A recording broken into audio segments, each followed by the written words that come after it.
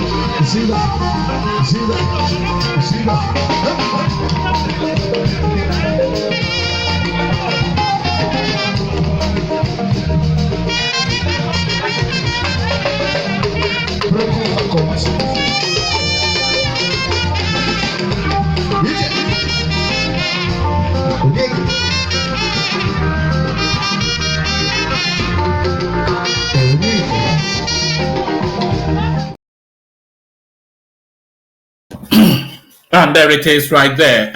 On Sunday or Wendy, I seem to have started a bit earlier than I usually start. I think that still works out. So there it is. On Sunday or Wendy. So on Sunday or Wendy. On Sunday or Wendy. Let's go to the headlines straight away. Will make Nigeria ungovernable if Labour Party PDP attempts to stop Tinubu's swearing in. So that is Femi Fani-Kayode making that headline. As ever, you scratch your head anytime you come across a Fani-Kayode headline.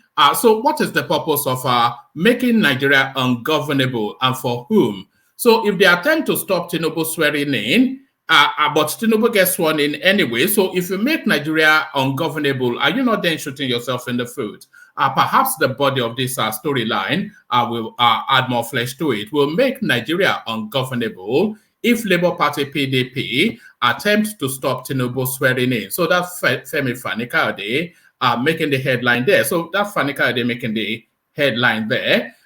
Breaking, enough is enough. Tinubu tells aggrieved presidential candidates. So I think the language that we're hearing from the political space is now getting to that stage where enough is indeed enough.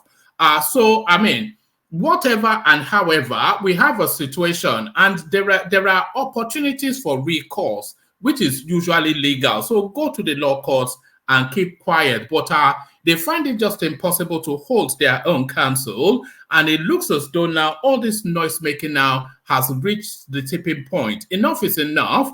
Tinubu tells aggrieved presidential candidates. They are now chasing him around London, Europe, Paris, everywhere, just like they were doing during the campaign. It's tiresome. That is what it is. A double nomination. Appeal court dismisses PDP suit against Tinubu Shettima. So it is quite pertinent to note this particular storyline. Because what's been dismissed now by the appeal court is at the center of the what's been dismissed by the appeal court is at the center of the Peter Obi petition, especially because one of their marquee plea to the court was that Kasim Shettima double dipped in terms of the senatorial nomination and also being a vice president. So it looks as though the Court of Appeal, even before the petition is being heard, have already dismissed one of the main pleas of the Tinubu space. Appeal Court dismisses PDP suit against Tinubu Shettima. So there is that one. And then on to this one now we go. We may not get to this one actually. INEC clears air on attack on Mahmoud Yakubu's purported home. Also, there's a viral video circulating about a building being attacked, and of course, the tag then that was Mahmoud Yakubu's home in somewhere in Bauchi. So it looks as though now it's just amazing the level of clarification that is coming through in this particular electoral cycle. Every time something comes out, then it's very swiftly followed on by some sort of a clarification. INEC clears air on attack on Mahmoud Yakubu's purported home. So exactly what is in play there, we'll find out shortly. And then we'll be going through a couple of video clips as well that speaks to the politics as it obtains at the moment. So plenty to go through, always plenty to go through. So lean back, kick back, take it easy, relax into it. The usual protocol, click on the like button just as you're coming in. If you're not already subscribed, please correct that. And then, of course, the invitation to buy your host cups of coffee, that's there. And if you want to come and participate on the screen, the hyperlink that says StreamYard is right there for you. So a lot to go through. So I'm experimenting with an earlier start. So we see how that pans out. So let's take a micro musical intermission before we get straight into the throes of it. First, we go to the K guys. Only water, where they see my water. Oh yes,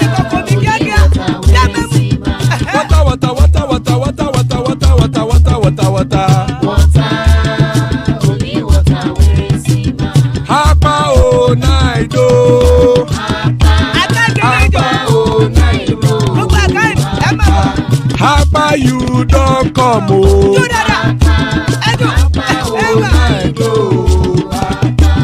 Hapa oh night oh.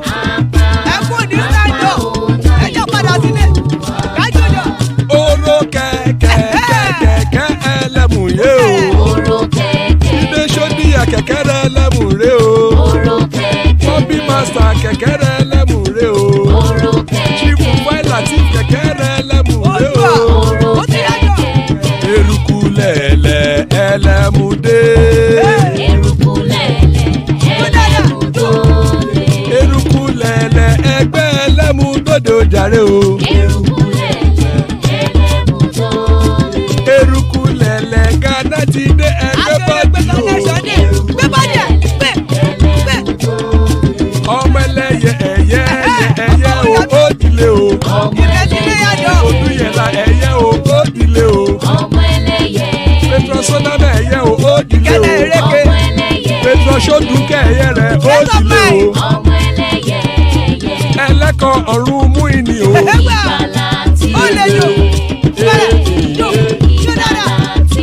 Àkùkọ ọ̀run mẹ́kọ̀.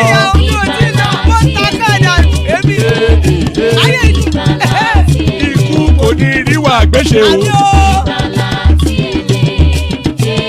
To the Nigerian national anthem, Mr. Albert Congo raises the flag of the new nation. And there it is right there. Nigeria, we hail thee, and we hail thee. Indeed. So there it is. Nigeria, we hail thee. Nigeria, we hail thee, as guys, I bring you this. Will make Nigeria ungovernable if Labour Party PDP attempts to stop Tinubu swearing in. Femi Fanikade making the headline in this instance.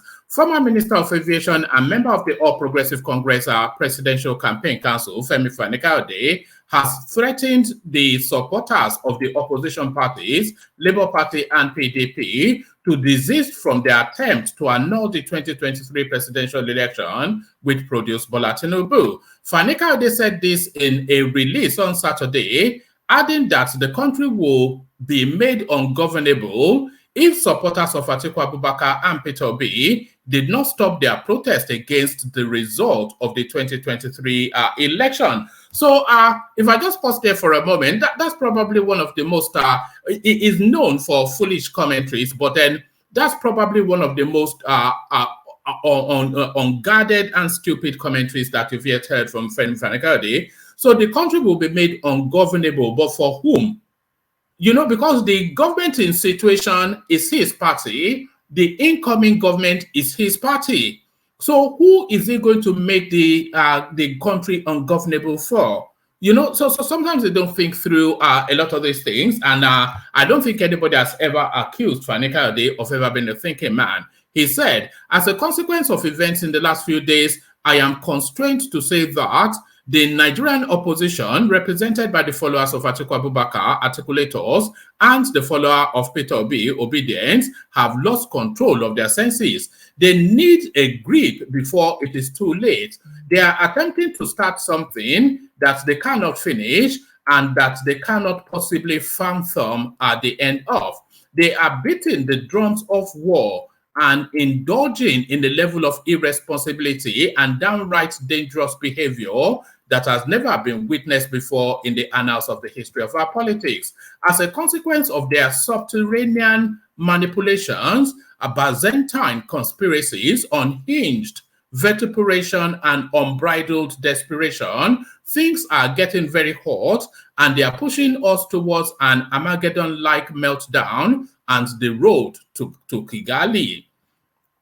Be rest assured that there had not been, had it not been for the impartiality, strong resolve, and persistent interventions and sheer professionalism of our intelligence agencies, and particularly the DSS, who have worked day and night to keep the peace and stop us from tearing each other apart, we would have trod that disastrous path and met a bitter end long ago. The signals are not good, and unless they exercise restraint, reflect sobriety, and change course quickly, it is clear that our nation will soon find itself in a cataclysmic and monumental. I'm not quite sure why I'm struggling with these big grammars, and I'm not quite sure why I'm having to contend with big grammar in what's just meant to be a warning write-up. A monumental struggle between the forces of light and darkness, the likes which has never been seen before. Permit me to offer some free and unsolicited advice to them and to those that are stoking their insufferable and rabid arrogance, intransigence, and belligerence behind the scene. Peace is priceless, and unity is a fundamental prerequisite to the progress and prosperity. You must learn to cherish them both. So it goes on and on in that vein, but then of course that's the usual vituperation by Femi Fani-Kayode, who issues a warning to the obedient space. And there is need to tread with caution with the obedient space because the language continues to ratchet up rather than simmer down. And that's a real cause for concern. The language, it continues to ratchet up rather than simmer down, a real cause for concern. So a real cause for concern. Let's go on to the next one. Let's go on to this. So Tinubu now issues his own warning as well. Enough is actually, let me share the screen just so you can see what I'm reading. Let me share the screen. Let's share the screen. So there it is. And by the way, there's still room in the studio. If you want to join, don't wait till later when the place is fully packed and then you're jostling to get in. Breaking, enough is enough. Tinubu tells aggrieved presidential candidate. So now, let's see now what the Luther of Lagos has to say. President-elect Senator Bola Tinubu has raised alarm over an allegedly orchestrated plot to truncate his formal inauguration in May. Tinubu spoke through his director of Public Affairs, Festus Keyamo, SAN, said the masterminds of the plot were behind recent protests in the Federal Capital Territory aimed at inciting Nigerians to reject the outcome of the presidential election. The president-elect, who alleged that certain candidates who lost out in the presidential race and their backers were scheming for an interim national government, warned against such moves, which he noted were against provisions of the Constitution.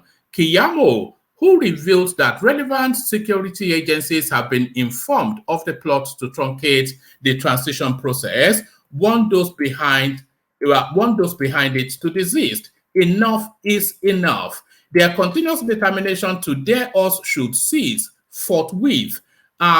We are not lacking in capacity or capability. Our silence should not be taken as cowardice. He maintains that the aggrieved presidential candidates should wait for the pronouncement of the judiciary on their petition before the courts. The statement reads in part, "We have watched with great concern the condemnable activities of some persons and groups who are desirous of truncating our democracy. For reasons best known to them, these persons have remained embittered that Asiwaju Bola Tinubu was declared the winner of the 2023 general elections. Repeatedly, but unfortunately, these misguided individuals have called for either the cancellation of the results Repeatedly, but unfortunately, these misguided individuals have called for either the cancellation of the result or that the president-elect should not be inaugurated on the 29th of May 2023. We wish to reiterate and emphasize that these positions are not in tandem with our constitutional provisions or our electoral laws. We would have taken these as mere wishful thinking. However, because of their implications for national security and public order, we have therefore considered it necessary, if not expedient, to call them to order. We are aware of the intentions of those engaged in these treasonable and subversive acts. We also know those involved in the many plots being contrived to undermine the transition in particular and democracy in general. They are fixated on an interim government. They have done it in this country before, and it threw the country into avoidable crisis for many years, and they want to do it again.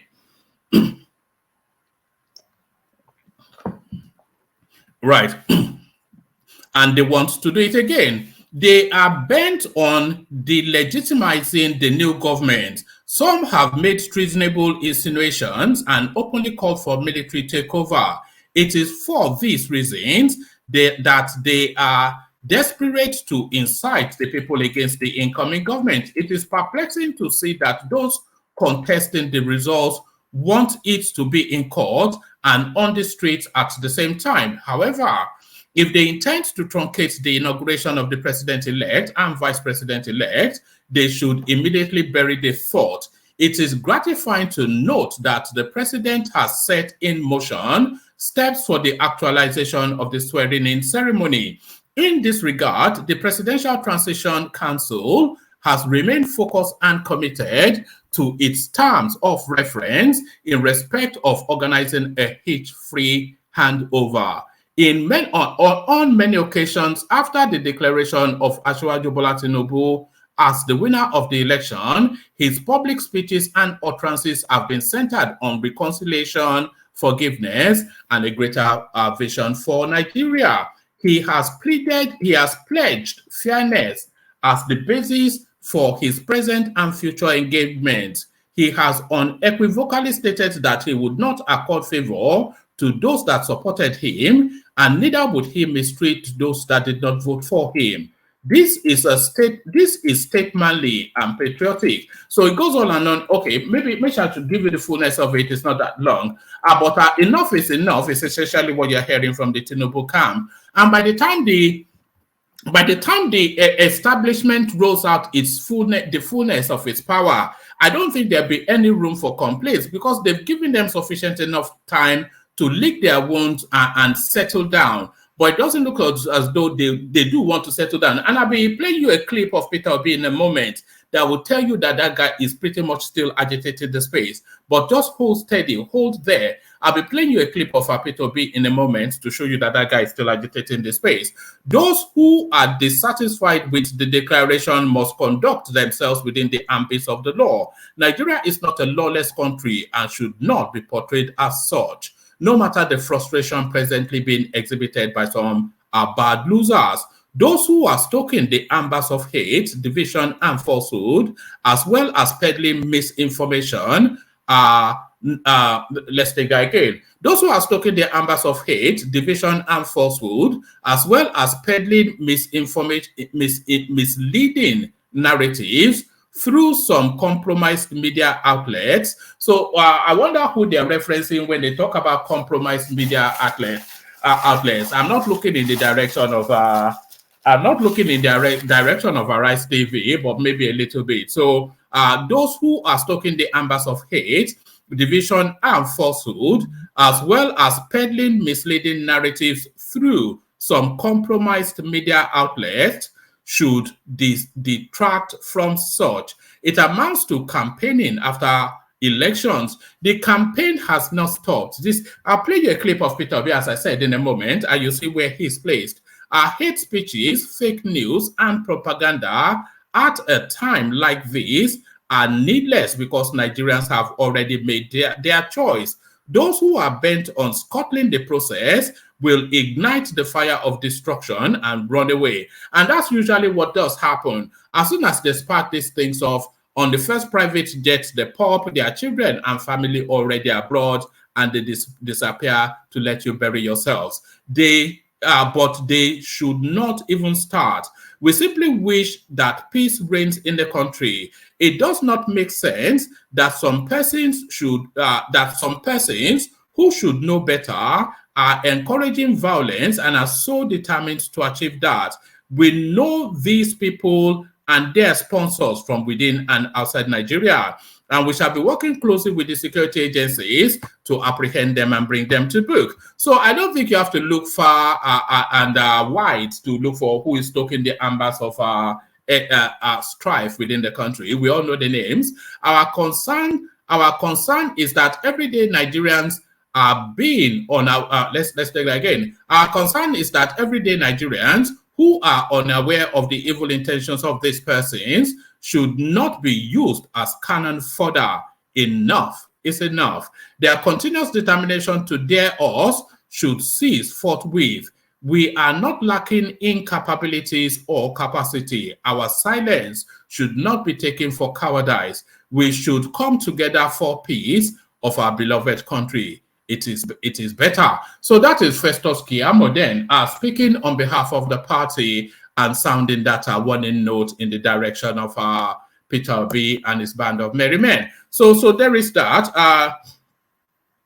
So there is that. So let me bring you, I'll bring you only a couple more readouts and then I'll come into the room, see if anybody's there, and then with the conversation kicks on. But there is still a couple of spaces left. If you do want to join us, now would be the moment. Double nomination. Appeal court dismisses PDP suit against Tinubu Shettima. So I'm bringing you this story only because it goes to the heart of the petition that was lodged by Peter Obi. So there are two elements, there are two main elements in that petition. They are requesting that the court dismiss Tinubu and Shettima because they don't qualify to be candidates. They are asking that the court dismiss Tinubu on the basis of some drug allegation in Chicago. You know that. And then they are requesting that the court dismiss Kashim Shettima on the basis that he, whilst vying for a senatorial seat, also vied for a vice presidential seat, which is double nomination sort of. So those are the two strands that are those are one of the two main pleas that the Obi space are pleading to court. But even before that matter appears before the tribunal, one of those two key main spaces has fallen flat. Let me share the screen for this because you need to see this as well. Let you watch this as I read it out. You need to see this. Let me share the screen. Let's just do that and pop this up. All right, so double nomination appeal court dismisses PDP suit against Tinubu Shettima. So this now, it nails one of the key points, as I said, of Peter Obi, even before it comes to the fore.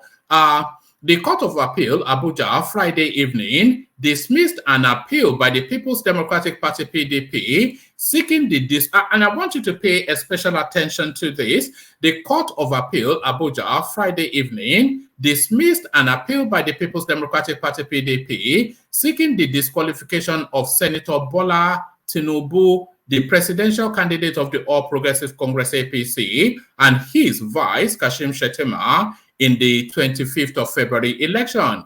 A three-member panel headed by Justice James Abundaga, in an unanimous judgment, held that the PDP failed to establish that it had local standee to institute the case.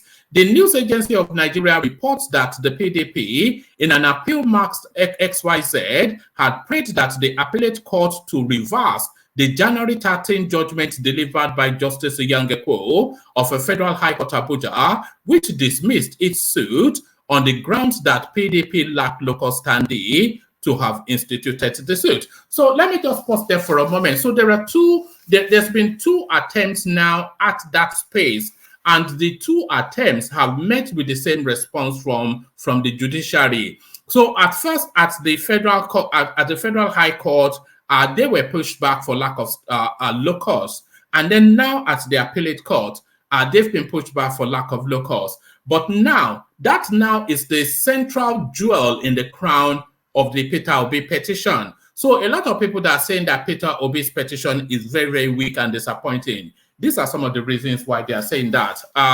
Actually, let me take that from the top again, because I want you to pay a special attention to this.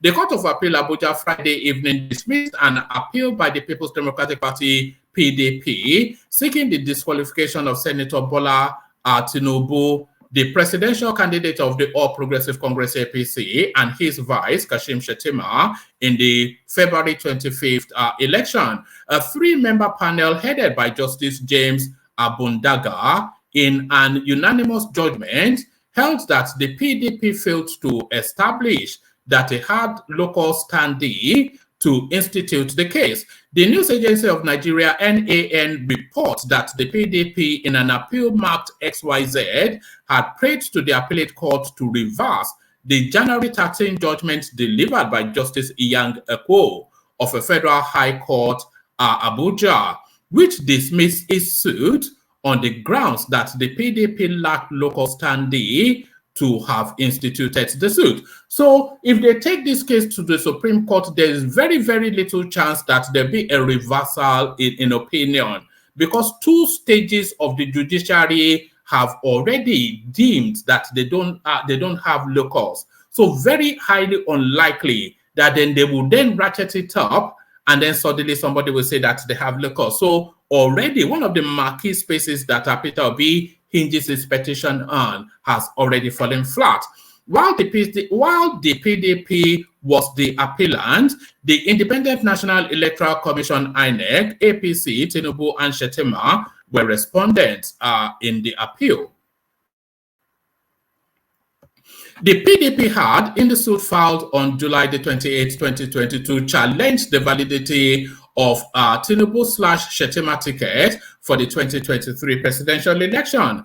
It also, this is the important bit. So this is where you are, because now this now tells us now what they are hinging it on. It argued that Shettima's nomination as the running mate was in breach of provisions of sections 29(1), 33, 35, etc. of the Electoral Act, claiming that Shettima has had double nominations. So there it is right there. So double nominations. It claimed that as at the time Shettima was nominated as a vice presidential candidate, he had not resigned or withdrawn his nomination as candidate for Borno Central senatorial poll. So he had a ticket for Borno Central Senatorial poll and also nominated as a vice presidential candidate. But there's some sort of ambiguity in that, and anybody that is legal-minded can come in and explain a bit further. But my understanding is that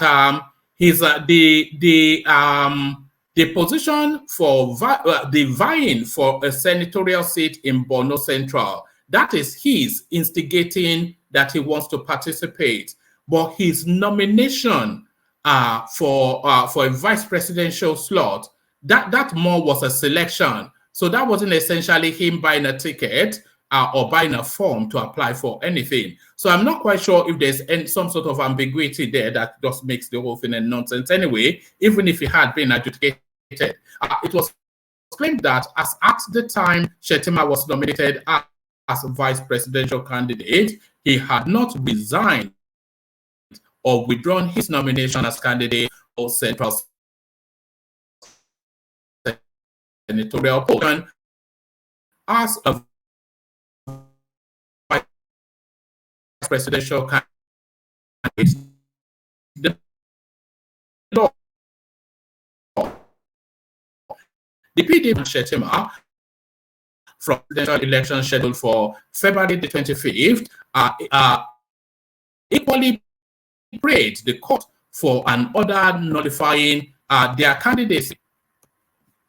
It further praised the court for an order compelling INEC to remove their names from its list of nominated or sponsored candidates eligible to contest the election. In their objection, urged the court to dismiss the suit for want of jurisdiction. The contended last day was standing to the which invariably challenged of candidates for the election, which were within the confines of the party's internal affairs,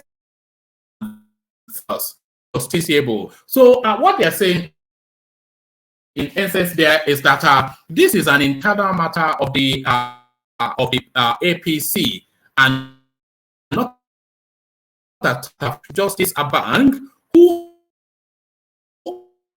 agreed with the submission of the lawyers to the respondent. I just Abang with the to the respondents, including Thomas Ojo of Latif, and co. Busybody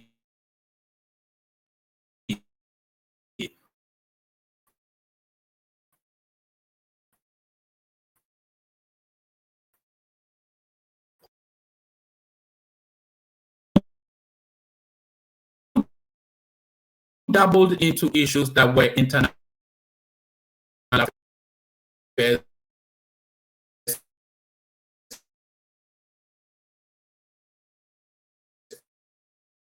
of the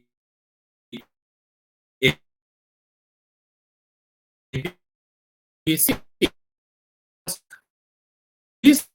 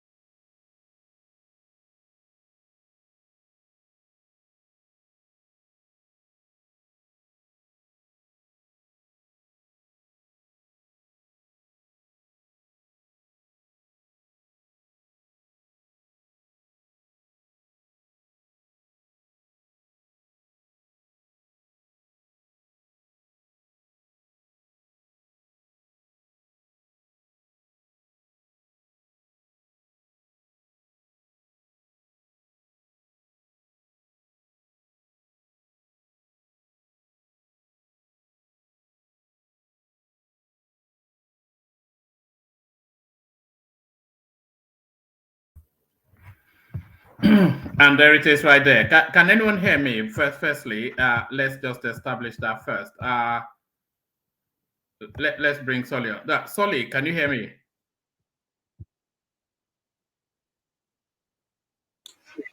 Hello? We can hear you. Hold on. Oh, who's this guy without a shirt on? No, we don't do that here. Hold on. Solly, can you hear me? Yes, I can hear you. I can hear you. Can you hear me? I can hear you. No, I can hear you as well. I'm minded to abandon the stream. It's not going on. And I can hear echo back as well. Is that from you? I don't think so.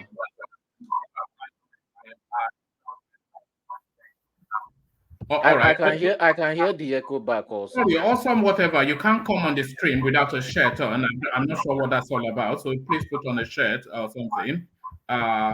We don't do that here. Let me try someone else. Let me see. Can you understand?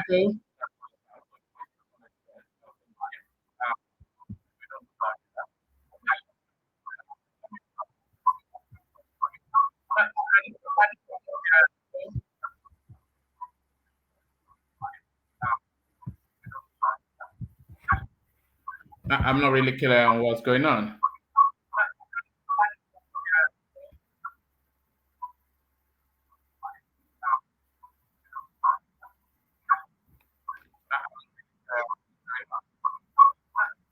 Let me see if I can try something.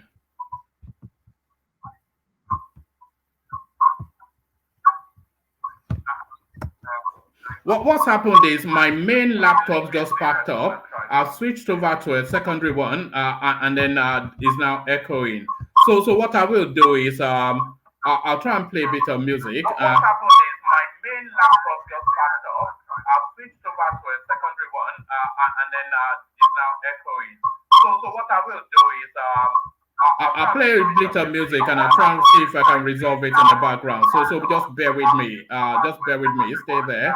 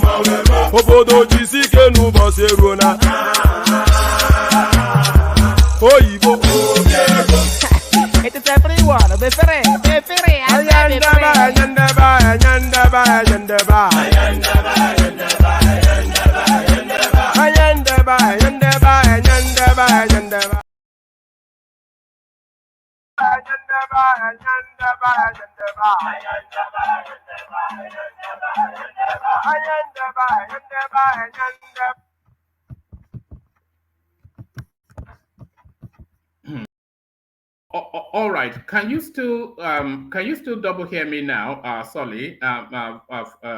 Yes. Can you still double hear me? Yeah, we can hear you. There's no more echo. There's no more echo. All right, brilliant. All right. So there it is. I was going to play this, but let me just we just have to make the best of it as we can. So I've had to switch over to a secondary. I've had to switch over to a secondary laptop because my main one just packed up. But let me let me play that music just so I can rearrange myself, and then we just have to make do however the session goes.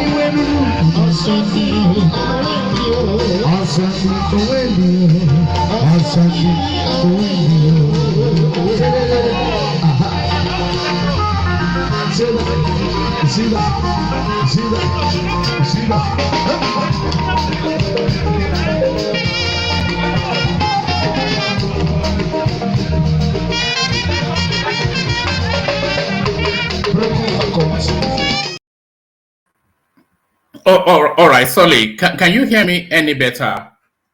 Yes, it's clear now. It's very clear. It's clear now. Oh, so there it is. The obedience, they are really after me full force. Look at that. So that's how that has gone. It's completely through me. So how much of what I was reading out did you hear? Just the last part. The last part was where the issue started. All right. All right. But did you hear the bit about the Fanekayode bit? Did you get that? Not really. Okay. I'm not really minded. It was a gradual process. It was cracking, then until it fully just went out. All right. I'm not really minded to go through it all over again. So let me just hold on. I'm not really minded to go through it all again. So let me play you just a few video clips instead, and then we just take it from there. See what we make of it. It's just it's a funny session. This one is going to be. All right. Let me play you a few video clips, and then we'll take it from there. Let me do a voice check just to see who's with us. I'm not expecting that people have been hanging around. Mrs. Abeni, are you there? All right. What about you, Charlie Boy? Are you there? Yes, woman. All right. How about Awesome? Are you there? Unmute and speak. What about you, Gideon? Are you there? I'm here. Good evening. All right. All right. Brilliant. All right. Brilliant. So we wrap it around the people that are here. So let me play you these video clips. This is one of the clips that a lot of people have been sending in that we should react to. So watch this. Friends of Undi Anambra, a very important Oh no, not that. Let's see. Yeah, no, watch this. We appreciate you and we support you and we're very proud of you. So now I saw the trader association coming here from Lagos. I want to let our people in Lagos to know that on Wednesday I called a meeting of Organizing Council of Elders worldwide, and we expressed the events in Lagos. And I want to tell you that we have people who attended the branches in America, in Canada, in Europe, in London, and Nigeria. We have resolved, and I want those from Lagos to go home and tell those in Lagos, we have resolved that never again can we allow anybody to take the life of any innocent Igbo person. All of us are going to fight the person. We are going to fight the person. Never again. We are in Nigeria and we have invested in Nigeria. Our investments are so much. We are not going to take the question of people telling us to go. We are not going anywhere. And I want to tell those in Lagos to realize that there is no war between us and Yorubas. Yorubas are just political rascals, and we are going to handle them. The elders have directed Secretary of Igbo, Emuche, to set up a commission of inquiry to find out things destroyed, people are going to fail. Meanwhile, I want to say I thank you for this opportunity. I'm very grateful, and I want you to give Soludo support. Give him support so that he will continue to concentrate on his job and do more. Thank you very much. Thank you. Oh, all right, let's kick it off with that. Let's kick it off with that, and let's kick it off. And just because he is relevant to the converse to that space, let's kick it off with Uptown if he's ready. So, Uptown, are you there? One more. Can you start with somebody? And I'm happy to be here, guys. All right. It's going very well today. So let's start with you then, Solly. So that's the Ohaneze Indigbo space. Issuing a stern warning to Lagos State that we will deal with you thoroughly, according to whatever Yam heard with the red cap. Who is he calling a political rascal? I don't know. I suspect is the wider southeast politics that is calling southwest politics that is calling political rascals. No. He said Yorubas are political rascals. That's what he said. The guy just sounds funny. It sounds like he's trying to lay threats, but I think Yoruba people just see it and laugh at it. Most Yoruba people, but there is still a threat, nonetheless. That was at Soludo's inauguration, by the way. So why is he making that threat there and then? I don't know. You have to ask him. It's just so out of place.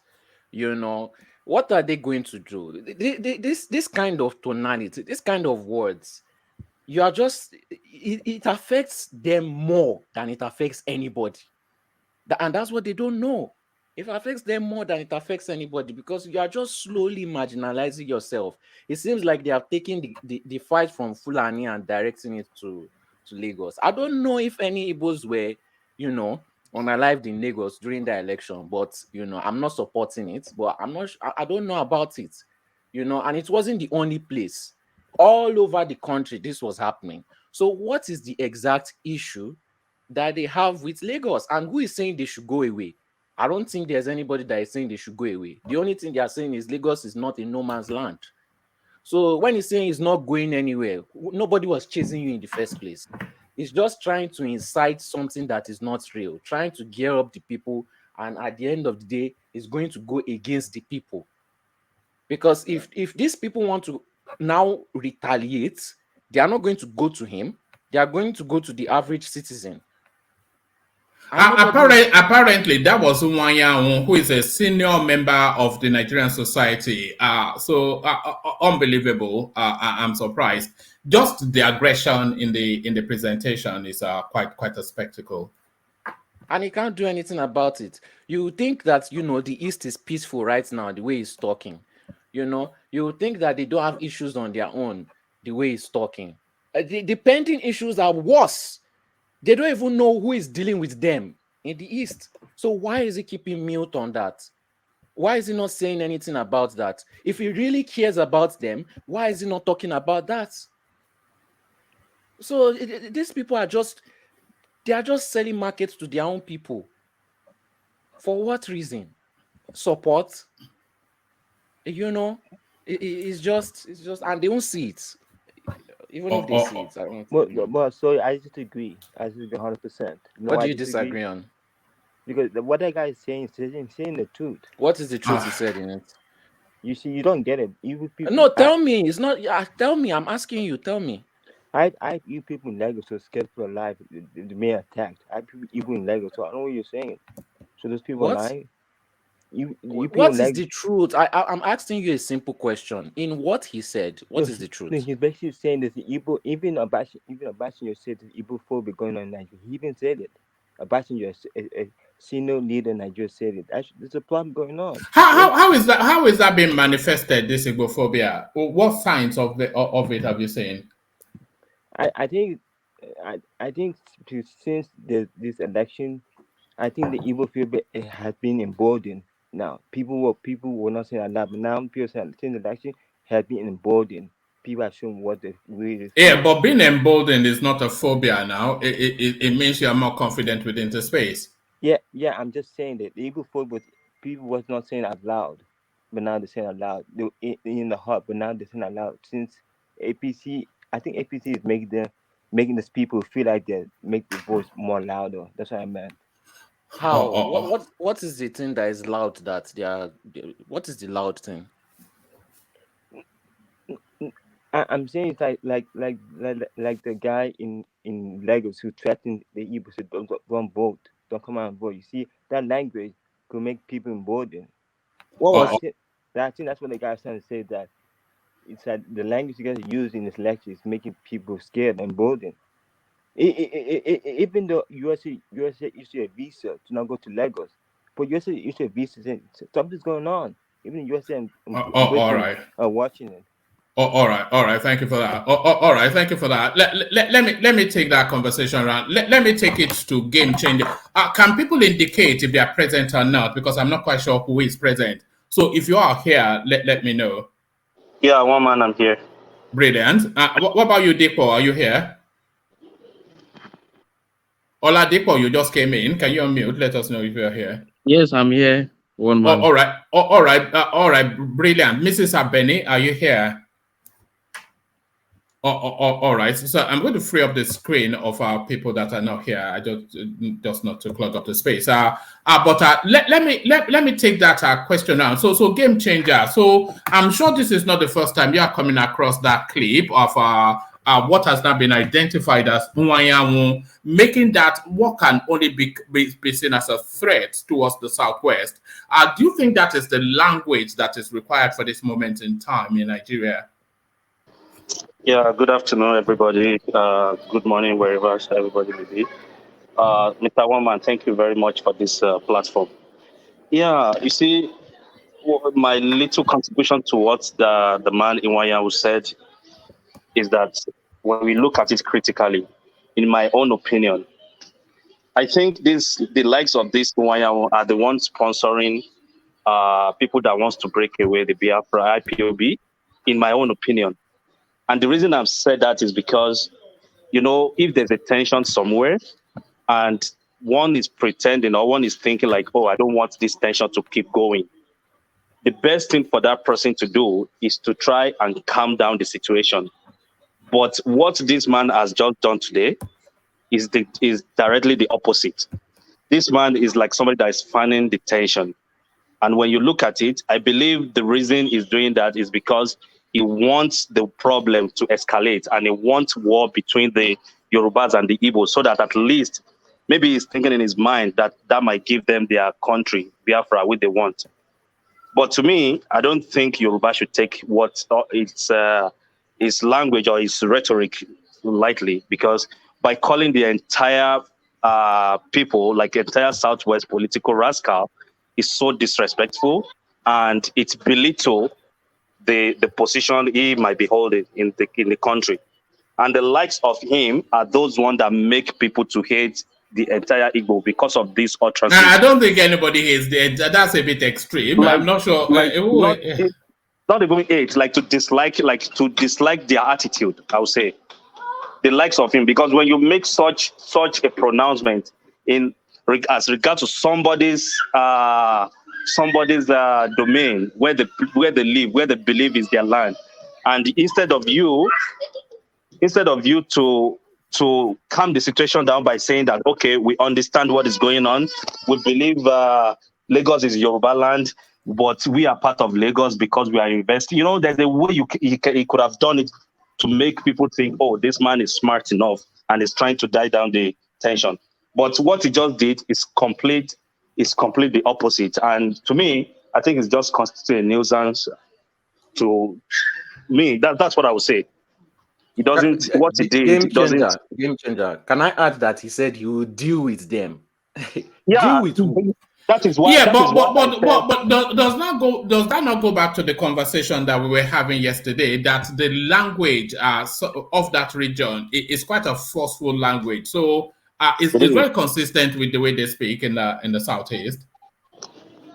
Yes. One man. You see, that is why I said is just trying to create it. It want the problem to come between the Igbos and the Yorubas, so that the Yorubas and the Igbo can start killing one another in Lagos. That is what I think. Because what this man has just done, if Yoruba are not the tribe that are so accommodating and liberal, it would have generated like a big problem, especially for the Igbos living in Lagos. It can never do that with the northern people, I believe. Are you a little bit concerned about the language coming out of Nigeria at the moment? And Uptown, when you're ready, come into the conversation as well, because you're in Lagos and I want to feel the tempo of what is on the ground. Are you a little bit concerned about the language that is coming out of the country at the moment? Well, I think one man is coming. Uptown is coming on. If not, to me personally, I'm so concerned. I have some, like I always tell people, I have a lot of Igbo people that are good. I believe they are industrious, they're nice. And we have the opposite as well. And for every tribe or every ethnic city in Nigeria, we have people like that as well. But what I don't like, and I believe Yoruba don't do that, and even I've never seen Hausa people do that, is for you to go to another person's land and try to dominate them there. No. Wherever you are, you have to be part of them. Nobody is telling you not to vie for any position or try to do something there. But when you start claiming you are superior than those people that actually own the place, they will fire back at you. And I'm so concerned, like you've rightly asked me, I'm so concerned because this thing is just a way. This way I see it like the Igbos, the elites, like those ones that just like Iwuanyanwu now, they're looking for a situation whereby there will be war in the country and the Tinubu presidency won't be possible. That's what I'm thinking. Yeah, there's a lot of because I'm not sure how much of the readout you heard me read, but that seems to be the concern being expressed by the Tinubu camp as well, that they want to set the country aflame in order to have an interim government. But let me bring you this, because the language that we just heard from Iwuanyanwu, it now mirrors what is now on the screen now. So this is now the DSS acknowledging what obtains the state of the nation, we have to say. So it says DSS alert of planned violent action warns against desperation to ignite violence in the country. The department, and about 7-8 people sent me this, by the way. So this is something that it is widely being circulated. So this is something that's been widely circulated. But let's have a look at it. It says the Department of State Services DSS again alerts the public of the plans of let's do that again. The Department of State Services DSS again alerts the public of plans to violently disrupt peace in the country. The service hereby wants those desperate to cause a breakdown of law and order to desist from that. It will be recalled that the service had earlier advised political players to abide by the rules of engagement as well as approach the courts for redress, and if and where there are suspicions of infraction to extant electoral laws. It is evident that some aggrieved politicians are already taking advantage of this legal process. This, without doubt, is the beauty of democracy. It is strongly believed that this approach enhances peace and security. All and sundry should cherish it. But be that as it may, the DSS will not tolerate a situation where persons and or groups take laws into their hands and champion anarchy. Those peddling fake news, hate speech, and all forms of false narratives as a basis to ignite violence or pit people against the present or incoming administration. Oh, let me take that again. It says, let me take that entirely all over again. It's somewhat stupid. The Department of State Services, DSS, again alerts the public of plans to violently disrupt peace in the country. The service hereby warns that those desperate to cause breakdown of law and order to desist from that. It will be recalled that the service had earlier advised political players to abide by the rules of engagement as well as approach the court for redress if and where there are suspicions of infractions on extant electoral laws. It is evident that some aggrieved politicians are already taking advantage of this legal process. This, without doubt, is the beauty of democracy. It is strongly believed that this approach enhances peace and security. All and sundry should cherish it. But be that as it may, the DSS will not tolerate a situation where persons and or groups take laws into their hands and champion anarchy. Those peddling fake news, hate speeches, and all forms of false narratives as the basis to ignite violence or pit people against the present or incoming administration at the federal, state, or parliamentary levels should stop forthwith. Those inciting violence have nothing to gain, as doing so will not only consume them, but also the innocent. It is otherwise disturbing to see respected personalities use their platform to mislead and incite our citizens. This, to say the least, does not augur well for peaceful coexistence and general order. Therefore, the service will continue to take necessary measures to checkmate those elements who do not wish the country well. This is to ensure that the conducive environment is provided for citizens and residents to pursue their legitimate businesses. A stitch in time, they say, serves nine. Let's all be guided. So this is from Peter Ofanaya, PhD, FSI, Public Relations Officer, Department of State Services, National Headquarters, Abuja. So this is directly from the DSS then. So that directly from the DSS, and the language that has brought out now the DSS to come and sound a warning note to the space. So the language that has led to all this. So we've heard it from Iwuanyanwu, but let's also hear it from an actor within the political space. So you can see now where the caution is and where the drum beats of war is coming from. I hope I kept that clip. I had a clip of yes. Let's listen to this. Bastardize the system, then tell people to go for interpretation. No way. You think the election of 25th of February was rigged? It was rigged. What about some of your candidates in the nationals who won their seats? There are at least 6 of them or so. Any of them who should be taken to the court and have it taken away. I'm talking of presidential election. Does he interpret? You think that the presidential election was rigged? It was rigged. Even the 6 million plus vote that you have, was it rigged also? It was not rigged. So that the lawful votes that you got. It was not rigged. Show. Remember, you're talking of electoral matters. I'm talking of constitutional. So there it is. I'm not quite sure I've heard anything like that. So the votes he got were not rigged, but the votes that the opposition got, they were all rigged. So cancel all of the votes for the opposition, but leave us alone. So that was the. It had been building up to that space, but it continues to build up. But listen to this again. We appreciate you and we support you and we're very proud of you. So now I saw the trader association coming here from Lagos. I want to let our people in Lagos to know that on Wednesday I called a meeting of Organization Council of Elders worldwide, and we expressed the events in Lagos. And I want to tell you that we have people who attended the branches in America, in Canada, in Europe, in London, and Nigeria.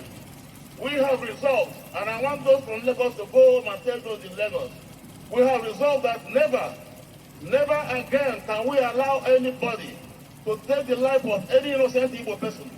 All of us are going to fight the person. We are going to fight the person. Never again. We are in Nigeria and we have invested in Nigeria. Our investments are so much. We are not going to take the question of people telling us to go. We are not going anywhere. And I want to tell those in Lagos to realize that there is no war between us and Yorubas.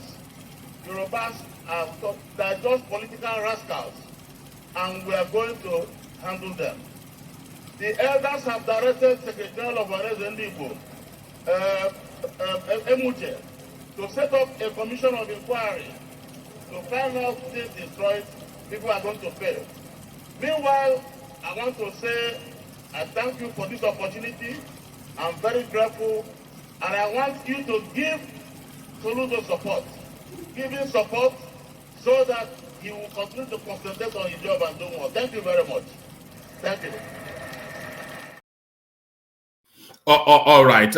It doesn't get any better the more you listen to it. So the ambers of Adewale, good to see you. I'm sure you've been monitoring that space. What's your take on it? What's going on? I actually watched the Chief Iwuanyanwu statement. In as much as because the occasion was for the 100 days in office of Soludo. But I think the elder, especially the Chief Iwuanyanwu, should also not you know, heat up the polity because this time around needed to everyone, whether Yoruba or Hausa or Igbo, we need to, have a cool headed because it seems that everyone is just going with the flow and just trying to heat it up. But to me, I think that any statement that will heat up the polity shouldn't come from a prominent person as Shifu Maya. But at the same time, what happened in Lagos State during the election of the 18th was, condemnable. However, we shouldn't fight fire with fire. I don't expect that someone of his status will be the one to be hitting. What did you think he meant when he said we would deal with the rascals in Lagos? Is that in the direction of MC Oluoma? Would you suggest, or to the entire indigenous population? There's some sort of, because he's speaking to an home audience. That was, by the way, at the first anniversary of the Soludo administration. There's a lot to come from there. There's another clip to come from there. So he was speaking to a home. Did you want to come in? I'm ready. Yeah. So if you want me yeah, no, just chime in because the session started in a somewhat funky way as you noticed. So I'm a bit discombobulated. So I'm just free wheeling now. So we just free wheel through it. And then we see how it lands. It usually ends up well in the end. You've seen the Iwuanyanwu clip, so they've been warning now that obedient space about language of incitement, which increasingly continues to come from that space. And rather than ratchet it up, they ratchet it. Rather than ratchet it down, they ratchet it up. So now, somebody of Iwuanyanwu's seniority, is that a feather flapping sort of speech? Is it becoming of him, And should the authorities pay attention to this speech? And we just had a warning from the DSS that people need to temper down language, and he ratchets up. So what are you making of that? It's a Okay. question for me of Okay. Is it for me? Yeah, come in because Uptown is in Lagos and is within that obedient space, but coming All right. Uptown. One man, I'm happy to be here again. I've missed you all, my brothers. Your voice is flat. Have you been unwell? I mean, what is happening in Nigeria is enough to make you unwell, I guess. It is because it's very, it's very depressing what is going on. And but I hope you can hear me properly. Yeah, we can hear you. All right. So good day, everybody. Good day, one man. I've missed you guys. Sorry, everybody. Yeah. Let me begin with the Iwuanyanwu issue. One man. When I said Peter Obi and Tinubu, I don't have issue with any of them being president. I meant every word of what I said. But I said I preferred Obi being president just because he has an edge, because of his style. Sorry, Uptown. Yeah. And by the way, anybody can have the conversation, so we're just freewheeling at the moment. Yeah, so we can have interjections, just not rowdiness. So we just build the conversation slowly, but I carry on now, Uptown. All right. So my issue, I didn't have issue. I think Tinubu is going to do a good job, but I have always had issues with his style of politicking. I didn't think his style and method of his politicking and the style and method of politicking of the APC as a party is what we need after 8 years of massive division caused by Buhari's government, which is why I supported it. Yeah, but Tinubu is not a divisive politician, though. It's many things. Divisive is not one of them. No. His style of politics is divide and conquer. That's how come he has held Lagos. No, how have you arrived at that thought? His administration was the most inclusive in the history. No, when we're talking about division, when we're talking about division, and this is also the problem I have with my Southeastern brothers. Right. They thought Goodluck Jonathan's this thing was not divisive because he gave appointments to the Igbo, didn't marginalize Igbos because they give appointments to the Igbo. That's a big lie. Goodluck Jonathan marginalized Southeast far more than Buhari ever did. So all this idea of appointments in your cabinet, you appoint your friends, you appoint your fellow politicians. It does not necessarily mean that you have integrated the people of that region. It does not mean that you're not playing divisive politics. If I have friends, every politician has a friend from Igbo, a friend from Yoruba, a friend from Hausa. No, we get that. Describe how your concerns about Tinubu being divisive. Describe that, because I want to be on board with where you are. Okay, so let me not even go to let's even talk about what is playing out now. One man, right? One man. Let's begin. Before I do, let me just handle this Iwuanyanwu issue. One man, Are you aware that these guys had to doctor this video? Oh God! To create division. One man, I sent you the video direct from the live of Channels TV. What did Iwuanyanwu say? Iwuanyanwu said that he said to the Igbos that live in Lagos, do not be bothered. We do not have problems with the Yorubas. They are with us. They are because he was talking about the attacks on Igbos. He said we do not have problems with the Yorubas. They are with us. They are political. What did it say? Political what again? Rascals. They are political rascals. The people that attack people in Lagos that day, they are not Yorubas. They are political rascals. And we have talked about it. Not what he said. And we all heard him now. That's not what he said. How can you try to twist what all of us sorry, heard? I'm twisting what he's going to do. Do you have the original video? Should one man play it again for you? Do you have the video? Okay, one man. That's the question. Can you play it again, please? Well, he heard it. You heard him now. We played it twice. Do you know that Bayo Onanuga has deleted it on his tweets, the doctored video. After endorsing it. What's Dr. He has deleted it now, and people are going. How do you mean? Are you saying those are not his words, or what? Where are you taking us? No, one man. See what they did. Where he said, imagine somebody saying Yorubas are with us, and then he starts to call them political whatever. I don't He even think he said said that.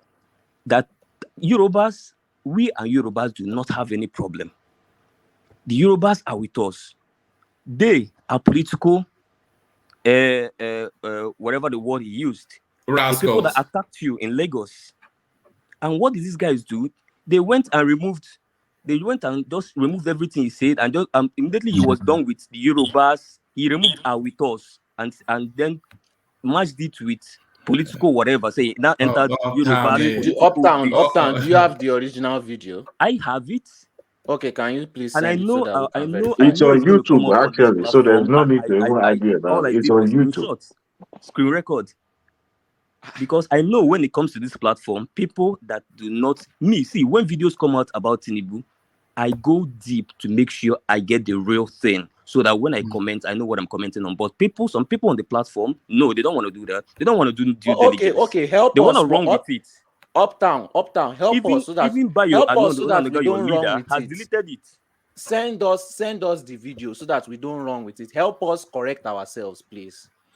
All right. I've not yet heard that one that is a doctored video, but there it is, a doctored video. All right. If you are saying that's a doctored video, let me. What about the warning from the DSS that the language is getting a bit too rosy within the political space, and they are inviting the political space to ratchet it down? So the one thing we know for certain is that the warning is not towards the APC. We know that, because the APC have no reason to agitate for anything. So they're not the one just putting the country on a gunpowder or something. So why do you think the DSS felt the need to issue this warning into the political space? Why has this warning been issued? Woman, can I come in real quick? Yeah, come in. I don't think. Let the Wale come in. Yeah, just to mix it up. I don't think the warning from DSS is for certain ethnic. It's for everyone that is involved in this back and forth with the water. The Ononu guys and the FFKs, they have been going beyond the boundaries. Yes, you have to say that. And I don't think anyone is beyond being invited for questioning. So, going by what is being said online and what is being posted online and what is being said on their various platforms, I think it's high time DSS pick up people. Because if this is not checked, it will go beyond. I mean, the tribunal has not even stated, judgment has not even been passed yet. And people are already saying all sorts of things. It shouldn't be. Election is gone. Now, looking forward to the court judgment. So, DSS need to step up and get people picked up, either from both sides. At least people will sit tight. That's what I say. Do you think we need a national broadcast from the Malam from the north? It won't make any difference, because as this time, people don't listen to Buhari anymore. He's outgoing president. No matter what he say now, people will rather. No, it's still the authority. It's still the authority in the country. But at the same time, all they have been saying, he was compelled to debunk his. If he did the national broadcast with all of the services lined up behind him, and tell people that you have to calm down. You're with the courts. Calm down. We're in a democracy. We don't even need all those optics, woman. We don't need those optics. You don't think we need it? No. See, the way they said it. DSS issuing all the sponsored protests in Abuja by the people can protest. People have authority, rights to protest. But when it gets offhand, to protest, you have to have approval, right, by the authority, by the police. And there's a time limit for your protest. I don't know how to do that in Lagos Nigeria, because NSAS got beyond boundary. They started doing it all day, all night. So if they go beyond what has been stipulated in the approval, then the police can act. So yes, they can protest, but not to the point of destroying or being becoming a problem or a menace to the public. So anybody can protest all they like. All right. Uptown, do you think the language of the political space is getting a bit excessive? So some of the languages, especially that one, doctored or not, because that video has gone viral, by the way. At least 7 people sent it to me on Instagram, Do you think the language is getting excessive, Uptown? Especially from the obedient space? The language that is excessive, one man, is coming from APC. And APC should stop painting Yoruba black. I have Yoruba friends, and it's disappointing. Right. Okay. APC is not a spokesperson of Yoruba tribe. They are not a representation of Yoruba tribe. God forbid if they are a representative of Yoruba tribe. They can't be. It's not the Yoruba I know. What they are practicing and what their boys are doing on Twitter, trying to spark up all these ethnic tensions. Can you imagine Bayo Ononuga coming to attach Obi's going to court to the annulment of MKO Abiola's election just to spark up emotions in the Yoruba space? Why? MKO is dead a long time ago. You want to use him for propaganda? No, I think the analogy. I think the analogy is this push to have an interim government, which the obedience space has been pushing quite aggressively over the last few days. The push to have an interim government. So that's the MKO Abiola analogy. Who is pushing it? The broader obedience space. Like who? A name?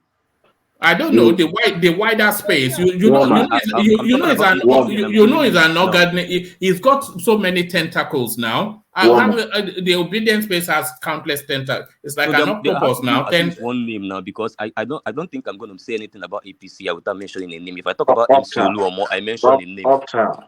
If you watch the interview of Dr. Ahmed on the Channels News, what he said and his call for if what is it called? Tinubu got sworn in on May 29. He said that would be an anarchy. He said that would be contravening the constitution of the land. What does that mean? He's saying it's like a dog whistle that military will take over because they will be going against the constitution. Even the interviewer asked him repeatedly that is he standing by what he just said? And that's right there. Well, I don't know what you can call that. It's eating up the polity more. Are you aware of what is going on in Nigeria? Look, all I know is that people still go about their businesses every day. Okay, let me tell you. It's only selected few that are so putting this thing on their head. Let me tell you the crux of what is going on. Can I ask you the crux of what is going on is tribal and ethnic sentiments being whooped up by the APC to create a distraction from people's call for questioning the election. That is what is going on, and I can cite a couple of examples with evidences of all their tweets. In fact, some obedience has gone into the painstaking whatever of gathering a lot of their tweets from all of their influencers and their spokespeople, which are copied from each other and pasted. So you can see it is a calculated move. Uptown, that's not true. Is it? What do you mean by it's not true? What do you mean by it's not true? They're not Yeah, it's tweeting not what I'm true. talking You're about. just saying Hold on. Hear from hold on. I'm Hear from listening. Majani Baba Yeah. Koko. Good afternoon, anyway. They can't hear me. He can hear you now. Carry on. We are struggling to hear him more. Is he loud enough? Okay, Uptown. Can you hear me now? Okay, sure. I said what you are saying has nothing to do with the statement that Dati Ahmed made on channel now. The statement that the whole system have to crash if they swear in. Okay. All right. So, if you want me to address directly Dati Ahmed, it's calling for no, democracy to collapse if Tinubu have to be sworn in on the 29th. That was what he was saying. It has nothing to do with APC people carrying out their own propaganda. It has nothing to do with that. But what he said was a total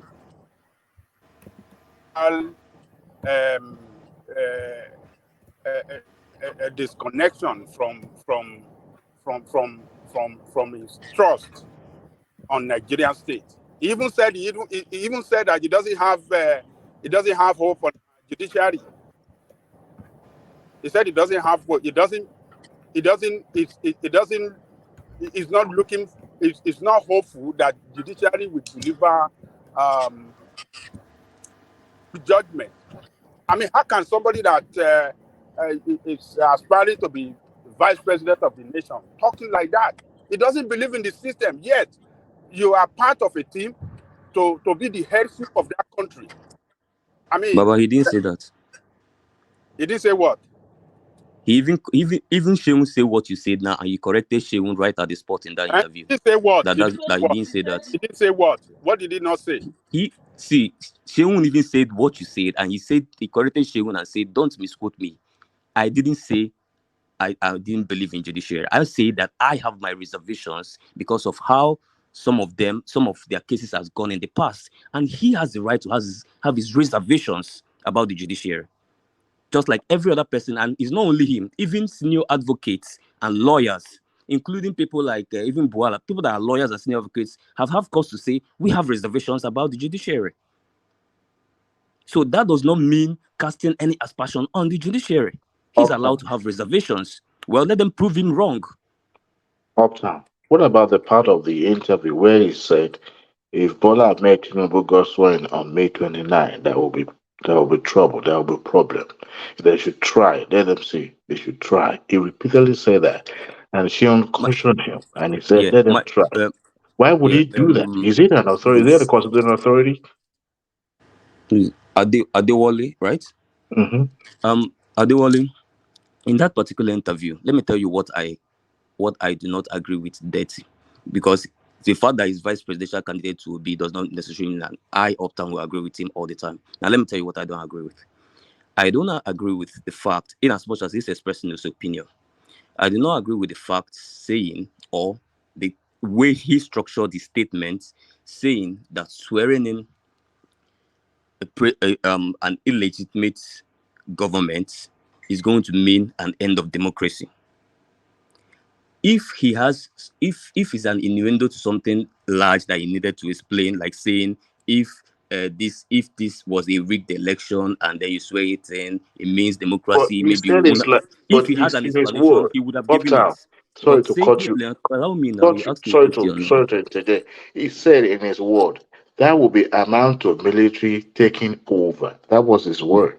That's what I'm saying now. You're not allowing me. So when you talk about swearing in somebody, and say that if you swear in an illegitimate government, it means democracy will be over and all that, or it's just like swearing in a military government. Because if you say democracy will be over, that's military now. So that is wrong. Dati should not have said that, and I have expressed that opinion as well. He shouldn't have said that part in that interview. He shouldn't have said that because it's not right. You could say, Buhari, everybody look into this. What INEC did is wrong. Let's look into this, blah, blah, blah, blah, blah, or make a statement or whatever. You can express other views, but do not, in a democratic setting, suggest that even if it is wrong, that maybe this election was rigged and this guy is swearing. I mean, people get swear in. You can continue with court process. People get swear in and still get thrown out when justice is done, if at all they didn't win the election. So swearing somebody in, I don't get where people think that swearing somebody in means that the justice will never prevail. I understand people's fears that they are now president, they're going to hijack the judiciary or whatever it is. But I mean, whatever it is, that still doesn't justify saying that swearing them in, people, they can still be thrown out. Our judiciary, in as much as sometimes they have made very funny cases, like making somebody that came fourth to be first, making somebody that didn't participate in a primary election to suddenly be I know that but there are also some other places where they have also stood firm and delivered justice. And what I agree with is what Obi said. He said, I am one of the biggest beneficiaries of the judiciaries in this country. And I have won all my court cases, and I believe in the judiciary, and I do not subscribe to the whole idea of saying judiciary is being compromised. And he said that even before election, when he went to the platform of the MBA, and they asked him about judiciary deals, corruption, that he said, I take exception to that. I will be one of the biggest beneficiaries of judiciary. And he repeated that same thing in his press conference. And he has repeated it as well in Arise TV post-election. So that means his stand on that has been very consistent. And when they asked him, why do you have so much trust in the judiciary? He simply answered them, because they have kids, because they have conscience, and they have a duty to do. And I believe they're going to do their duty diligently. And that is where I stand personally. Anybody going contrary to that has lost me. He's not with me. Oh, all right. Uptown, we have the full video of the Iwuanyanwu speech now. Do you want us to watch it? Sure. Let's go for it. Let's hear from Gideon first. So, Gideon, you wanted to say? I beg Uptown, if the call judge now say that Tinubu na him win, not be the same thing wey they talk so where obedience believe say that they win. Not be so they will still they talk say that waiting all those one judge now fake. The judge wayo judgment. Not be so that they will still they talk. Now, so then go talk now. You can you not see they've already started circulating? They've already started circulating around the justices, hounding them all over the world. So there is no. I will say that one is the truth. I beg you. All right, let's hear from this Iwuanyanwu just to fulfill all our because just to fulfill our probity and our transparency. Together for the chairman of this occasion.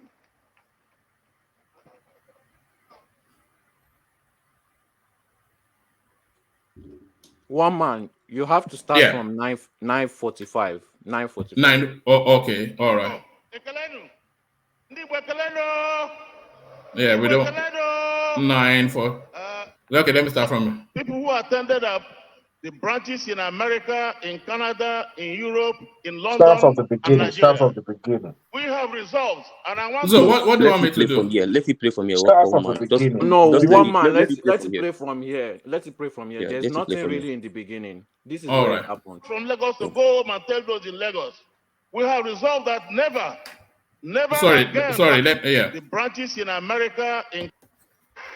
Now, I saw the trader association coming here from Lagos. I want to let our people in Lagos to know that on Wednesday, I called a meeting of Organization Council of Elders worldwide, and we x-rayed the events in Lagos.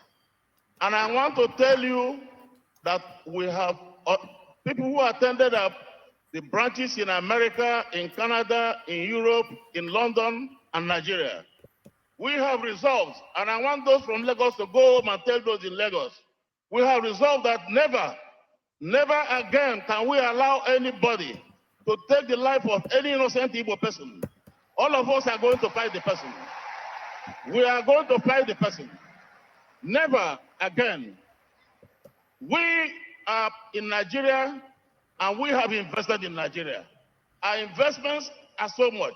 We are not going to take the question of people telling us to go. We are not going anywhere.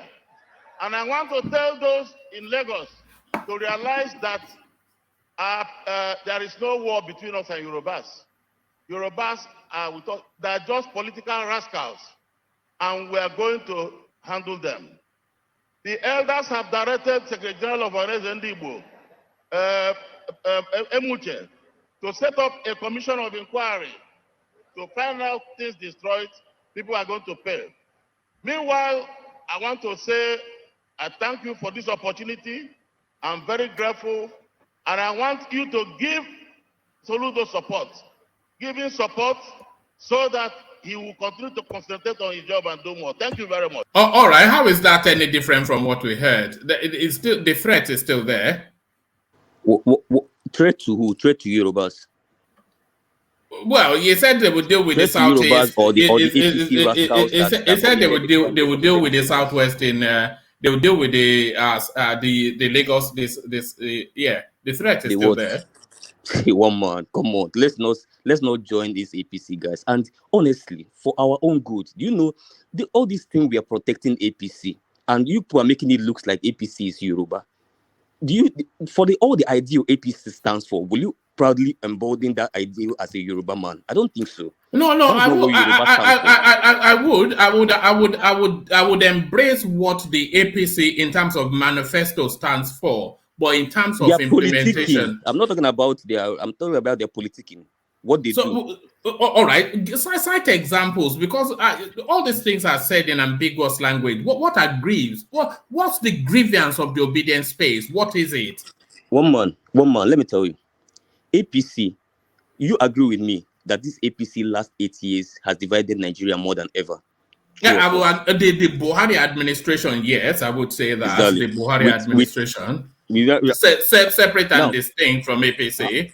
How many people in the Buhari administration is not still part of APC now? Maybe they have moved out and then some new imported guys are coming in. Because we've not had the handover. Have we had the handover? No, we're still in the Buhari administration. No, I can't talk about future. I don't know if maybe after handover, APC will be exterminated and Bola Tinubu will import people from Europe. He might do that. I don't know. I'm talking about who is rocking the boat now. The guys speaking for APC now, the Keyamos of this world, what are they saying? The Bayos of this world, what are they saying? The FFK. They're asking. I read out. Yes, but I read it out. They're asking that the language be ratcheted down. You know, the toxicity. Is it their own language that should be ratcheted down? No, the language of the opposition. The language. Okay. We heard Yusuf Dati. We've heard this Ohanese guy, and that is the language you hear all of the time. But one man, are you hearing from the APC guys, or maybe are they allowed to make their own language? Sorry, what language offends? Because the language, what we hear from the APC guys is to counter insurgent the whatever is coming from the opposition. You know, the APC. Hold on. Let me just say this. You know, the APC have no reason to heighten up the tempo. They have victory. They are in transition, so they have no reason to heighten up the tempo. They have, one man. And I'll tell you what their reason. Right. A large section of the country is questioning the legitimacy of their president-elect. Now, the only diversionary method that they can use is to spark up an ethnic tension that is going to overwhelm those questioning of that election. Because when people are busy fighting, you don't think the ethnic tension is already there? Yoruba, you are Igbo and Yoruba. They forget that that Yakubu Mahmoud refused to review results, just like one man in Abia State. Do you know that PDP was winning after adding over 100,000 votes, and they were forcing the lady to announce the same way INEC rushed Mahmoud went and announced. They really said, "I am not going to do it." Hold on. You still have the floor. Let me hold you to that. What APC do not want us to discuss. They want us to discuss Yoruba and Igbo. That's the problem. This is what they don't want us to discuss. They want us to discuss Yoruba and Igbo. Let's just clear something up first. Can I interject 1 minute? Yeah, go on, Najane Koko. Uptown, are you saying that the statement that Dr. Iwuanyanwu made help the matter or make it worse? The question is, okay, wait. I'm going to tell you the statement he made now, but maybe my ears are different. Babaja, tell me what the statement you heard.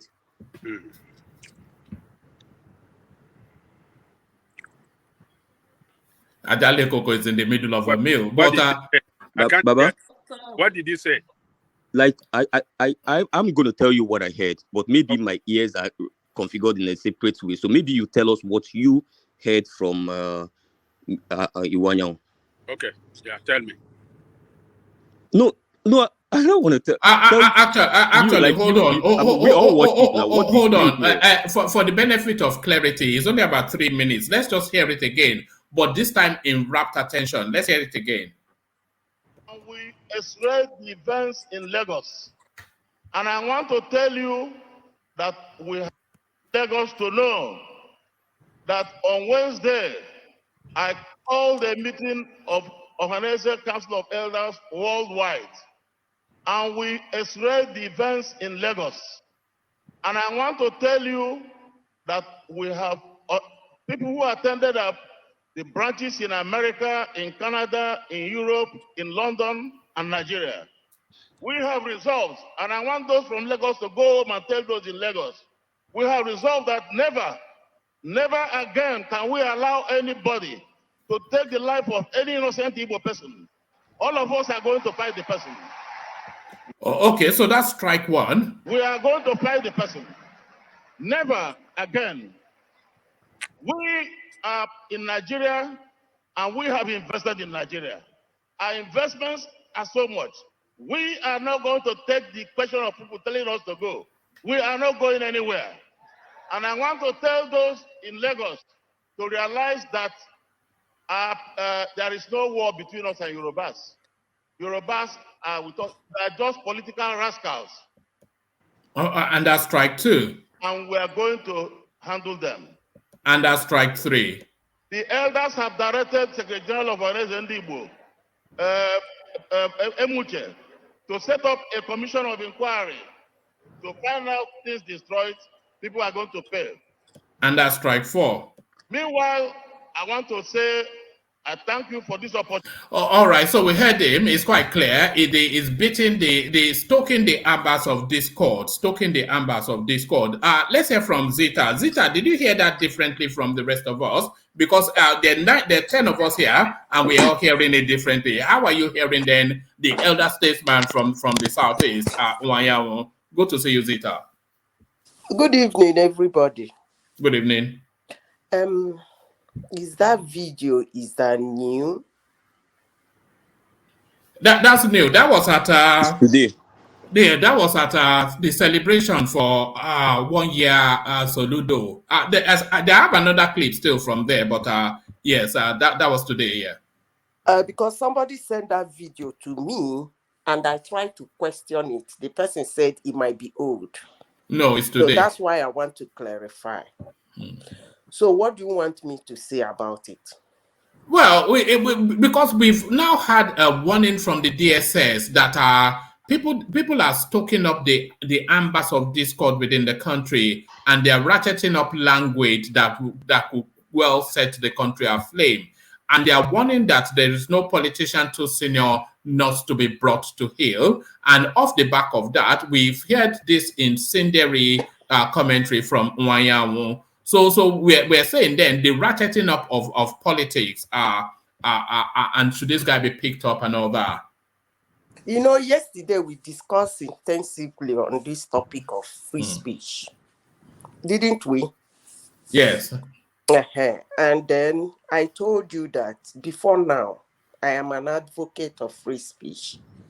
But with what happened in 2023 in my country, Nigeria, I begin to see the reason why people should be censored in what they said, queried, and held responsible for their utterances. I'll give you an example.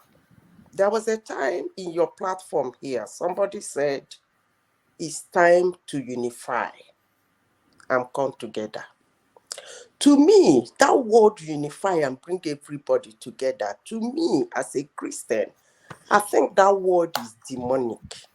Wow. Yeah, because in the year 2008, in the United States, at a point in the United States was thinking they are falling apart, they are not together. Black this side, white this side, brown this side, yellow this side. And they decided in unison, in a tough race, they said, okay, one of the reasons why I'm saying this because your platform is a global platform. One of the reasons why Barack Hussein Obama was elected was to unify America. I remember in those days, some people saying, yes, let's go vote a black man, give them an opportunity. At least they will say, they will no longer be saying they are not giving them an opportunity. And when that man was sworn in, to my embarrassment and to my shock, he said, hey, elections has consequences. I can never forget that word. Even as I mention it now, it runs jitters all over me. One thing I have to say is that saying an administration should unify, I don't believe in that. Their job is to work. Anything that is happening in Nigeria, ranging from security to the economy to everything, the administration that is being voted in should work. Make sure that everything is working. The angry birds will always be. Yeah, no, hold on. Sorry, Zita. For all of that to take place, you have to have a settled society, which is what we don't have at the moment. No, I don't believe that. Let me finish. I know where I'm taking it to. Right. You see, when an election is going on, why do we support a candidate? We support a candidate because we believe that he is the best man for the job.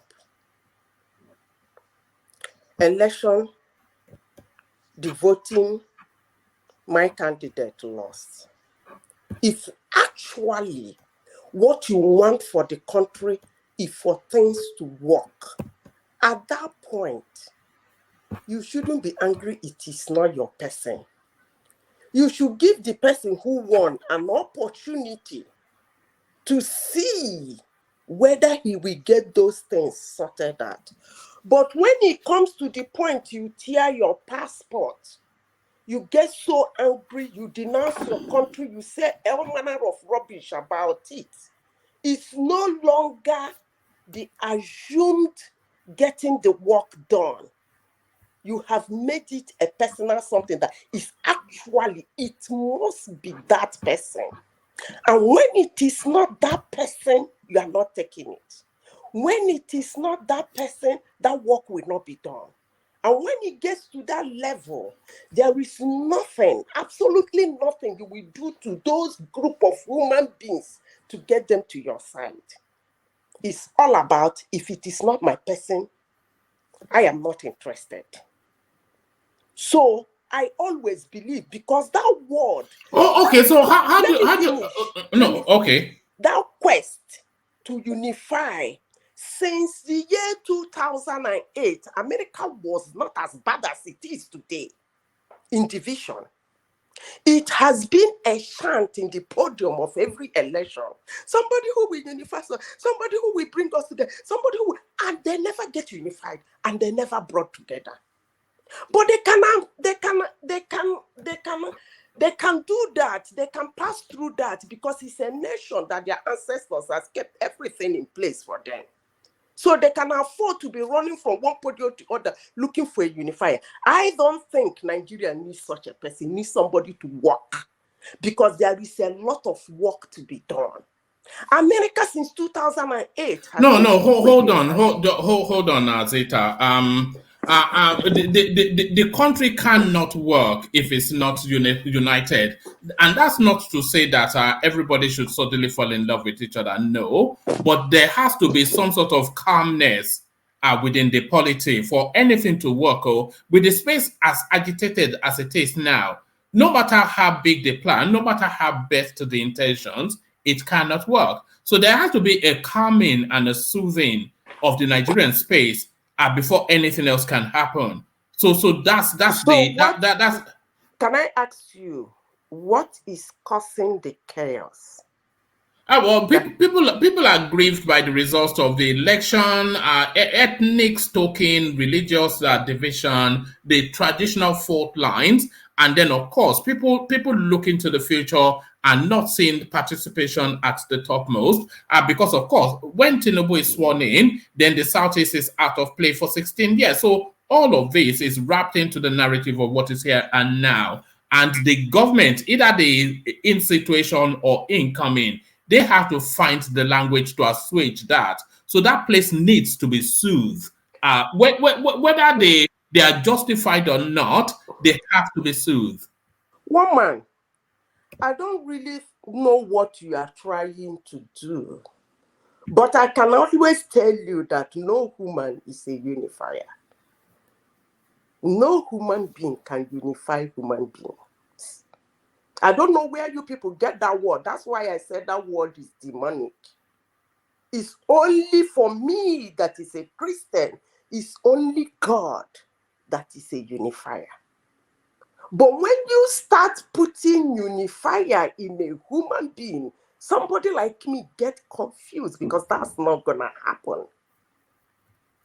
Some people don't want to hear anything about you. They don't want even to listen to see if you have something good to say. Okay. How do we get from where we are to a better place? And don't just say the government gets to work. Because the government cannot work in chaos, and we're in chaos at the moment. I don't understand what you mean by chaos. You don't find the situation in Nigeria chaotic at the moment? I don't understand. You have already used the word from the one when that election was, the result was announced. I came to your platform and said, I made a comment, and they threw rocks at me.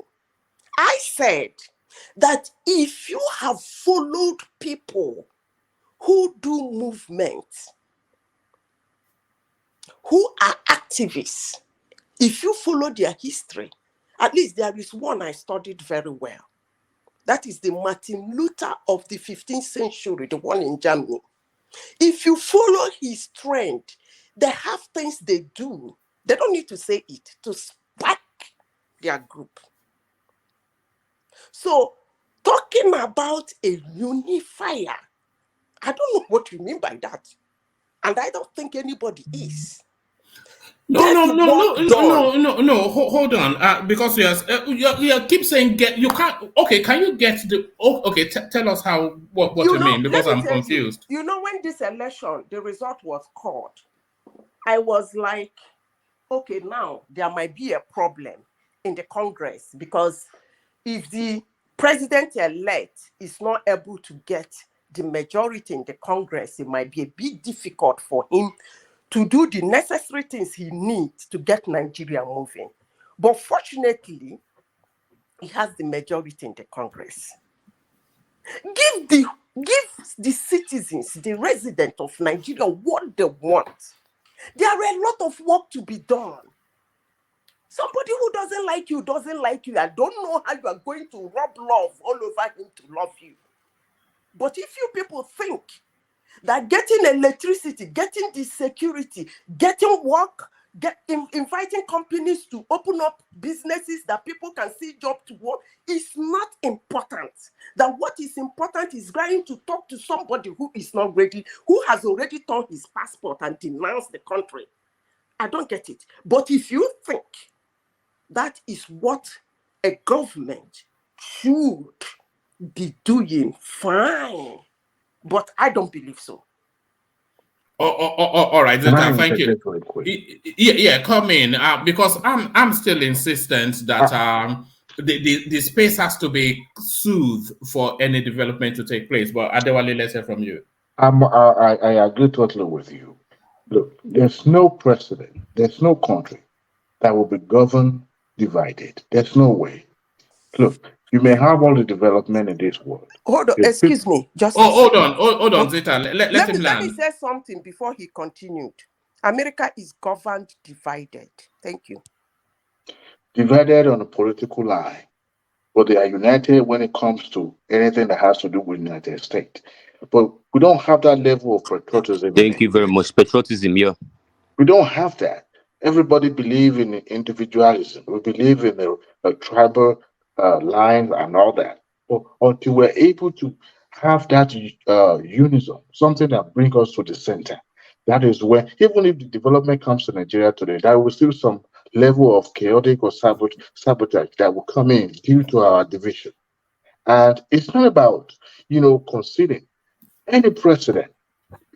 People will going to be in your cabinet, and these individuals will be picked from different regions in the country. Now, you don't want to select somebody that will totally be against in their region. You want to select the best from certain region that will be supported by those regions. So reconciliation is very paramount when it comes to governance, because you cannot govern in isolation. You are governing human being, not animal. So reconciliation, or what is the term you use, one man? Whichever term we use, we need to have to be together, speak in one voice. Can you imagine an American going into a war and then you have certain, what do you call them? The legislature is not in support. You need people to come. Even your hardened opponent, you still need them in your corner. Look at what happened when the George Bush declared to invade Iraq. Of course, he was able to rally around, despite that the Democrats are not winning. Some Democrats still voted for that war. So what I'm saying is that we need to have this, at least bridge that division line between us, between the subjects, so that you'll be able to govern effectively. Or else, as you're grabbing it from the head, you're grabbing it from the bottom, is going out in the front. I think I support you, one man. We need to have at least bridge that division, reconciliation, whichever time it is, so that at least people will know that even the person in charge of the government, I'm not in support of this person, but for the sake of this country, for this union, I'm with him or I'm with her. We need it. All right. Can I add to what you said? Yeah, before you add to that, let me sound check Mrs. Abeni Adebutu again to see if she's there. If you are there, unmute yourself so we can acknowledge that you are here. Mrs. Abeni. All right. All right. Okay. I think I'm going to have to remove because there are people waiting in the waiting room. So let me. So yeah, carry on now. Uptown. One more. Is there really a waiting room somewhere? No. Okay, hold on. If you want to know, then you can. Just stay there. Stay as you are. You want to see, then you can see. Yeah. You this No, guy. it's Your fine. I'm a political rascal. But yes. can I ask I think you're one of reconciliation? those rascals. Yeah, I might be. Who knows? Yes. Can I ask reconciliation Okay. for what? Who is asking? Sorry. Solly. Yes. Okay. So one man. If I was an advisor to APC and to Tinubu, I would have used.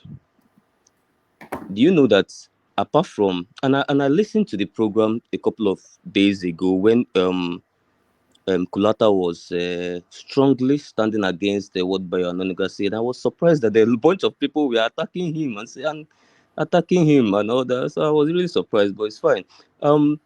For me, if I was Tinubu, listen now, I would have used Bayo as a way to stand firmly that my incoming government will not tolerate this division. I would have said, Bayo, resign. That would have sent a strong shock No, to the country that I agree with that. this incoming president, wow, looks like it's not really what we think. Oh, that's going to see. People's mind can always change. People don't understand this. It can always change. There are decisions you make. That is why we are blessed with leaders. Leaders are blessed in the olden days. Leaders are blessed with wisdom. That is why Solomon asked for wisdom when they asked him to ask for anything. They bless you with wisdom and they bless you with emotional intelligence. You know when to. Gideon is disagreeing with you that rebrand yourself. The obedient mind is unchangeable. You know when to rebrand yourself, like what Kulata was saying, which I absolutely agree with a lot of things Kulata said, even though he got one of the highest opposition in this space. And I was listening, I was laughing, I didn't want to join. I said Kulata should face what we used to face every day, at least for the first time in his life. Because if I was Tinubu supporter now, there are steps I'm going to take. Before you know it, a lot of people will be like, okay, perhaps, maybe this guy is. You understand what I'm saying? Can I see the way, I'm coming, madam. Some people will be like, see the way Bayo Ononuga has been sparking these ethnic divisions, and this man just came and say, oh, Bayo Ononuga, resign. I will not tolerate this. That is strong. I will be, me personally, it will be an emotional thing for me if to see it. But what has he done? No, he has allowed them. More people are spewing more. More people. In fact, FFK will come and back. In fact, just yesterday, they came and wrote more things in addition to what they've been saying about divisions and Igbos. This they have been dealt with. MC Oluomo came and after making that speech that this is what they would do if you guys come out, and they actually carried it out on the D-Day, and people said and police said that we should take it as a joke, that he's a funny man. That's what police told us after the investigation. Take it as a joke. But the next day, it plays out. People I think Kulata is really in touch with Nigeria. One man, I've never seen this in my life. People were profiled. I didn't know Igbos are fair. Because I used to think every tribe has fair people and dark people. People are profiled based on complexion of skin. Yoruba people were attacked because they looked like they were Igbo. I've never. It was surprising for me. Hold on. Okay. Let me remove that. It's just for the benefit of what you just said. Is it the waiting room? If I scroll down there, is it the waiting room? Can you see those grayed? Can you see those grayed out people? Yes. So those are the people waiting to come on. Yes. Well, carry on. I used to think, sometimes when the room is full, I want to come in. They say the room is full, so I didn't know someone can actually wait in the background. I'm only seeing that for the first time. Okay, that's by the way. So one man, I know I've seen political tensions. I've seen political jobbers and charlatans go to attack, suppression, but I've seen it on the political partisan level. I've seen it. It's a normal thing in Nigeria. But what happened in Lagos is 18. I've not uptown, as far as I'm concerned. Maybe it happened before I was born. As far as I'm concerned, I've not seen that level. Profiling. What I saw was xenophobic attacks. People were profiled. Actually, Yorubas were being attacked. Do you know there is a guy? One man, please, can I come in? Wait. Let me complete what I'm saying, please. There's a guy Bayo online. He's an agent of LP. This guy's one eye was almost blinded. Like even now, he's not seeing with one of the left eye. And he made a situation report yesterday from the hospital that he still can't see with the left eye. And this is what he has to go through because he wanted to vote whoever he wanted, and he's a Yoruba guy. You know, when you come to the comment section of the guy, people were saying that he should go to Anambra and get to it. Some people, and that's they are Yorubas. Yeah, that's what I'm saying. But I will never call them Yorubas because that's not what Yoruba represent. I'll call them APC members. Now, those APC members in his comment section insensitively was telling this young boy that he should go to Anambra and get treated after all he wanted to vote for them. Their fellow blood Yoruba guy. This is what APC is doing. This is not a representation of Yorubas, and let nobody convince me that it is. It's not, because I have Yoruba friends, unless they are all right. So that sort of toxic language is alien and foreign to the obedient space. It caught you off guard, Abi, the toxic language. You're not used to it.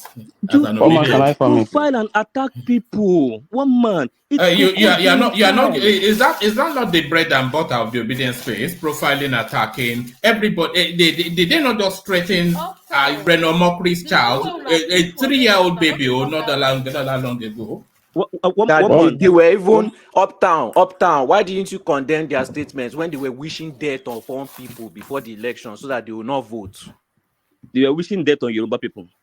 They were wishing death on everybody. That is on no obedience. Yoruba people. All right.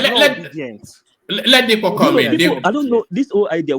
This whole idea of saying when people attack Tinubu, he's attacking Yoruba. Please let me ask some Yoruba people on this platform. If you have, is Tinubu is it somebody that emboldens the character of the Yoruba nation? Because I don't understand it. Because this whole idea when you attack APC, uptown, you can't say that. You don't speak for the Yoruba people. Somehow it is attacking You can't say that. You don't speak for the Yoruba people. No, that is totally not right. All right. Let the Yoruba people speak for themselves. Let Depo come in. Depo, come in. Yeah, thank you, one man. This is my first time, being on this live show, and it's a privilege. Yeah, having a chat with you guys. Yeah, number one, you see, the truth is that we all condemn all the electoral atrocity that happened all over Nigeria. But what I observe... Hold on. I beg your pardon. Apologies, you're still speaking. We all condemn it, but Iwuanyanwu did not all condemn it. Also, it's not part of we. He was singular in pointing... Yeah, sorry, carry on, yeah. Yes, I understand. You see, the truth is that we all condemn... I, as a person, I condemn all the atrocities. We all saw the presidential election in the Southeast in particular, where they killed some people. They're all for us to see.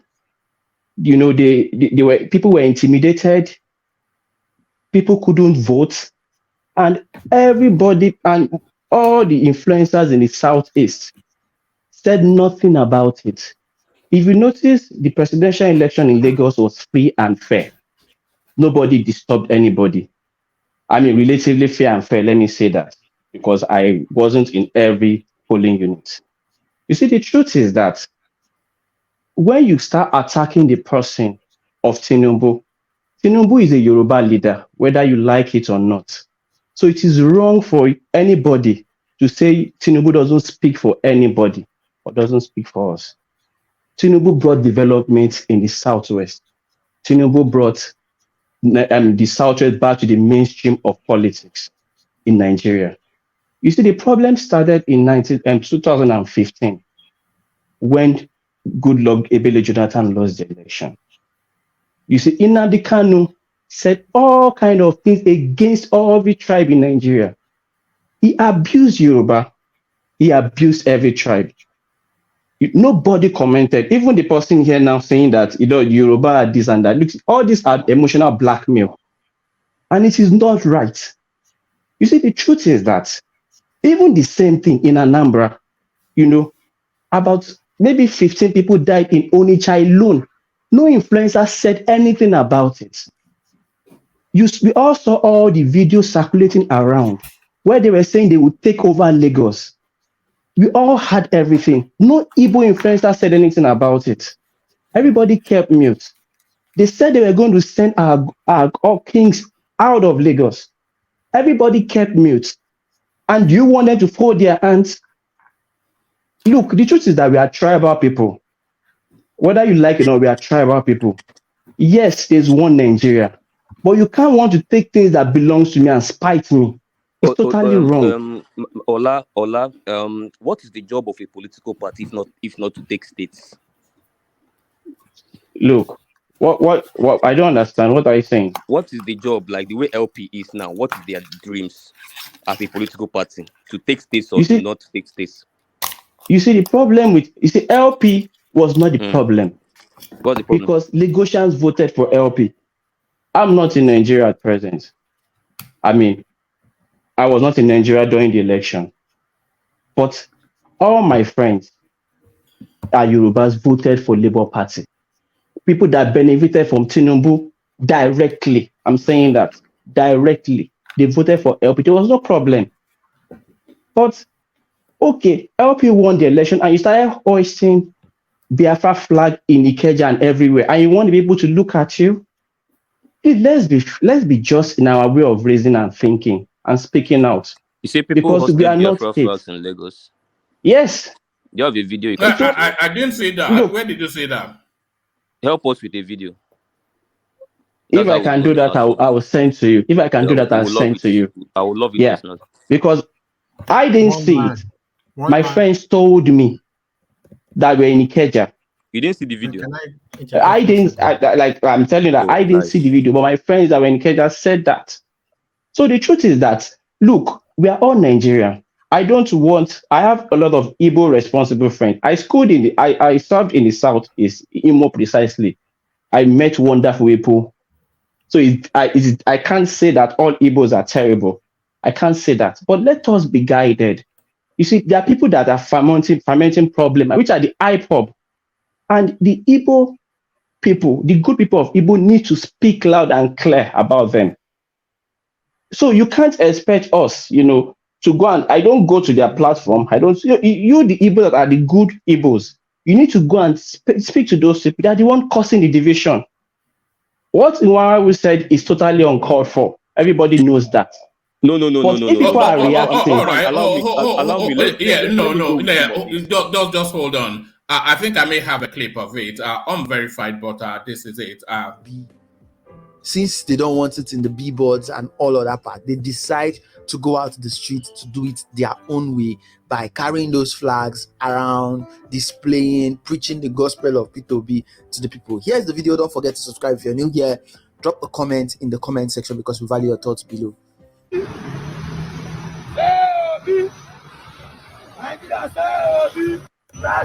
That's not.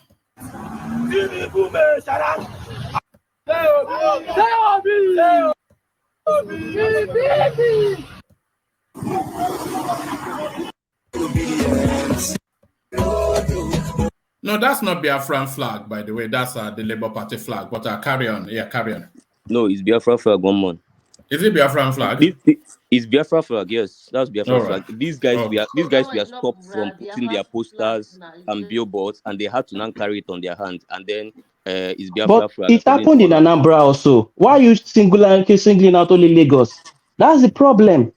Wait, are you Soludo did not allow that flag is Biafra flag, my friend? No, I did. Don't take it out of context. I said after the election, I'm not talking about this. You see, the problem was not the president. The president was fine, but it was the attitude and the character of some people that just made it tribal. You have not presented us even one video. You said Biafra flag was hosted with. I did not. Don't take it out of video. Listen now. I said, listen. Can you please listen? I did not say that a Biafra flag was flown pre-election presidential. I just said after it was won, the Lagos was won and it was fine. Nobody had problem with that. If you notice that this tribal was started immediately after the presidential election, everything was fine and good. You don't understand what I'm asking you, my good friend. I'm asking you. You made a claim on this platform, which is a I said platform, you said that post-election. That's what you said. Post-election, after the election. He said he cannot confirm that he did not see. I said I cannot confirm. But he didn't say allegedly. He made it as a categorical statement and the facts that he had. Now he has addressed it. I said I cannot confirm. You are just using I said I cannot confirm. You heard what I said. I said I cannot confirm that. And it angered people. Look, we are tribal people, whether you like it or not. The same way a Yoruba person cannot go to Anambra and contest for ordinary councillor. So you can't just come and, yes, everybody is fine. You can say Yoruba are liberal. Me, I'm a conservative Yoruba. And I don't owe any apology to that. There are a lot of, liberal Yoruba, and it's fine. I don't have problem with them. I never told my friends, don't vote for Peter Obi. Oh, they told me the reason. I said, okay, it's fine. Go ahead. It's right. one Nigeria. Sorry, quickly. All right. Come in, and then I'll make that the last comment on that space, and then I'll move the conversation out to another clip. Come in. Good. Yeah. Just to buttress what Oladipo was saying, is actually true. Even on social media, you will now see people, some Yorubas, Lagosians, arguing when it comes to the gubernatorial election, saying it's Sanwo-Olu they are going to vote for. Then you will see them countering each other, which is unlike that before the presidential election. All the same voice that was supporting Obi, you will now see some going against each other. It's actually true because the way the Igbo took Obi winning Lagos, they went out of it. That was when they started saying Lagos is nobody's land. That was when all those things started.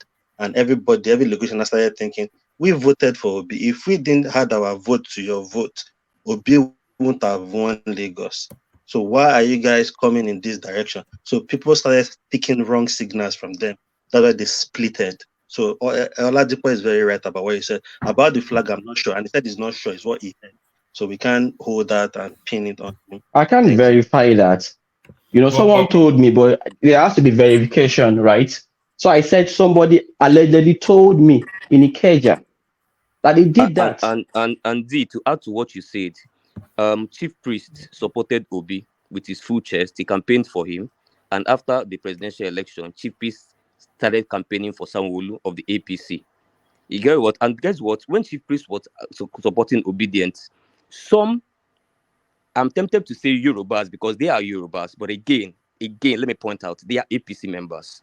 some APC people, we are going to, I'm coming. Some APC people, we have been abusing him, saying he are supporting him because he's your tribesman. Even when he campaigned for him in Imo State, he said tribesman and all of that. But when a chief priest switched after presidential and started vigorously campaigning for someone who even went to his office, they now started praising him.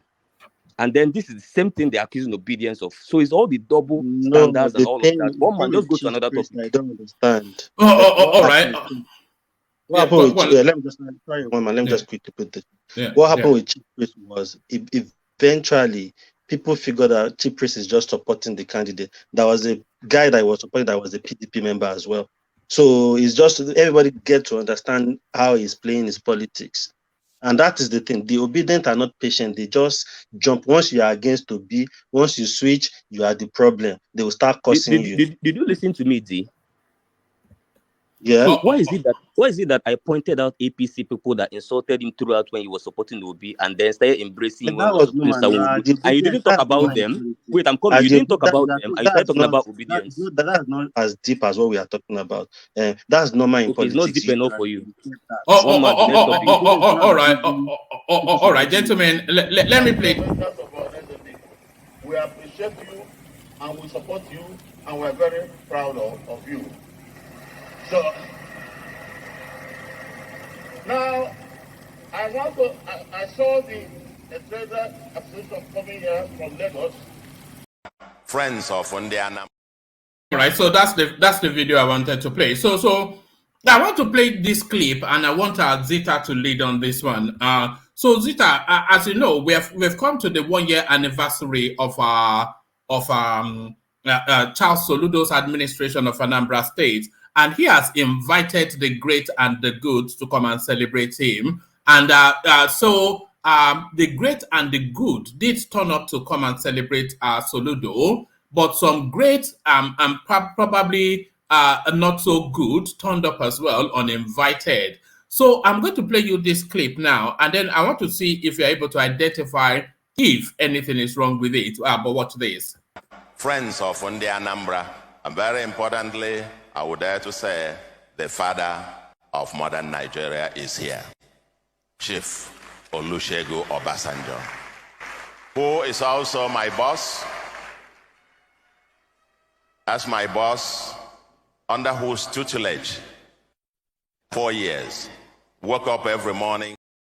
Actually, let me preempt it. In this clip, like I said, it was to celebrate Soludo's 1-year anniversary, which is to say this man is on the chief seat and everybody says nice things about him. So he's invited Obasanjo, who is his boss, and Obasanjo, of course, you know, he will deliver as you'd expect him to. But a surprise guest turned up to seize that moment from him, to snatch that moment from him. So watch when that surprise guest turns up and see if that discombobulates Soludo or not. So that's the backdrop. Watch. Friends of Anambra, and very importantly, I would dare to say the father of modern Nigeria is here, Chief Olusegun Obasanjo, who is also my boss. As my boss, under whose tutelage 4 years, woke up every morning, part of the morning prayer team, and learned on the feet of the master. And I think I must say,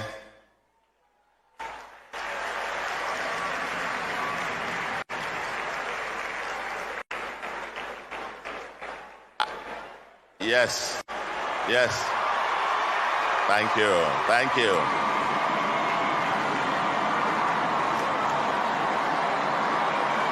you. Yeah. It's the former governor is coming.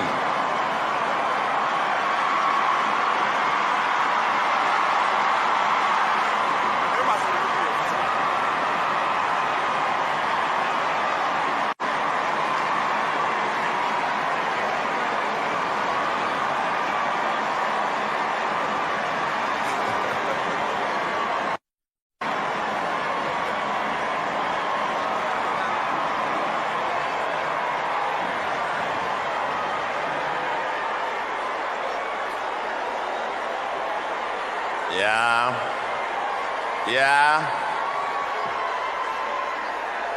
Thank you. Thank you. Thank you.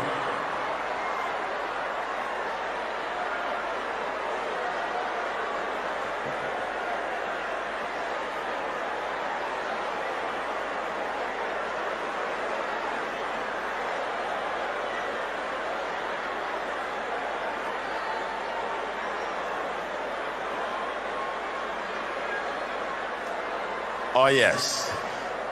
I think today is a very, very special day. Yeah.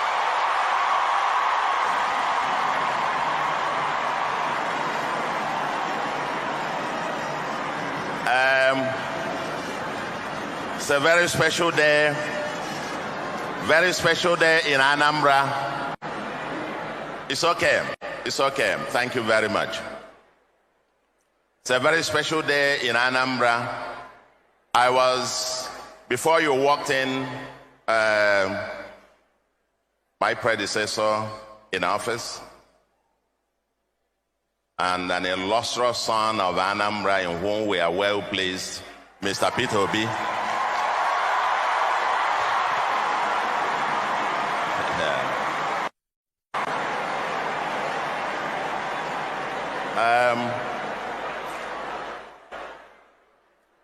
Before you came, I was just appreciating Mr. President, the father of Nigeria, who laid very clear foundations, who happened to be a mentor, one who inspired me, and I would dare to say, one who also encouraged me along this path. And I'm so very and I want to thank God immensely that today, when we are celebrating our first year in office, that he is here live to witness the seed that he has sowed.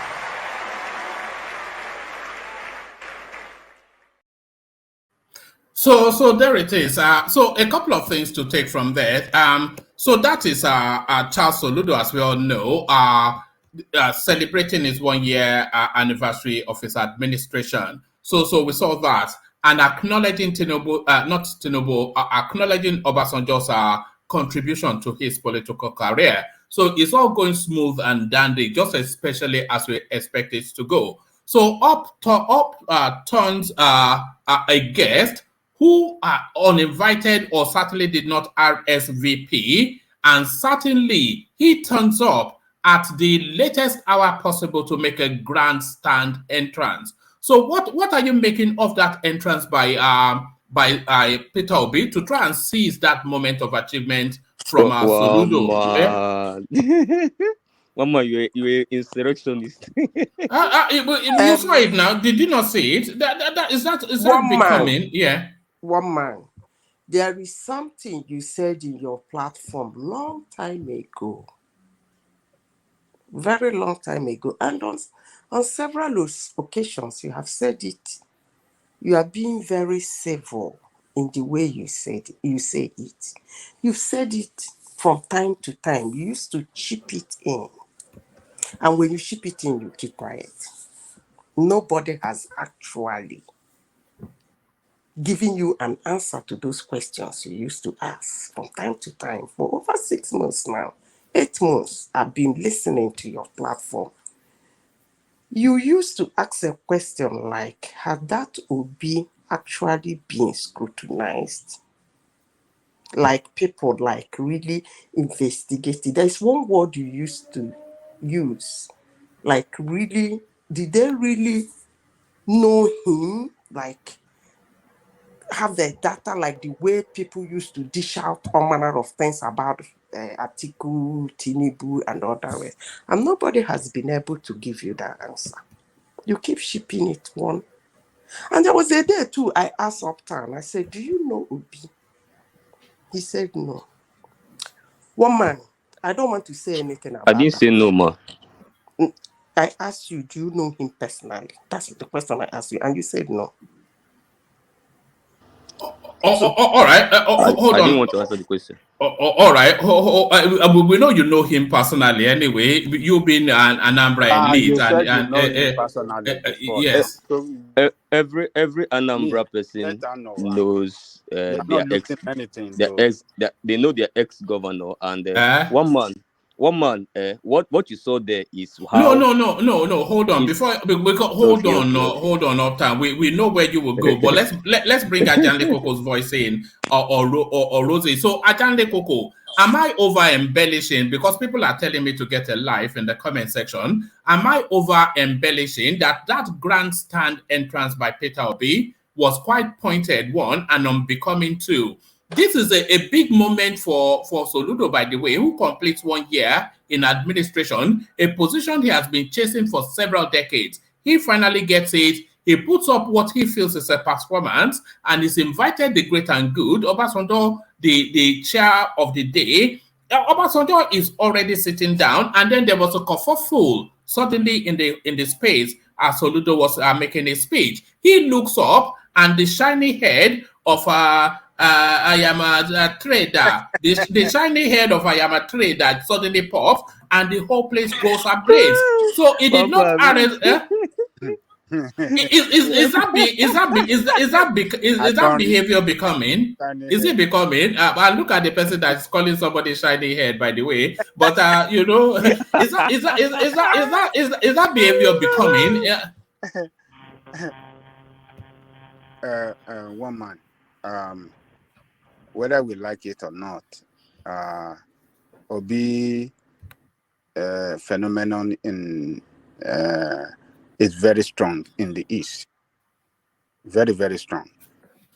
There is nowhere Obi will go in the East right now. See.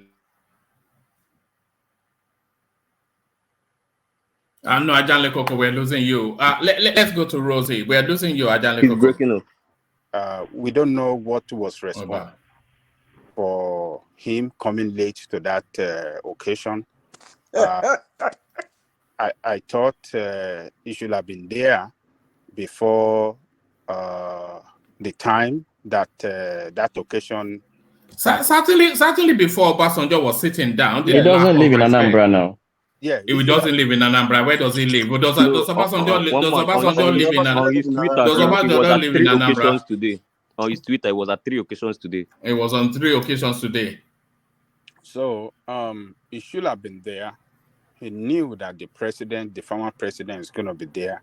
He knew that occasion is a very big occasion for the governor. It's the day for the governor. It's the occasion for the governor, and not for any other person.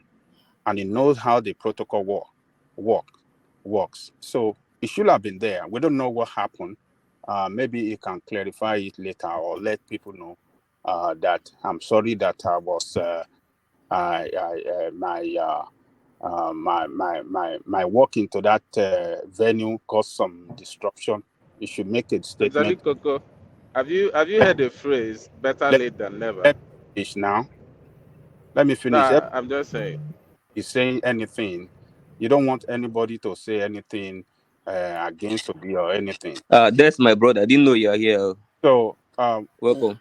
That day, that occasion is for Soludo. It's a Soludo day. He should have been there earlier. Or not turn up at all. Or not turn up at all. Or turn up if he doesn't want to turn up. So he should have been there earlier and be part of it from the beginning and not cause this disruption. What he caused was disruption. But am I surprised? I'm not surprised. His popularity is very strong in the East right now. He's the political leader in the East right now. And, but... Ajanle Coco, you said his popularity in the East is strong right now. Would you then, and he knows that, so would you then say that he would have had the anticipation that he, as soon as he walked into that hall, the whole place will go agog? Would he have had that anticipation? Oh yes, yeah. I believe he knew that people will shout and scream for his his presence as the occasion was on, but he should have done better. I think he should have done better. He should have been there earlier. We don't know what was responsible. I think he should be magnanimous to make a statement later. Not if not him, at least his spokesperson should make statements to apologize to the governor that he's sorry that he came late and and he's sorry for the disruption that happened because it's Soludo day. It's not his day. Ajanle Koko, the cynical mind will suggest that this was a deliberate move to punch back at the Soludo essay. What would you say to a mind that thinks like that? That this was deliberately done to punch back at Well, the Soludo essay? Look, let me tell you one man. You are not far from the truth. Because every action by politician, there is how do you say it? Every action equal and opposite reaction. Yes. Yeah, every action of a leader, a political leader, will be interpreted, in some kind of way. So, for you to interpret it like that, I can't say you are saying the wrong thing. No, he knows better. He knows that his popularity is strong, and anything he says, everything that he tried to do will surely be interpreted with political connotation. So he can release a statement later to apologize to the government. Do that so that to show his leadership and to show respect to the governor, because the governor of the state is the governor of the state. He has to show respect for him all the time. And yeah, I've seen him done that several times, saying my governor, call him my governor, my governor. He has demonstrated a leadership, showing respect to Soludo every time. So for him to do that, once again, I don't think it's too much. So sorry, sir. Don't you think that would be like rubbing pepper on the wound again, coming out again to even talk about that incident? No, Please, no, can no. I It's say just to something? show. Yes, come in, madam. Yes. Good evening, Madam woman, and Rosie. good evening, everybody in the flat. Good evening, everyone. Good evening, Rosie. Please, to start with, I have a question. How do we know he wasn't invited? I mean, this is the son No, of the clearly, soil. Rosie, he was invited. Rosie, he was invited. That's Yeah, not but a. somebody How was saying do he you know he wasn't. was? How do you know he was? Oh, come on. Because to me, I'm not an No, he was obedient. invited. I mean, I'm if not he was not invited, he wouldn't show up now. That's what I I'm believe he was saying. I mean, invited. let's give The him former some governor. credit for goodness sake. I mean, I'm not an obedient, but He was sometimes also there for Soludo's inauguration as well, so you should be sure that he will be there as well. that's what I'm He has saying. always I been mean, there. he's an important person in the community. He's a son of the soil. There is an important occasion going on. Definitely, he would have been invited. If he's not invited, I don't think he's going to go there to disgrace Even himself. his seat Just was still there. So his seat you was see. still there in front. So I don't So know please, why. let's give him No, some people don't credit, get me please. wrong. I'm not saying he was not invited, though. I didn't No, it say that. wasn't you. It was one man that was saying he wasn't Oh no, invited. you don't know the way one Don't you man know one man is operates. an insurrectionist? No, I'm not an obedient, but please, You don't let's know give the way one Mr. man Obi. operates. That's why, Yeah, yeah. let's give him some credit, please. And another thing is this. Although it's like it wasn't really addressed, I just want to go back to it. This was Chief Iwuanyanwu, what he said. To me, my understanding of what he said, I don't think he's calling Yorubas the rascals. To him, he said there is no problem between the Igbos and the Yorubas. But the rascals, he meant those people that came out and caused the issue, we are the rascals. He didn't say Yorubas are the rascal. He just said those rascals will be dealt with. What they have damaged, they're going to be they will do some investigation and those things that have been damaged, they will pay for it. I don't think Yeah, but why did he single out the Lagos State space? Why did he not speak about the violence that happened within his own? They say charity begins at home. One man was not talking about Hold on, violence. He was talking about ethnic profile. that's to Rosie. That's to Rosie. Yes. And the violence in those states were more extreme. Any other state, right? It's not strictly like one tribe to another tribe. It was only in Lagos that was like strictly between the Yorubas and the Igbos.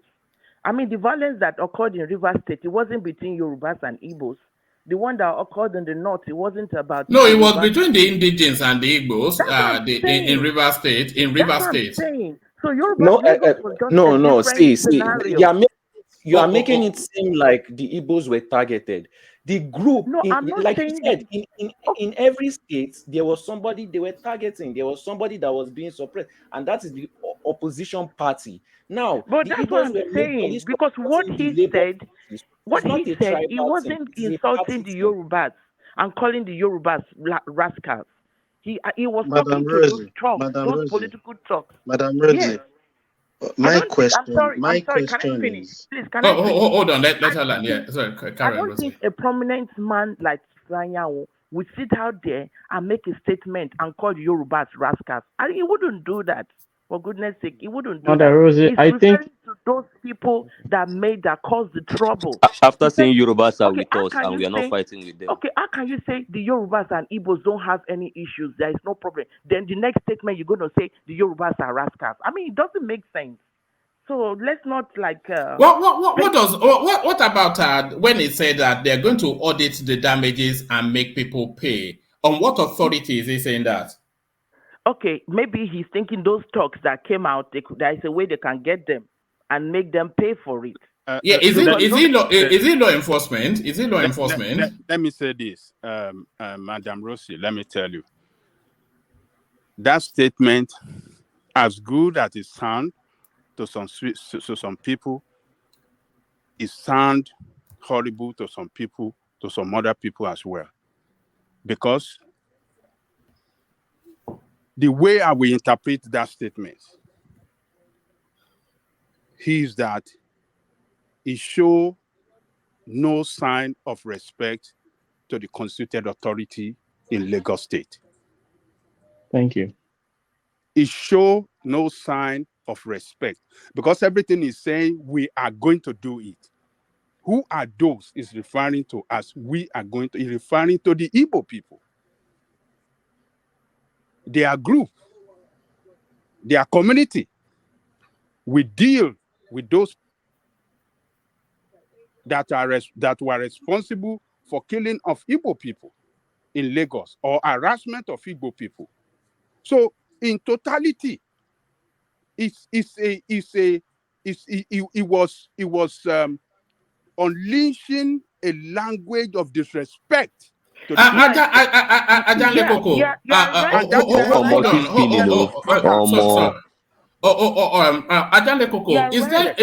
Hold on, Rosie. Ajanlekoko, is there not an undertone of no man's land in what he said? Because from what he's saying that he's going to overreach the constituted authority in Lagos State to effect justice for himself. That's what he said. I don't think that's what he means. He might be saying they will get the authorities. When he said we, doesn't mean he's going to stand up. Are we really having this conversation? The authorities involved. We heard him now, uptown. We heard him. He will get authorities involved. When he say we, okay, if you have a problem against somebody, you go to the police and you make a report. Will the police not take it up? The right authorities will take it up. No. He said they have agreed a position at the Ohanese Elders Council. To weigh justice upon Lagos State.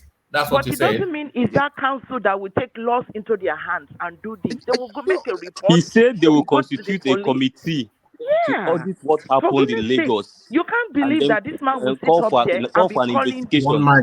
Why are we doing this, guys? Now, why are we doing this now? Hold on. Can I interject? We are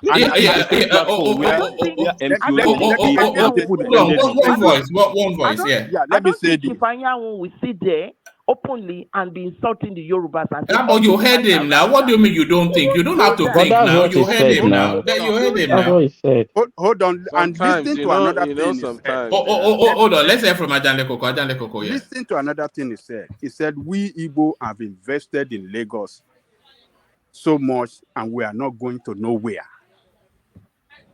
Well, that's true now. No, Hold on Ajali now. Koko, Hold listen on. to the context. Ajali Koko. Sorry, when somebody Hold on, man. let people land their point. Yeah, go on, Ajanle Koko. It's an elderly statesman, for God's sake. An elderly statesman should not be making statements that can be interpreted as if he is adding adding petrol to fire. So that statement is in response to people that are saying, oh, we are going to send Igbo people out from here. It shouldn't do that. It shouldn't make such a statement. It's like a statement backing those people that are saying, oh, Lagos is no man's land. We you are all correct. own You Igbo. shouldn't be saying We all that. You are own very correct. Lagos. You shouldn't be saying No, that. no. Can I interject? Let me say something. Can I I don't interject? think he's Let me- insulting No, the Yorubas. Rosie, Can I interject? Rosie, you cannot be bullied into accepting what's wrong. Rosie, You cannot. see, let me say something. He's not being bullied. That's what he meant. Yeah. What do you mean by being bullied? So sorry, let Ajanle Koko speak. Sorry, Ajanle Koko, carry on. Look, an elderly All educated, you know. the way to make statement that can bring about peace. That statement he made, it sounds good to some people, but to some other people, they can easily interpret it as a statement of fighting back. Ajanle Koko, can that statement be interpreted as raw meat? Is that raw meat? Can I interject? Well, we are going to fight back. We are not going to tolerate this. An elderly statement should not be very confrontational, and he was making that statement on behalf of his people because he's saying we in the committee. Can I interject? Okay. Yeah. Let's hear from Rosie and then you Desmond. Yeah. Yeah, like I'm saying, I'm still insisting that a prominent person like Chief Iwuanyanwu will not come out boldly and be insulting the Yorubas and say all Yorubas are rascals. Well, you heard him. You heard him. No, he said the Igbos and the Yorubas don't have problems. He said, but those rascals, those people that cause the damaged property, those are the ones, those are the thugs. It didn't mean the Yorubas are rascals. They are the ones that, I don't think a prominent man will come out and say, all Yorubas are rascals. No, he cannot say we don't have problems with the Igbos and Yorubas don't have problems. Then the next statement, Yorubas are rascals. It doesn't make sense, for goodness sake. It's not logical. He should not be ambiguous in his words. That's the problem. All right. Sorry. When I said Rosie, I meant Zeta. Let's hear from Zeta, and then we take it round. You see, one man. You see, sometimes there is something my grandfather used to say. He says sometimes, if you cannot respect your age, maybe you're young, you respect your size. In as much as there are several meanings people might read into what Iwuanyanwu said, I still believe for a man of his caliber, he should have tried to be diplomatic. You see, the problem I have with my people is that speaking this way about something happening to Igbo people in another place and keeping quiet to what is happening to Igbos in our land, that gets me upset. In as much as Iwuanyanwu can come out boldly and say what he wants to say without being diplomatic about it, I have not really heard Iwuanyanwu talking about sit at home this way, or talking about the killings in Igbo land, how he's going to try and get at them. But it is what it is. He should have been more diplomatic. That's all I can say for now. All right, let's hear from come in there. Please, woman, can I ask Mazazita a question, please? Yeah, go on. Please, ma'am, do you think Chief Iwuanyanwu was saying that all Yorubas are rascals in that statement? No. He said those rascals. Yes. Not because he said Igbos and Yorubas. They don't have no have problem. Yes. But those rascals, maybe he's talking about the people that is causing the problem. The problem, yes, that's what he said. But again, there are things he said later that were wrong. Can they were very wrong. Into it. Very wrong. That's why I'm saying he would have been more diplomatic, because in this case, you are not talking to your people, the Igbos. You are sending out message. So when you send that message, you try as much as possible to be diplomatic about it, so that people will not read so many meanings into it. There are a lot of sentences he made there that he shouldn't have. That's all I can say. Yeah, I'm not saying he called the Yorubas rascals. No. Okay, thank you, man. What is the sentence he made that is not good? No, I know the statement. I'm trying to respond. An example. All right. You let us respond to that. But just for the benefit of should we reacquaint with what was said again, or we just carry on? Should we reacquaint? Let's carry on. All right. Yeah. Thank you for having me. You know, it's always the truth that will come out from my mouth, regardless. Yeah.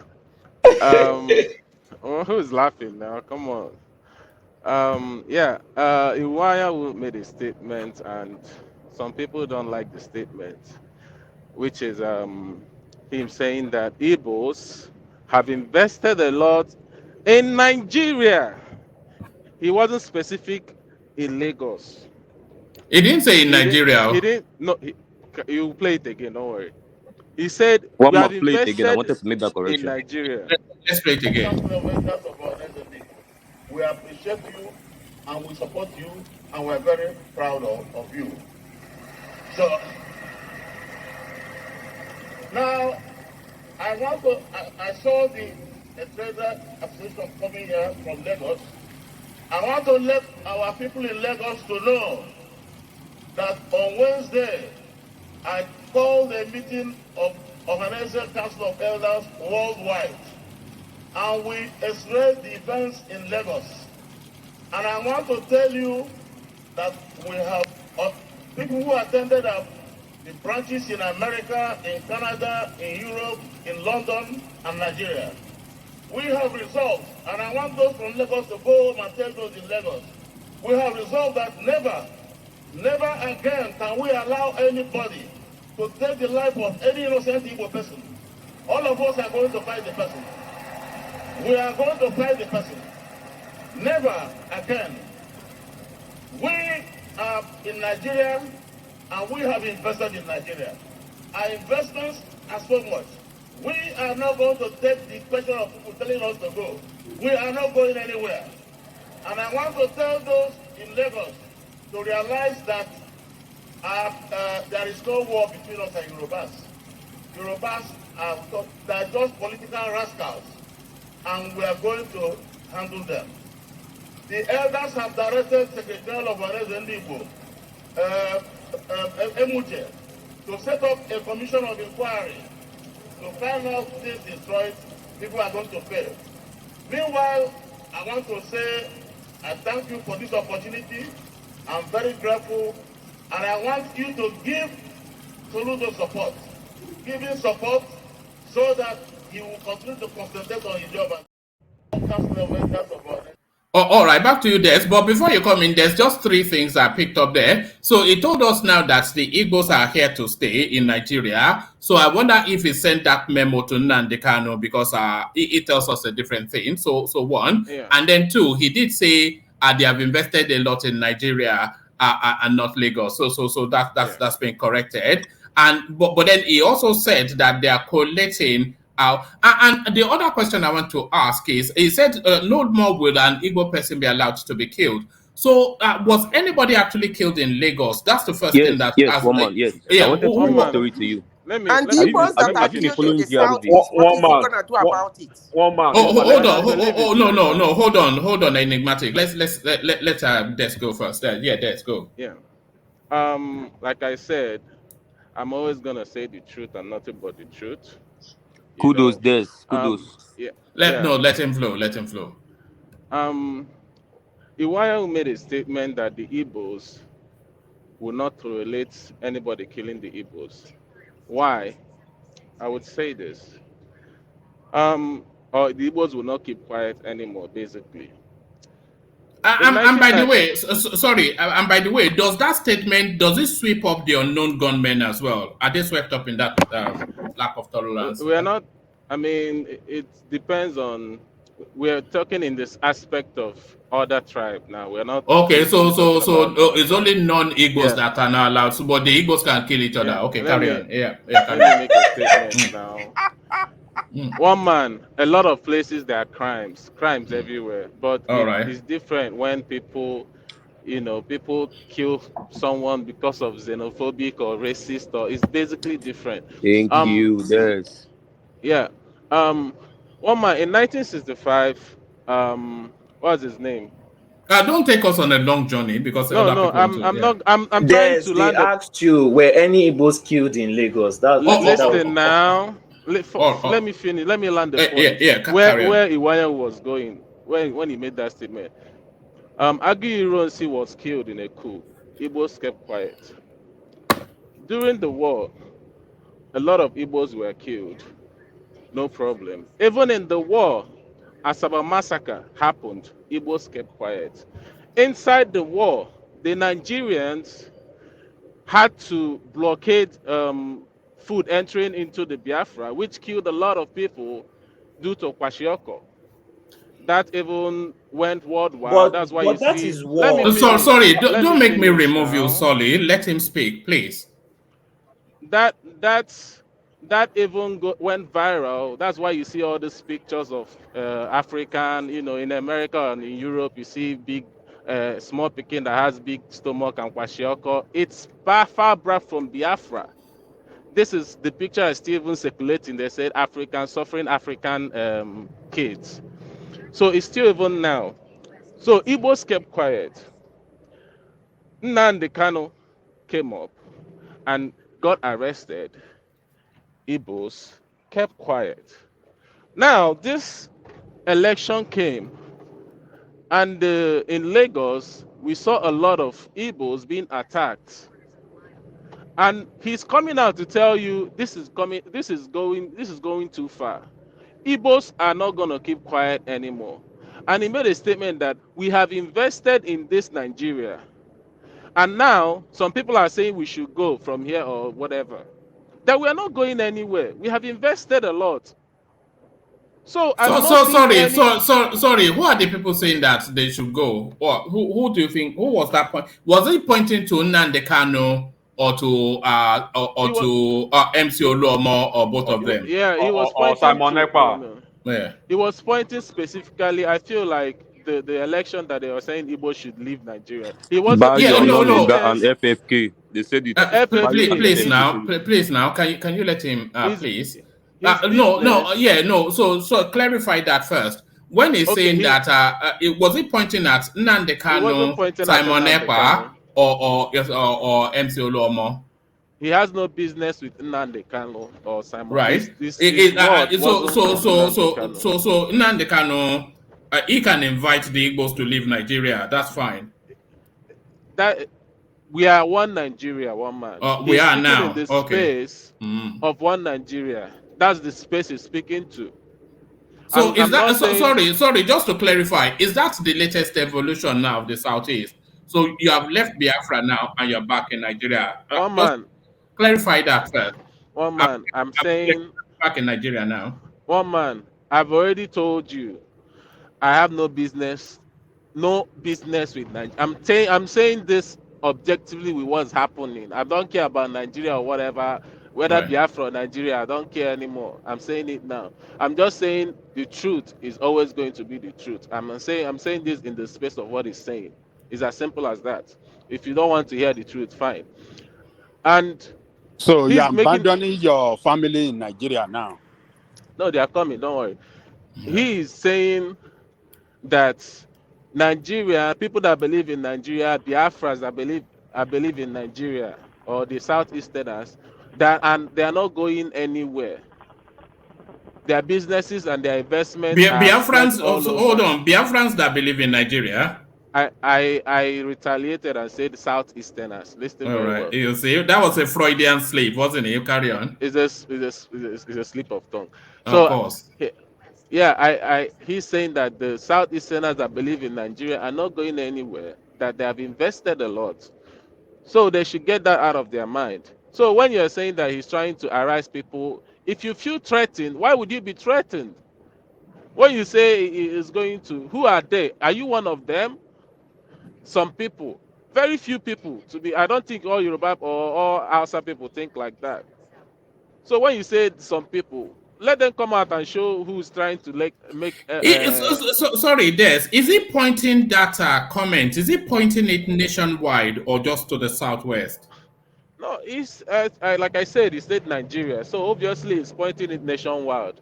Right. So that includes the annual slaughtering of the Southeasterners in the north. What do you mean? Yes, of course, that includes everybody, both in the north, in the southwest, in the south. I mean, the Igbos have kept quiet, even in the south.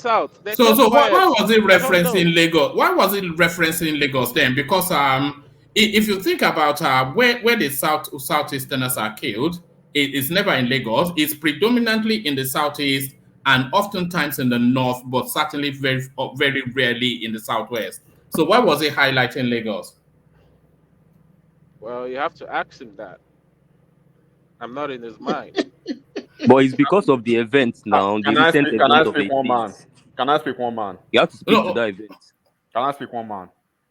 All right, come in. But don't take out on the longest. Just so that we can, because other voices want to come in as well. But good to see you, enigmatic on D. Yeah, good evening, everyone. I just want to put the facts into perspective now. First of all, during the election, did anybody die in Lagos of southeastern extraction? This is what I'm struggling because yes, I can confirm that. Okay, the boy that died in Okota, the boy was it was a Yoruba APC, yes, APC who was trying to vote for APC, and he was killed. And then I think 12 people or 15 people are already in detention in CID now. One. Number two, in Anambra State, more than 10 people were killed during the election. In Kano State, Yorubas, there's a popular musician, Rarara, or whatever they call his name. His house was burned. His office was burned. A lot of things happened. Even Ado Doguwa, the guy who was supposed to they were planning to be the speaker from the Northwest, is still in detention for issues that happened in Kano State, in Rivers State, in Cross River State, in Akwa Ibom State. A lot of things happened. So the people who died during the election in Anambra State, in Enugu State, and in Abia State, the Lagosians or Yoruba killed them in those places. Two. Number three, the guy was saying they are now trying to rationalize and interpret and then situate, his statement. When we say people can play similar game the same way, one man on this platform, if Tinubu had made this statement, or if somebody from the Southwest had made this statement, would you see them trying to rationalize or trying to interpret what he meant? Bayo Ononuga did not say half of what Iwuanyanwu said. And even that Bayo Ononuga they are holding on to now. Bayo Ononuga was responding. It was a response to Chief Ezeife, the guy that was sitting by Peter Obi, the white-bearded man, Chukwemeka Ezeife, ex-governor of Anambra State, who is supposed to be an elder statesman. He said there will be no Nigeria unless Peter Obi is sworn in. One. Number two, this Emmanuel Iwuanyanwu, right, is one of the top echelon of Southeast politics and the social cycle. He's a billionaire. He owns Iwuanyanwu nationality, Iwuanyanwu. Yes, we know him. It's a well-known name. It's an old-standing name as well. That is why it's so disappointing. It's at Obasanjo's level seniority, Iwuanyanwu. Yeah, he's the owner of Anenic. Yeah, look at the statement. He said no, but no, they will not take it for anyone to kill Igbos again. And who are those people killing Igbos? The question, who are those people killing Igbos? And they say they've invested in Nigeria. Are they the only investors in Nigeria? Are they the only investors in the north? Are they the only investors in southwest? Then number two, he said those who are probably that they will not leave Nigeria. Who has told them to leave Nigeria? They are the one threatening Nigerians every time that they want to leave Nigeria when things does not go their way. So they need to put all these things into proper perspective and stop blaming people. They should stop this victimhood every time. Nigeria does not have their time. They either get themselves together or they just keep quiet. That's what I want to say, one man. All right, brilliant. And Go. also, Just a please, question, if one I may question. interject for a second, Yeah, where let's did hear from Yorubas, Rosie. Yeah. the Nigerians that were killed in South Africa, what action did he take? The Yeah, Igbos that were killed in South Africa. yes, but we're What even action did he take? We're even struggling to identify if a Southeasterner was killed in Lagos or not. But Uptown assures us that there was. But we know for fact that at least 10 were killed in Enugu. And so Lagos was not the epicenter of electoral violence. Certainly not. No, one man, what you don't understand is that what they're addressing is not electoral violence. And I started my speech in this platform by laying that foundation, that electoral violence was widespread. Nobody's talking about this. Is not the first time we see electoral violence. Have we ever had an election without electoral violence? Political parties going after political parties? That is standard. That's not the space they're addressing. But why But that? when you profile so why is based on it their tribe, why is it puffing his something else. chest in it? Why is it puffing it? Wait. On every platform that you see people pushing Obi, why is he making waves online? Why? And why is who making waves? Hold on, and those behind this narrative online are Southeasterner, are Igbo people. What narrative, sir? What do you say to that? One man, What as narrative, of yesterday or today, right, on Dr. Damage's platform, they kicked out, they harassed a certain guy from Lagos State, BQB, when he was saying in his neighborhood he has not seen anybody that, and they were trying to pin him down that people died in Lagos. And I was telling people, when election had been concluded in the whole of the Southwest, 4 good days after, Abia State and Enugu State, they were still struggling with their own election.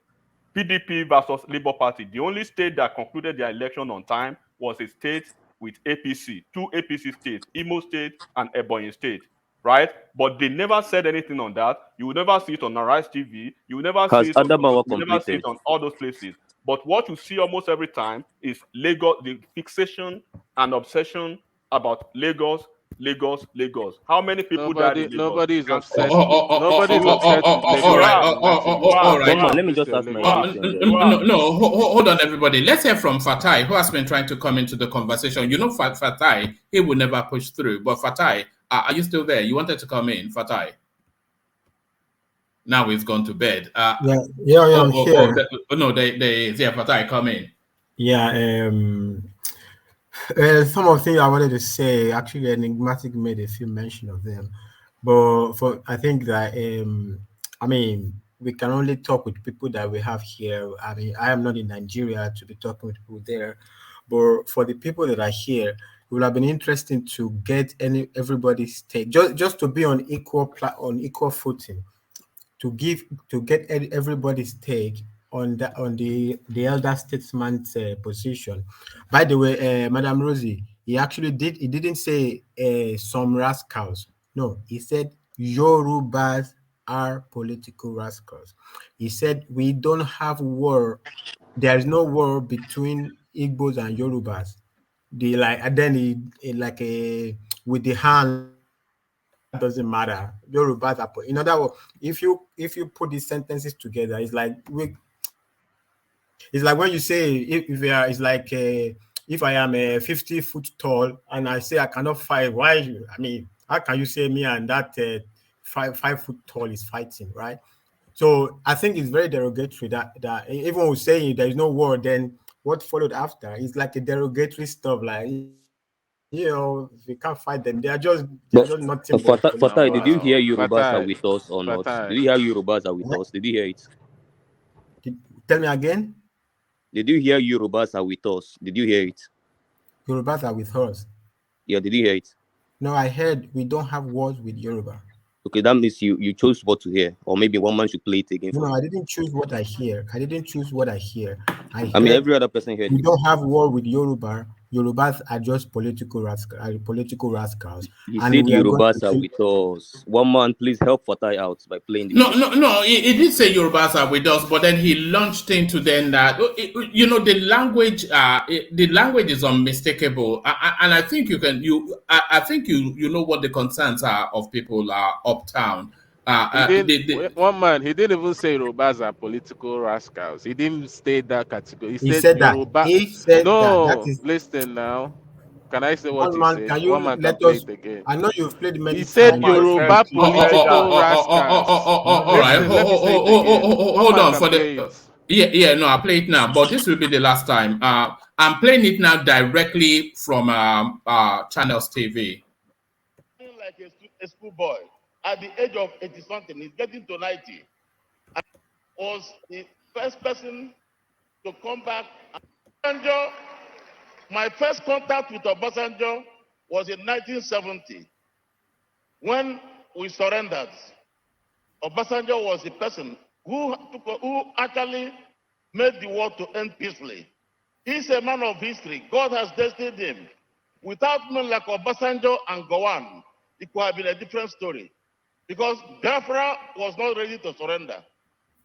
But they realized, because the war was continued.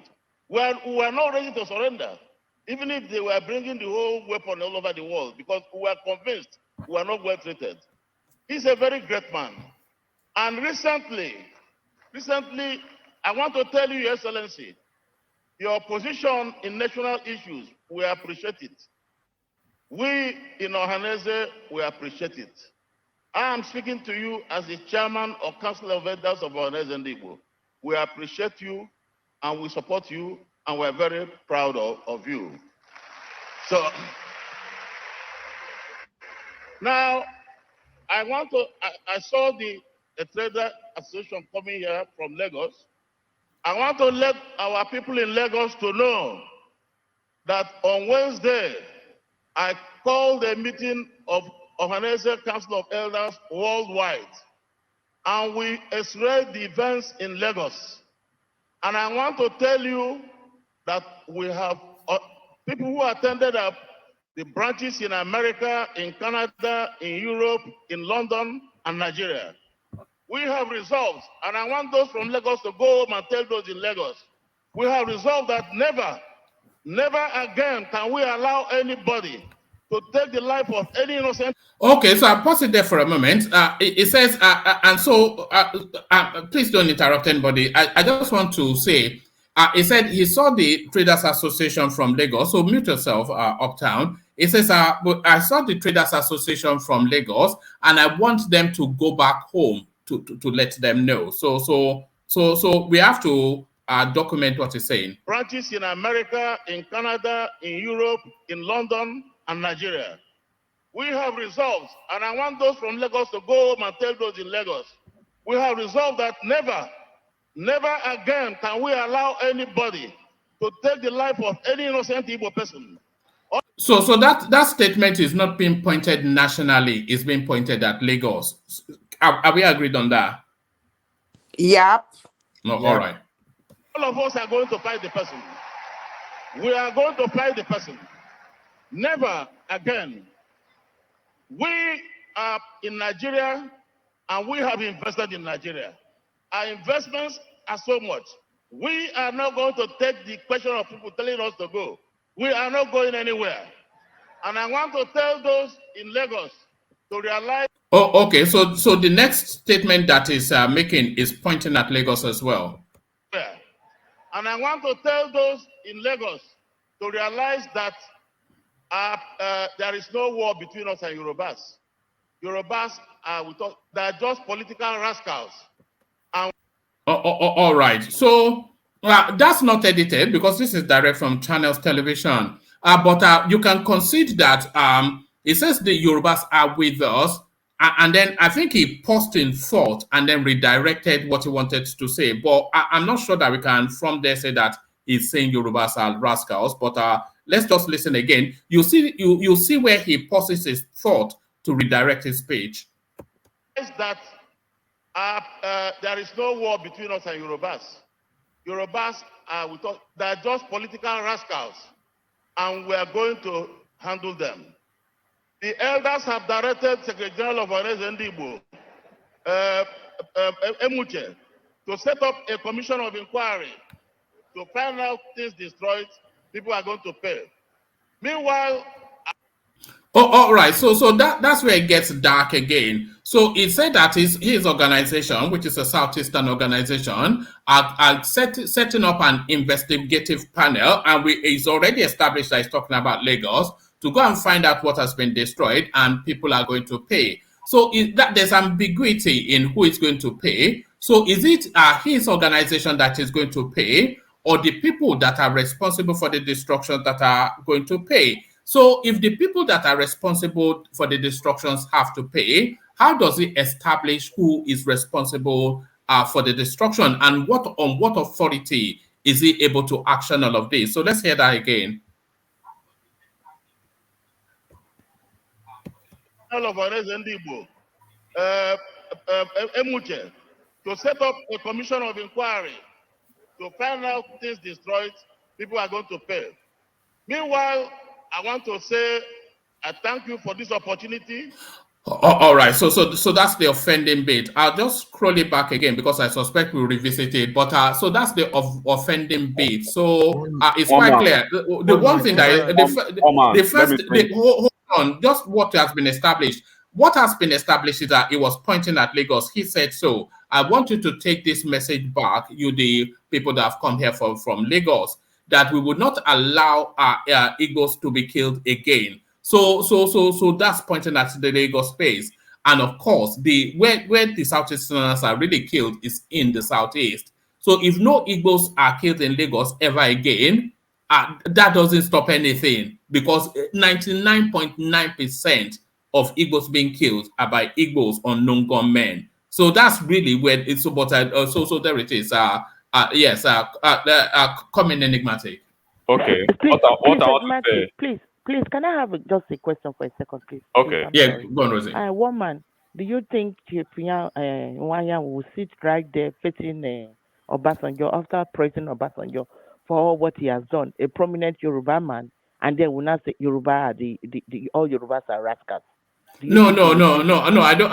I was saying that he paused and then redirected his thought. So I don't think he was actually So yeah. Thank you for clearing that. Thank you. One man, Fatai Durojo, what he said, Yorubas are with us. However, he didn't say however. He didn't say however. No, I'm just. Let me just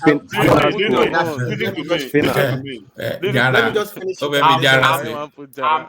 I'm making my own now. The way I see it, right? Yorubas are with us. However, they are political. However, they are political rascals. That is the way I see it. Then he went on a different tangent to constitute himself and whatever he was saying about some certain ethnic group as probably a paramilitary, or a government on their own. What you are supposed to do on a very good day is find a possibility of having a alliance with Lagos state government. What you should have said, the enigmatic, is that they will write a strongly worded petition to Lagos State and hand it directly to the governor and follow. But not to say they will turn militia to start to. So that's the overview. Didn't Lagos State government tell us that? It says they will commission an investigative inquiry. I mean, look, one man, this is very disrespectful to the government of Lagos State. This is very disrespectful. This is irritating, right? Because we are coming back to the root again. Imagine if somebody in Lagos State, maybe somebody like Okoya Thomas, right, or one of those big Yoruba men, stays somewhere in Lagos and is directing a message directly like this to the Southeast. Are these folks here Des and the other guy, would they be saying all these things? Because you know this will not happen. How So many when they Yoruba want to they say, kill for Southeast? What are you what, talking about? how many Yorubas Yorubas do you allow to Yorubas stay are in still in Southeast? Lagos, How many in Yorubas Southwest. do you, Yoruba, how many listen, Yorubas? listen, So listen, How let me many finish my listen, Igbos are statement. killed in enigmatic. Let me finish my statement. One man, this victimhood, they need to stop it. They will say, okay, Lagos is hostile to us. Kano is hostile to us. Are they tying you down? Are they putting a gun to your head to stay in Lagos? To stay in Kano?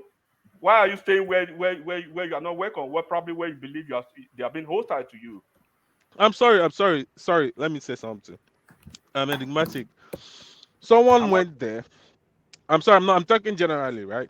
okay. Talk Someone generally. Don't came. talk to me. Someone came and started a business, and you didn't tell him to go, and he's trying to build a house, giving you money to buy land, to buy your land. You didn't tell him to go. Oh no, Des, stop, Don't go there please. because when I Let go me back say come back No, home, no, something madam, now. allow this. Finish. you won't like Sorry, it. woman, can Let me I finish No, interject no, now. for a second? one voice now. Well, Let I me don't want finish voices first. cascading over each No, other. one my is common sense. They keep crying every time. In Let, the north, they are let hostile me to us. finish, In South enigmatic. Africa, they are hostile to us. In Ghana, they are hostile to us. In Lagos, they are hostile to us. Right? Why can't you put yourself together and go to where nobody is being hostile to you in that neighborhood? Because what they will tell you is that we develop Lagos, we Enigmatic, can develop I Kano, we finish? develop Abuja, we develop Can I everywhere. But you've Right? not let finish? him finish now. So how And do you develop know where what you he's come going to from. say? Oh, okay. So It's the same let him thing. say it then, so he can be countered. Back to I'm you, Add not Des. vibe a Yeah. to it, fire. bro. All right. Enigmatic So back to is this. Yeah. always is always No, leave repeating himself. enigmatic alone because if you prod at him, he'll come back at you. Yeah. Yeah, go on. Oh man. Um there is something that I don't know the word for it. Um let me just finish what I was saying. If I come to you to buy your land and you didn't say no, I don't want to sell. I gave you money, you collected. You're okay And with it. you use it to drink and party. Yes, You go use on. it to drink and party. Yes. And I'm trying to start a business that will flourish, create some kind of employment around there.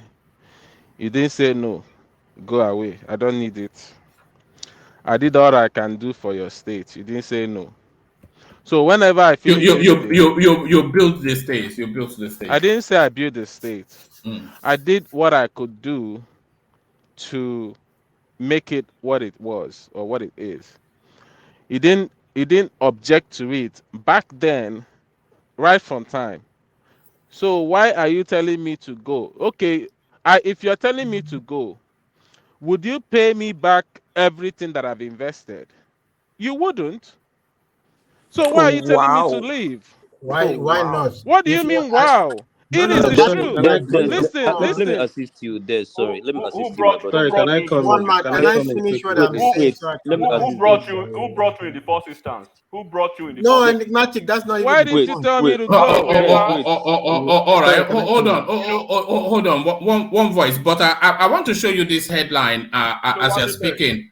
I want to show you this headline as you're speaking. I tried to give him a pass, but the news space they are not giving him a pass. So this is from PM News. It says trending video: Yorubas are political rascals. We will handle them. Iwuanyanwu. So that's You see the problem. What no, but who started it? Is it not the language? Is this not what? And PM News is a middle ranking outfit, or it's not the topmost, but it's actually not some gutter something. So this One is man, it. you That's don't the need PM headline. News now. Huh? All the APC top members have posted this thing. You don't need Yes. PM News. But this Something that is is it not what the now. mass one man, said. can I wrap But there it is right there. So this is the all about language and seniority. one man? Somebody that One was man. saying, You have a real answer Yorubas are already. political rascals. We will handle them. Sorry, Look one at your man. comment One section. man. Look at your comment section. You have a real answer already. Look at the answer from Rational Mind. The real rascal Iwuanyanwu was talking about.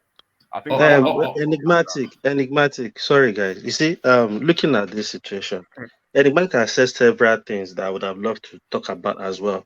There is a lot of Igbo statements that have come out to say a lot of things that should have triggered the space, but you won't see all this thing going around social media. But this man, all this statement, is that occasion a place to even be talking about things like that? Tell them.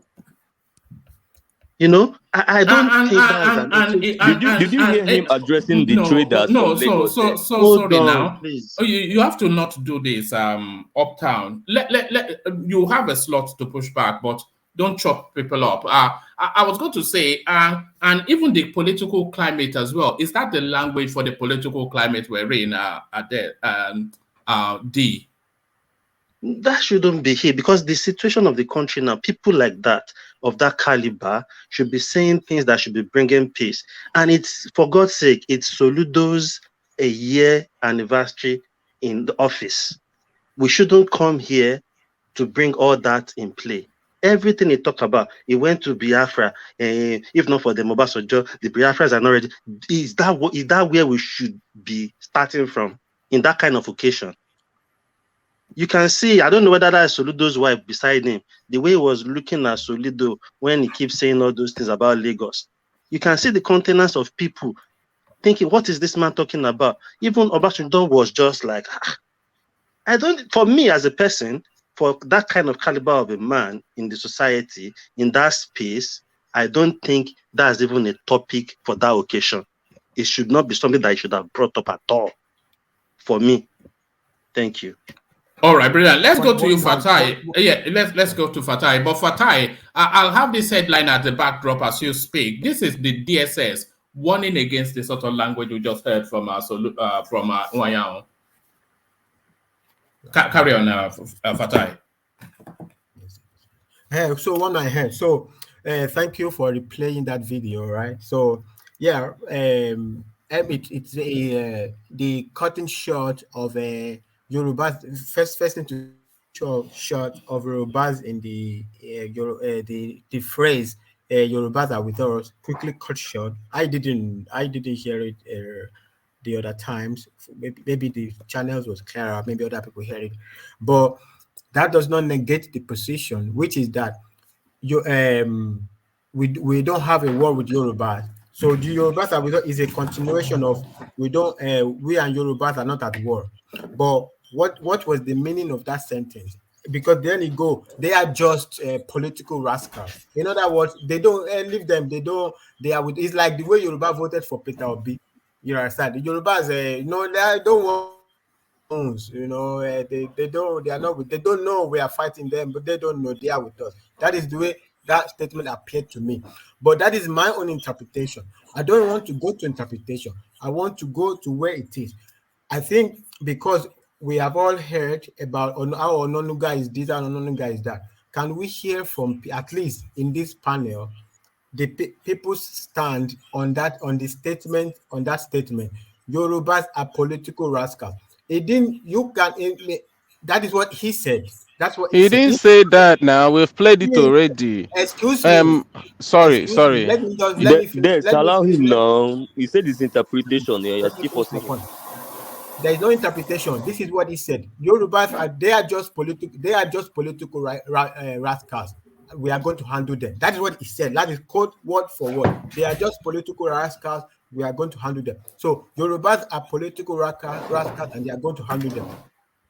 Now, I am not in Nigeria to know what is going. They will take care of each other. But I'm kind of in this panel because we've known how vociferous their position were on what Ononuga said, which, as Enigmatic pointed out, that was even a reaction to some things happening in the space or whatever.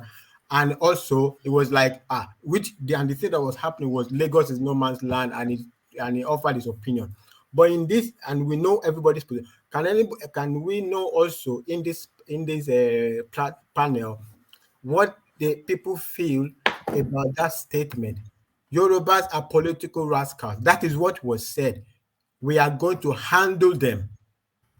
Fatai, let me interpret mine. Sorry, Let there's me interpret one mine. man. I sent you a video on WhatsApp. Please, can you play it for us? No, you have to send it to me on Instagram. I always my WhatsApp is not linked to the laptop. Sorry. Oh, okay. So Fatai, let me interpret this. You can say I'm wrong. He said in his word, we are not fighting with Yorubas. Yorubas are with us. He No, paused a we are little. not fighting. We are not at war. We are We are not not at at war. war. It's the same Yeah. thing now. Calm No, it's down. not the same. The context, no, no, Okay, no. okay, Context fine. We changes. are not at war with the Yoruba. Yeah. That Yorubas are with us. Yeah. There are political rascals in the Yeah. sense that there are some political rascals. He's not even referring to Yoruba. He didn't No, no, say but he didn't Yorubas. qualify. He said No, It's not listen, listen. it's There's no not qualification. uneducated now. Why you reinterpret? Is he an illiterate No, that you have to reinterpret no. his We are words? the one that is misinterpreting it here. Mm. No, no, that's He just never no. Just said. No, he never they said are Yorubas political are writers. He just didn't pol. say some of them or this section or You see, Come Tinubu on. you guys see, or this. you They see, no are matter how political you writers. We interpret are going to that, handle no them. matter how you interpret that, what he said all through reek of grudges. That is all the reeks of grudges. You can tell because for almost 5-10 minutes, that is what he was talking about. Amarin Lagos, and you are in an occasion where somebody is celebrating a year anniversary as the governor of your state. No, they were talking about history, though. They were talking about history. That is why So he what was history were they basically talking You talking about? know, about How does people that that the didn't involve even Biafran watch War. the Lagos? event, people that didn't watch the You event didn't watch have the event, opinions. and Hold it's just on, like hold on. How does the war affect reading the Lagos? Bible and choosing How what you does that want. affect No, Lagos? How does that bring Lagos into it? All One man, right, can I there's just continue? yeah. Let Fatai continue, and please, unless the interjection is really pertinent, let him just have the space to express himself. Yeah. Fatai, back to you. Yeah. So one man, the reason I wanted to, I was emphasizing on that position. Really, it's not really for anything. It's not really tribal anything. It's just that look, we cannot speak before we are accused of being tribal. If you say, if you one man, it was so like that day with the Ogbeni said something here. Even if you mention a name, you can't do anything. It's tribal. We can't speak. But here is something, here is a space where somebody specifically said in his own word, they are political rivals. We are going to handle them. What does even we are going to handle them mean? How is it going to handle us? How? What do you mean you're going to handle? And here people are trying to dance around. Meanwhile, One on man, the other can I side, speak? So excuse me, sorry, I did say let him have the expression. Yeah. meanwhile, on the other side of the fence, right? If just even what you said is not even anything close to tribal, they are going to blow it up to be tribal. But here is somebody who clearly and see all the dancing around. But if I try to speak now and I mention an Igbo name inside my statement, I'm going to be accused of referring to the Igbo land, and which is not hypothetical. It happened to Ogbeni. But in here now, they are dancing around. Oh, he meant some Yoruba, he meant Tinubu people, he meant blah, blah, blah. Hey, he didn't say that. That's not what he meant. You're trying to dance around, but you will not give us the benefit of the doubt. I think that is very unfair. That is very unfair. We should be able to speak. I should be able to speak without somebody attributing tribal anything to me. And too much tribal, we say when everything is anything is everything, then nothing is everything. When everything is tribal, then nothing is tribal. I think there is too much degradation of that term tribal. These are terms that have. Do you think the DSS should invite him, not arrest him, but invite him and have him spend a few hours with them, just for the optics of it, to start to draw a line under the sort of language that we're hearing from Iwuanyanwu? You mean the Yorubas political rival? Well, if you want to go by the standard of the let me just say obedient. This is what I mean. I'm trying to speak now. I'm trying to, even in my brain, I'm trying to find a way to qualify. But you people don't do that. Even when things happen, you try even to dance around it. I have to struggle hard to make sure I land well. It's very unfair. I even lose in the course of trying to land well. I lose my train of thought. And not that I mean to say anything, even whatever I even say in the end, it doesn't have to do with anything tribal. Just talking my mouth, whatever it is, for whatever it's worth. But it's a struggle. But then here is something that is as clear as day. There is dancing around. The hypocrisy is unbelievable. If we go by the standard, I think such position have been with regard to, I don't know, first with MC Oluomo, right? I mean, if we have to go by that standard, I would say yes to your answer, one man. But of course, it's a different standard. It's a double standard. You know, because the DSS has expressed concern about this sort of language. And off the back of the ink, let me just give you this. The ink has not even dried. I'll only give you a few paragraphs just to see why this is a window of opportunity for the DSS to invite to invite this guy in. Let me just give you a few paragraphs. It says, Nigeria DSS alert of planned violent action warns against desperation to ignite violence in the country. So this is an advisory that the DSS has put out in the public space. It says that the Department of State Services DSS again alerts the public of plans to violently disrupt peace in the country. The service hereby warns those desperate to cause a breakdown of law and order to desist from that. Now, it will be recalled that the service had earlier advised political players to abide. So let me just came through. Let me take it from here. It says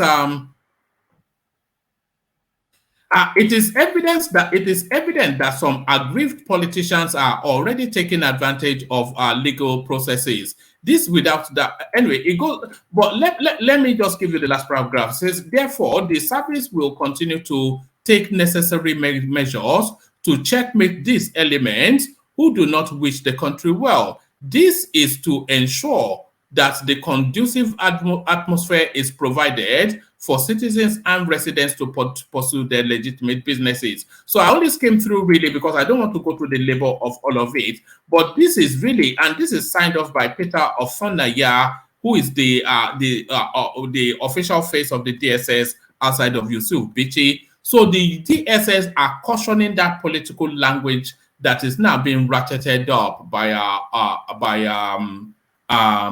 whatever his name is, Iwuanyanwu. So is this not that window of opportunity for them to bring him in for questioning, at least for the optics of it?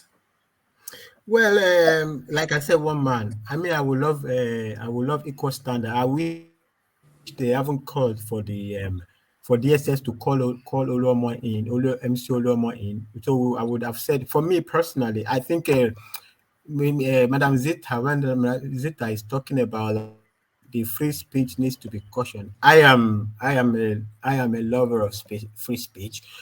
If DSS has indication that that is actionable, that what he was saying are actionable, that action being taken, I think they know their job. I would like to assume they will, but I think just the speech, I'm not sure it will be in the parameter of things that DSS will get in. They are not outright police for. I think it will be except if there is an actionable, or if there is a. Fatai, can I interject a little, please? Okay. You see, when MC Olomo made that statement, everybody was angry. Yeah. He quickly made a skit. I'll call that a skit. Brought a woman, acted what he acted, apologized, said that he didn't mean it that way. The police invited him. He still said that he was just joking. He didn't mean it. At that point, if somebody says something and then you are trying to hold him onto what he said, and he apologized and said he was joking, even went as far as making skit, do you think it's necessary for you to still use DSS to go after him? Thank you, madam. This is where Let me finish. Okay. I have two brothers on the platform, Des and Uptown, even when they don't see me as their sister. I want to ask them a question. Do you think, Des and Uptown, do you think Iwuanyanwu would have been a little bit diplomatic in his words? All right, hold that as rhetorical, and let Fatai continue with his thoughts. So Fatai, back to you. Yeah. Go on, Fatai. Yeah, Madam Zita's point is essentially, if my interpretation is right, essentially is my point. So that much power was exerted on MC Oluomo for speaking, right? And if the DSS, so I'm getting now that actually the DSS actually called him in from what Madam Sister said now.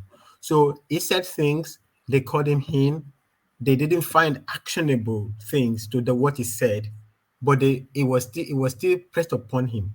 Now here is on the other side, somebody has said something. If we are going to go, if there is no double standard, yes, as well. But if there is a double standard, I don't know. Because for me, I would have loved that even MC Oluomo was not called in by the DSS because it's free speech, except if they had, there was actionable things behind what he was saying. And so if there was traces of actionable thing behind what he said, okay, then it can get to that. But for people speaking, me, I will never give up on. I will never surrender to people being able to speak. I just want to be able to go back in my own speech to people's speech, right? I don't think just based on the speech, I think his name is Iwuanyanwu, right? I don't think it should be picked up, right? But if they had established the standard of picking up people because of what they say, right? If they had picked up MC Oluomo by that standard, it is only logical they should pick him up as well. They should pick him up. If they already pick up MC Oluomo, they should pick him up as well. So if they don't pick him up, where is the justice? Where is the fairness? They have to pick him up as well, because if you speak, right, it's enough for DSS to pick you up. If somebody else is spoken, that if you speak and have some ethnic coloration, somebody else it doesn't matter what it means. It doesn't matter if you're playing, right? Top MC Oluomo, they should pick him up as well. But I would prefer, as my own personal preference, not MC Oluomo to have been picked up for just speaking, except if there are actionable things, traces behind it, and for Iwuanyanwu not to be picked up, except there are actionable things behind it. But if they had established that standard, they should same standard for everybody. What is good for the goose is good for the gander. Des, you've suddenly gotten better looking. What's happened there? Is that looks expensive? Is that one of those expensive cards? Oh no. Oh, all right, sorry. Back to you, Fatai. It was Des distracting us with his card. Yeah, well, man, that is with regard to the headline that you showed. That would be my position. My position would be, how would I prefer that much? Because people have to think about tomorrow, whatever they do, even in what is going on, even right now in the political space. People have to think when the table will turn, because if there is only one thing that is certain in my life, what goes around comes around, or whatever it is, everything goes back. There is equal and opposite reaction for every action. It's going to come back. The whole thing that is happening in the political space now, everything is going to turn around. There is a proverb, Yoruba proverb, say, "Aloni town, aboni town." They were going. It's going to turn around now.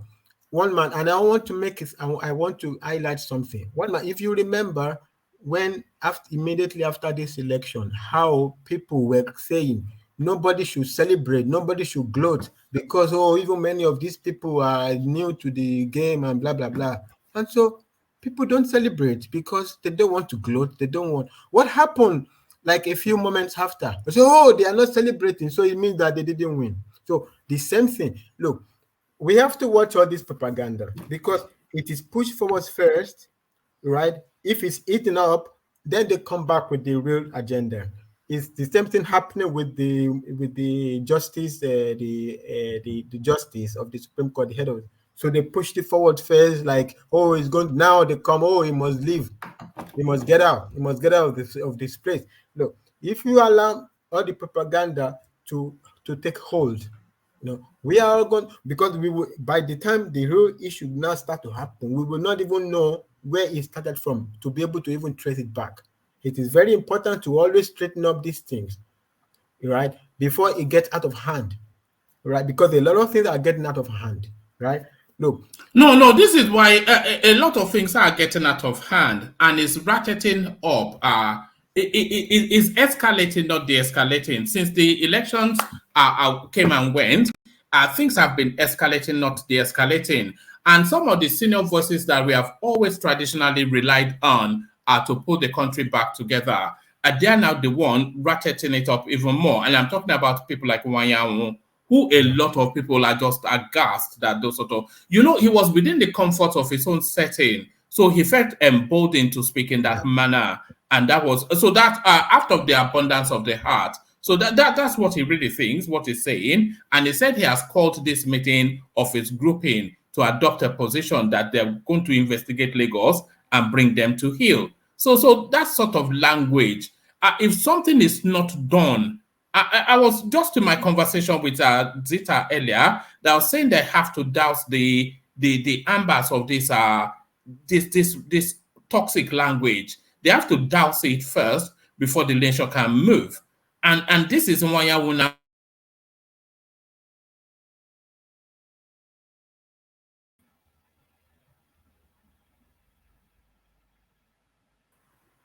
Sorry, can anyone still hear me? Yeah. No,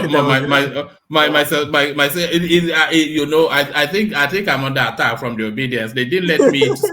They didn't let me start my session. Now they want to use voodoo tricks. But there it is. But you know what I mean. So something significant has to happen. Yeah, one man. By the way, with regard to that Peter Obi's at the Soludo, I think, invitation is ₦1 per paper. I probably was invited, but maybe the timing, certainly the timing was a shock, right? So I think it's all. Do you think it was deliberate, the timing? The timing, certainly, because except you have to say Peter Obi is like me. I don't have personal assistance. Because we all know protocol. We all know. Yes. You have to assume if you think it's not deliberate, then you have to assume like Peter Obi is as poor as Fatai, who don't have a PA, who don't have, like, when he gets there, of course they have structure, people that go, they know that will go, that can say, oh, what's going on? No, this. His team can communicate to know. These are tight. His team can what's going. It can, if he wants to be unnoticed, it's not complicated. It can easily be worked out to be unnoticed as he gets inside, even if he came late, right? It was of course it was. If you are not trying to speak like a baby, it was deliberate, right? From my own, the way I say it, if I say to myself that wasn't deliberate, I know inside me that I'm trying to be a baby. Maybe there's another interpretation, but I think it was deliberate. I think it was a power source. It was to establish. I think maybe you. It was a power play, wasn't it? That was power play right there. It was power play. It was going.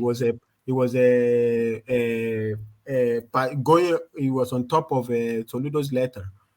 I think history will remember. It came there to dominate Soludo. That's what he did, and he succeeded. One man, history will remember Soludo kindly, irrespective of whatever obedience take of him. See, this whole saga will end by May 29. Is going to end, right? Says, if you're not, this is a summary of Soludo's letter. Look, if you're not going to win, and from my personal estimation, me as Soludo, I don't think you're going to win, right? So if you're not going to win, why don't you let us take care of our people? Let us put our people in front, right? There was discussion going on with Atiku, right? That Atiku will do only one term and let the Southeast come in. This is the position from which Soludo is coming, and this is not some obscure thing. Or it was out there in the public. Even the weakest camp, where part of their negotiation with Atiku was for Atiku to do one term, right? To do one term, and then the PDP apparatus will take over and put somebody else there. From weakest point, whether it's going to be South or Southeast, we will see. But Atiku will do one term. So in the meeting with Atiku, it was like, this is it. But they wanted Atiku to give a public, almost like a promise for this, right? So I think this is where it was getting iffy. The Atiku's camp was like, no, you can't. Atiku is a big man. How can you force him to give it? But one time, Peter Obi should not have run because no, he shouldn't have run. He shouldn't have run because why would he? No, because if Peter Obi had not run, Atiku would be the person that got that certificate of return on the 1st of March. And then that's but then the agitation for the Southeast presidency is already something that is in the public decimal. So after Atiku, it's almost nailed on guaranteed that would have had a Southeastern president. But what Peter Obi has done, I don't think the price is quite clear yet to the Southeast. What is 32 years, not 16. What Peter Obi has done, just self-interest over regional interest, is 32 years, not 16. Because of course, Tinubu will serve his 2 terms. He's not going to allow anybody get in his way. And then it goes to the north. But when it comes back to the south, it will come back to the southwest. And that is what will happen. So, but what Peter Obi has done, 32 years, that's the price. 32 years, 32. Can I interject? It should not have run. No, if you're asking me my honest opinion, it should not have run. But then there it is. Yeah, of course. Carry on. You see, one man, this thing you're saying is, I don't know how to put it. Will I say it's quite disheartening? In the first place, Atiku is not supposed to. You shouldn't say Obi is not supposed to run. You should say Atiku is not supposed to run. But no, Atiku is already on the ticket now. So from the one, Atiku is not supposed to run. Everybody agrees on that, Madam Zita. Nobody is debating that. Atiku has gotten. No, saying Obi should not have run, should not even come in. Atiku in the first place is not supposed to run. Yes, I agree with that. Yeah, we know. Let them go out there and slug it out. Yeah, we know everybody agrees on that. That's not in debate. Madam Zita, Obi is not supposed to run now simply because it's Igbo. That's what the thing. No.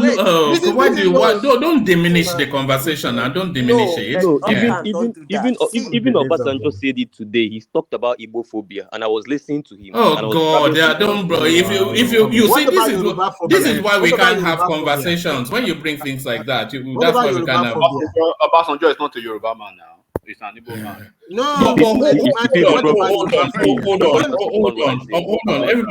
hold on, everybody. I want to rewind it to where I was with Zita. Zita, do you okay? So the next 16 years are already taken care of. But when the Northerners complete their term in 16 years' time, tradition has it that they will try and hold on to power because they always have done. They will say all this turn by turn thing is finished, but then there'll be that argument, and then power has to come back to the south. But when power is making its way back to the south in 16 years' time, do you think the southwest, do you think they will suddenly have a prick of conscience and say, no, let us give it to the southeasterners? Do you think that will happen? Lie. Wait, can I finish now? That's to Zeta, yeah. Mm-hmm. But you take it from where I am. Yes. From where you are. Yeah. Politics is a game of numbers.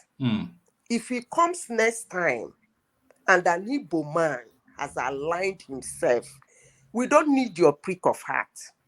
We go head on. Yes, well, that's fair enough. If they can fight for it, but if they want to do turn by turn again. But telling me that a Southeasterner will not come out to contest, or that Yorubas will not step down for them. As long as it's Southerners, one thing is that nobody will hand over presidency to you. I've said that several times. Election is a game of numbers. And for you to get those numbers, you have to align. No region single-handedly makes somebody a president. But come in time of 16 years, if Igbos position themselves very well, whosoever in the south that want to contend out with him or her that is there, the Igbo person, man. Yeah, but the Yorubas are adept in politics, and the Southeasterners are not. One man, can I give an answer? No. Do you concede that? Do you concede that the Yorubas are adept in politics, and the Southeasterners are not? Traditionally, it's always been the case. You know that is Tinubu that brought you people to the limelight. What about Abiola? What about Awolowo? The Yorubas have now always let me been finish now. Yeah. Awolowo never won the presidency. Yeah, but it Abiola, was a well, limelight. let me finish. Awolowo did not win the election, so we shouldn't be talking about somebody who did not win. Let's talk about Abiola. No, we're talking about political dexterity. Yeah. That's what I'm saying now. Yeah. Tinubu, before you people vote, is about stuff like Yoruba stuff. Tinubu went to the north to align and then gave the north the southwest. That was what Abiola did as well. And that was exactly what Abiola did. Abiola aligned with Kingibe. And then they took it from there. Do you understand? When has the Southeast ever master stroked in Nigerian politics? They've always been frontal in their politics. It's never with guile. They don't do one guile. Man, let me tell you something. Yeah. There is something I have to tell you about my tribe. We are go-getters. One thing you people will have to understand is that since the Nigerian Biafran War, the Southeasterners they've not actually come out to forge ahead to participate fully in Nigerian politics. Oh, I want to make this clear. They did. Mm-mm, they were part of the national politics in second. No, wait now. What I mean by participating. Yeah. When I mean by participating, I'm not saying that no Igbo man has come out to contest for president. That's not what I'm saying. What I mean by participating is in the sense that that is the word I mean. I want to say align. Actually, they align. They were aligning. They align. If they did not align, if they didn't align, hold on. They align with PDP for how many years? No, that is not before PDP. Hold on, they aligned. They aligned the Second Republic, and that was what got them the vice president. That's not what got them the vice president. Let me tell you something. It's not a question of giving people your vote without any agreement. Every year you vote for PDP. That is not alignment now. No. Actually, let us be frank with ourselves. Even in this republic, they align very well. They were in the national party. When you are in the national party that control the presidency and the national place, you are good. You are playing the politics in the best of the best way in Nigeria. Madam Zita, can I quickly interject? Hold on. So that people will understand me. The presidency alone does not constitute everything. Let me explain myself. Maybe you will understand me. That control that national space.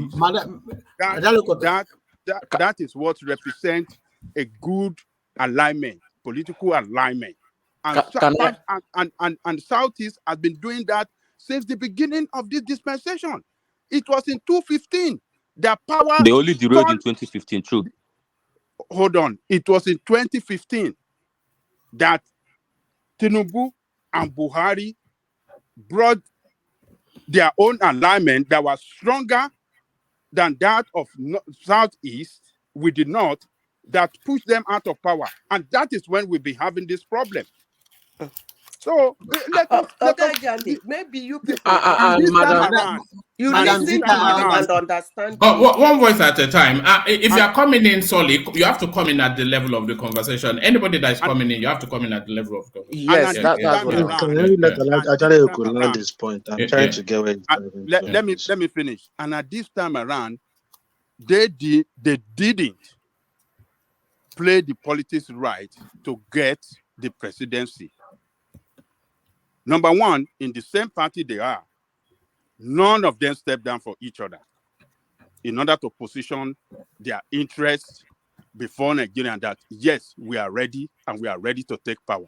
They fought themselves in that PDP, everybody looking for his own selfish interests. What do you call this? What's the name of that man that was suspended? What was the former AGF? Baba Chair. No, not Baba Chair. Pius Anyim. Pius Ayim. He didn't want to step down. Obi didn't want to step down. Another one didn't want to step down. And they didn't do it well in alliance, even with the South, that both of them have been partnership in PDP since the beginning of this dispensation. So they messed themselves up.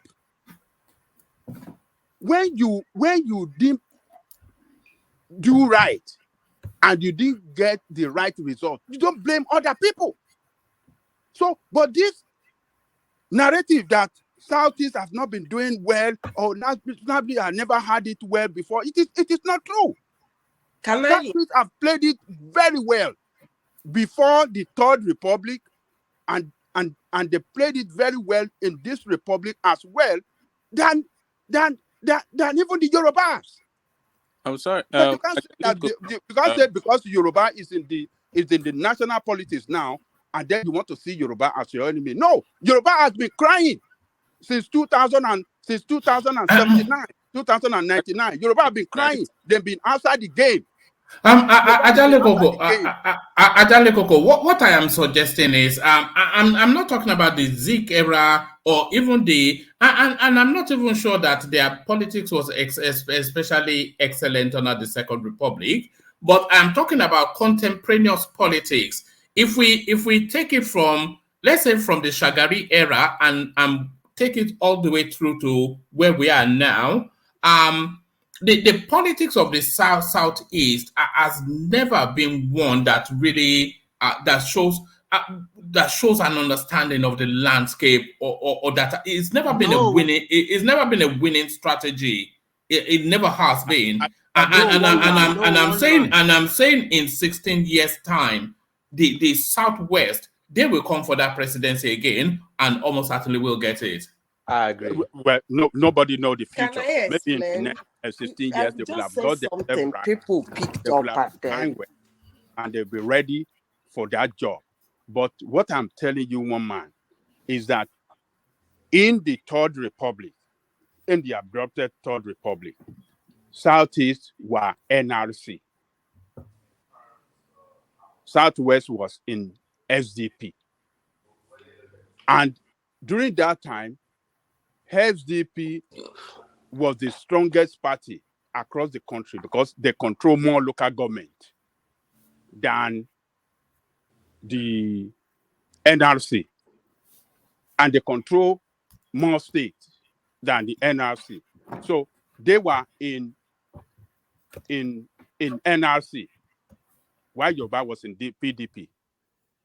Even the, what do you call it? The South themselves were in NRC. But it was the Abiola charisma, Abiola involvement in politics for the position of president that positioned SDP more stronger than the NRC. And we saw the outcome of the election that was annulled. Abiola triumph, trash NRC. So, but look, in this very dispensation that we are talking about, the Southeast has been they have been playing a very strong role in the national politics. They've been in PDP. They were part of those that are controlling that power. When we are talking of governmental power in Nigeria for 16 years, from 1999 to 2015, they enjoy every good fruit of this country.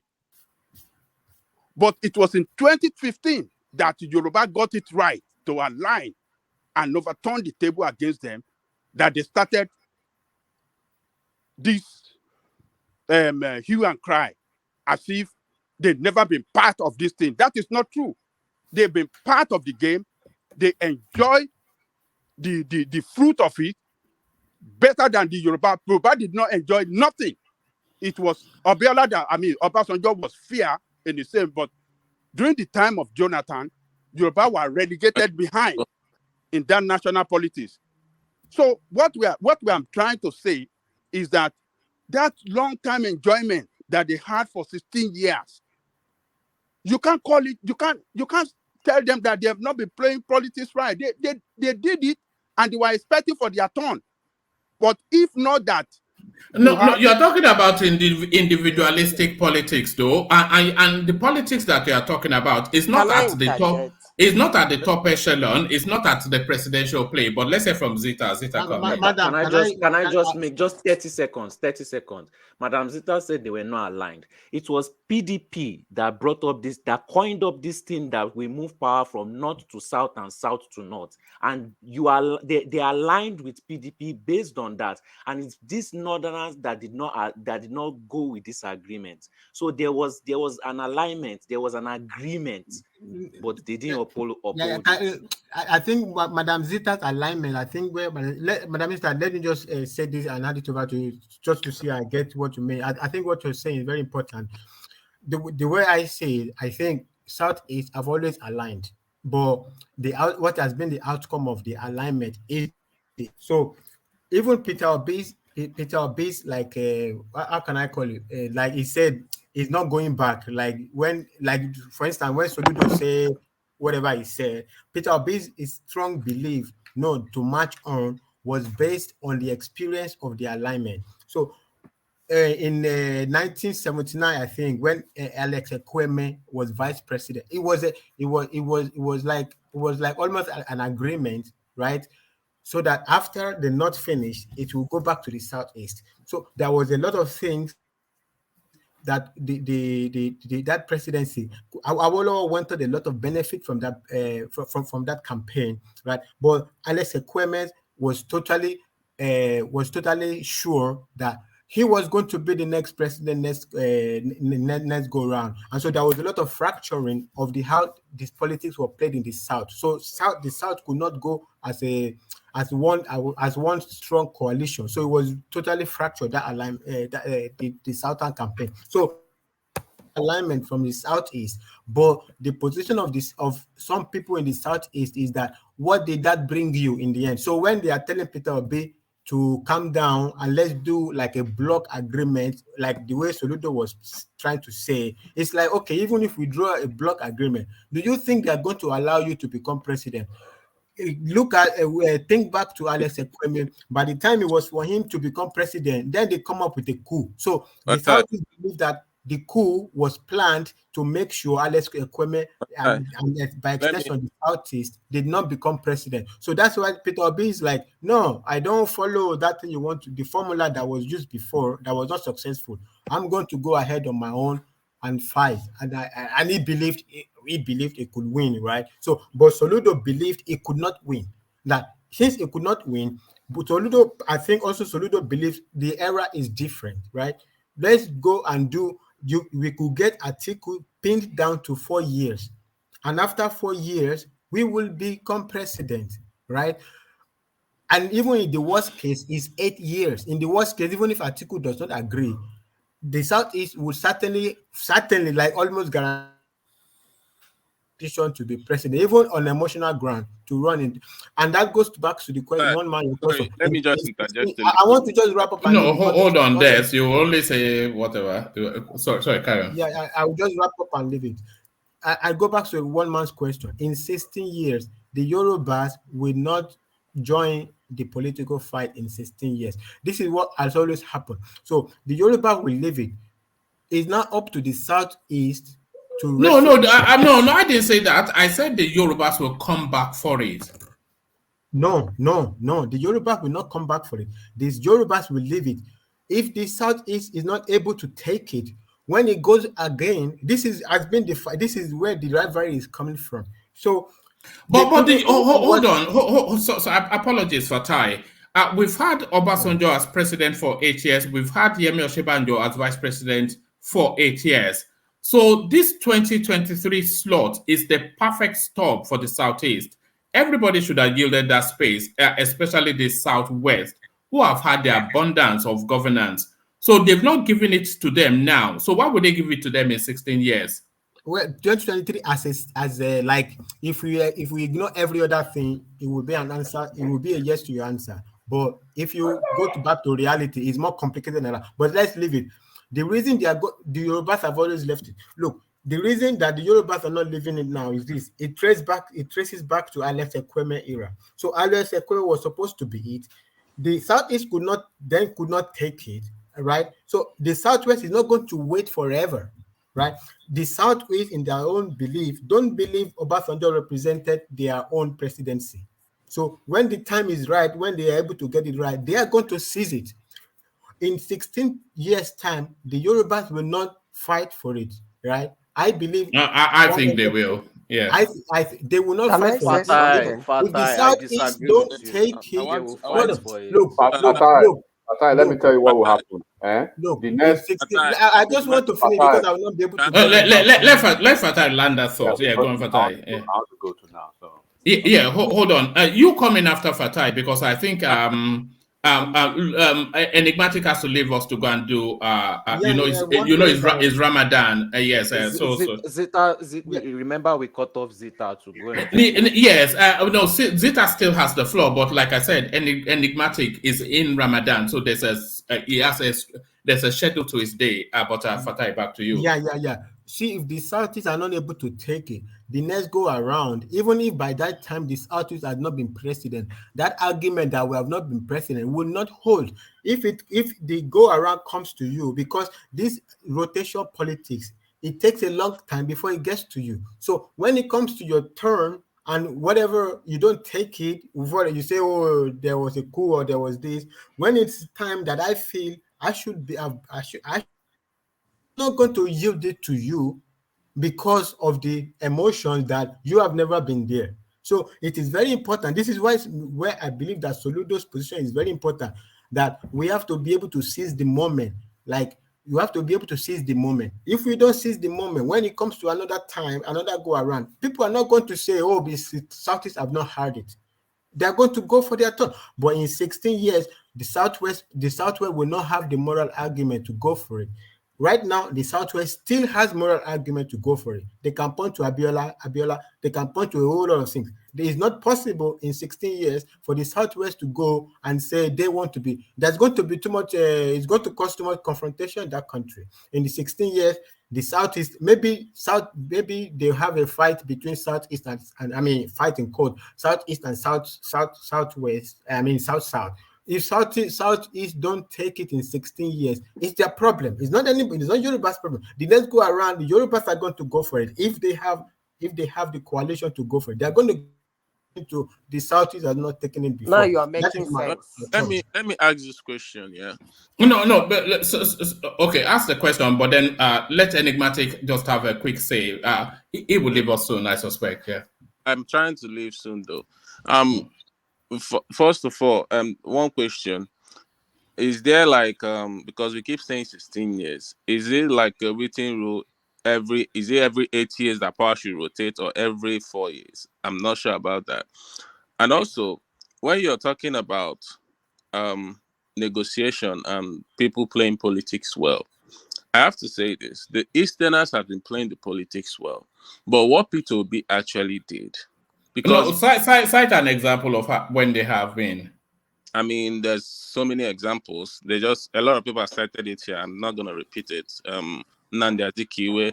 There was a time, actually, the action, what's it called? Action, whatever group. Action Party something. The Action Party. So look at this guy. Carry on. That was in the First Republic. Knows what I'm saying.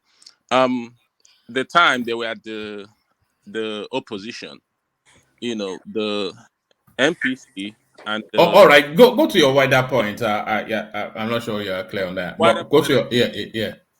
The wider point I'm saying is the Easterners have been playing the politics right, but the problem in this Fifth Republic or the Fourth Republic is that the PDP that they have been trying to that had the power, they have been negotiating power with, did not understand the power the Easterners had. But P2B came and told them now, listen, you guys have been making us as if we don't have the negotiation power. Now he showed them, yes, we do have that negotiation power. Don't, so anytime you're trying to, align with someone, then he understand what you're coming to the table with. Say, okay, this is what I'm coming with the table with. So you guys can align Yes, properly. our aviation that they have negotiation Elick power. Martins, please talk so that I can. That's Let enigmatic go. Let all enigmatic right. go. Yeah. and All also right. put in. I want someone to ask, is it like every 8 years or every 4 years they should rotate? I'm not sure about that though. All right. Enigmatic to you. Okay, thank you. I won't really take too long. But what I can say, one man, this election, when the election came to a halt, we said there will be consequences, right? Peter Obi, as he is now, he has there's a consequences for his action now, because the trust and whatever trust, if there was any in the southwest, has been breached completely, almost completely breached now, and in the north they don't even want to hear about him again. So they would rather want to be dealing directly with the southwest people now, rotating the presidency, because he has probably dragged them back. And then they have a solution. There's a template for them already. Do you know the template, one man? The template has been created for them by Soludo, and they hate Soludo now because of that template. So they should go back to that template. Their answers are those are the is in that the answers are in the template, and they should follow it. As it is now, they've bridged the little or whatever trust they have between the north and the south, the southwest and the north, because he came with a very divisive politics, and then they are the politicians in the north, they are not ready to do anything. And like I say, if he comes back again, let's assume as they are even talking. If they, I know it's not going to happen. There's a president elect. We will, if you know law very well, you know what is going to happen in the at the appellate court, in the Supreme Court. The president elect will continue, right? And then let's even assume that there's a cancellation, that they ought to have a new election. This guy will not get 2 million votes at the end of the day, because they know what he's doing in the north now, the politicians. And we said it, they punish all of them in the gubernatorial election, and you can see what happened. So once again, they have their template already made for them, perfect with one of their prominent sons that they've basically reduced to almost decibel point now politically, because of the kind of politics they play. So I hope and I wish that they will reconcile with Soludo, or probably reconcile with their mindset, to understand that this OB has set them back. Enigmatic, is that not what I'm saying? That they don't read the Nigerian political landscape very well, because they try to impose their politics rather than politics to the politic that obtains, which is what Obi tried to do and failed spectacularly. But in that op-ed, right, that I call a template for them now. If you see what that guy wrote, he said that of course he will get the numbers, he will do this, and at the end of the day, what next? So what next now, right? What next? Because Baba was saying, and by the way, the Obi sort of politics, it doesn't have the element of surprise anymore, because but by the time everything settles, people will factor what just happened into politics now. So that element of surprise not there anymore. They factored it within 2 weeks. Within the 2 weeks of the gubernatorial election, they factored it, because It wasn't so complicated. yeah, these are politicians by profession, one man. It took them just less than 2 weeks, right, to factor everything. Now you see how they were decimated in all the states. Even the Abia state, that they eventually, actually took. It was almost slipping up them.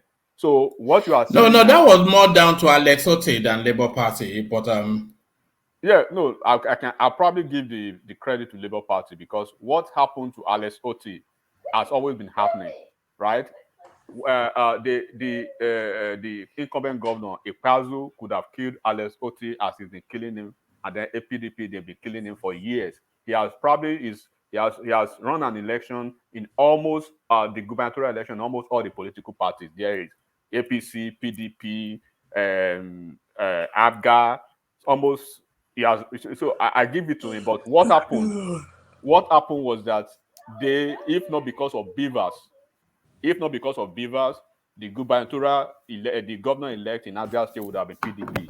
Because what they've always been doing, they did it.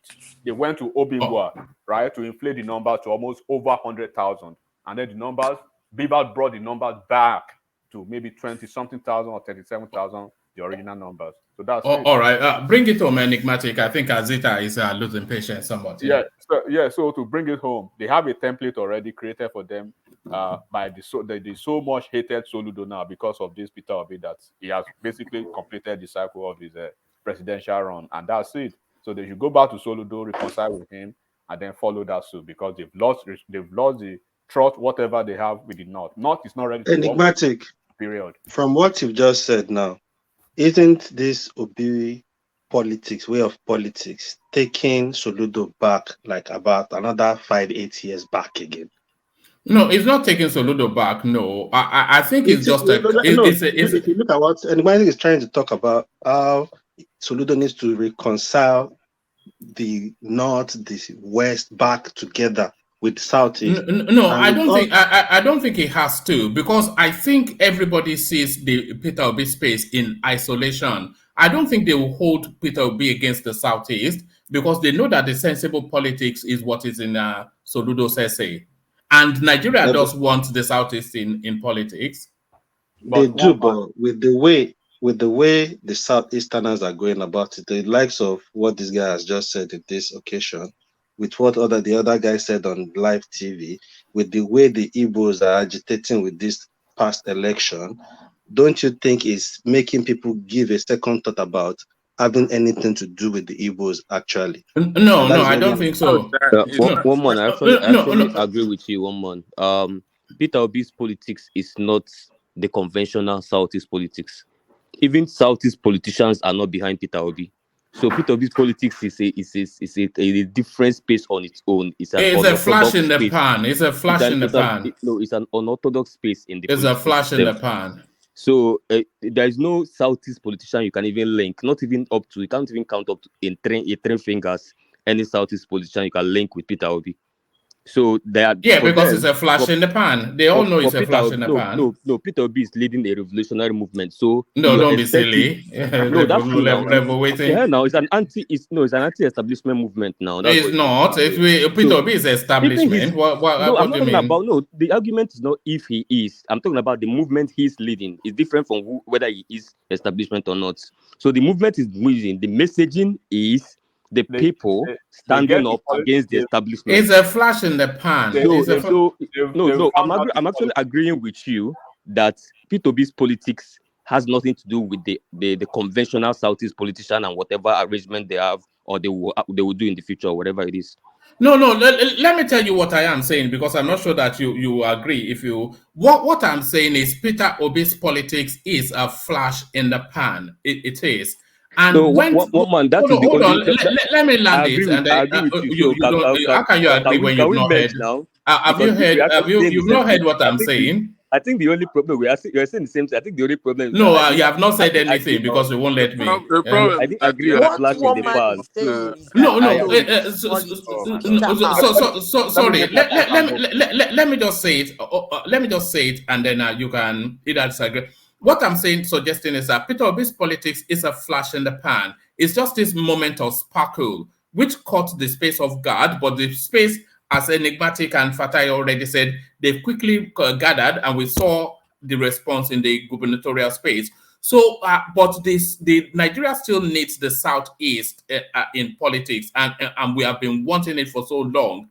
But when these things settle, the politics that Nigeria will invite in from the Southeast will be the politics that Soludo has already fleshed out. So it's just this, it's just a flash and bang, this Peter Obi. It's a flash in the pan, and it will fizzle out, and then Soludo's politics will come in from the Southeast. That's what I think. Yeah. I agree with you. Let me conclude, please, so I can go.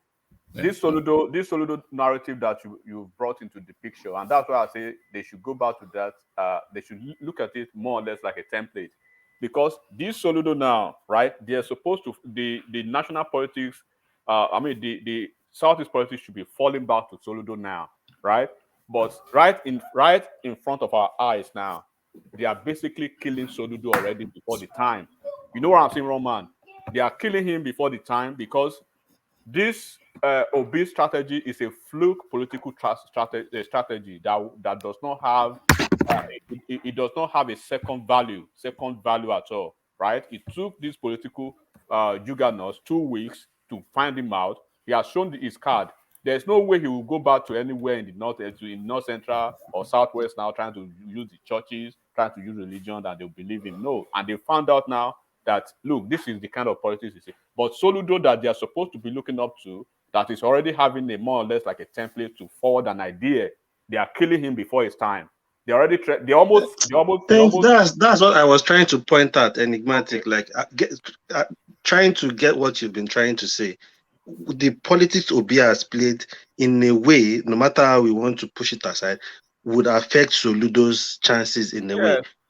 And by extension, the South is because now Soludo almost even lost the House of the Assembly. Now they are threatening him that he's not going to get the second term. Eventually, if he fails to get the second term elected, to be elected for the second term, that will probably dim that national patronage from even politicians from the national space that want to deal with them. Because as I'm telling you now, they are not ready to deal with all these shenanigans this guy brought. All those like Ulata just said, take back your country politics. It's dead and it's dead for good. It's a dodo board now. It cannot be revived. So that's it. I have to do now. You don't want to take back your country. No, now the establishment now. Most of the voices here are establishment voices. From where? Where did you take the battery country to theirs? Where did you take the country to? Is it the same country? Hold on. Nobody answered my question. Is it the same country is under state capture. Okay, is it the same country that you yourself that you called zoo at the time? So I'm no longer in Nigeria. I'm not even a Biafran. So because you never. But what are you now? Are you an American now? From now does on, Des still have his passport? Nigeria. What about Des' passport? Let me say one. You have to come and tear your passport live on this screen before we accept. What is a passport tearing on this screen? Expired passport. All of them yes. are tearing expired passport. When all of us or anyone on this platform, the one that are in diaspora, when you were living for that country that you are now, the country did not write a letter or a note to you to say, come to my country, right? People left Nigeria for several reasons. A lot of us did not leave because we have to survive or we have to, basically running for our lives. No, a lot of people 100%. They come for different reasons. So when you come to that place, of course you settle down, you have properties, you have families and everything, but you will never have that audacity to rub it on American faces to say, who are you? Your country is this, and then I'm relating it back to Lagos now. So when you go to Lagos and probably you go with a backpack bag and everything, you are basically on a survival mode, and then they give you the space and you want to do kind of thing. So you have to put all these things together, and then coming back to the politics, understand the politics of the locals and give them the room to do their politics. So basically, one man, thank you for the opportunity. They have the template that they want. The Soludo that is actually orchestrating probably the architect of that. They are killing him before the majority of that template. And if they kill him, it is on their point. So nobody should cry of marginalization. They've had their shot. 2023 is gone. President elect. New president will be in charge, and then everything will be. So if whoever wants to keep crying, they keep crying. That's it. Basically. All right, brilliant. Thank you. Enigmatic. One moment, sorry. Yeah. 1 second. It is very degrading to suggest that people that come from Southeast to Lagos came with bags and they are on survival mode. It is very degrading. Come on. It's a rags to riches narrative now. They have businesses in the Southeast. They have five-story building. They are billionaires. Anambra has the highest numbers of billionaires in Nigeria. So to suggest that Southeasterners who has been in Lagos since Lagos was a colony, a lot of them, their grandfathers were in Lagos, great grandfathers were in Lagos. To You are not suggest that getting my maybe these point. guys, Settle down. Oh, all right, settle down. all right, these guys are dying of hunger, and they carry their bags and move to Lagos. Oh, God. Everybody settle down. What's going on now, Uptown? Did you not take, hold on, Uptown. Did you not take your sensitivity pills today? You usually roll with the punches now, but today you seem somewhat. Are you sensitive today? What's going on? One man, it is. If you know what is going on around this space, it is very like people that I've always respected, people that I thought they have some level of education and exposure. This thing is exposing them, and I'm like, Jesus Christ, really? Is this where we are in this country? Somebody as patriotic No, as it's I am, politics and real life now. somebody but one man, you know how passionate I am about Nigeria. I know how you are, disgusting, yeah. and you know how disgusted I am whenever I hear these tribal colorations. But then, to the level of which it is being taken to. Why don't you blame your Obi that started this? Wait, I'm coming. I'm coming. You allow me, heard please. what Iwuanyanwu just said. Now you guys are trying to rationalize that. You are not disgusted by that. You hear what? No. That is the point. Let me tell you. All right. Enigmatic, let him land. Yeah. Are you disgusted by that? Hold on, Enigmatic. Yeah.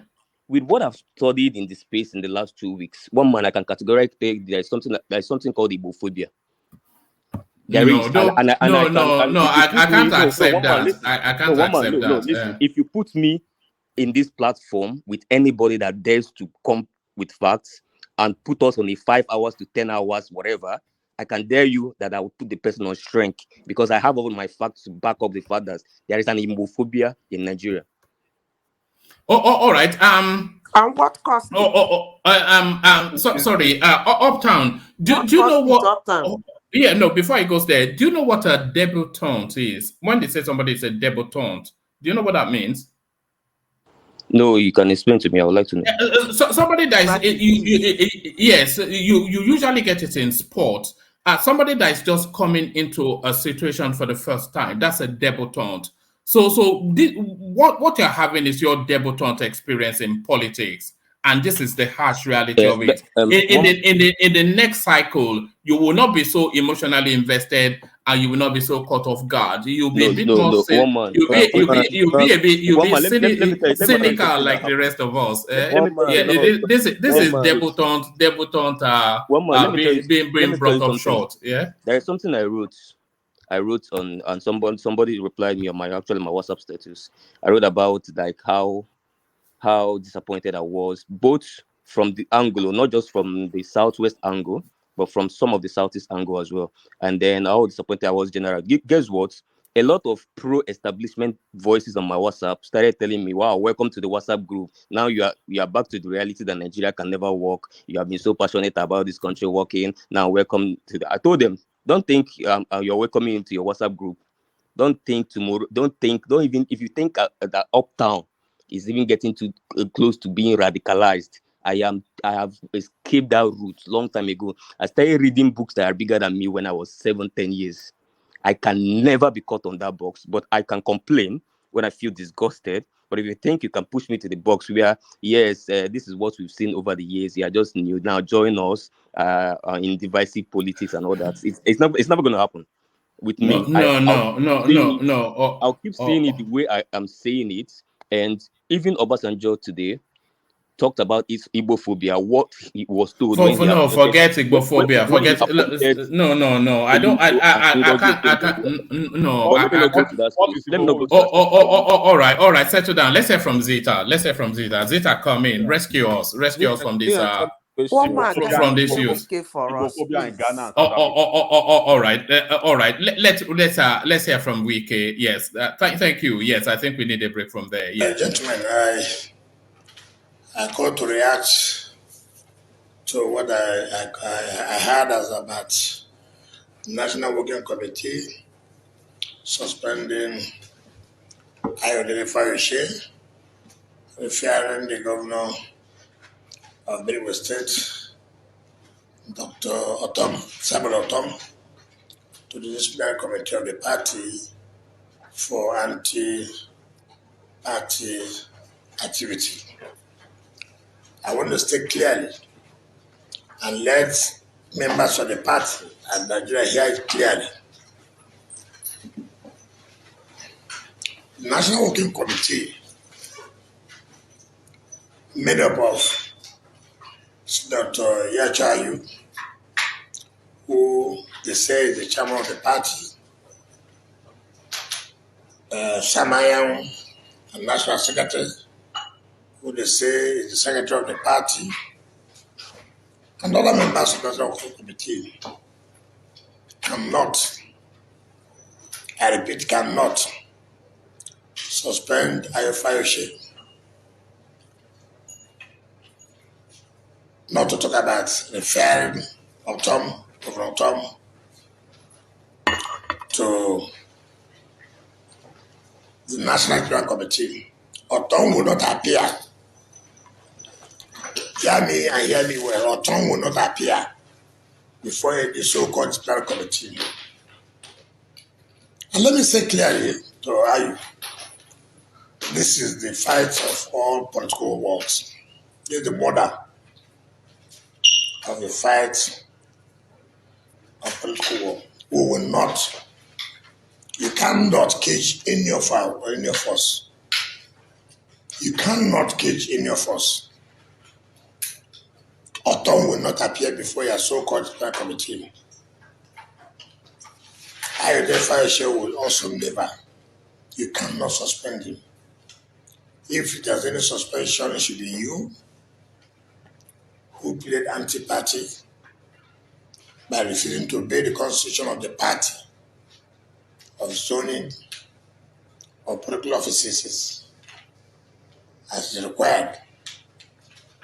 So whoever tells you you can't, please tell the person that he's not serious.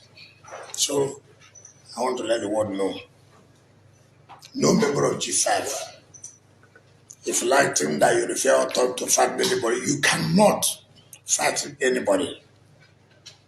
You don't have what it takes. You've lost everything. We who love this party, who have given this party everything it requires to be alive today, are those to speak for this party. So if you're talking about anti-party, it is you who could not even deliver your unit, deliver your word, because of the fraudulent activities you are involved. People have lost hope in you. That's why you cannot win your unit, win your word. You cannot. So Governor Tom, who has stood firm for the unity of this country, Governor Tom, who has come out openly to say that Nigeria must be one, is not the type he will say that he should refer to that a kangaroo committee. It will not work. You have opened up a new chapter of the political war, and we're ready. It doesn't matter whether we live as governor the next 2 months or not. Here will be one, and will not relent to fight back. So this is so-called suspension of Ayofayoshe and other members of the party.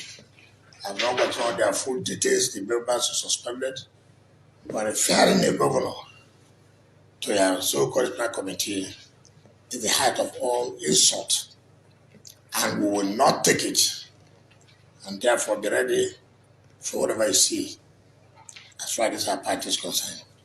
Gentlemen, I thank you, and God bless you.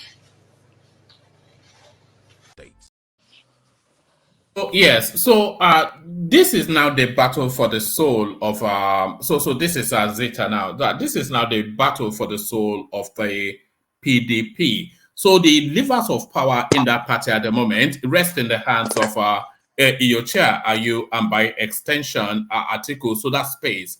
But they've now run a cycle of election which they have lost. And off the back of that, they have identified elements within the party who they've singled out for suspensions and disciplinary action. So James Wike now, a powerful stalwart within the party, he has now come now to declare this open warfare, inviting that the chairman of the party should actually be the one that's been suspended, citing instances of him not respecting the party's constitution and losing his word, etc. So all of the reasons he feels it should be suspended. And he's saying that the suspension of the party members is somewhat of a joke. So he's saying that. So now this is now the final battle now for the heart and soul of that PDP space. The levers of power in that party rest in the hands of Iyochia Ayu, but the actual power base of the party are Yems and Wike. So how does this play out, Zita? And I said you should play Wike's Happy Hour. You are playing. I thought you wanted. I thought you. I had Wike lined up. All right. Okay. Before you call me, let me play you a happier song and then play that Wike. This is somebody even funnier than Wike, who is in celebratory mood, and to take to that celebration, he does this.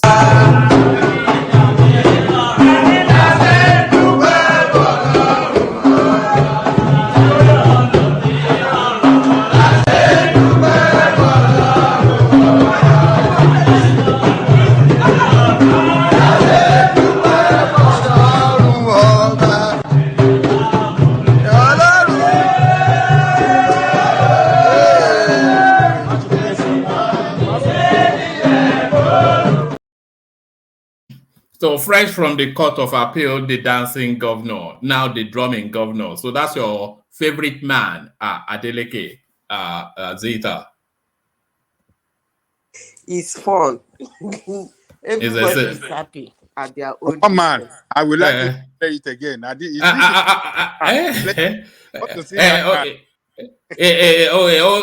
that a checker? What's that? Is that a Apala? Is Apala something or the other? This is a delicate celebrating. But go.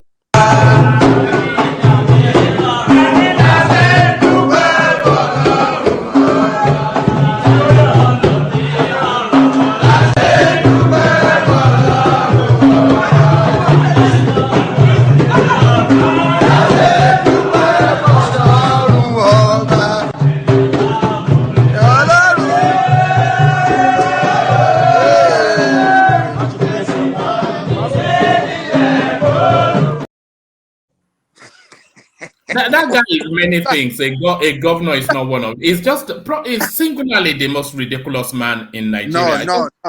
One man, you're getting it wrong. Very fantastic man.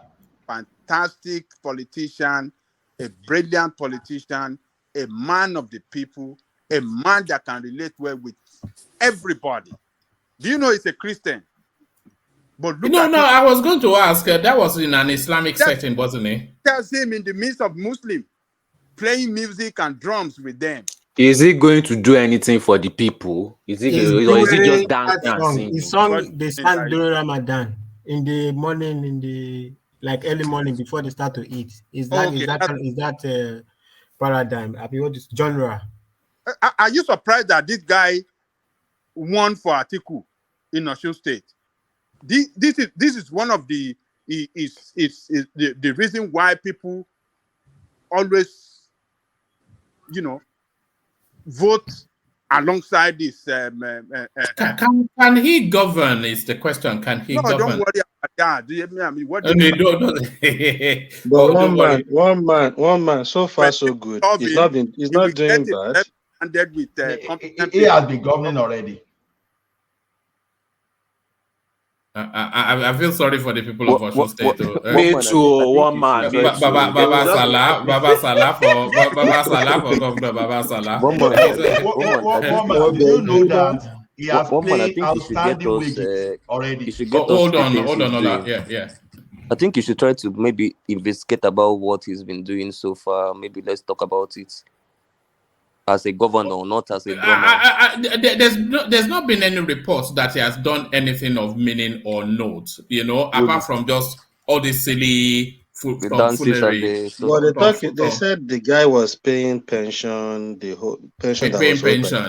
No, that's no achievement. Is that building gutters and skyscrapers? If they have not, you can't tell me it's not an achievement. If you get into an office and the previous government has not paid pension to pensioners for months, and you come and pay it, is something to talk about. Paying At least salary is an for a achievement start. now. The guy is not done a Unbelievable. year yet.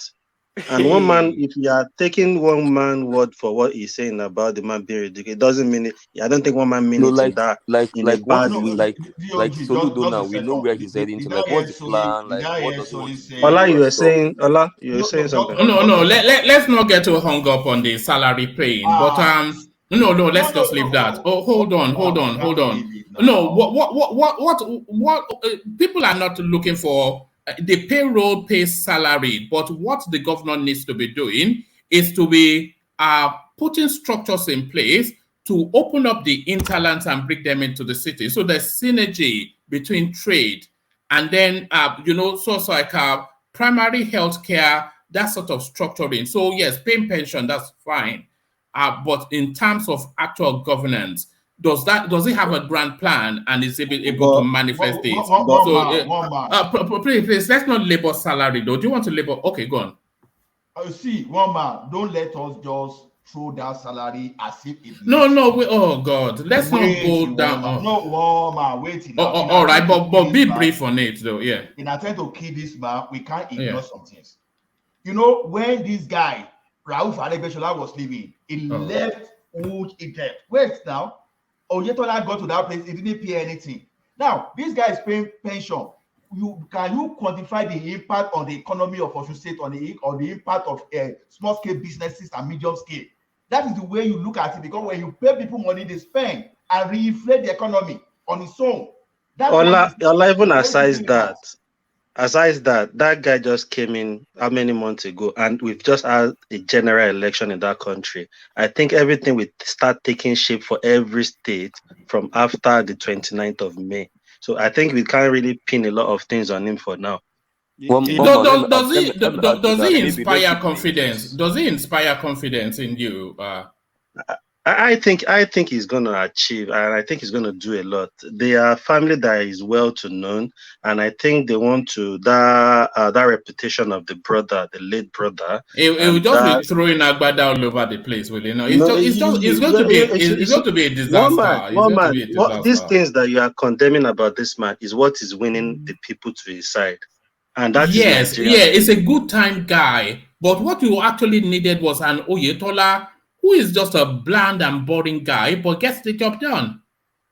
But you don't want this guy silly guy. Judge,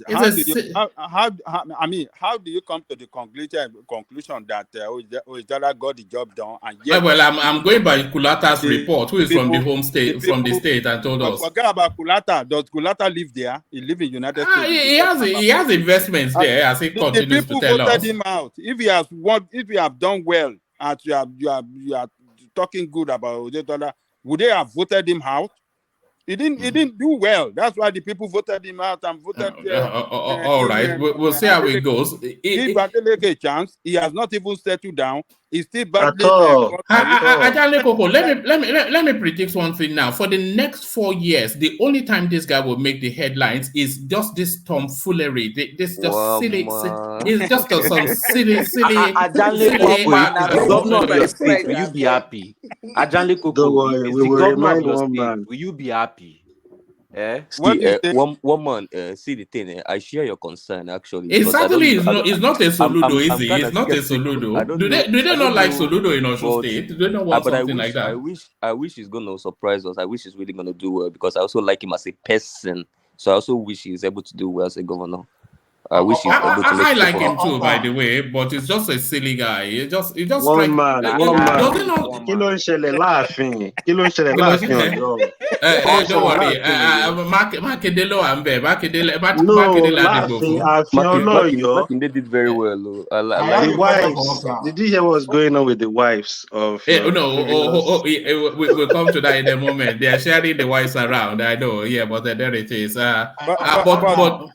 But one man, it is not when you are making a loudest voice in the public space or in the media that can really show that you are working.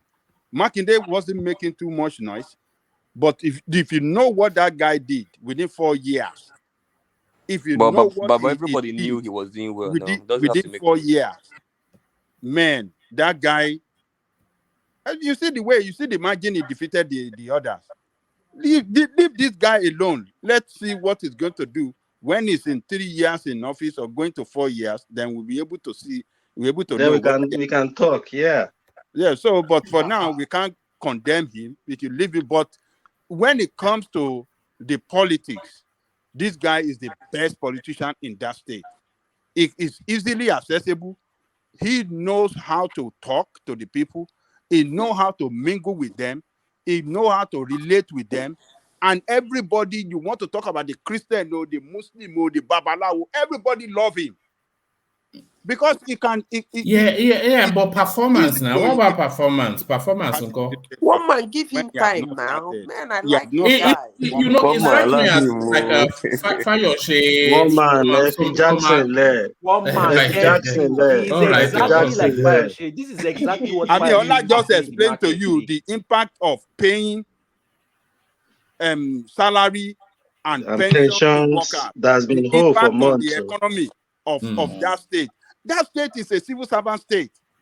When civil servants are well paid or get paid on time, as at when due, it stimulates the economy of the state. Ola is just explained. I was not even thinking it like, but look at the way Ola explained it.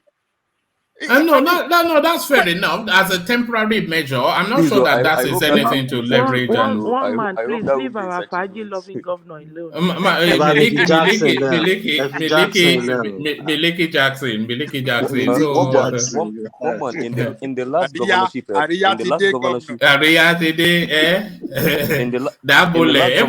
election, one man, yeah. I think for me, my highest moments in the last governorship election was 3 wins. First of all is Makinde. I was so happy about him winning that state, and it was well deserving. Second is Zulum. Did you see the margin Zulum won with? When a governor is doing well, you will know. Even from election, you can't read him out because he will give you a margin. I also love the part that Sanwo-Olu won. 3 of them deserving. Other ones were rigged massively. Other ones. No, I agree with you. I agree with those 3, by the way. Yeah, I agree with those 3. Those were the spaces I was looking at too. I wanted Zulum just because he puts himself on the line for his people. So, and you never really hear bad words about him. And Makinde, people feel that he's doing a good enough job. But he was at risk for the stance that he took. I never even knew that he had it in him to be that brave. And of course, Sanwo-Olu, it would have been a travesty if anything other than him being returned, you know. But the only downside now is this Miliki Faji. But this is your fault, Zeta. You took us there. One man, allow him to govern. Do you have a weekend's dancing hour? No, so that's the one you are really keen on. Is it a River State something? See, what about the happy hour guy in Is it Akwa Ibom or Cross River? Which one is the happy hour? There's the guy that say he will declare every Friday happy hour. It's Akwa Ibom. Every Friday, free. You can go to club, go to bar, and take free whatever you want. Look at that. All right. By special request from Zeta, it's a River State something. When it offend them, when it sweet us, they never say something. As in the sweet us, you go to pay them. As in the pay them, you go to sweet us. As in the sweet us, you go to pay them. As in the pay them, you go to sweet us. Somebody should actually make the effort to do a montage of Wike's songs. That's not the one I'm talking about. That's the only one I have. That's the only one I have. He was dancing. They were saying that they fear him. Well, I'll have to look for that. I don't have that to hand. It's in your WhatsApp.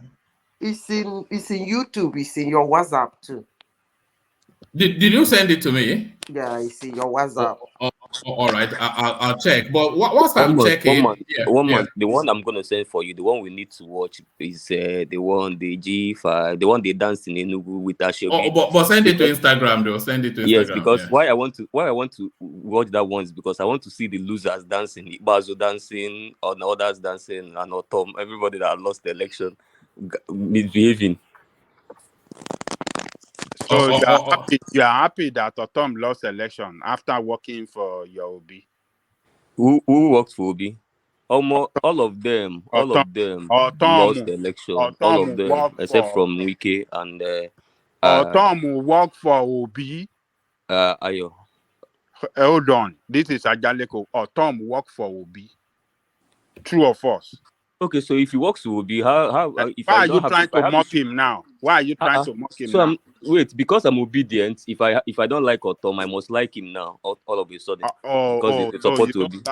so all of you were praising him when you said he endorsed I'm Obi not. now. I'm not speaking for obedience. I'm speaking for myself. If anybody has heard me praise, no, if anybody has heard me praise Otom before on the platform, maybe the person should highlight, because I'm speaking for myself. I've never thought he's a good governor. I've always had issues with him. It's He's not always about you, bringing up all those his uptown. Fulani. It's not He's about you attacking the talking about him Buhari. today. Yeah, one and voice, confusing us. please, guys, one voice. Yeah. Sorry, I think the guy is always being smart by half. You're not doing anything for your state, and every time you're claiming you're attacking Buhari, Fulani did this, that, how and do that. you know No, that he doesn't pay do anything salaries. Are you from that state? How do you know that he Ajale doesn't do Koko. anything? What did It's no not no? point. If you say he made it, tell me what he did for people of Uptown, you came here before election to say to praise Otom. Otom.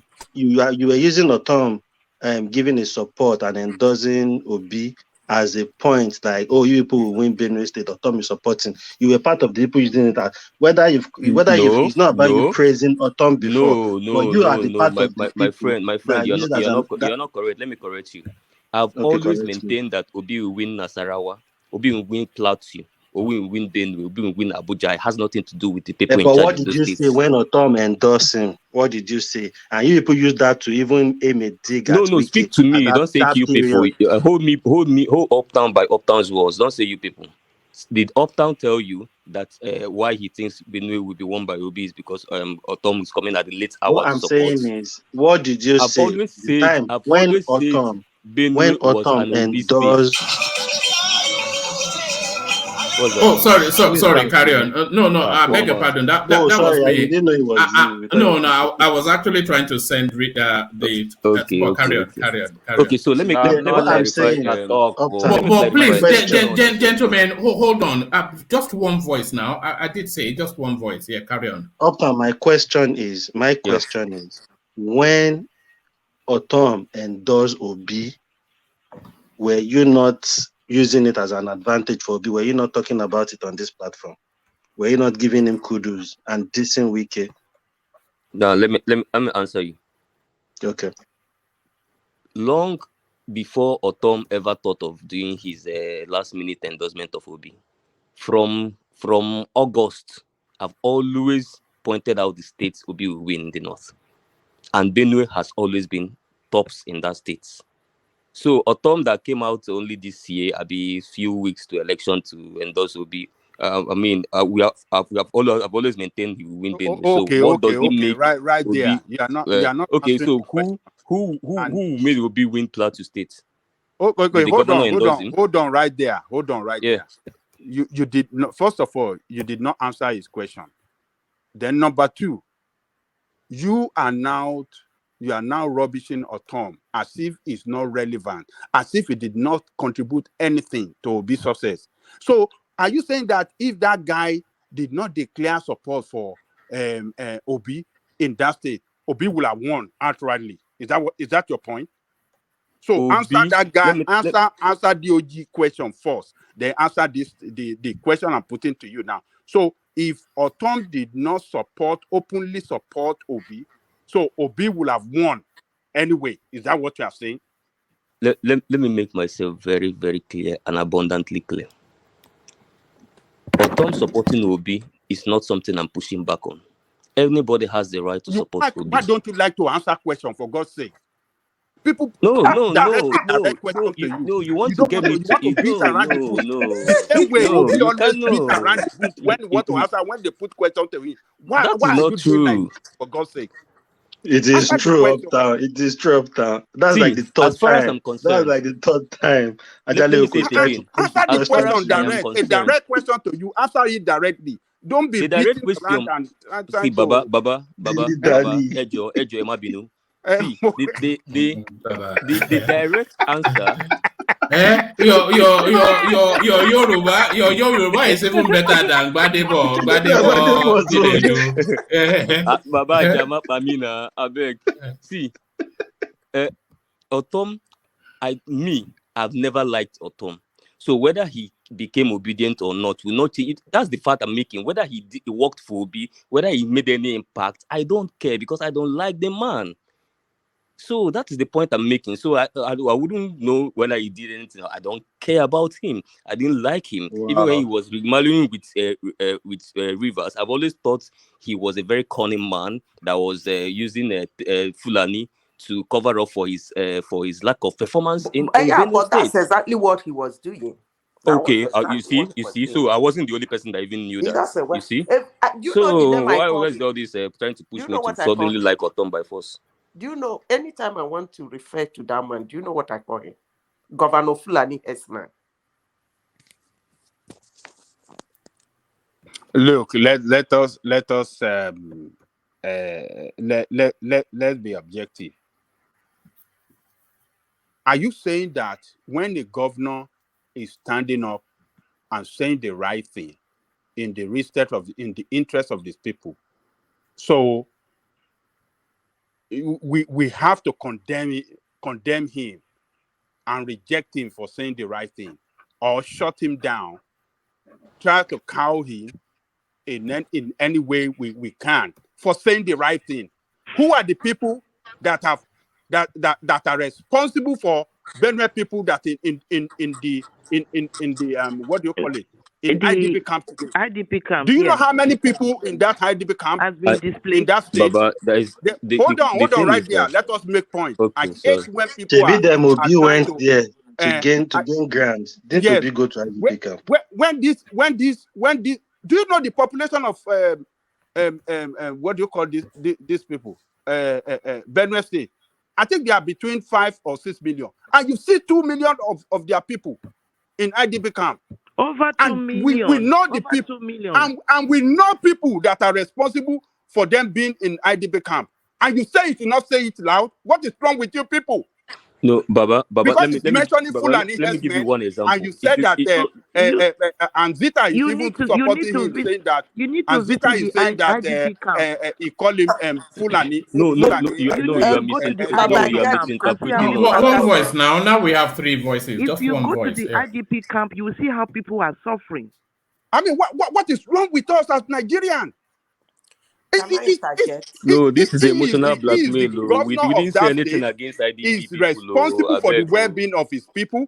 Can And I this man is interject? standing up for his people and No. saying the right thing. He make all effort for the presidency to come in and find solution to this insecurity of the state. Baba. The presidency didn't do anything, but rather They the ignored presidency him. He's He still went to was painting Abuja. a picture as if it was land dispute that was responsible for the displacement of people, and you people are supporting this wickedness that is going in that country. They even That's made an no, attempt. no, that's They not made what an I'm attempt. saying. what they are saying. Hold on, everybody. Let's Zeta come in. Please, That but let's manage just one, especially you, Uptown. Let's manage one voice, because you try to cascade over people, but one voice, yeah. Zeta. Baba Jani Koko, we are not saying that there is nobody in IDP camp. What we are saying is that the man is using it as an excuse. One, he's playing That is not politics with true. it. Let me That is finish not now. true. Hold on, Let me Ajane finish. Coco, please. Let Zeta, yeah. You know, I have people living in Benue. When it's time to pay salary, this man will start screaming about Fulani Hesman did this, Fulani Hesman. He doesn't pay salary. I know what I'm talking about. I'm not saying things like that are not happening in Benue State. God forbid, I would never say a thing like that. But what I'm saying is that man used that thing to incapacitate that state. That's just what I'm saying. And that's why I gave him that name. And I don't have apologies for it, because I have a lot of people living in Boko. I will not apologize for it. He's Governor Fulani Esman. Before you come in, Ajanle Koko, do you remember a few months ago, several months ago, when somebody came in on this platform from that region? He was talking about all this Mami water and all of those kind of narrative about he's from that Boko Benue State whatever, and he was telling us almost along this. Do you remember? It's going back a while now, but I'm sure you recall. But yes, Ajanle Koko, come in. Look, a state where you have one of the most horrible instability.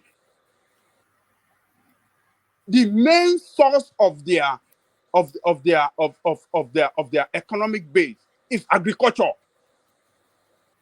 and farmers are displaced from every angle in that state.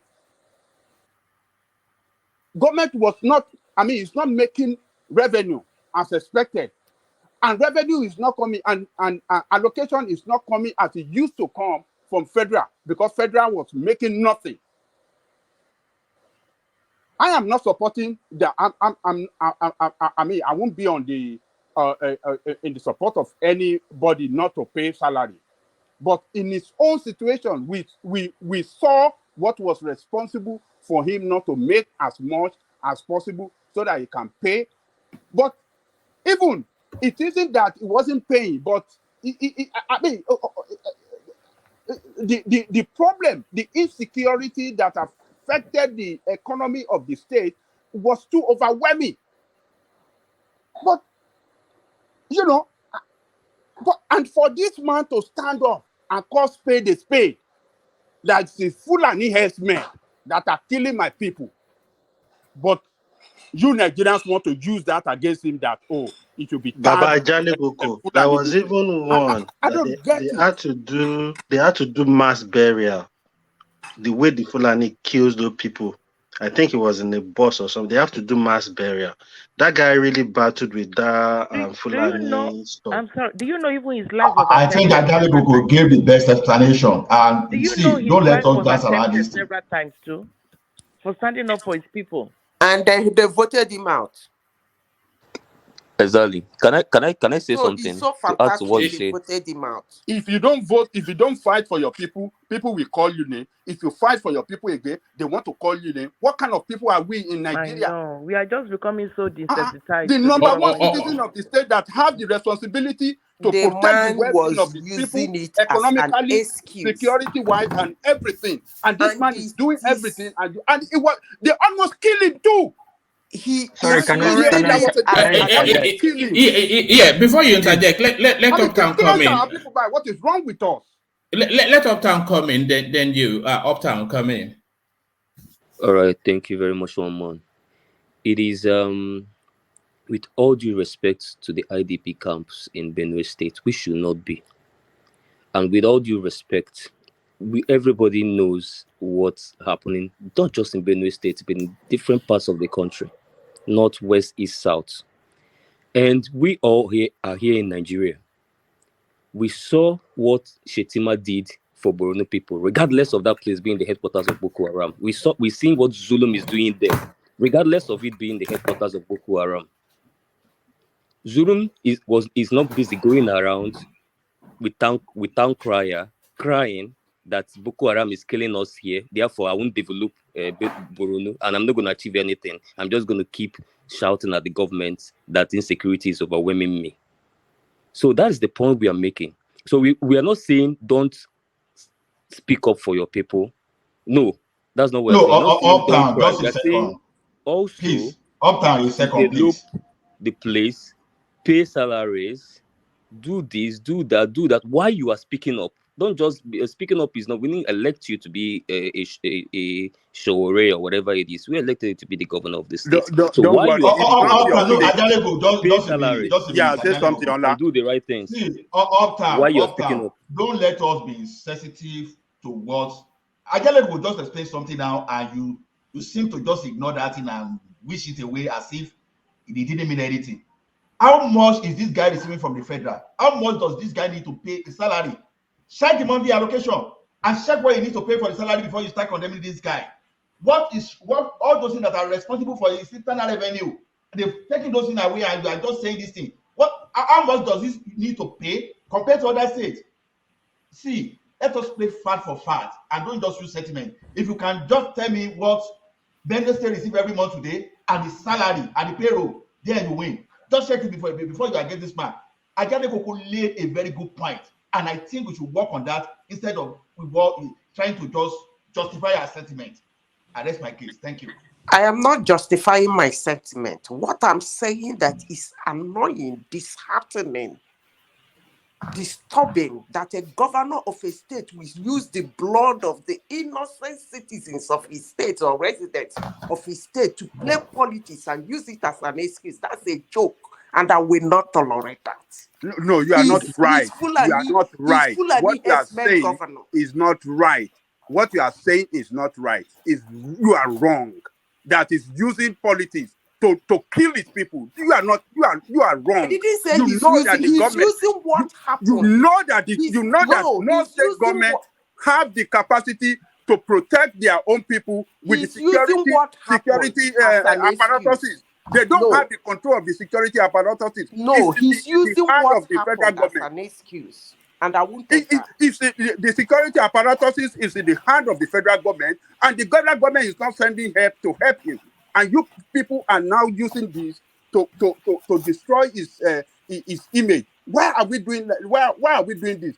This guy make effort to set up a voluntary security like Amoteco in the state. He bought vehicles for them. He bought equipment for them in order to secure the life of the people.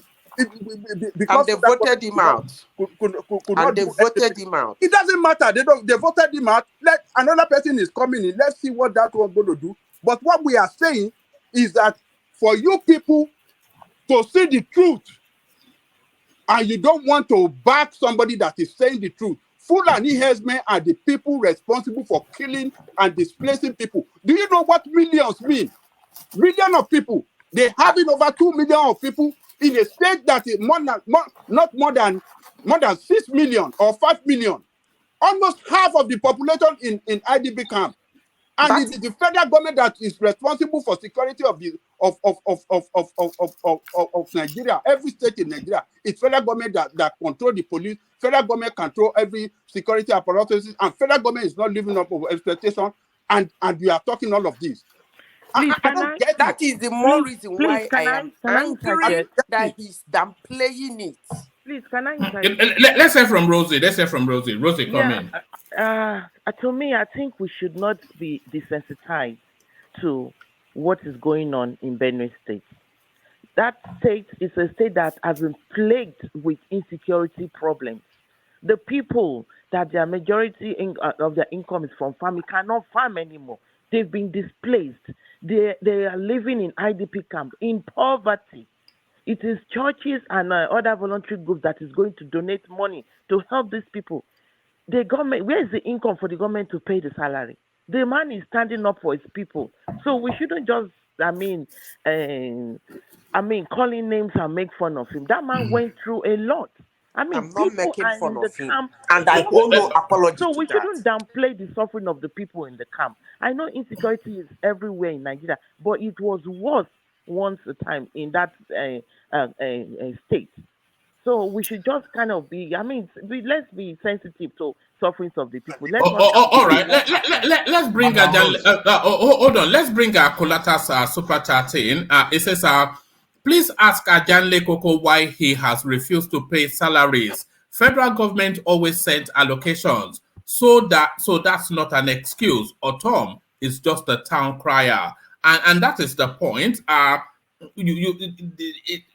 did he refuse? Because a lot of people feel that at least what's being suggested is that he hides his failings as a governor behind that Fulani headsman narrative. That Fulani headsman narrative, it is a thing. Nobody can downplay that because we see it playing out in open glare. How many times have we seen all those bodies wrapped in white cloth are being buried in Benue? So we know that is a thing. But what Kolata is asking, please ask Ajanle Koko why he refused to pay salaries. Federal government always sent allocations, so that's not an excuse. Or Tom, just a yam head.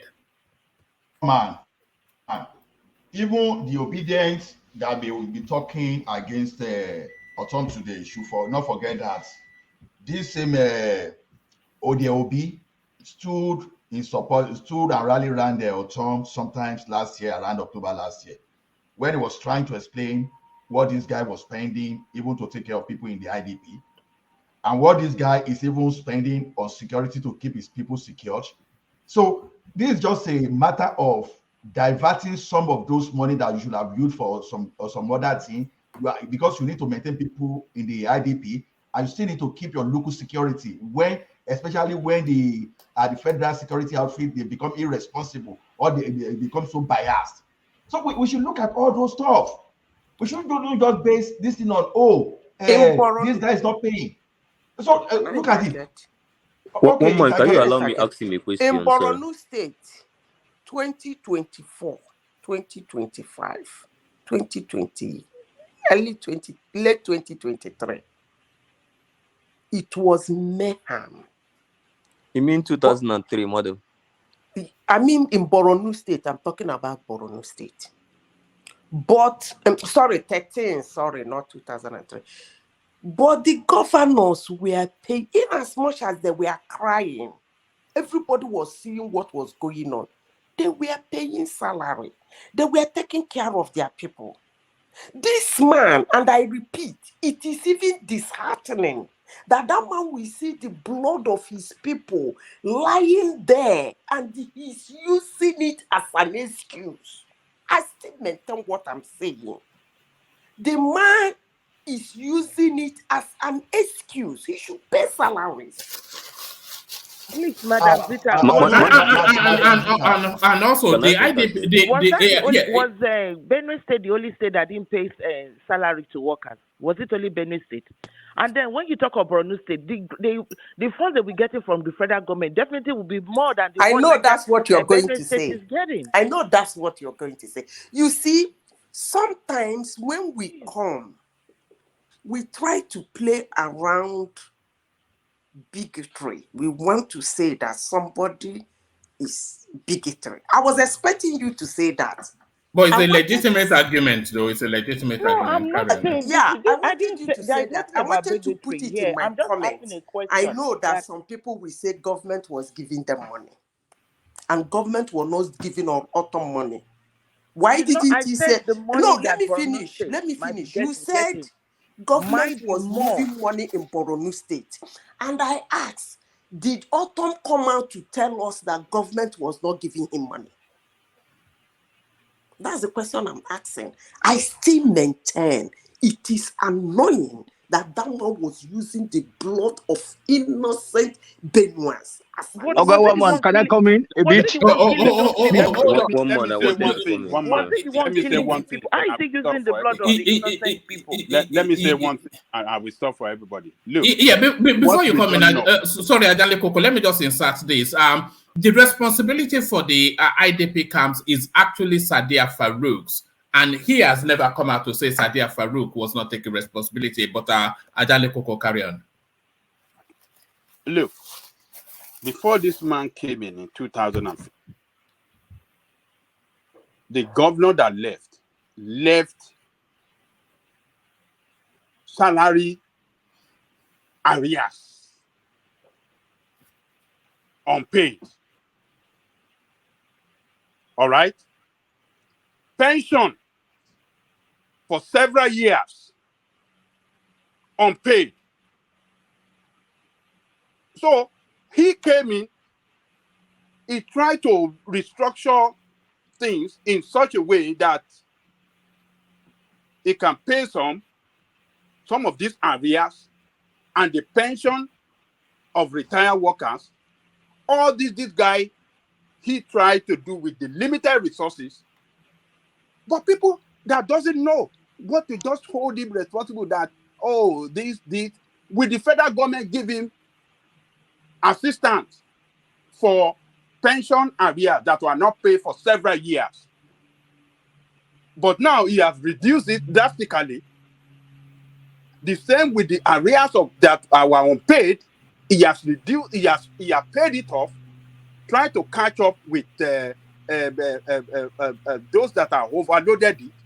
So look, sometimes when you see a state that is I mean relies solely on federal government allocation to function, and then you see the previous administration that were not responsible, that looted all the resources that were supposed to be used for payment of salary as it went due on regular basis, that failed to do that. And this man came in and tried to solve that problem while we have many months overloading on top. And you don't want to consider all this, and with other responsibility like road, like, you know, healthcare and other things that they have to do. But still, you want to say, oh, because it doesn't pay, it's still owing worker salary. Oh, let us destroy him. I don't get our argument. And because of that, for crying for his people, for the protection of the people, then you want to use that to say it's a Fulani town crier. No, go and call him other people town crier. Who must he cry? Who must he cry for? Must he not cry for his people? Must he not cry against the people killing his people? I mean, every day he have to bury group of people. Every day they kill hundreds of people in that state. Every day. There was a time, one man, maybe you forgot. This man said his man organ cannot even function anymore. He said it on TV because every time. Yes, we mocked him here. Good. We mocked him here. I remember we mocked him. Yeah. He said he cannot sleep because he witnesses a burial every day. People that are massacred. I mean, what is wrong with us as human beings? Baba, can I ask a question? Let me quickly ask something. Hold on. Let Uptown come in. He's been saying, and then come in after me, Uptown. Okay, thank you, one man, for this very wonderful opportunity. The question I want to ask Mr. Janli Koko is, this guy does not have whatever in the night as he claims, and then people are dying in his state. I want to ask, all those time he was doing Ashebi Boys from London to Enugu, from Rivers to Enugu, doing Ashebi and dancing, did the killers go on vacation when he was doing all those Ashebi Boys and dancing G5, I don't know. So I want to know, the killers in his state, were they on vacation? That was the question. The killing reduced. Uptown. That is actually unfair to that guy. 100%, I agree with you, Ndawala. See, let me tell you, this guy, when he came in 2015, the first thing he did was to borrow 10 billion to offset the arrears of salaries. And you know, he borrowed, and federal government we have to guarantee. Do you know that? And some of those allocations that this guy will be receiving, he'll be servicing debt there. So look at how the problem for this guy started. He didn't start, he inherited that salary. I heard Madam Zita say, oh, and they voted him out. You know how it goes with workers. Workers only want to understand what comes into their pocket. And once that thing, they don't want to understand any sentiment. So this guy we are talking about is the only reason that they were even able to offset some of those arrears. This guy has no money to pay. And where he's supposed to generate internal revenue, is no longer there. And Benue State, Plateau State, and one other state, they are one of the people with the highest number of civil servants, and they pay that have highest payment for the civil servants, that they pay better than some other states. So you should put all those factors, because when we're arguing about this thing, the first thing I did was to go online, go and check. Okay, what exactly is happening before I had my own sentiment. So sorry, when you were checking online, did you see this?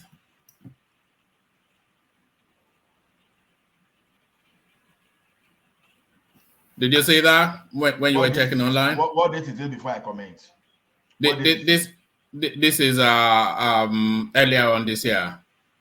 Okay, you got what I said, that when this guy came in 2015, he inherited huge backlog of payments. So as he's living, he's going to leave a huge backlog of payment as well. What he did that time? What he did that time was to borrow 10 billion. Right. 10 billion to offset. Right. Yes. You said that. Yes.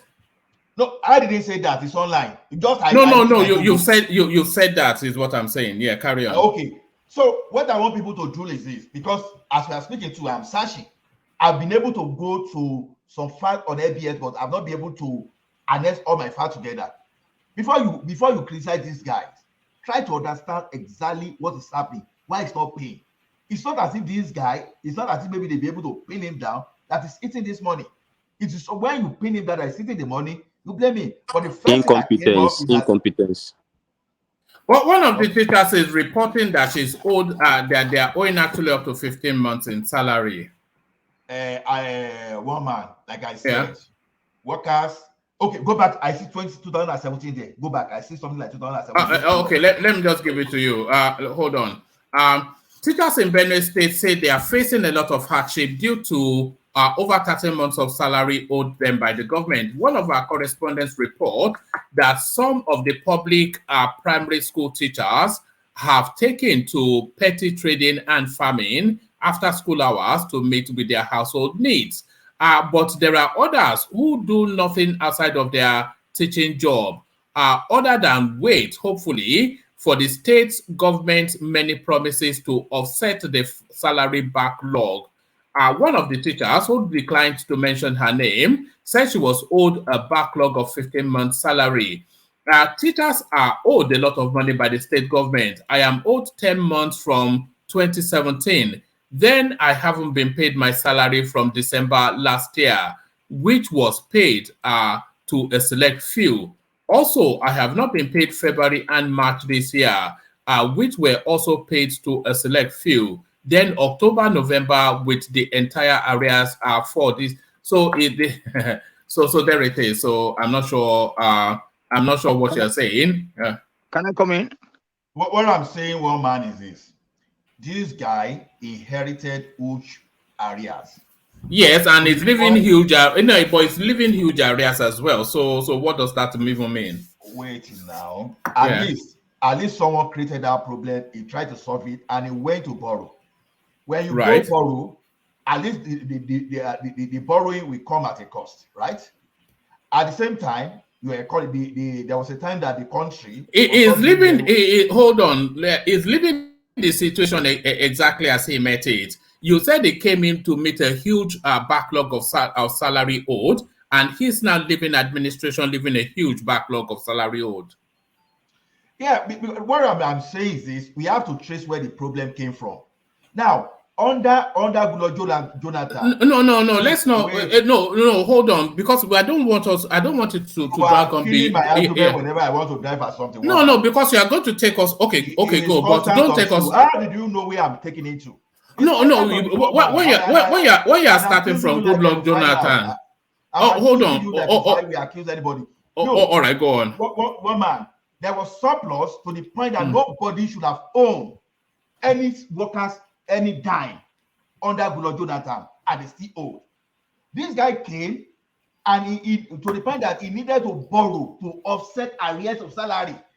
You know what it means to borrow? It simply means that the allocation coming from the federal government could not offset. He borrowed. So up till now, whatever allocation they are getting, and all those allocations are not, and without allocation, they are not able to offset. And join with the fact that they've destroyed their means of generating internal revenue. That's what we are saying. So when they are owing, what I expect people is this.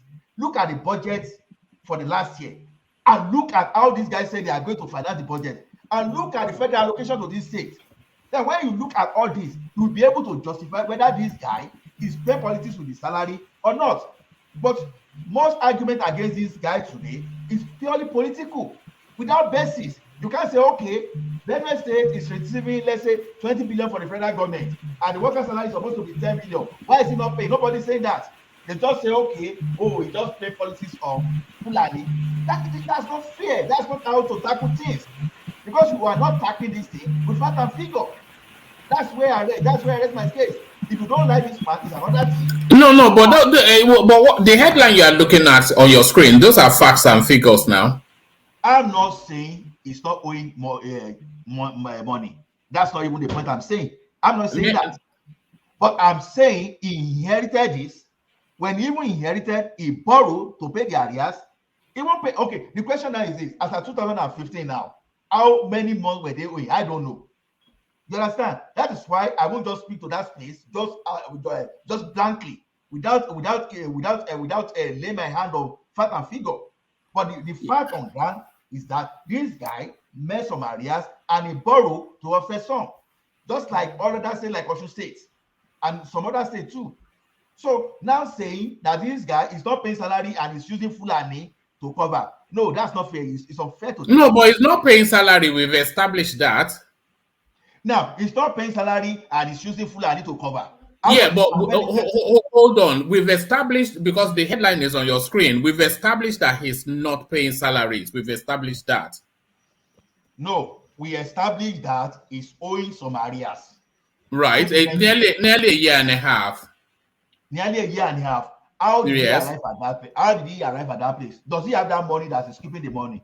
That's what we need to know. He has the money and is keeping it. It's governed for 8 years. Okay, I hope before the end of this program this evening, as I'm searching the data, I will put the data here. I like to challenge both. There's no need. One man, I sent you a link already. Read it out for us. Please, we want to see the link. So when you want to nail this man, nail it with facts and don't. But what you are looking at on your screen is facts now. So why are you saying nail him with facts? You see that he's owing salary now. One man, just open the link. Let everything open up. Nobody has said this man is not owing salary. Nobody has said that. But what is the problem? What is the problem is what we are saying. Where are they owing salary? And then the issue is that when he came in, he met some problems. He tried to solve it. He's not able to solve everything. So definitely he's going to leave with some problems still unsolved. Exactly. He had a lot of insecurity problems. So the question is, what did he solve? With insecurity, add to that. The thing is, what did he solve? That's where we should start from. What did he solve? Okay, you that you are saying is using Fulani to use as a weapon. Please tell us how this guy ignored his duty and be fair to him, and he's now using Fulani to cry. End of the month, when it's salary time, he remembers that Fulani is killing. The question is this: how much does Benue State receive from the federal? Is he lying that the Fulanis are killing? Is he lying? Salary hour, that's the only time he complains. Salary time. How much is the payroll? How much is the payroll of Benue State? How much does this guy receive from the federal government every month? And how much are the arrears we are talking about? Their salary triple that of Anambra State. Exactly. The staff strength triple that of Anambra State. Exactly. It's a civil servant state. These people that will not investigate. Now he's asking one man, open this thing. I've brought something, come and open it against Oton. But when anytime one man brings something against Obi, everybody will be they want to carry cutlass and ask for yes, I've actually opened what he said to open, but I'm not going to read it because it's a long essay. Look at the insecurity problem that's on the ground and ask for somebody's head. The insecurity problem that with rapper in their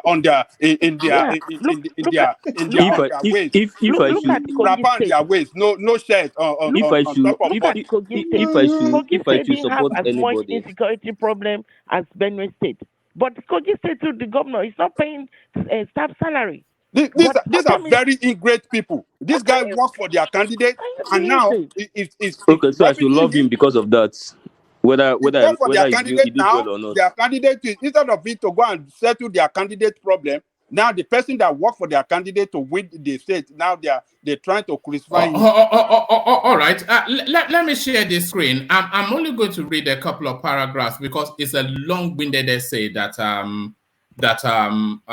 Uptown sent in. But I will put the link in the comment section for people who want to read it. So I'll just read these paragraphs up to here. So I'll read that. But let me show you the headline first, so you can see that this is not anything to celebrate him. It says the trajectory of Benue State under Governor Otom. So let me just say, hopefully, let me take this paragraph. It says, since the inception of the Otom administration, not even a cottage industry has been built in the state. No moribund industry has been brought back to life in the state.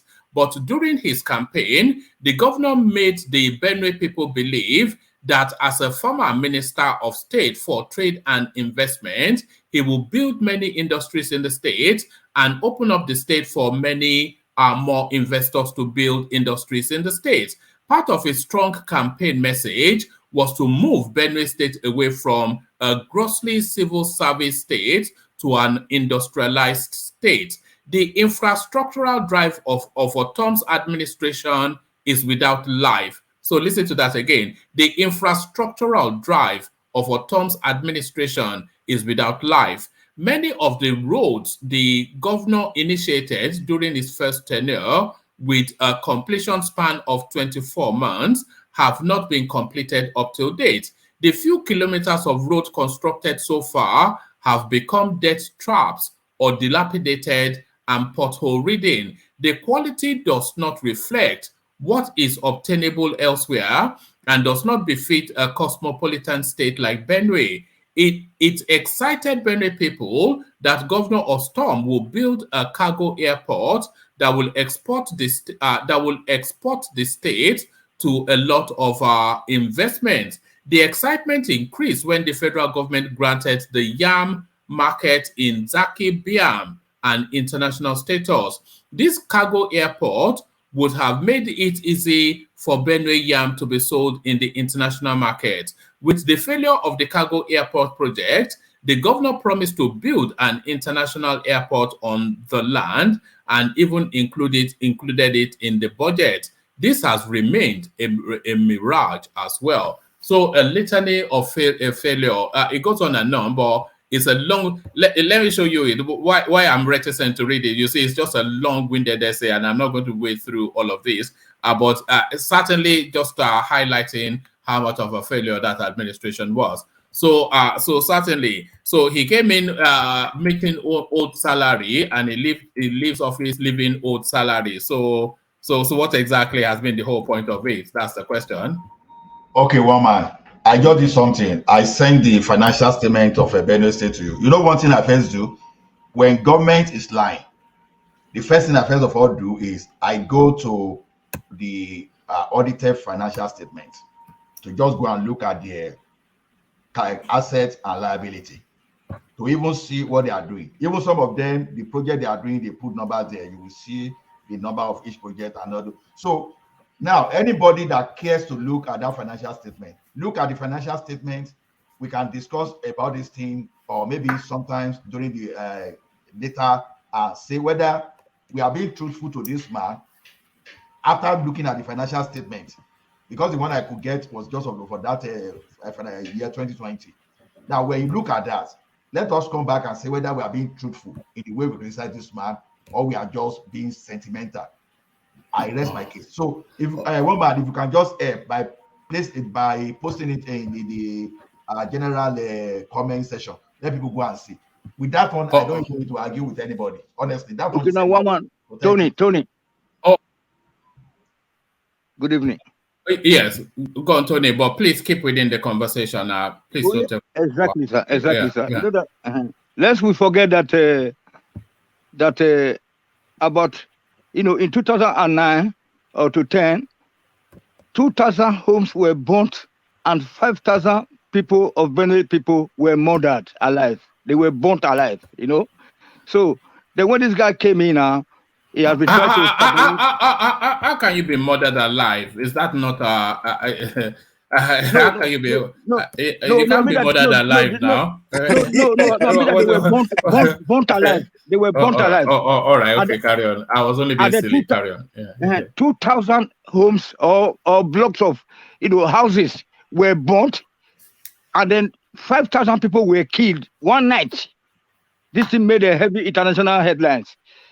Then ever since this guy came in, he had been trying to stabilize the situation because he was a bold guy. Like Ajani Koko said, that guy set up recently this security outfit, and then army them openly, even more than Amoteku. You know, give them powerful uniform and then equipments. You know, so I want to attack a little bit now. You know, I heard somebody saying that oh, after all, he lost an election. But you know, these guys here, I don't want to say your people, because if I say something, you know, it may lead to another controversy. Like, how you are living in the USA, and then you expect a governor after 2 tenure to be headed to still be headed to the Senate, and then you say that the Nigerian system is working. So what do I say is that this guy has done his best, because he has done his best to save his people, and they know that according to Ajani Koko, majority of the people, about 90%, are just agriculture, are into agriculture. You know what I'm saying? So the salary is only for the teachers. You know, no industries like you find in the southwest or Edo Delta, where you have all these companies like brew with, you know, with everything.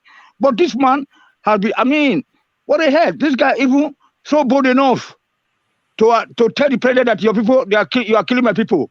You know, I don't want to go too much see to that.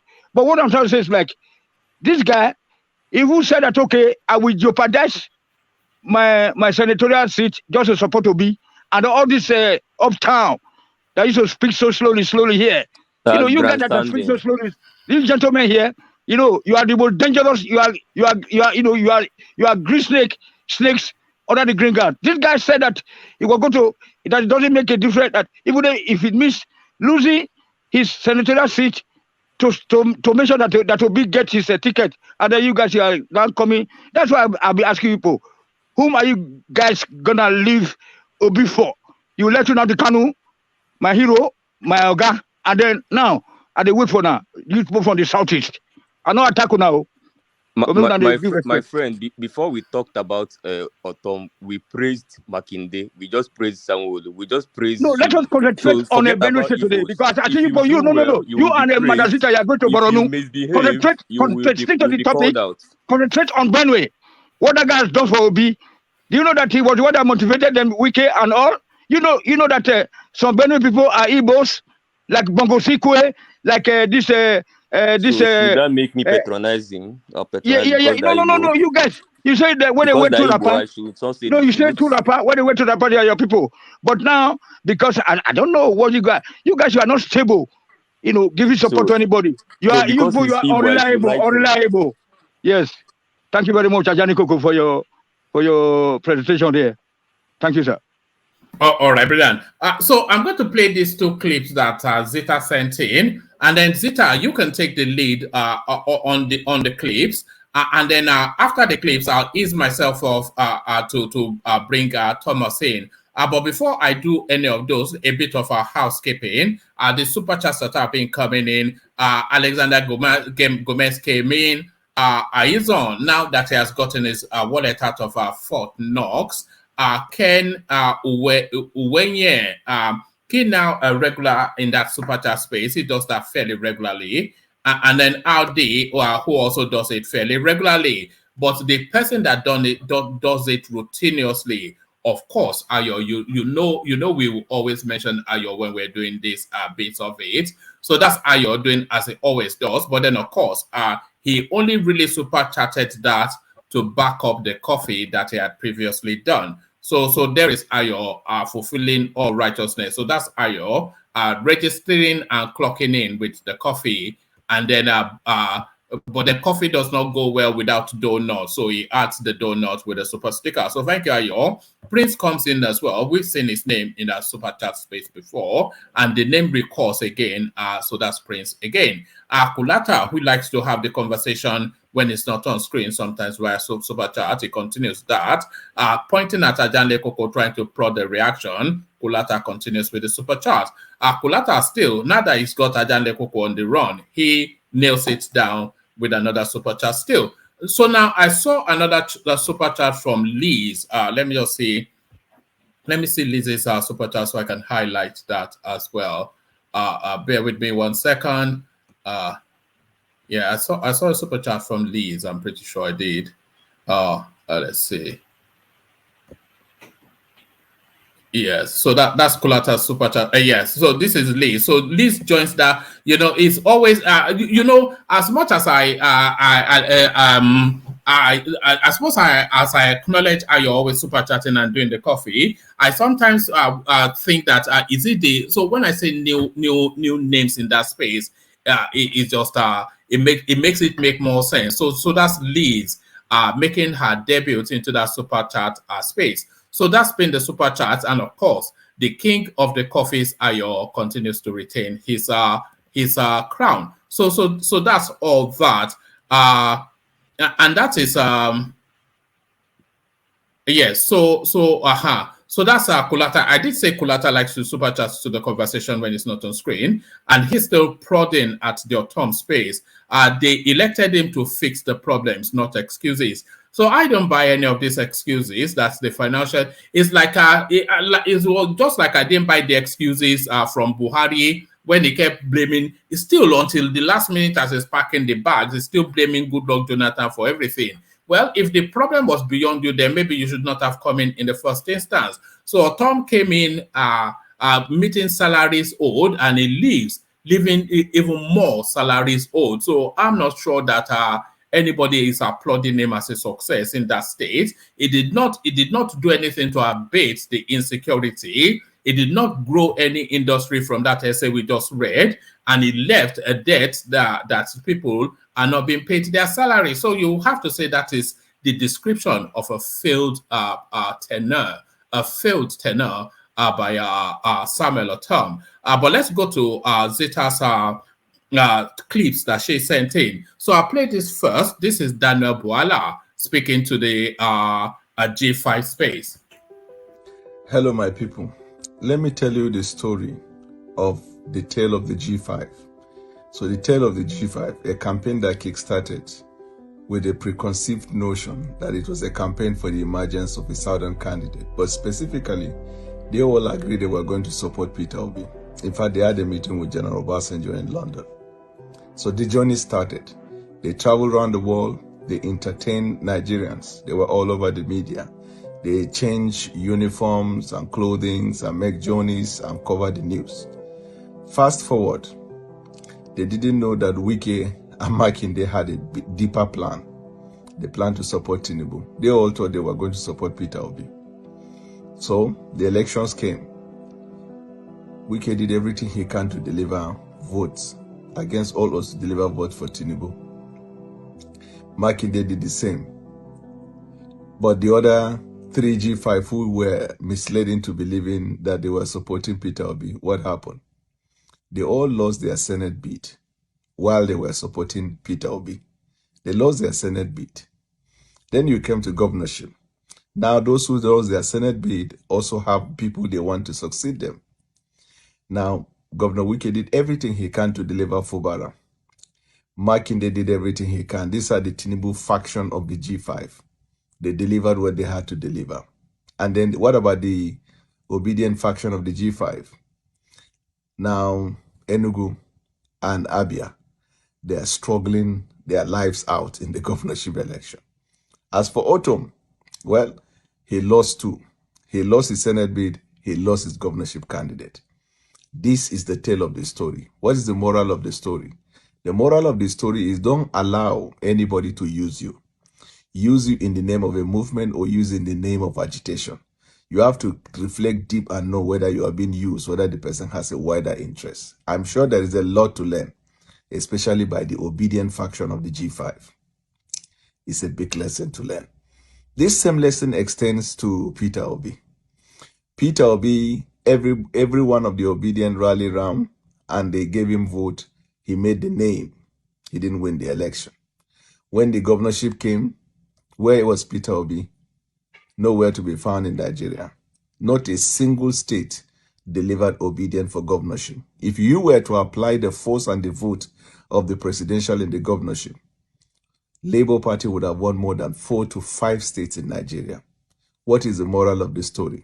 Peter Obi also used them for his presidential bid. He didn't even believe in anybody other than himself.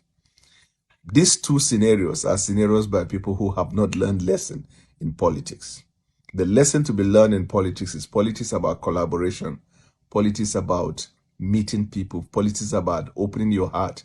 Politics about looking at the bigger picture. And the bigger picture always is not about winning the battle, but it's about winning the war. There are lots of lessons to learn, all delivered by the tale of the G5. And there it is, well presented by Daniel Buala. A lot of the things that we are saying there, repeated there. But have they learned any lessons? Let's see if they've learned any lessons. Here they are, they stand accused.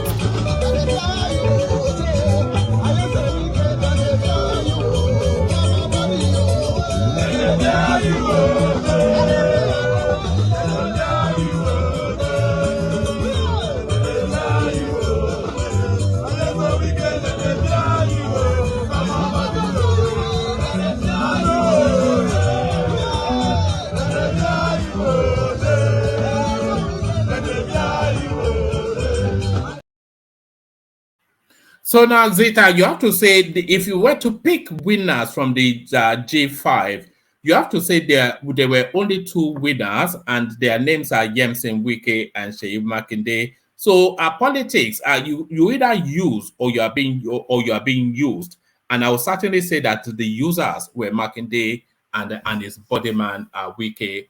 Zita, you still there? Yeah, I'm here. Yeah, so there it is. I think they all won. Including Otom? They all won. Because the first mission, if you listen to them, is all out to stop Atiku. But by the way, did I hear Bala say they lost? He just accepted that. Okay. So True, Madam Zita, true, he did. He accepted that they lost. So anyway. So the truth is that they won. All of them won. Yes. Extra, what they call side attraction, they wanted to hold on to. Some of them didn't get it. But the big thing is that they didn't let Atiku come close to that place. That's just the truth. And again, in Enugu, they were supporting P2B. P2B won landslide there. The governor was happy. Even in Abia, when the PDP lost, the sitting governor congratulated the Labour Party guy and said his party should not go for litigation. So they won. None of them lost. Yeah, they might not get there, but I think. But they won. But he fought did him. Obi win election? Read him out. Did Obi win election? No, I'm not saying. You see what I'm saying? I'm saying that the G5, if you listen to them carefully, their mission is to stop Atiku. And they did that. That was their mission, to stop Atiku at all costs. You heard Autumn saying he doesn't mind losing his Senate seat. Their mission was to stop Atiku. Yeah. Some wants to go to Senate, but I think that we get something based on along the the line. video, I think the guy on the video, the guy was just trying to say, know the side you choose. When you choose side, sometimes know where you are falling at. I think that's the bottom line from the story. I get your point, but if we are talking to the video, it's actually pinpointing the side them Autumn choose. That look at them Wiki and Seyi Makinde that choose Ashiwaju side, Tinubu side. They all won their election. Wiki won the election for his gubernatorial candidate. You see, that's the point he's trying to do. Autumn and the others that choose Peter Obi. But Yeah. DOG, he lied. He lied, yes. He lied that they all agreed to work for Peter Obi. He's a spin doctor. Buala is a spin doctor. Unknown to those that actually work for Peter Obi, that Wike and the Oyo State governor had Makinde had their own secret plan to go and work for Tinubu. That was a lie. That was a lie. That was a lie. You saw? He lied right there. So what Wike said openly, publicly, was that their agreement is that everybody should go and work for Southern candidate in their area as whoever they feel comfortable to work for as in he their favors area. you. That is between Tinubu and Obi. And he, in his own state, Tinubu, he believed that Tinubu is the best for him to work for, and he worked for Tinubu. Makinde did the same. Otom, that one they didn't even hide his own. He came publicly that I'm working for Obi before the election. He's been announcing it. Yeah, He but some people announced call it. it quarter to Wike did not election come out support. openly to declare that he's working for Tinubu. Makinde did not come out openly that he's working for, but he was very bold. He made that statement openly, and No.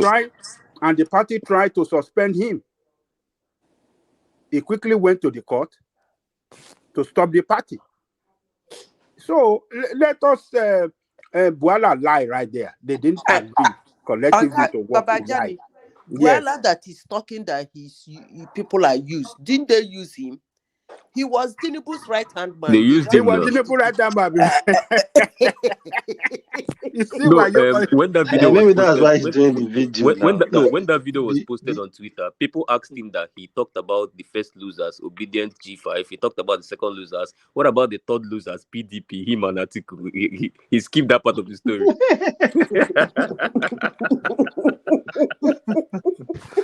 He Oh my lost big God. time. He lost big time. So it is actually the G5, as I keep saying, what they did.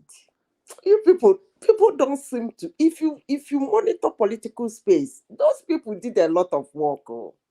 I'm telling you, yeah, they didn't get the Senate seat. Some of them lost their states as governors.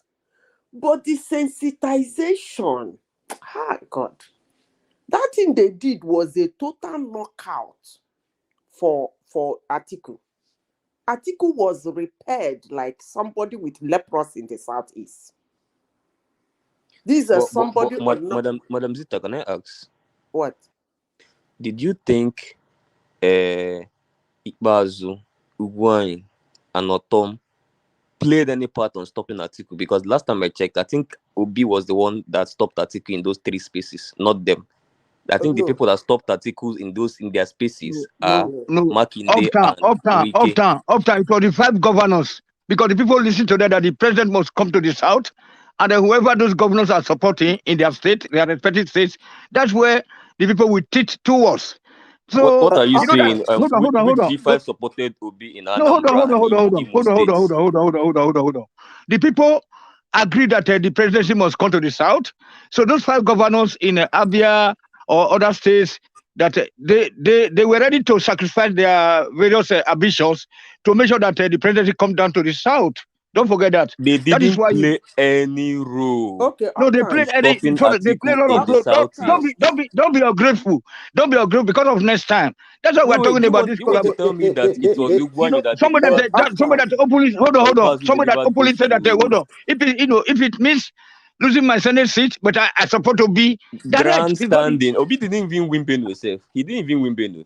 It doesn't make a Which one difference. is It doesn't make a difference. coming to But tell us if that sentiment was created. Hold on. That he sentiment saw was. that Did it not make he saw that 25%? Benue They did people not are make Yes. 25% obedient. He wanted to cash requirement. into that to He win made his That's why I senatorial. just He 40%. tried to They did lost. not just meet the 25% requirement. You are He made saying 40. Obi did not wait. I mean, I yes. can't believe this. Wait. I mean, Listen. Autumn had to come out in obedience. Benue are obedience, and he wants to cash into that to win his senatorial. You anyway, Go understand the and me? only, sit He the only wanted down, to guy that cash I man. into Go respect that and to among sit win you his people down. here senatorial, and he is lost Des. it. Yeah, go and Are sit you? down. For This is Yeah. Abia where you State, guys talk for and Abia you State, guys Oga are anybody doing Jani this Koko. suggesting sorting out. Oga Jani anybody Koko. suggesting that Oga Ikbazu, Jani Koko. I'm gonna say the This truth. guys Whether here, anybody likes it.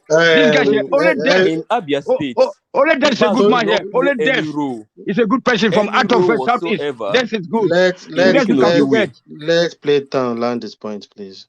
What? So, Okay. as I was saying, in Abia State, it is very insulting to people like Alex Oti that held that space up for Obi to suggest that Ikpa Azo that couldn't even win his own ward organized votes for Obi in Abia State.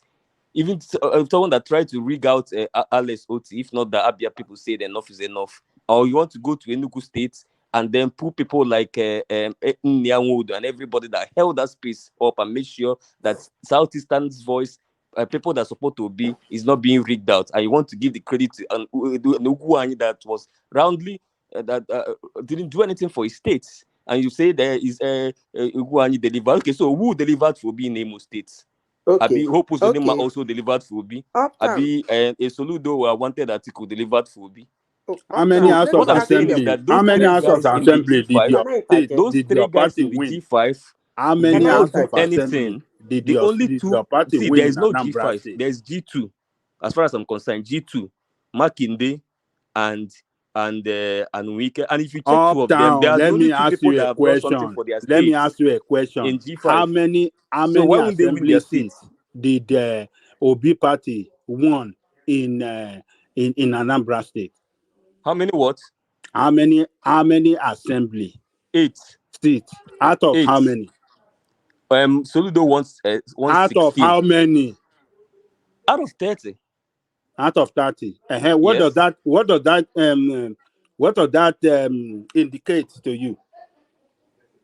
What do you mean by what does it indicate to me? I mean, The percentage of performance. What does it say to you? Do you know that if it's not for obedient movement that will be, answer it nobody will direct. see Answer half it the Don't direct. votes answer in question. Anambra State. When they say you And don't I'm answer telling you that, question. see, let me Your tell you, your let me your tell you, your no, the no, book no. when they Let me write, finish the my book when point they write. now. If you Hello, ask hello. me You are question, dealing with allow you are me dealing. to Hold on, hold on, answer, hold on. or I You are mute dealing. my Hold on. mic. You are dealing with Southwest people and the Edo people. You know that we are the most educated from a world war. So whenever you are coming, you know. Soyinka, you know, Odia Ofemu, all these are the people from this Edo and the Yoruba quarters. So when you No, are dealing with us, you have to be Mr. very, Kenny. highly intellectual. Don't be answer Mr. 8 Kenny, question. out of 30. What is Yes, that performance says to you? percentage, let Is him it answer the percentage. question a and pass let or failure or what? How do you describe it? When you are ready for me to answer, maybe I can answer. Okay, Oya answer answer it. later. After answering, I Thank, think thank, Madam thank AI you. want to interject as well. Thank you very much for the wonderful time you have given me to answer. Now, anybody that knows Anambra State can tell you that Anambra always have 30 over 30 APGA. So for an Obi to come in an election that is not even conducted during the presidential time, to make inroads into APGA, the way APGA has grip in Anambra State since Obi's tenure, to make inroads to secure 8 seats out of the 30 seats of Anambra State. Anybody that knows Anambra politics will tell you, you have to know the kind of weight you have to know to enter into state assembly to make inroads up to 8 into the state assembly of Anambra State in an APGA, the way the APGA is holding down that space in terms of local politics, not So national. Obi is not connected to the grassroots people. That is what this the outcome of the Wait. I don't election understand. is. So That is wait, you what it wanted Obi. I indicates don't to me. understand. Where you wanted Obi to win 30 over No. I mean, of a Obi is the champion sitting now. Obi is the governor that is savior still from the 1 east year now. gone. Why can't he win his state? Why can't his party win his state overwhelmingly? Win his For states home, like home how? support, home support, home House support, of Why home can't he Assembly. support. get Yeah.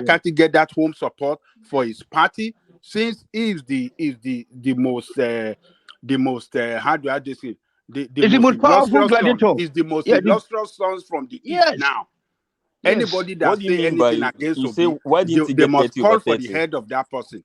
If the most Can I illustrious son interject? above others I mean from the east now, but yet It's the best. he So cannot It's the why best. did win. you single out Anambra State? Why didn't you talk about Enugu No. State? That is his state now.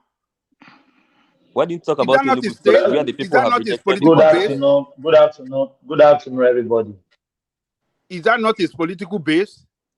Can I Good interject? afternoon, everybody. It, Can you Good hear good me? afternoon. Hey, afternoon. Please let me yeah, reply Ajahn we Likoko. Yes, dey hear Ajahn sir. you. Likoko, it is Oga very funny Thomas, that Oga Thomas, we dey hear you. Good morning. the same people Yeah, good morning. The same people that A said, cannot for why my will place here. Obi score up to 98% in Anambra State? The same people are coming to say, why didn't he score up to 30, over 30? Why did he just stop at 8? The same two extreme points. If you score too much, it's too much. If you score not too much, it's not well Look enough. at this It is guy. the hypocrisy of that space for me. So with that Ah, space, Can I this is the time I have interject? to leave the This platform. is Thank you. your space. You Madam are Sita, taking bear it away coming. I from don't me. tire for this kind Madam of Sita, nonsense. Madam Sita, hold on, everybody, hold on. I have a topic for round robin question for everybody. If Madam Sita finish, yeah, Madam Sita, go on. Uh-huh. Uptown, there is something I want to tell you about this thing that happened. I'm here, That's why. Mom. Huh? Yes, I'm here. I'm here for you. Okay, so you see, if PDP was together, when I mean together, like Wike, Autumn, all the governors were together with Atiku, and Peter Obi alone got angry and left, do you think he would have made that much impact? Well, he made it in Imo State. PDP No, didn't play out there. I just asked a question. You see, I'm answering you I'm answering you now. listen, the momentum left PDP and went to Peter Obi. Wike you have to give credit to those G5. Wike and his gangsters, they killed the momentum in PDP. So Peter Obi ran with it. Had it been there were all of them were in PDP. Every PDP member we know in Nigeria was in PDP. But remember, Obi left unprepared. You know, sometimes when you are leaving a situation, you plan with some other people to leave. But he left unprepared, just like Ojukwu did. So it was after he has left, Wike them started their ginger. He started going to them.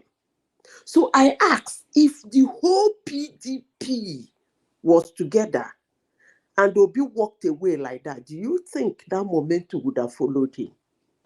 Can I answer? Yeah. Okay. So it's a simple thing like I answered the first time, ma.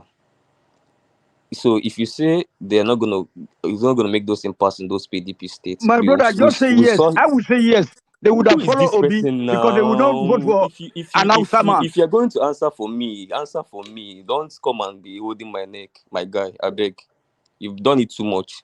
No, if Edo is So, supporting madam, Obi, as I why was can't your saying, people support him? Your people, the home base. all right, please continue answering the question. Thank you. You don't understand what I'm saying.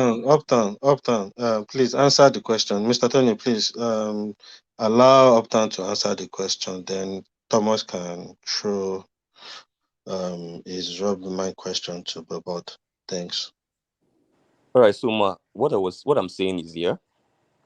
Obviously, a weaker opposition will always help other people that's running in the race. But the general point I'm trying to make, especially in an isolated case of the Southeast, that the fact that Obi, in a space that is not a PDP space, being Imo State, was still able to make that wonderful showing, means that it is across board, even an Apga state, that the governor openly came out against him, that so see, I'm not for you and all that. So the success in the Southeast. Now I'm accelerating it there now on this case. It's not necessarily because the PDP were fighting each other. No, the Southeasterners know exactly where they were going to, whether in an APC Ebonyi State or APC Imo State or APGA Anambra State or PDP Abia State. They all Okay. voted in the same pattern, Let me 85, rephrase my 95%. question.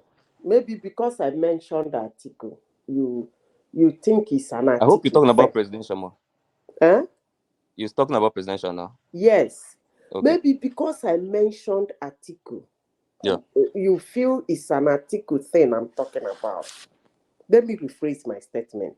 Let's Sure. assume that PDP synonymously together brought out a candidate, maybe Wike, maybe Okowa, maybe some other person, and Obi got angry and walk away. I ask, would the momentum have followed him?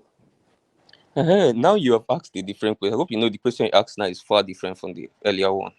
Now you have removed I article. remember that I mentioned Atiku, so I was like, I No, was they said putting if they are not Atiku. divided and if they were together with Yes, if they article, are not divided, they with are article, together. And with because article. I know how PDP used to campaign, they are Yeah. together. Do you think the momentum would have followed Obi? Yes, if article was still leading their ticket, it would be the same thing. But if they give it to Wike or somebody else in the south, that's where they might have had problem. So that's it. Okay. But as long as it was article, no, it would have been So the same thing. now you have answered the first question. Yeah. So back to G5.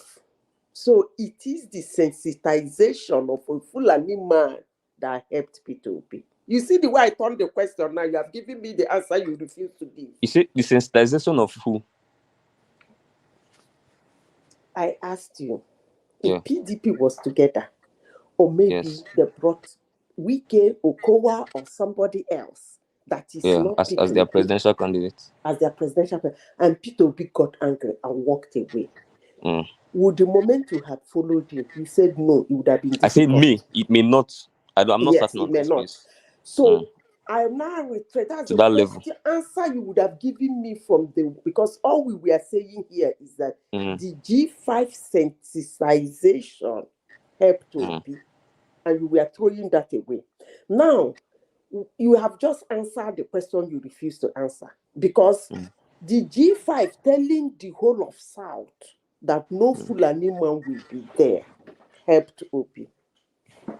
No. This is almost like making South like dummies. See, South already know that they don't want Fulani to Fulani trans. They don't need a tutorial or dancing around or parading a shebi of G5 to tell them that this is Southern tone.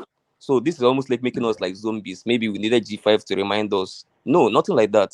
We knew that when these guys jettisoned their whatever in PDP, that's where they lost us and gave it to Atiku. So whether G5 pulled out later and started agitating from pillar to post, that one we were just taking it as entertainment. You get what I'm saying? We know that we wanted power in the south. People that was pro Ashwaju was pro Ashwaju. People that was pro So Obi was pro Obi already. So what you are So saying is that yeah, the G5 is insignificant. no, it's not. G2 is significant. Makinde did very well for Tinubu. Wike did so well. Rivers State would have voted Tinubu like that without Wike, so he delivered on that. But Ipazu, Iwuanyanwu, and their younger brother, they didn't do nothing. That's my point. So for That's me, it's unfair G2. statement to It's make. G2, not G5. G2. No, And that's again, unfair let, statement let, to let me make. add something, smart. Sorry, let me add something. And again, I've always known that even apart from Wike's high-handedness, how he got votes for Tinubu, apart from that, within that G5 space, you find out that it is still only this G2 that has really done something for their people. Makinde has delivered well. You understand what I'm saying? So he's in a good moral justification to ask his people to vote in a particular direction. Same thing with Wike. But you see those three other G3, there are three of them has done nothing for their states from Enugu to Abia to Benue, three of them. So I wasn't surprised why they are losing serially. So it's a whole thing playing out there. Three of them did nothing for their states. They have no moral justification to lead their state to vote in whichever way. In fact, the only thing they can do is to try to attach to whatever sentiment their state people are to know if they can use it to save their career, which didn't work. It failed them. All of them, they all lost their senatorial. No, That's the point. I don't think so. I don't think so. I still maintain my ground. If not for that sensitization, the people who are PDP ardent supporter. Do you know that some people in PDP, you remember what happened in Cross River State? In Cross River State, Donald Duke came out openly and said, let them come. We will see who will welcome them. That is what I call grassroots sensitization. You don't overrule that. No. Give those 5 people credit, but people will not understand what they did maybe in the next 5 years. So who will I give credit for Edo? Who? Which, Oh God. I said no, G5. no. You see, what you are doing, you are just pointing at the state they governed. That's not what I am saying. I'm talking about their Okay, like general telling the sensitization. South that this is time for Southern presidency. Yes, that is That's what what I'm I am telling you, saying. ma. Their I'm general telling you that sensitization. we are not in the South. We are enlightened enough to know that this is time for the South. It's just as simple as that. So these guys do not need to do Ashobi from pillar to post to convince us that we should not go to article or do Fulani to Fulani transition. We already know that this article should not be competing. Even in my spreadsheet, even my earlier spreadsheet, I've always said that article will come third in the South. And it played out like that. It's simple. It has nothing to do with G5. The only place G5 played a role was delivering to Tinubu in Rivers and in Oyo. Every other G5 is insignificant to both Obi, to Tinubu, and to themselves. Anyway, I find out that sometimes it's very difficult to convince my people. But leave it if you say they're very insignificant in the whole of South. That is only They people. are not significant to him because they did not support Obi. But So, Autumn supported and, Obi now. So what are you saying, Baba? uh, uh, Autumn that supported Sorry. Obi, Autumn that supported Obi too. Obedient ingrate are now describing him as significant. So, But sir, you just but contradicted yourself now. hold You on, just said that I came for hold on Autumn now. because he didn't support Obi, and I said he supported Can Obi. You said yes, can we say I'm ungrateful. can At we the say same in the time, vein, at the same time. can we say in the same vein that Obi is not significant as well, and that is what is responsible for his party not to win a majority of assembly seat in his own state. Is Obi insignificant to the people of Anambra State? Is that what is responsible for his for the losses that his party recorded in just Do you Baba know the They word? Jaleboko, didn't Do you lose the know? anything. They obedient, didn't Do have you the one know the seat. So obedient word what do are is you mean like by 30% that. of losses? the vote in any They state? didn't have Na one like seat. So that. what is losses? Bọ́n What bọ́n did ṣe they rí lose? nìyẹn, ìwà wọn ò wọ́n dáa, burú o. èèyàn burúkú ni wọ́n. You have Peter Sorry, one Obi seat. went to You sorry. have one Wike. seat. Peter Now before Obi you can went lose to something. Wike. Peter Obi went to Wike. He promised Wike, oh, I will give you this, I will give you that. You have my support. Peter Obi left. When they know where Wike was going, there is no abuse, no cost, nothing that they didn't rain on that man. Everybody Obi chooses. didn't abuse Wike for No, once. the obedient. You people were Obedient shouting have their right Wike to say when whatever Obi they want. first visited them. You people were shouting Wike. You were ailing him. You were ailing him until you figured that he was supporting Tinubu. They abused and caused the rain to that man. Nobody abused True. Wike till he did what he did in February 25. Nobody Oh, abused him till he The did what he thing did in is, February uptown, 25. that all this thing is what happened right in front of everybody. He's right there. He's still there on social media and everything. Uptown. So I don't know why we are arguing something. Some things are reality. Let's accept it and move on. But But Sorry, if can they I should can ask I you it's this quickly actually have question, funny a that you won't question? answer direct. since this platform, Oh, I have been defending everybody, the two people. one by one, please. Yes. One by one, So please. Yeah. it's actually very funny that I've actually been defending the two people that supported Tinubu, and then I'm against the three people that Buala claimed supported Obi. For you to know that this has nothing to do with Obi, it's simple me analyzing. These three governors did abysmally bad for their states. Wike tried for his state. Your guy, I celebrated his victory, even though he didn't support my candidate in the presidential. That won't make me to come back and say Ayo Makinde is a fool. He didn't do well for your state just because he didn't support Obi. You That's don't not have true. a That choice is now. me. They are winners. If Autumn had won, you wouldn't have been saying the same thing you are saying now. They are If winners. Autumn has won, I don't That's why understand. you are saying all that. Wait, Autumn That's why you winning are saying all that. senatorial. Uptown, If he says Makinde What's it one going has to add vote, lost, for and I'm me? I'm sure you saying people it's obedient not would have fair. Too referred much to, oh, he voices, didn't support please. Obi. Too much He didn't voices. support Hold on. Obi. You would have Everybody, referred hold to on. it. Everybody, hold on, please. Too much voices. DOJ, land your point, please. I'm saying if it's because those guys lost their election. If Makinde has lost, I'm sure the obedient would have used it as a dig at him that he didn't support Obi. They would That's have used it. correct. Now they are praising everybody that has won their election. They are abusing the ones that lost their election that supported Obi. Yeah, And that's and why that's what they're that's why doing. that video, that's what that guy is saying. Like, be careful what you choose for.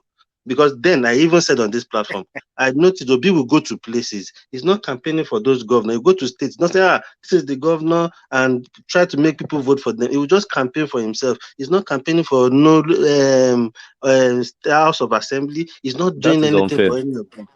Unfair. Please, Obi I, left I please, don't I abandon. want see to him move doing on. it. Please, Yeah, I yeah. want to Let move me on tell you from now. there. Obi No, abandoned his court Uptown, that's case. enough, please. That's enough, please. I want to move on from there, please. I have Rob Bradbury question for everybody. We have to talk about the Obi and the obedience. I noticed since the election have came and gone, uh, the obedience have been crying. The money policy is killing them. Their parents are dying. Their parents are crying. I want to put this question to everybody on the platform. Before the election, they were with this money policy. So what has changed now, immediately after the election? I listened to many obedience platforms. Now they are crying. The money policy is not good. But we were here before the election. They were saying it's good so that Tinubu will not be able to buy votes. So I'm just asking everybody, what is your opinion about what is going on now? I will start with GOG. 3 minutes, please. Thomas, can I come later, please? 1 minute. Yes, yeah. I'll go with Uptown. I'll follow the series sequence on the screen. Uptown, are you there? Yeah, I'm here. Thank you very much, Yes, yeah. Thomas. Yeah, you're welcome. Yes. So again, my position before the elections on the money policy still stands. I said that this policy is a good policy. Apart from the post-election values of the policy, which I read from CBN, it's also going to rein in on transactional politics on the election day to a little bit extent, even though I didn't feel it's going to make any huge impact according to my this thing that I drew up. But then, even during the presidential election, we got a lot of malpractice, voter suppression, and manipulation of results, but barely did we hear about vote buying. So did it work with vote buying? It did. So the fact that they maneuvered every other way to rig election didn't mean the vote buying was not rained down. It was rained down compared to what happened No, in Oshun Uptown. and I Ekiti. disagree with you. I disagree with you. There was still vote buying. No, I didn't say there was But not. Now understand me, my brother. there I was didn't say vote there by was not. APC bought food. I As know. people share food, share stuff. Peter Obi share dollar. So there was still vote buying. That doesn't Um. stop vote buying. Okay. Let me say again. Even if you listen to all the election observers, and even me that also played the role of an election observer that day live on this platform, and everybody, if you list top three things in terms of malpractice that dominated the presidential election of 2023, vote buying will not make it to the top three. The top three will be voter suppression, violence, and then manipulation of the beavers in terms of beavers' actual figures and all that. Those what dominated it, unlike previous off-cycle elections, where the number one dominating Uptown. things were vote I'm buying sorry for in cutting you Oshun and again. Ekiti. Yeah, sure. I'm sorry for cutting you. Do you know how APC bought their votes? I can tell you categorically because somebody I that heard about witnessed the it card, happened. they scratch or the card, whatever They they yes, yes, transfer, they whatever. scratch card. Yeah, sure. If you get one card, there is 2,500 naira in that card. Mm, So I have a family member that got four. mm. If you press it on your phone, it will ask for your account number. You put your account number details. Immediately, you will get 2,005 Okay. alerts on So your phone. So ABC okay, still so buys votes, but yes, they just advance. exactly. It's not advanced. That's the point.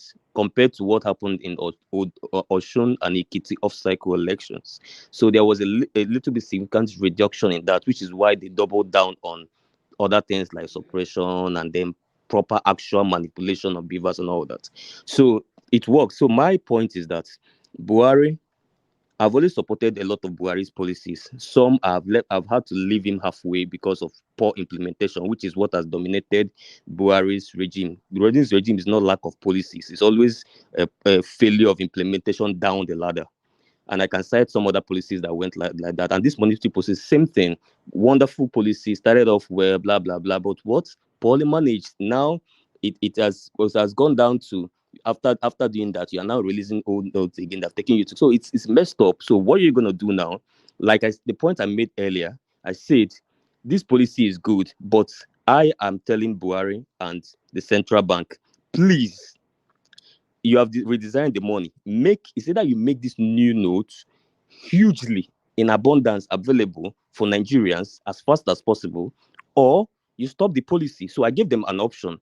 So fine, I can accept your policy if you keep implementing it nicely, which includes making it available as fast as possible. In fact, I even gave a timeline. If you go back to that November we were talking about this, or what time was I said if this cash crunch past 1 week, I'll stop supporting it. Like if you're not able to fix the implementation, which is the money supply, that's actually the problem. If you're able to fix it, then I'm gonna back out of this policy, supporting this policy. Which actually now, almost 1 month to 2 months, they are still struggling for that implementation, which is what has caused problems in a lot of Buhari's policies across his administration and all that. So for now, this has backfired, guys.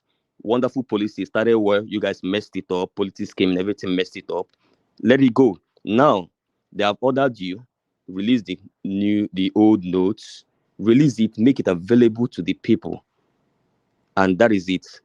So that next administration comes But in, we get a hold at that's it and fix the country.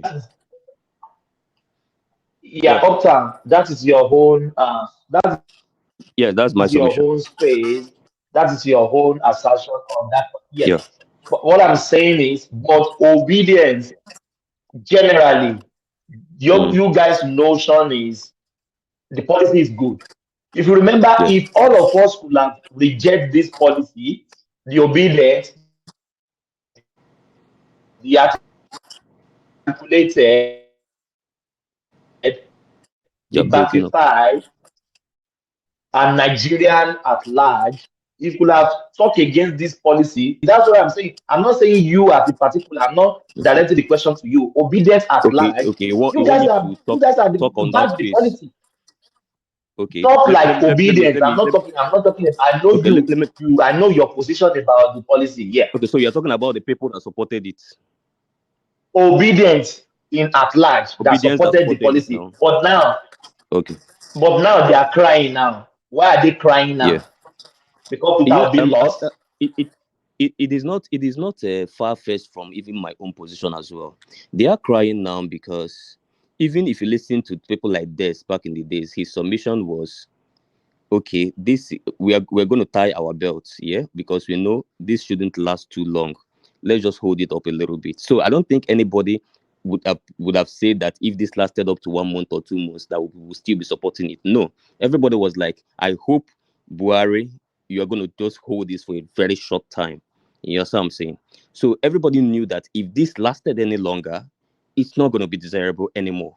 So the point is, it is lasted far longer than that. It has spiraled up to 2 months. So that is a huge failure on their part. Implementation, money supply, that's where the policy came wrong, not the policy itself. And this is the idea of a lot of analysts. So it's not the policy itself. So it is the timing, the implementation, the lack of how if you can come and argue, CBM guy can come and argue that he was sabotaged. Well, I don't really care. It's just like what we were talking about Benue State.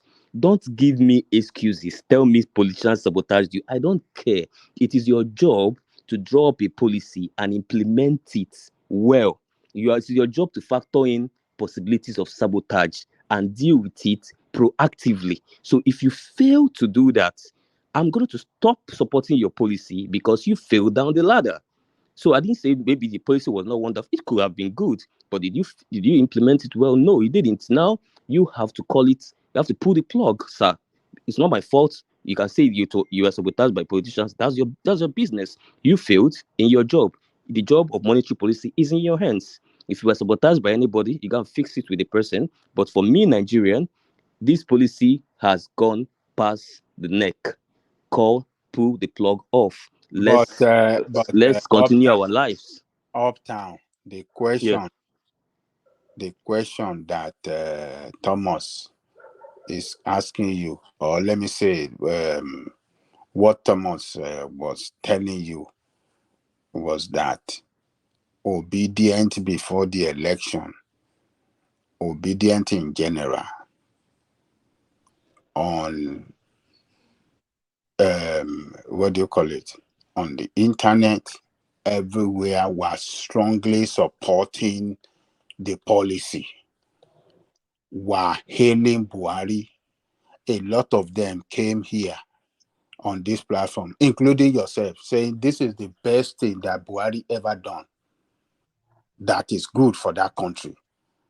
The policy, this Naira policy, this exchange policy. But we... Babaja, you didn't disturb her. You know what the question is? Uptown will never answer any question direct at all. It will force. I can't You remember. think Uptown didn't understand the I can't question? remember saying I didn't support it. Immediately we saw the pains and suffering that the policy brought on the people. No, Ajale Koko, even before Ajale Koko, even before the pain, we knew it's going to bring pain. We knew before. And then when the video started rolling out, and we are seeing people jumping over the fence in order to get into the bank, we saw the line. We saw ATM not dispensing cash anymore, and we are saying this is not good. All of you obedient on Rudolph. Everywhere was saying this is the best thing that Buhari got right for his 8 years in government. This singular policy is the best, and they turn to Buhari supporter overnight.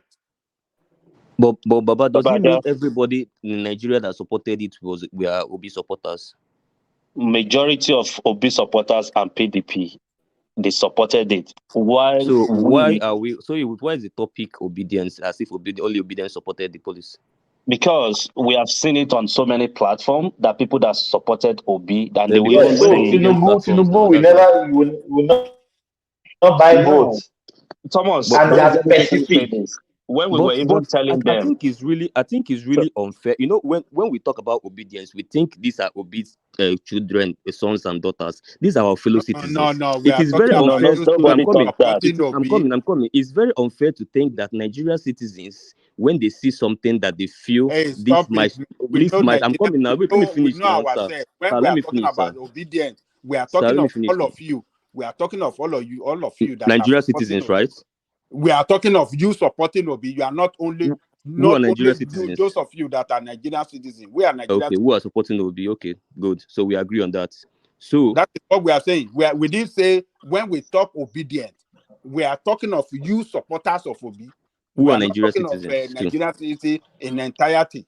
That is not what that's we what are I'm saying. No, I didn't say all Nigerians. Listen to me. I said obedience are also Nigerian citizens here.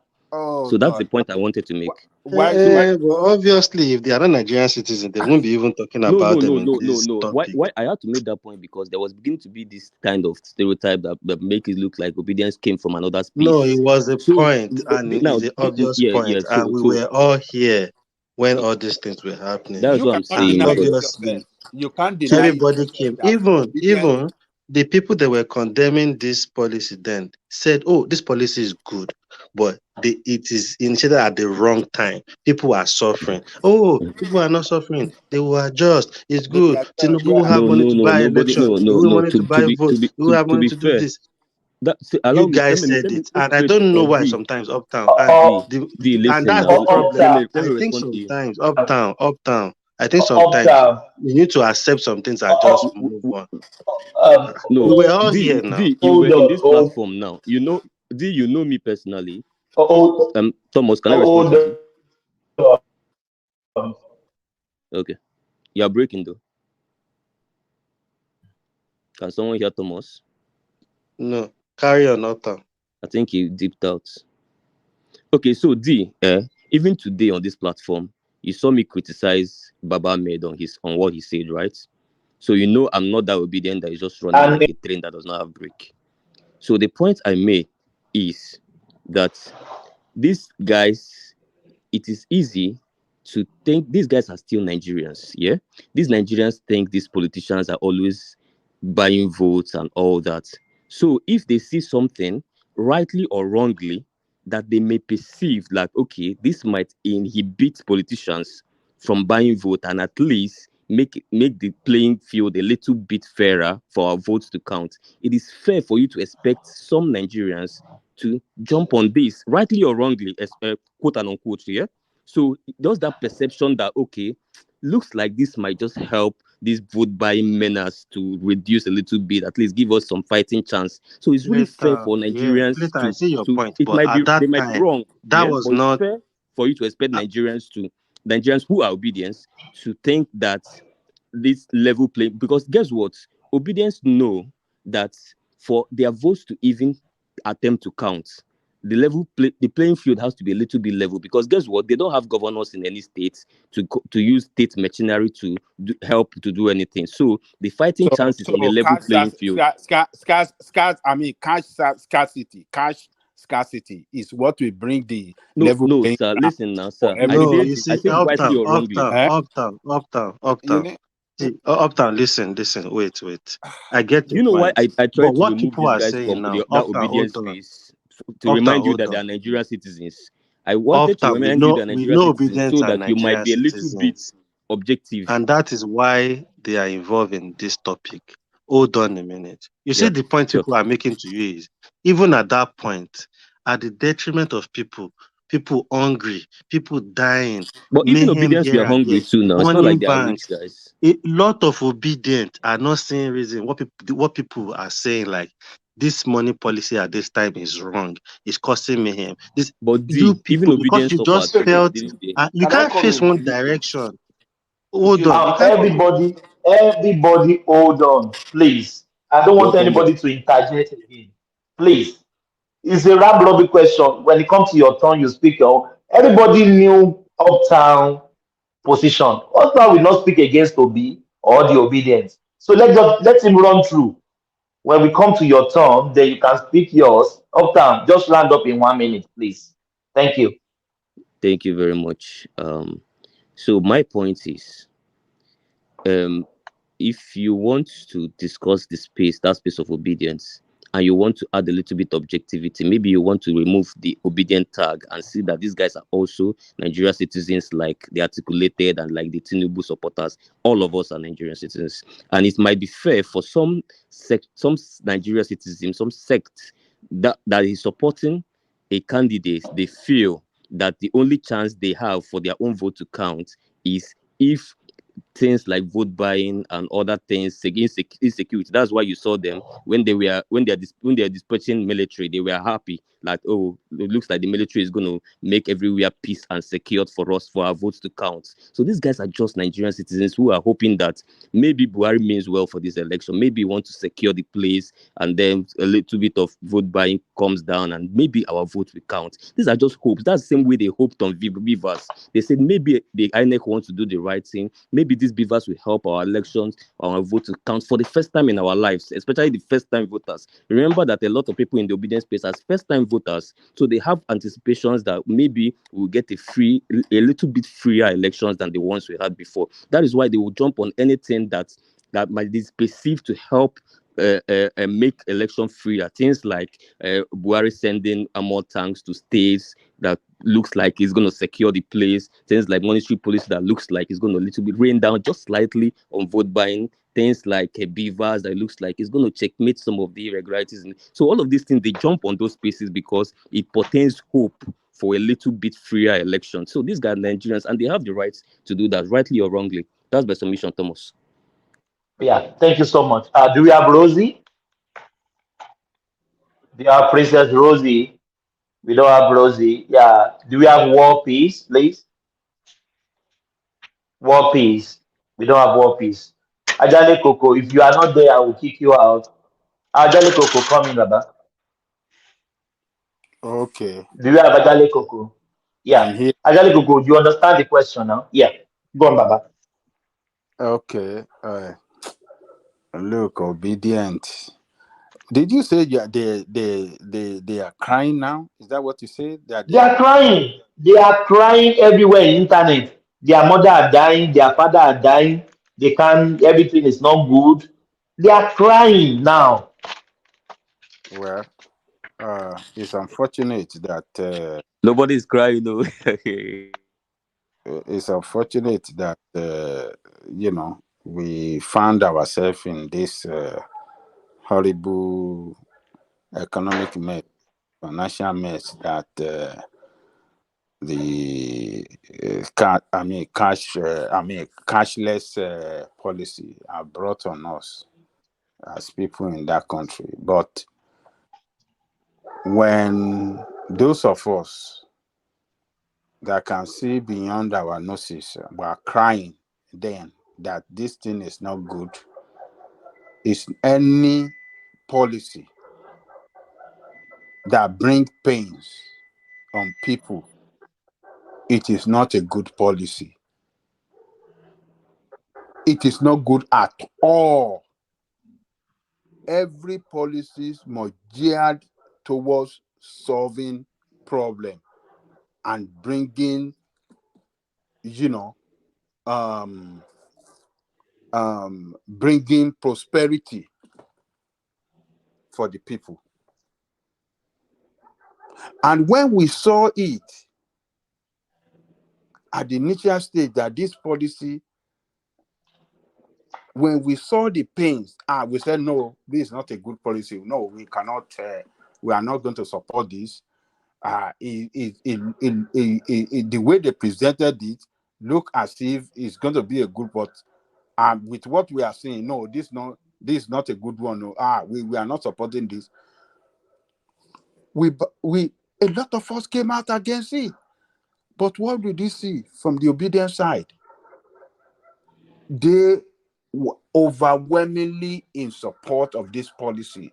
Oh, this will stop vote buying. This will do this. This will do that. And then we were asking them that, what of our people that are so going through pain? We have sent money.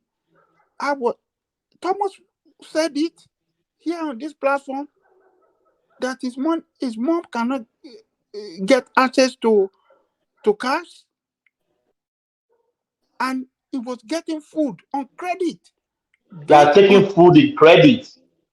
Thomas said it, and I said it too.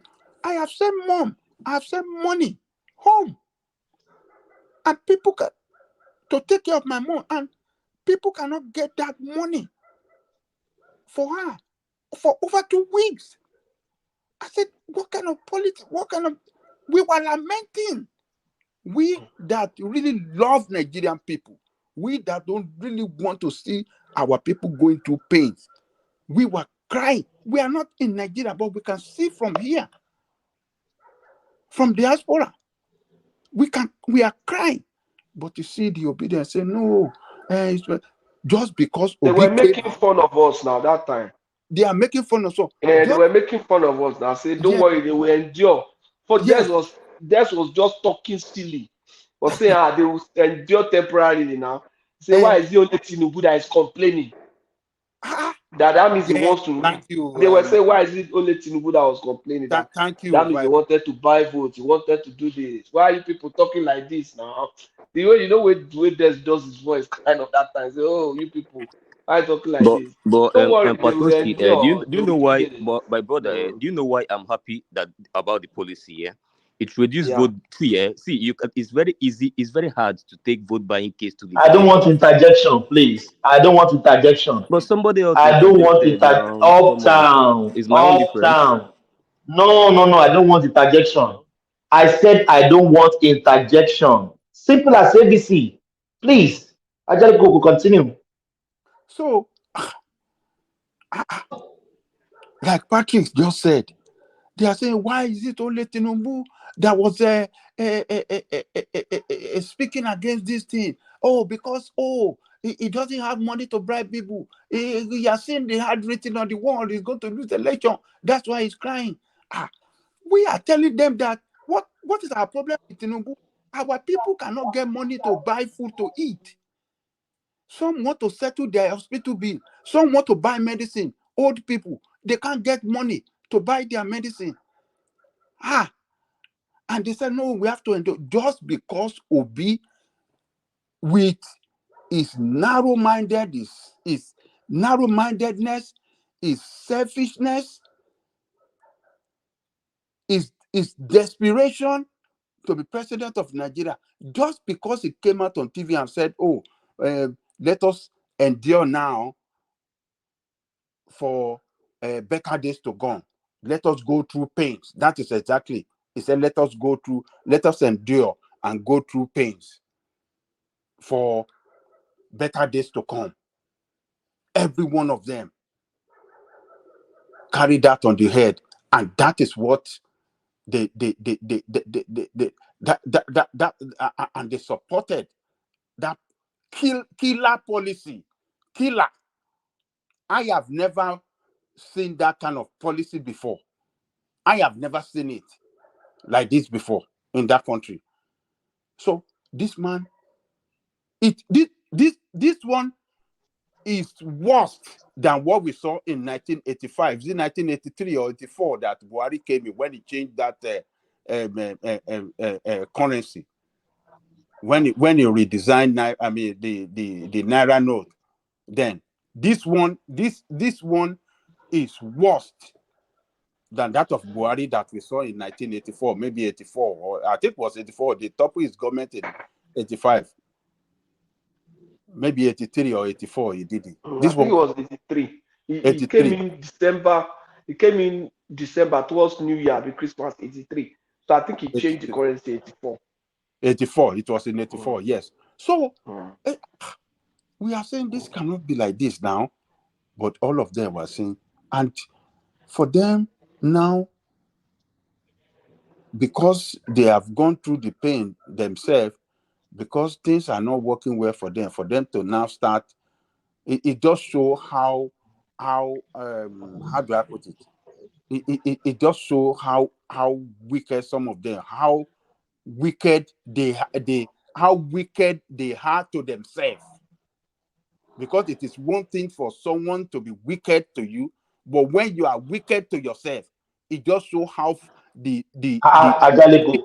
how is somebody wicked to himself, Baba? It's a foolishness now.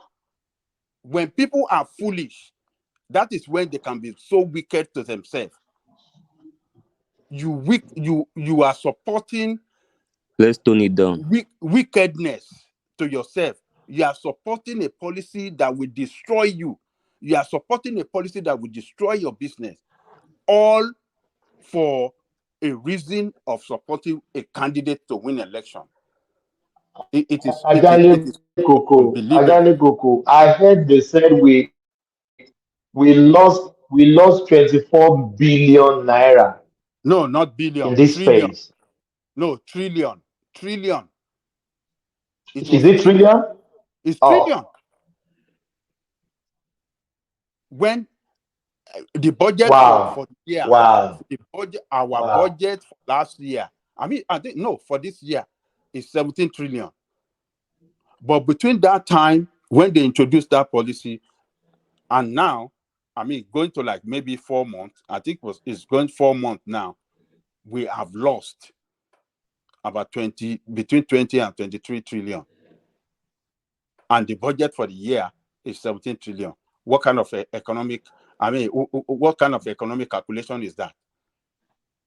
That means that country economic base is gone. Financial base is destroyed. Productivity base is crumbled. Just because of this foolish policy, and some people are saying they are feeling the pain now. Their businesses are suffering. Everybody are suffering. I don't get it. Do you remember one guy that came, Ekene? He said the business have gone down to 30% or 20%. No, 80%. Sales. 80. 80. He mentioned. He said the policy had a negative impact of 80%. on his business. So I mean, well, this one I think we teach everybody a big lesson. So we just have to it's so unfortunate that they supported the wickedness against themselves that have really destroyed their means of livelihood. Everything is destroyed right now. How are we going to recover from this loss? How do we recover from this loss? And the mess that this policy have brought in the economy now. Ajale Goku, let me tell you something that is funny. My own elder sister, a lecturer, they want to buy Atarodo 200 naira. They are taking credit because there is no money to spend. There's no cash. People queue in the bank, want to get 20,000. When first 10 go in, they give them 20,000. The next 10, they will reduce it to 15,000. The next 10, they will reduce it to 10,000. The next 10, they will reduce it to 5,000. The next 10, they will reduce it to 2,000. Which I don't I so when I So, saw the from my obedient head, sign on internet now, I said, they say that thing has helped too. They say that kidnapping has stopped considerably. Is that true? but What did people you are say? dying. That we don't They hear of said kidnapping kidnapping has again stopped. since, Which and it kidnapping looks like stuff? it's true. Who told you No, that but we not heard kidnapping any stuff? news about kidnapping now. Oh, they are news, so don't say that. Really? Yes. And these people were requesting them to come and pay in dollars. Yes, they are kidnapping. I've seen some Dollars, yes. They are asking for dollars. requesting for dollars. And SEPA, yes, I heard of SEPA. They are kidnapping is going on because of this this problem. It overwhelmed every other problem in that country. That's why we are not hearing so much news about it. Kidnapping is still going on. Those guys are still operating, doing their own. Ajali Koko. My family friend here in Australia, they went to Nigeria January. Their own father was kidnapped. It's not that somebody, a family friend here, their father was kidnapped in Enugu. Did they get them back? Have they? That man Yes, they get their baba, but they pay out of their nose.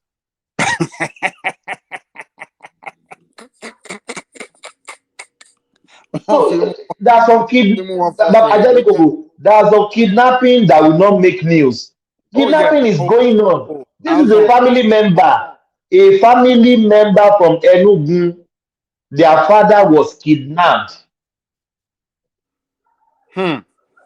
So this policy now, the problem that he has brought now, the problem that the losses that the economy has recorded as a result of this bad policy is the president-elects coming in will be overwhelmed with this problem.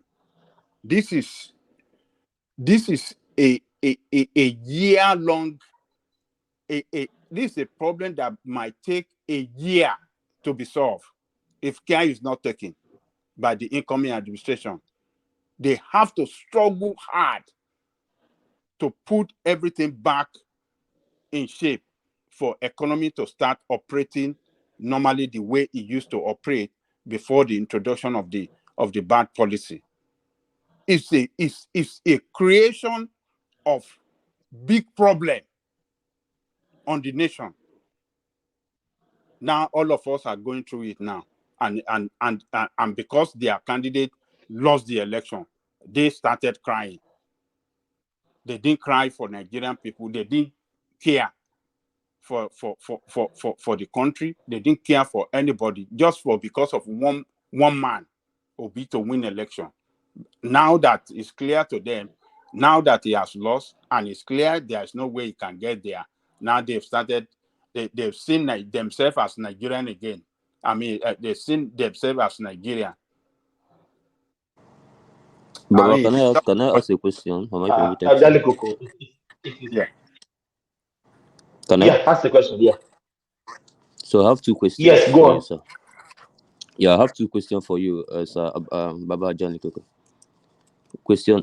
First question is the video that trended when this monetary policy started of Kwankwaso making jest of Tinubu and Atiku, telling them that this policy will make them, they won't be able to buy votes, and him and the Kwankwasia movement are solidly behind Buhari in this policy, that everybody has been reduced to ground zero. And he mocked them. He said some derogatory things that I can't stay on this platform on that particular speech he made. That's number one. So that is not a problem for the platform. So obedience is the problem. That's number one. The second one is El-Rufai and Ganduje and the Kogi state governor. They're agitating. After election, they have all crept into their holes. All of a sudden, people are not suffering again. All of a sudden, they're not holding press conferences again to say to tell the world how their people are suffering. Election is done and dusted, and they have dropped their activism suits. There are no more activists again. People, or maybe suddenly, catch is now available to their people Sorry, let me from say nowhere. something there. Let me say Wait, let something me there. finish now. George, So, no, so that so it their will help you. activism, did their Help activism, you so wait, now that I let me don't lose finish it, my please. question. Sorry, you know I'm not used to doing Did that. their activism end pre-election? Immediately after election was over, all of a sudden, they don't know that the masses are suffering again. El-Rufai, Okay. Kogi State Governor, Let me answer. Ganduje. So, Let question me number answer. one is Kwankwaso. Second is this guy. So, thank you. Let me take though please wait. You see, that I'll start from the second one. These people took the right step. They did not only do activism, they went to court. They got a judgment. They went to the highest court in the land, and they went twice, and they finally got a judgment. And they went to their people. One of the ways they felt they could ease the suffering of their people is not just by complaining. They complained and they took step to correct it by going to court. And when the court gave judgment and the government refused, they went to the news and told their people that, look, keep spending your old notes. The court of the land has given so and so judgment. Keep spending on your own notes. In short, El-Rufai said, by the time Tinubu becomes president, everything will be corrected. He went that far. And you know what, your dirty guy that said it's better for him to be keeping quiet because it looks more intelligent when he doesn't speak. He said that's treason, that they are supposed to arrest them for treason. Somebody that is saying that people should follow the Supreme Court judgment. You have not responded to my question. No, I'm responding to you. I'm responding to somebody. El-Rufai said the people should follow Supreme Court judgment by using the old notes. Your guy said that was treason. So, old note is available in Kaduna. El-Rufai did not only complain, he went ahead to the court and took a step to get judgment and to ensure that his people are secured. He now went ahead to tell them, don't worry, keep spending your old notes. Don't go around dishing out old notes. Even some of the governors in APC states said, we're compelling their people, major supermarkets in Ogun State, in Abeokuta, that were not collecting old notes. The governor threatened to withdraw their CFO. Those were not just agitation, they were steps that were taken. Let's move from pre-election to post-election. What are they doing Now, after even election? post-election, that's what I'm saying. They have told their people that don't worry, after the post-election, by the time Tinubu comes, we'll correct it. They already told their people. And they say, don't take your note, don't take your money to the bank, keep spending it. They already So the told their question people. is, you're talking to people that have, is money now available in It's your Kaduna? people Yes or now no? that believe in Obi that took their money, the people in all those places. So the people that took the Did money in they tell you Kaduna are that all those obedient. mala that is selling something in the north, do they tell you that they don't have cash? Okay, so They there's have cash cash in now. Kaduna and Kano. I'm not aware. They have cash Maybe I go there. because those people kept their money. They Oh, listened to their governor and kept their money. Those of you that Obi and the Oko, reports coming down they from were that the street do one not suggest what you're encouraging. saying, my guy. Which reports? the They didn't take the the last money to the report banks the last now. report about the availability of cash across the Which country report did you didn't tell get us that from Northwest had Kaduna? Did you cash. get report from Kaduna? Did you get Yes, I report mean, from are you Kaduna? listening to news? Did you get Did report did, from Kaduna? did the news tell you that there's cash in What Northwest, I'm telling you is that their governor had told or them, they shared money to them? wait, now their governor, whichever way you want to say, their governor had told them, don't take your money to the bank. Even after that election, your Obi that said that they should support that policy has not even come out to condemn it now, to say that he was wrong. Maybe I missed it. He has not even come out to say no. At this point, I think this is crazy. The only thing that bothers him now is his petition. To say, look at the policy I supported is causing so much pain to Nigerians. The Nigerian people I wanted to serve. I want to serve. But He didn't come out Patrick, to condemn it. Patrick, Whereas what You left my Patrick? question. You're talking about you're insulting Obi. That's not my question. the dummy dirty that was calling somebody that the person has committed treason by saying, please obey the Supreme Court, keep spending your note. The same dummy dirty is going online committing treason by saying that they should not swear in someone that the right agency has declared. And he said it will be a criminal. I mean, that guy is just out of it. My guy, you're going to have all the time to insult Obi and Dati, but that's not what you're talking That about guy is now. out of it. The time we are What I'm talking about, telling you what is we're talking that about now the governors that went to is monies available in the Kogi, governors are Kano, taking bigger Kaduna, and steps. Nasarawa now. Let me tell you, the governors have even done so well. They did not only agitate, they even went to court. How far can you go? They went to court, they Pre-election had now. meeting with the president, they did all those things, they fought, they did all, whether pre-election, you were the one that saw it as an election issue. They saw it as something that would cause pain to Nigerians, but you people say it was So because what are of they Ige. doing now? After election? They have gone, okay, when Because they you know go the to, vote buying that happened during the gubernatorial. wait. So okay, the only thing you saw in this policy is the election thing and the vote buying. You are not even seeing the suffering. That's why your argument is People are still focused on the suffering vote now, but buying. they're no more agitating. Okay, Why? but they were not suffering before the election. That's what I'm saying. When We all you agree, but they're still were suffering now. supporting So it, where's everybody? when you were supporting it, they were not suffering then. They're suffering now. I agree with you. Now, So can we if you agree that people are they are taking, still You didn't suffering now? wait acknowledge now. it that time now. So if when those governors went to court, Obi had joined them in that suit, the same way PDP Keep joined them. Obi by the PDP side governor. first. Let's If discuss Obi, money no, policy. we can't just pick Obi by the side because Well, when you're done with Obi discussing was Obi, maybe seeking. we'll get back to monetary Obi policy. was no, we discussed everything because it was a factor there. Obi was seeking to become the president of my country. You can't tell me What to about keep him at the Kwankwaso? side. He was not seeking Obi for was seeking presidency. to become the president of my country. Kwakwanso was seeking to become the president of my. If they had Okay. all joined in that suit, if Kwakwanso and Obi had joined those Okay, governors in that better. suit, That's fair enough. if Kwakwanso and Obi had joined all the governors in that suit, it More will look objective. like, look here, you are not protecting anybody from vote buying because we all are not against it. We want you to obey the Supreme Court. Now, Kwakwanso, the governors went to the Supreme Court. After that, they had a meeting with the president, almost forcing the president's hand to get it done.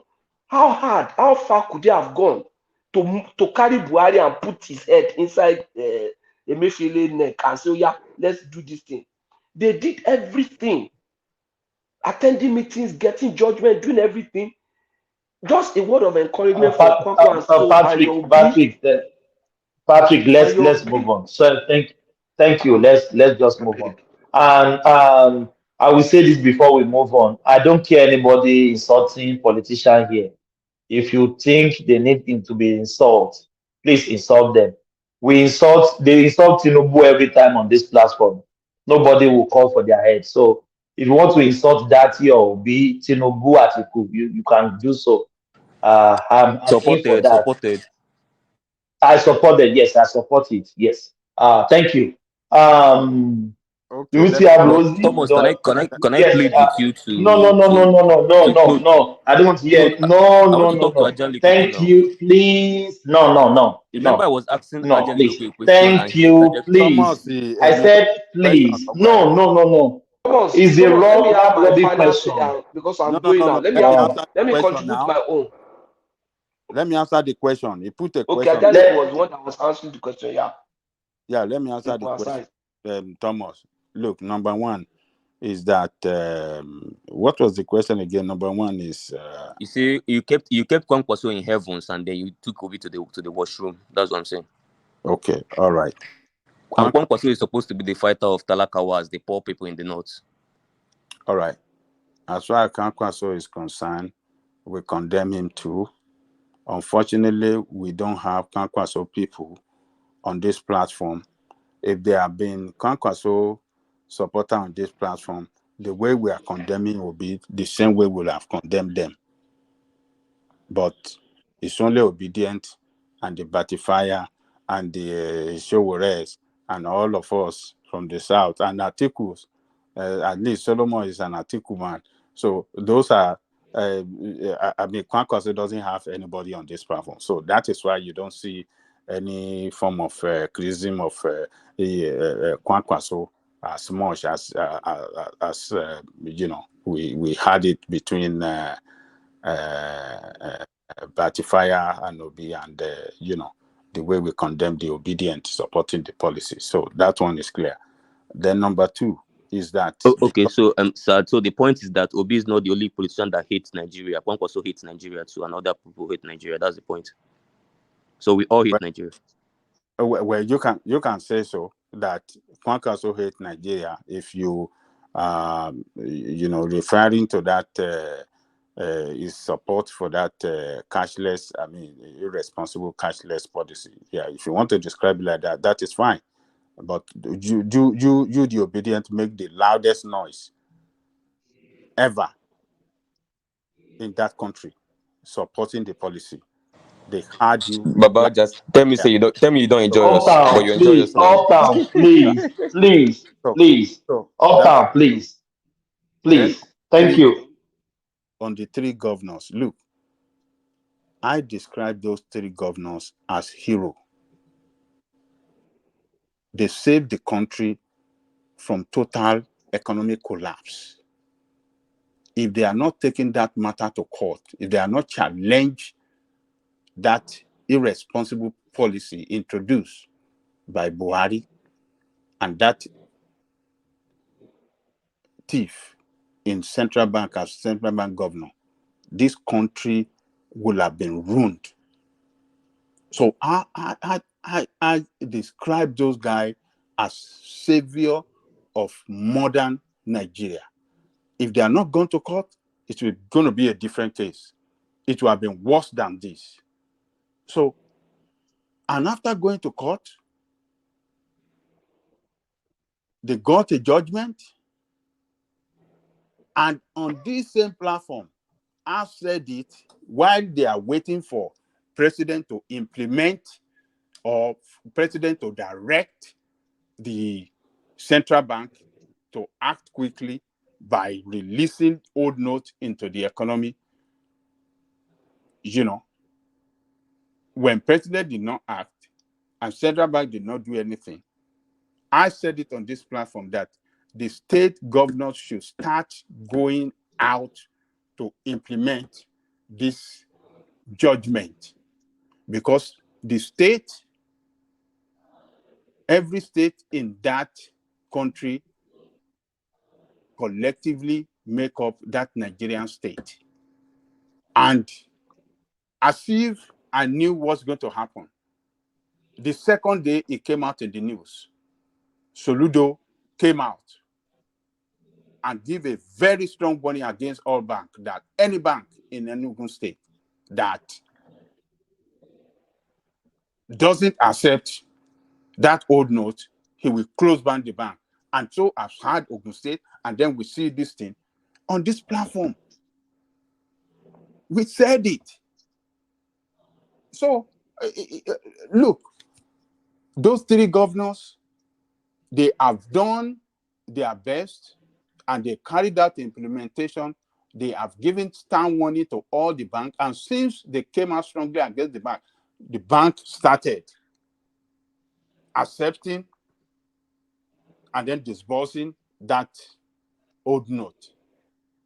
So what else do you want them to do? You still want them to start going on the street, demonstrating, or going to court again? What else do they want? They already got the judgment, and in their different states, they came out to implement it, to challenge the bank, and told all the bank to start collecting and bank have responded. What else do you want them to do? I mean, we have not heard from Obi since all this while. He kept mute, as if it doesn't matter to him anymore.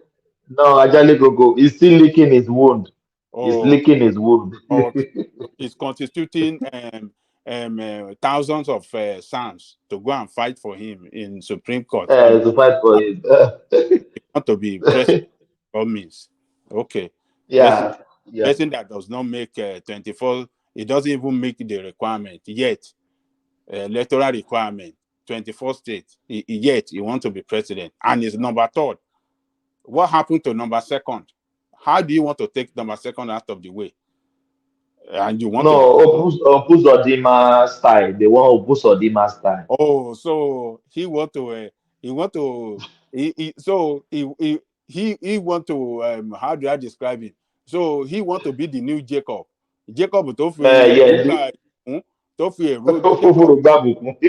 Jacob in the Bible that stole his brother's blessing. So is that what? Porridge with porridge. Porridge. Yeah, with porridge. All right. Oh my God. Okay, uptown. I Very, hope I satisfy you. Let me leave it there. very ridiculous. And I Do we interject. have? No, don't interject, please. I'll come to you. It's a round robin question. I'll come to you now, Let me Remy, leave it. please. Let me Thank leave you. it. Yeah, leave it there. Do we have Rosie? We don't have Princess Rosie in the house. We don't have. If we don't have you, I will remove you. Please don't be annoying. Do we have War Peace? War Peace. I'm War here. Peace. I'm here. Can't you hear me? Yes. I'm here. No. Just unmute yourself. Yeah. Are you? Do you want to speak to us, or I should come back to you? I want to say I'm the most marginalized panelist in this platform, like the South Easterner and Igbo people will say. You people don't ask me question. You people steal my time.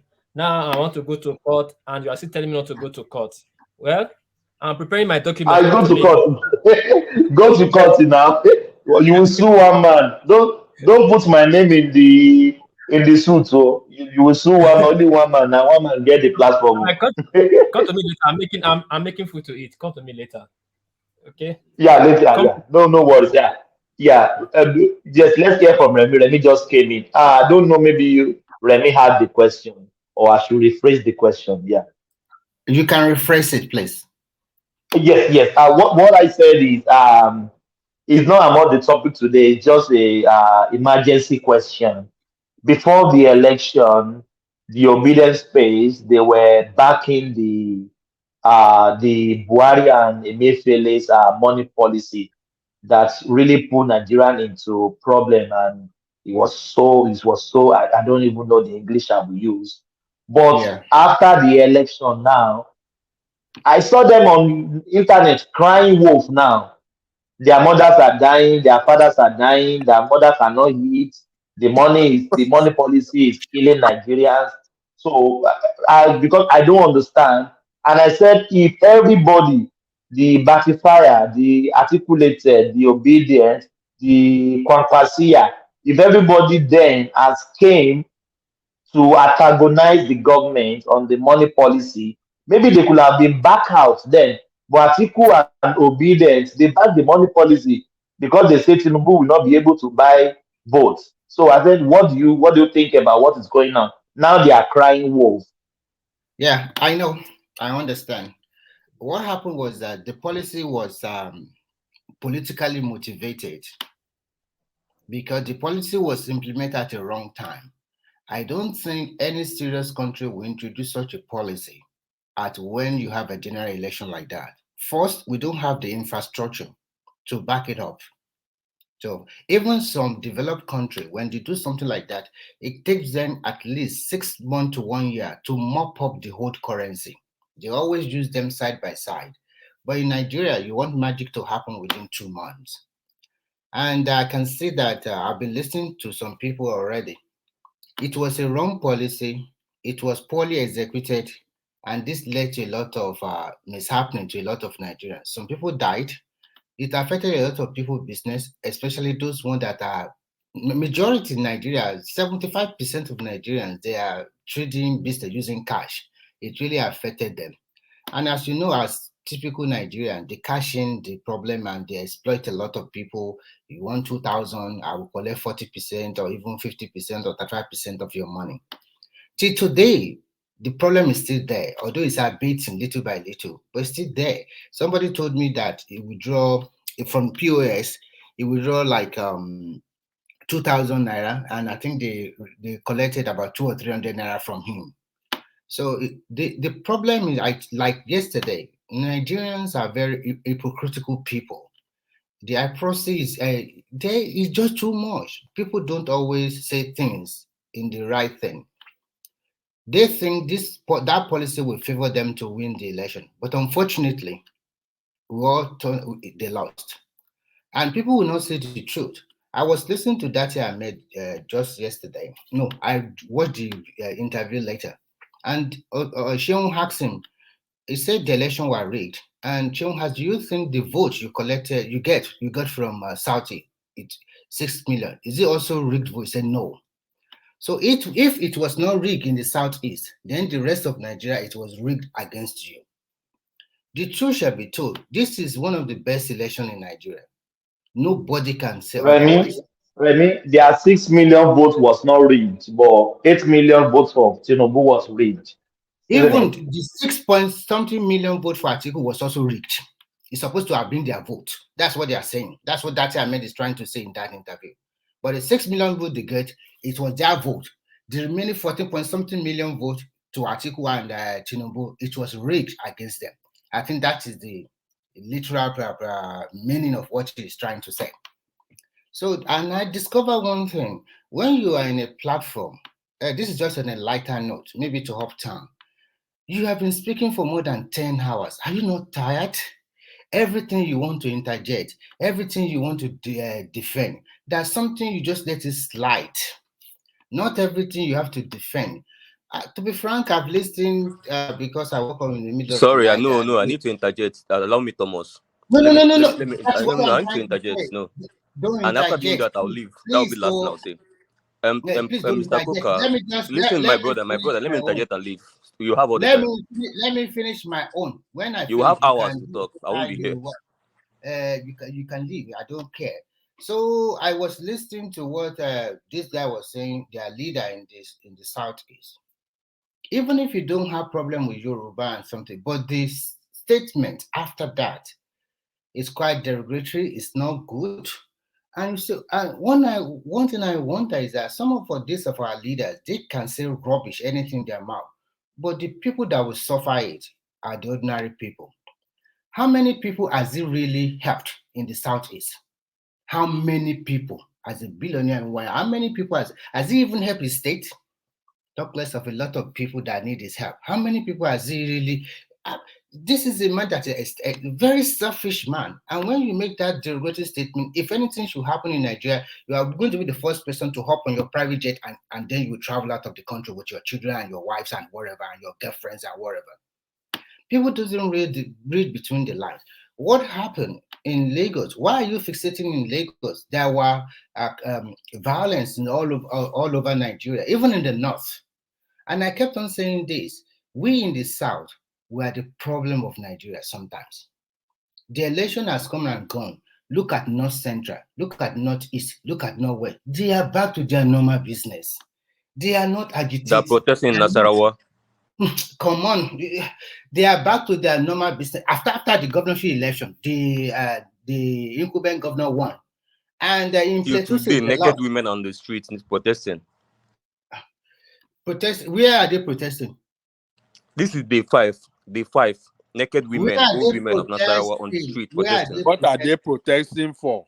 They're protesting against INEC. They say the election was rigged. Where? It's Which everywhere election on the was? Is it internet. the This is day presidential 5. election They're or counting the it. And they gubernatorial were election? naked. They are walking on the street naked. With their bare Naked. breast open. They are And naked, everything pure naked. Women of Nasarawa. they are obedient, right?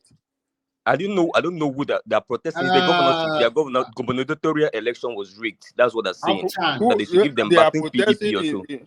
they are protesting PDP in or so. favor of who? Who is the PDP candidate? now, governorship now.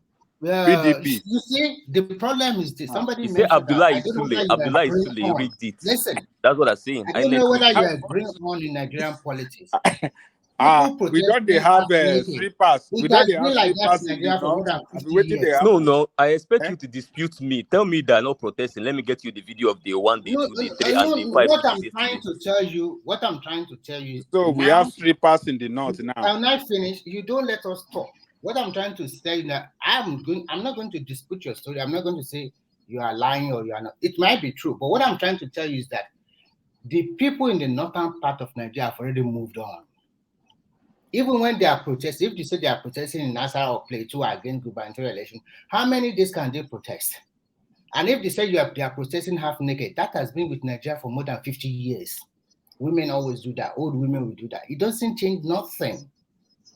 The election has come and gone, and your principal is in the court challenging the result. Why not leave it like that?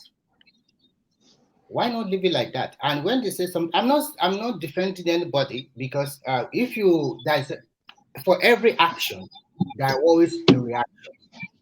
If you tell me I'm stupid, I will react to your sentence, and I will call you a buffon, and then we can be fought on. So when we say these people are saying this, there must be something that make them say that. If that Ahmed have not made that kind of statement in that interview, the other people will also not react that way. And we all see that what happened all over Nigeria during the presidential election, there was a lot of irregularities. But does it affect the entire result? I'm sorry, it does not, because the law says substantial compliance. And so now you are here, and we expect people like Iwuanyanwu. You've made a very good statement. We are not enemy of Yoruba. Yoruba are not enemy of Igbo. Why are you going back again? And that kind of statement, you just drop it. It's not good. And although, to be frank with you, I will tell you the truth. Yoruba people does not refer to Obasanjo as one of them at all. They don't even like him. They distaste him. They detest him. Go and ask any Yoruba today. So, and you are even saying that kind of statement in front of no, not all Yoruba. I think that your statement is too excessive. Not all Yoruba. But I would say more than I would say more than 75% of Yoruba people detest it. I'm damn too sure about that. I don't know where you got that one too, because I like Obasanjo like anything. I don't detest him. I mean, they will suddenly detest him now because he went to Anambra yesterday. No. I don't mean that. That is why you everything that you just read it in the negative. What I'm trying to say is that we expect more. This occasion was for Soludo, and praise him or maybe tell him to improve on what he has been doing in Anambra State, and then he made such. But Remy, why is Peter Obi stealing everybody's show? That guy, that guy is I don't know. I don't know. I don't know what to say. What Peter Obi that is guy, doing, I don't know. What Peter Obi is doing is to Thomas, my brother. It's not his fault now. That is law. What Peter Obi is doing is to remain relevant. But unfortunately for him, he can only remain relevant for the next 2 months. And I know what I'm trying to say. After 2 months, even if you like, jump from station to station. People said that July last year. What I mean, remain relevant. Finish. Remain relevant is simple. By May 29, they will swear in the president-elect. Everything remain equal. The court case continue. Everybody go. Even before that time, most people will go back to their normal business. After May 29, we already have a president. No more president-elect. What can he do? He can only continue to. If you like, jump from station all over Nigeria, nothing will change. They knew because they did not have a good case. Everybody know the truth. The votes were counted. If votes were not counted, they will not have that senatorial seat. If to say PC really want to rig that election, how can he have 6 million in Nigeria? Come on, if they really want to rig it, 6 million is not even 600 or 60. It was clearly that he won in all those places they said he won, although there might be pockets of malpractices everywhere in Nigeria about this election. But nobody can tell me that is not a true reflection of the election. That is what the true reflection. So but according to every black man, when they loses, they always have an excuse. Did APC win Rivers? Yes or no? Yes, they won according to the result. If you don't like the result, you are already in court. Let them go to court. It's simple. So you don't need to be Go to court. Yes, I love it. I think Remy, I think the popular word in Nigeria now is go to court. So if anybody steal your bread, go to court. Anything that happen, go to court. Yes, he's right now. I took my cousin sister's meat from her jollof today. I was eating. She was complaining. I told her to go to court. Yeah, take her to court. I don't care. Take her to court. Remy, round up in 1 minute so I can go to the next contributor. So in conclusion, I think most of our leaders should guide their utterances. And most of our young people, whether batified, obedient, or wherever, listen, the election is over. It's gone.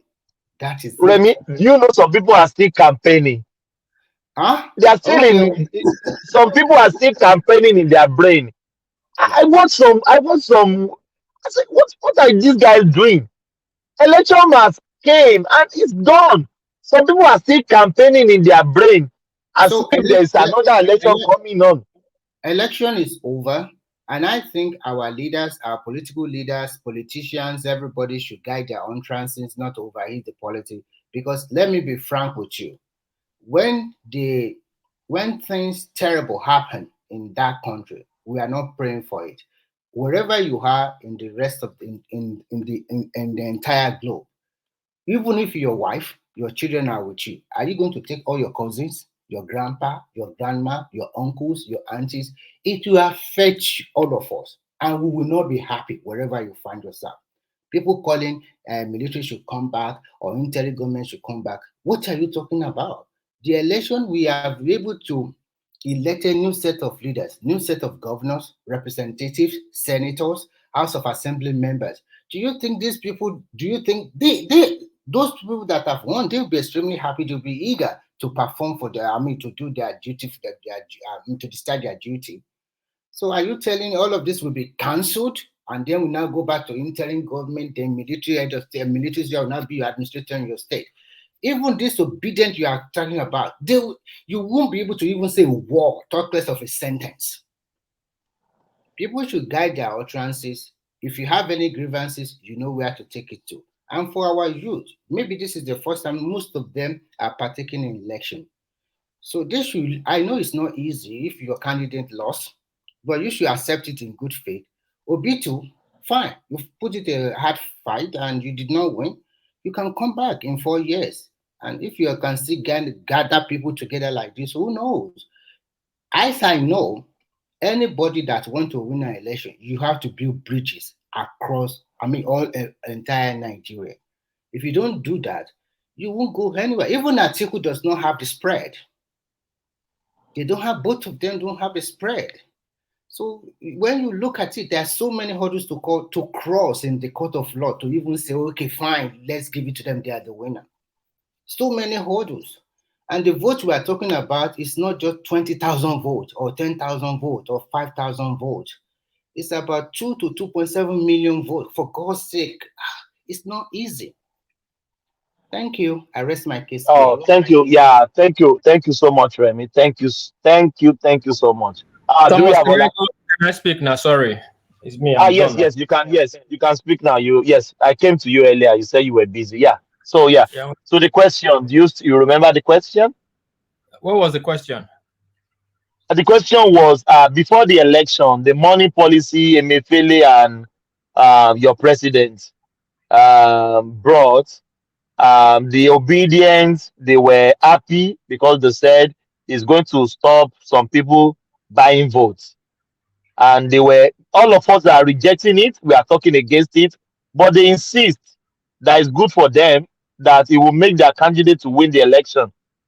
But now election is over, their candidate has lost, is licking his wound somewhere and going to court. But now they are crying foul now. Their mothers are dying, their fathers are dying, they can't eat, they can't do this money policy is not good. But before election, we are conscious of what is going on. We told them this money policy is going to kill Nigerians, but they were supporting it then. But now, since Peter Obi has lost drastically, now they are crying as well now. So, what is your take about that, please?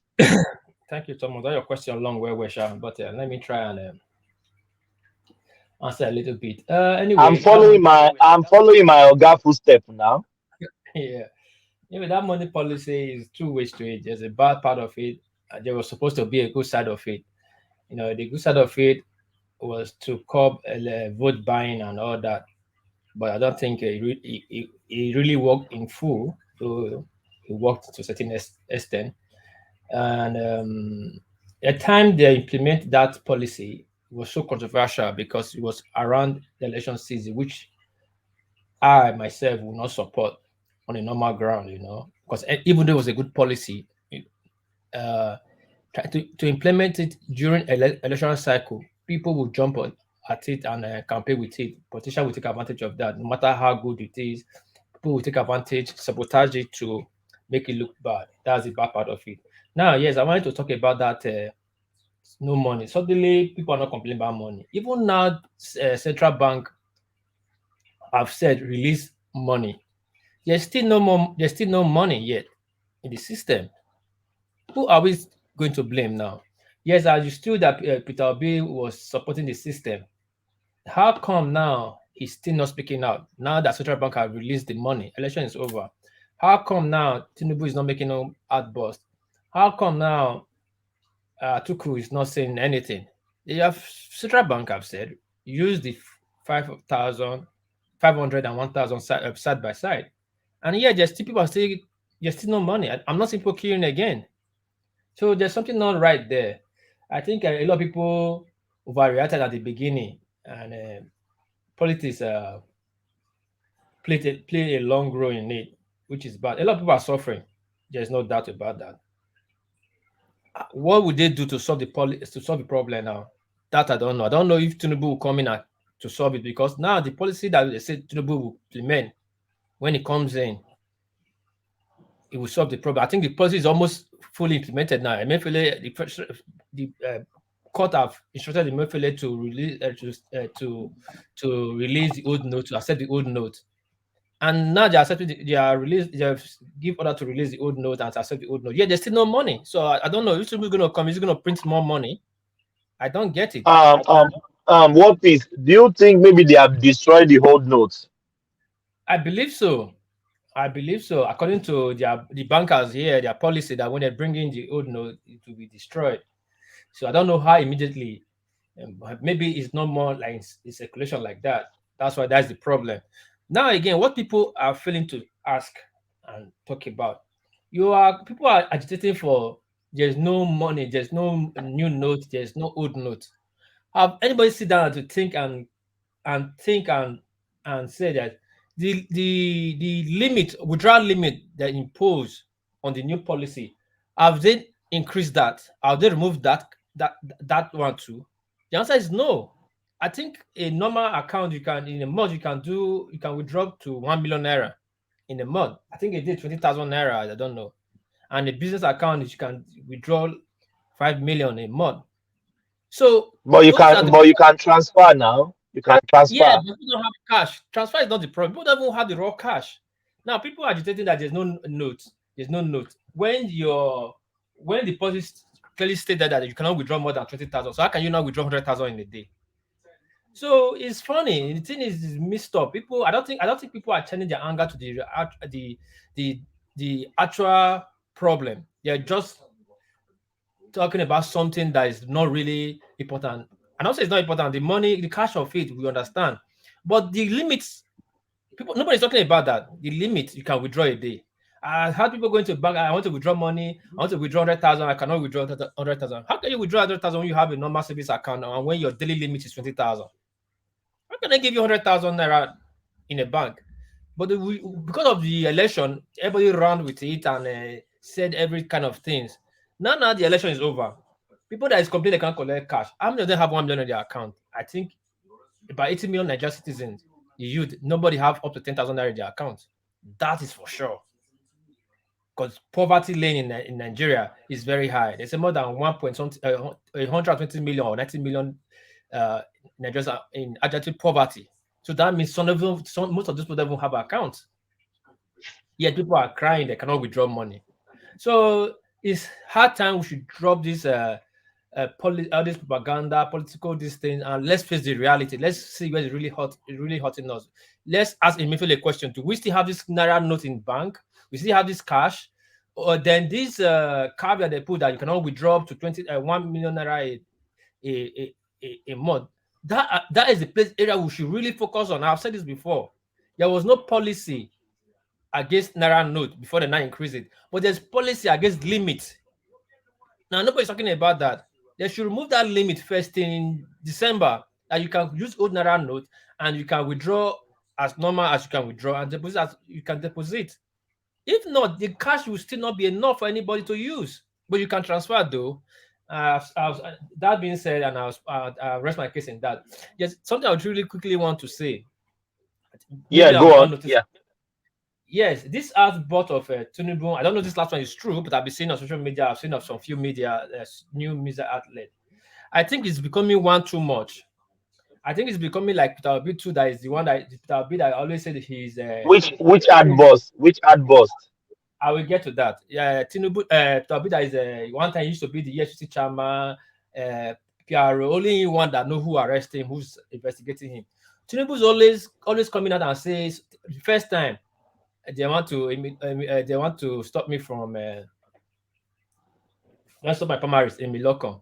Second time they want to stop my election, I will win. He went to Abiyakuta. Now the Kaba suddenly Rufai started coming out, Kaba. These are APC to APC. Okay, fine. Now the one I'm seeing TV now, they want to stop my swearing in. Man, it's getting too much now. You can't just play everybody for a fool for too long now. Who is challenging you?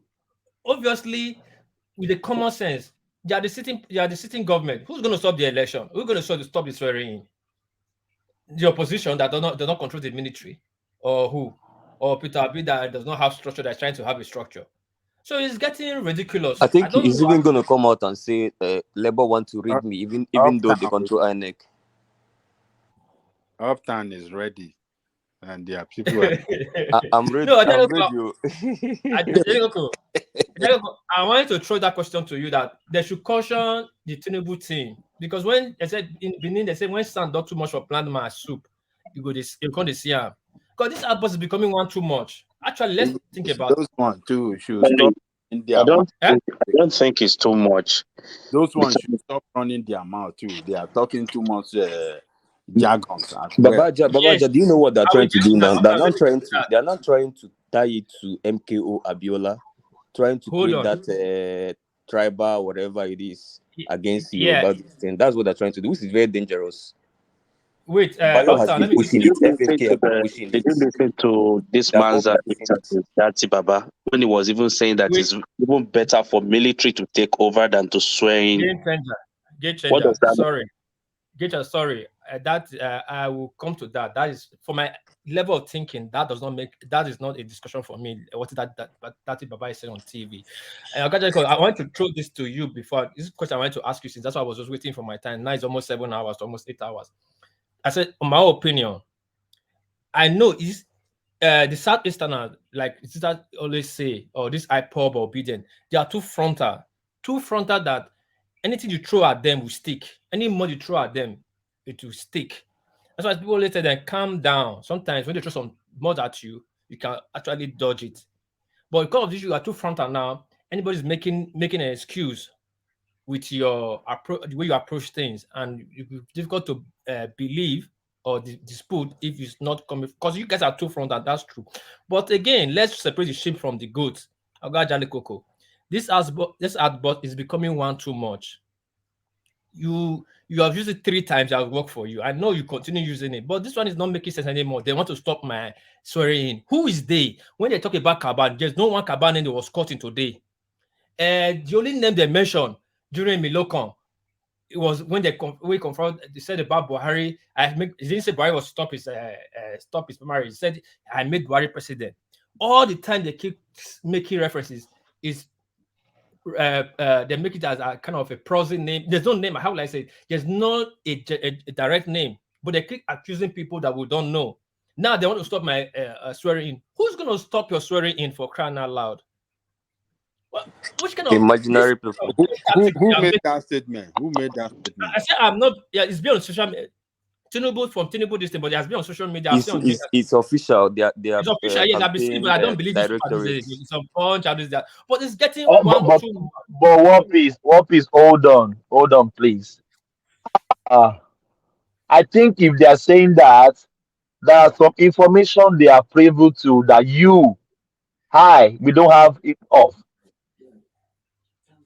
There's some information these people are small gods in that Nigeria.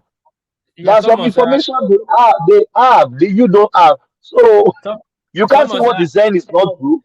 Thomas, I agree with you. The information they have is that they're using the fear tactics, which they used during Bush era to go into that 911 war. The fear Morgan. Oh, they are coming. Oh, Taliban, what trade? They are bomb what trade? Oh, led to the attack of Iraq. Now, this sympathy and fear sessional campaign has worked. I won't say that he has worked in good ways. Hold on, please. Okay. He has worked in the three of them used it. I will not say because the three part used it. The obvious reason is this: you can see in Southeast, Obi got 97% vote, and people are still arguing it. It just shows clear sense that their people voted Obi. They didn't want to see anybody. In the North, Obi did not get And they also ring as well. They used the two tactics. All together. That's 97. In the North, same thing happened. Obi could not get 7,000 votes in total North. That will show that the resentment for the Igbos in the North, and it will not change. Where's your data from? What piece? It's not my data now. Did Obi win any Obi state got in 2 million votes in the North. 2 point no, something million. That is middle bet. Did he win? He got 300,000 in Kaduna alone. Only Kaduna can say. Call the remaining hardcore northern state. He didn't get any. He got 100 and something thousand in Adamawa. Which 100? So which kind of number are you calling because you're on the social media? What did he get in Adamawa? Forget Adamawa. Adamawa is this thing. He's talking of northwest. Just tell us that in the 5 states of the core north, he didn't get. Don't say in the north he got 7,000. What do you think I'm saying? The north. You are intelligent to know that I'm just speaking, making a speech. You can use your brain to rationalize it now. I'll be with the class they do test. Continue. Don't try to smart me. I won't like it when you want to continue, Benny.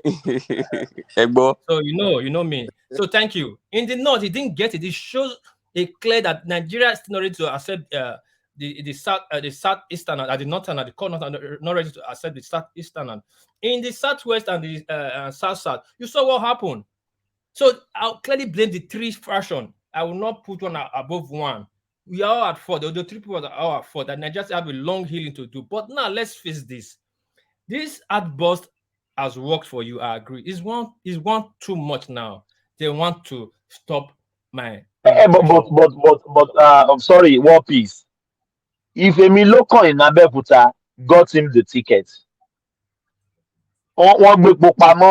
they are holding the petrol, they are holding the fuel, they are holding the money, got him the presidency. So if this hard boss is going to got him the swearing, so what is your business about that? Let him do what he's going to get. You're not swearing to become the president of Emilokon. You're not going to swear to become a president. Are you not getting what I'm saying? I get what you're saying. Let me land. If the two hard boss make him who he is today, so this last hard boss, why can't he use it to get what he wants to get? Yes, there's danger to you both say you use what you have to get what you want. No, this one is dangerous. This one's dangerous. They dangerous. cannot I shoot. They don't cannot care if shoot. it is dangerous Hold on. or it is not. Peter Obi that used religion to get almost 6 million Hold on. votes in that No, one is not Thomas. This dangerous. He Thomas. didn't run This beyond. Christian ticket though. This wait. Hold on. This Can beyond I interject, election now. gentlemen? This is beyond Who wants to election now. interject? Can I interject, Who's that? gentlemen? Oh, Jafar. Jafar, how are you, bro? Oh my God, my brother, you desert your brother. You left us. You just leave us for our lives. I don't know. How are you, my brother? How's Oh, family? maybe I'm always in the double Jafar is edge. coming in because he heard of Uptown attacking Kwakwaso. Is No, that no, what? no. No, Thomas, just a minute. No, Jafar, Jafar is my when friend did too. Jafar Jafar is my become your friend. brother? When we know that National Man is the only brother he has. So what do you mean? No, no. No. I'm not that cousin. That cousin. National man and his cousin. No, I'm his brother. I officially disown Rational Man as my cousin. No Oh, Fulani man, Wow, wow. no Hausa Fulani man will openly show total disrespect to any royal father. So Wow, the that's day good. National Man came and insult the Oba of Lagos was too much for me to swallow. Wow, So wow. that was no, that was. I mean, he stretched Rational it. Man is listening. Oh, so Yeah, officially he you went too disown him far. Yeah, on no, he this knows it. I wrote international it in my platform. notice, and I question his Fulani heritage. I really put it in question, but that's not the point. The point I just came in because yeah, I'm just coming in from mosque. Then I saw you guys were still online at this hour. I'm like, okay, let me stop by and say hi to my brothers. World Peace. Oh, thank you, brother. Yeah. Yeah, World Peace. I just heard your submission about the the perceived Tinubu outburst. But are you aware that the DSS just released credible intelligence that suggests that there is preparation to disrupt the swearing-in ceremony of the president-elect? Mr. Jafar, thank you for the question. Is it not a funny country we are that a DSS is releasing a memo that is a perceived attack or whatever against the swearing in? What do we have the security personnel for? I don't know to make arrest or detain people and make sure that it will not happen. There's not been any country in the world that such attempt is not premeditated. Even in America, Jafar, there please hold on. Is it this one? We must take Lagos. Must. Not this. Which Yeah, one have the No, intelligence? Thomas, no, that's not the one now. He's talking No, of. that's not the one. Oh, one man. Well, yes, I think I have it. Yeah, We let me. must take Lagos. No, not that Not this, one. not this one. Not this one. Jafar, go on. I will look for the video. I will look for the video. No, Jafar, go before on. that go on, can I tell War Peace something, please? War Peace, see, DSS got intelligence and they release this. You know, the fact that they are releasing it to the public can serve as deterrent for those people that want to do it. Okay, for if you love yourself, because the cost of the sending the signal to them that we've discovered, we've uncovered what we want to do. The cost of that one alone is cheaper to release it to them to stop that than to try to do it and for the DSS to arrest them. So DSS, they've not done anything bad in my opinion. I could be wrong, but I think they've done. Yes, Jafar, before you make your assertion, we got the video here when some naughty obedience were saying that they want to get B. I don't want to mention it. You know what I mean? B. That they will go and throw it in the they may even go and throw it in where they want to do the swearing in. Do you understand what I mean by B? So I don't want to mention it so that I won't trigger YouTube. So No, they always have the Thomas, don't worry about. I mean, if you want to go and actually say you want to monitor the internet space, you will definitely lose your mind.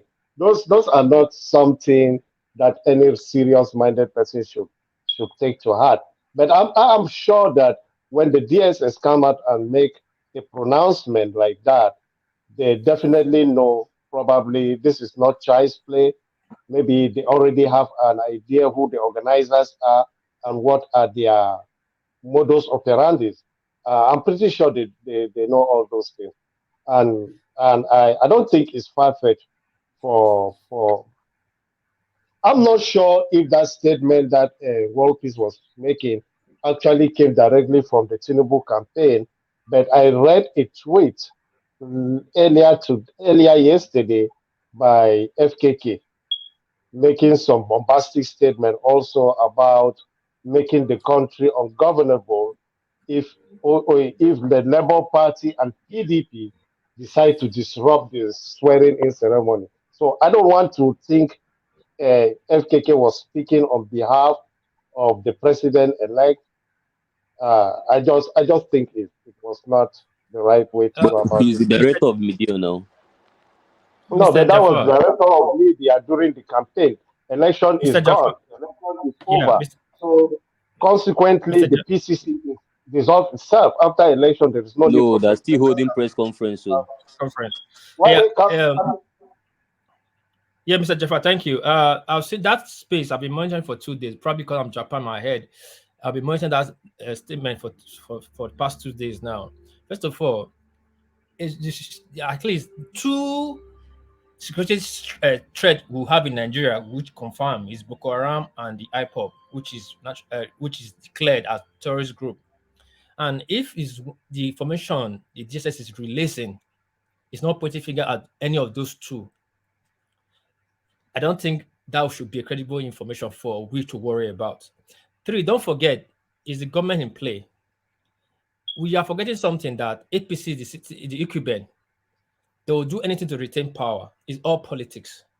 Forget power is leaving Buhari, there's Kaba fighting Tinubu. At the end of the day, it's the APC that remains in the Aso Rock. True or false? now Lamba, what did they give us? So why we just putting our rational mind at home, our common sense, and start jumping with these politicians? Ajako will say these are politicians. They will do anything to stay in power after election. Yeah, All this cabal you see yeah. is hold Well, on, you sorry. have a great point. Yeah, you do. Yeah, Excuse me, let me just make this point. You have a great point, but you see, you are looking at it in a very simplistic way. Of course, you and me, and I believe every member of this platform will understand that there is no amount of protest or disturbance that will not make Tinubu be sworn in as president. Yeah, but thank look you. at it look at the greater picture. What will the message on your swearing in, public disruption, public protest, for instance, in the Federal Capital Territory, what message does it send to the international community that you are legitimate or illegitimate? So, I mean, these things have people do strategic planning before they come out with all these things.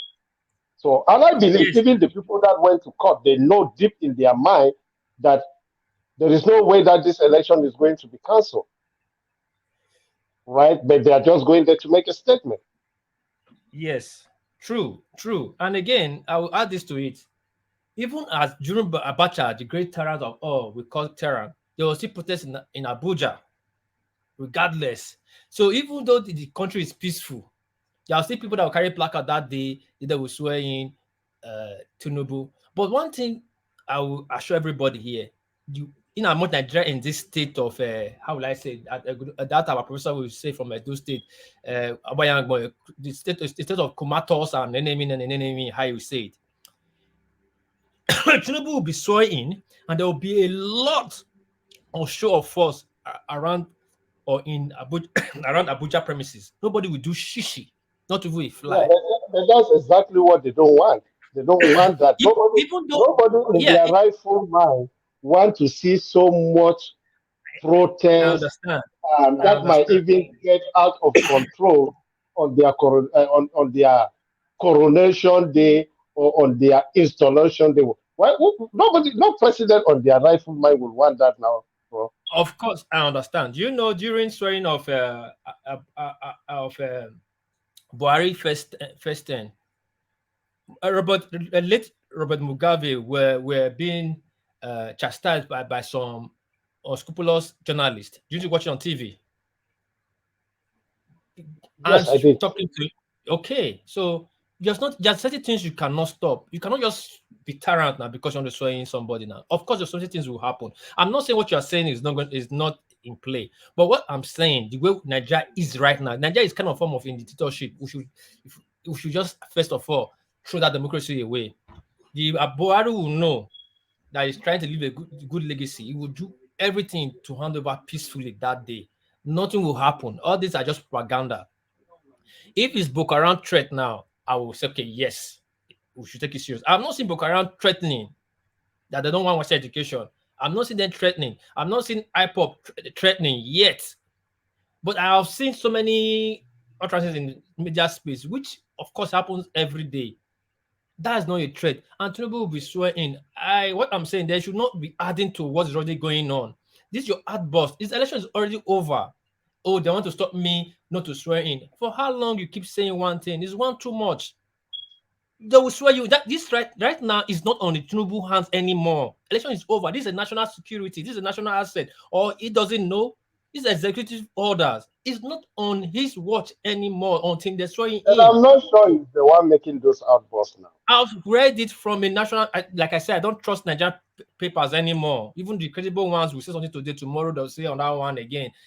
I've watched it for different medias that They are all saying it. If you go to all they of have their said that Twitter, they are saying APC's the same thing. the president alert is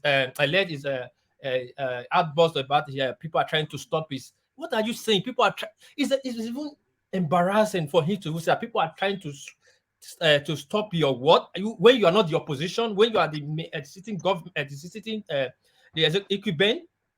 Come on, man! You control all the arms of government. What are you trying to tell us What is now? let When you get sorry, this, you're not going to Sorry, be a coming with quick one that. second, interjection. please.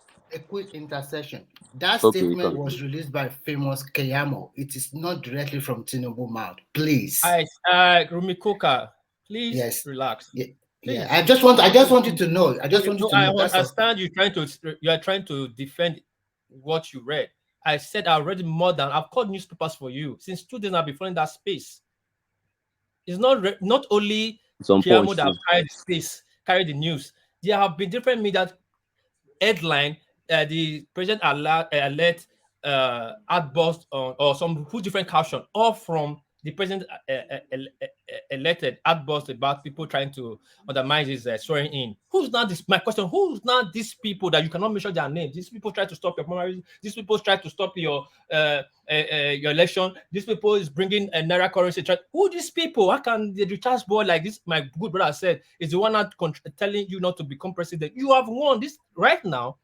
Whether anybody like it or not, obedient or not, there's a president elect, and he'll be swearing in on the 29th. There are world leaders coming in on the 29th. But make it such statement. Peace. Don't let just discard what that man said. See, if we believe some people will not try to stop Tinubu, we may just be deceiving ourselves. See, they tried to stop this guy even before he even got his nomination. Even before the election again, they tried some things too, because we are talking of power game here. So what he's saying, I won't see it as just sign of fear, but at least to send message to rally, to send some kind of to rally the security people to be on their feet. So look at this. Okay, if they know that this man is not exposed, he won't be getting security and all those details that he's getting after he won the election. So that is telling you how sensitive the position is occupying now it is. It's just the president in waiting. And trust Nigeria when we have power play. See what happened to Abiola. I'm not saying what happened to Abiola is going to happen to him. So if what happened to Abiola can happen, never trust that anything cannot happen until he gets to power. So to me, Ogala, sorry to cut you short. Yes, sir. I would have preferred the DSS comes out or Tinubu team comes out and raises an alarm that there's a threat to their candidate's life or the president's elect life. That would be more credible, which anybody can accept. If DSS comes out and say there's a try, they're planning assassination, they discover the assassination of president or whatever. What is as an incoming government, they are also privy to sensitive information that they cannot disclose to the Exactly. public. So if they're telling that, uh, so no, uh, hold on. So if they're telling that something is brewing, pay attention to what they're saying. They might be able to give you the details of what okay, they're saying. But at Babati, least let's just be Babati, concerned about what they're saying. That's all I'm saying. Maybe. Babati, let me tell you something. There's a say that when everybody comes to your shop to buy, they come in notion to buy something for you on credit. The day the person that will pay cash will come, you will not know. It's becoming one too much. That's what I'm saying. It's becoming one too much. If this outburst is the first outburst Tinubu is making, trust me, Nigeria will not take it lightly with anybody that's trying to say that. It's becoming one too much. Nobody's taking it serious anymore. This is Peace? natural security. What peace? Can I This is interject? natural security. Yeah, sure. Okay, so what you are saying is what I said on the platform earlier when I came. That was the first thing I complained about. I said this agenda these APC guys are pushing, it might have worked for them in the past, but this time is too sensitive to push such agendas. And even if you go to buy Anoniga 2 days ago, sorry, that day that Obi filed his case and then Punch carried it, Bayo now reposted it. Do you know what Bayo wrote? He reposted it and wrote under Obi filing case. So something as ordinary as Obi filing a case in court. Bayo wrote Peter Obi and Labour Party seeks to do to Tinubu what they did to MKO Abiola in 1993. I'm like, Jesus, what's the coloration?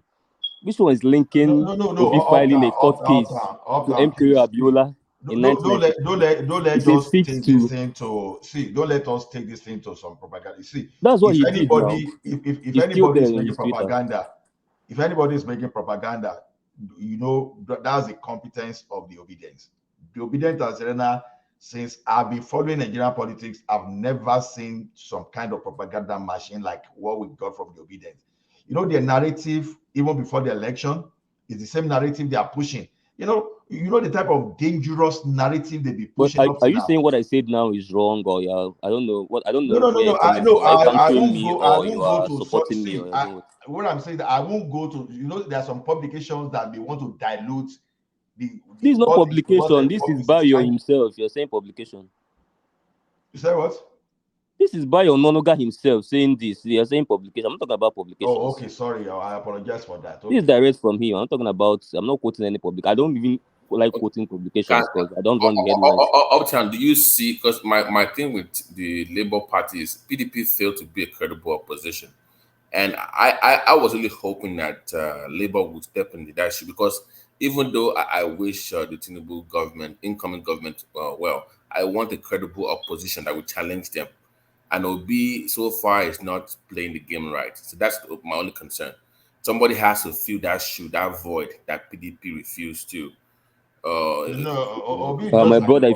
if you say with all this fire Obi is bringing that is not playing it together, I don't know the kind of position you want. Do you No, want war and like cutlasses Where are we now? Are and we in a big topic now, or we are still talking about the outburst? Which one are we talking about right now? No, Sorry. okay. Even back to the outburst. What we see, I will not just take it so simple like that because now in the issue of America, I think 4 sitting presidents, if I'm not missing the detail, were assassinated. We are talking of the world power now.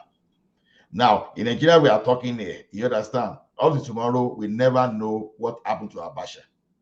You understand? We still never know the detail of what happened to Abiola. If people are if Tinubu Ola, why are you guys changing my topic? Why are you guys changing my topic? about I'm responding to what please now. Yes, yeah, I'm just joking. Yeah, respond here. So when people shout that way, see, the question is let the security people and then double up. So we can't just say because these governments in power. We But are talking of Ola, Nigeria. have this with what you are saying. Babati, hold on. We can't deny the fact that there are some IPOB that are following Obi. Can we deny that? Well, I don't know. so IPOB is threatening Tinubu Because now. No, no, no, no, no. Let me no. I'm in the Hang on, public hang on. I'm in the public domain. No, no, no. I can't just do No, such no, thing. Ola. I am a Yeah, truthful person. I'm always honest to myself. There are some IPOB members following Obi. I don't know. If we come, no, yes, I know. If you don't know, I Okay, I know don't know. there are some I don't know. I don't IPOB have any evidence members to that. following. You don't have evidence, but we know. There are some IPOB members following Obi. So if the DSS are getting that intelligent, you can't deny the fact. We saw the threat on internet, don't you? We That saw thing will the not be threat. coming Yeah, from my pop yeah, quarters. and Don't in worry. addition, That, not guys, sorry. wait, Thomas, not deny, but you can't dismiss that concern. At least that's what I'm saying. If somebody's Yeah. complaining about something repeatedly, at least you should at least just Pay attention. say yes. Don't just dismiss what they are saying. So that's what I'm saying. In addition to what Babati. you guys have said, in addition to what Hmm. you guys have said, the in Nigeria, even before the election and after the election is gone, but we can still see the handwriting on the wall. There are so many people that they even want to burn down Lagos. Until there was a day we are talking, and the people were saying they want to burn down Lagos, and I was even saying, you want Lagos, and this is the state you want to rule, but you also want to burn it down. Because nowadays, I'm sorry, the orientation of Nigeria have totally gone haywire. Just a simple spark. Just a simple spark, and they just do unnecessary thing, and they won't mind to face the soldier. And if soldier kill them, they will say it's a human right or something. So the election is gone. But you see one thing, Remy, for the like of Obasanjo to have even come out to oppose Tinubu publicly. Yes. You know, and people are saying no one is against it. I'm not accusing OBG of this one, but just see the level of hostility against this guy. No, there's a viral video. There's a viral video that went out that everybody Charlie wants Boy called Obasanjo now. Charlie Boy called Fake Obasanjo video, asking him please. that End it there. It's a public platform. It has a fake video.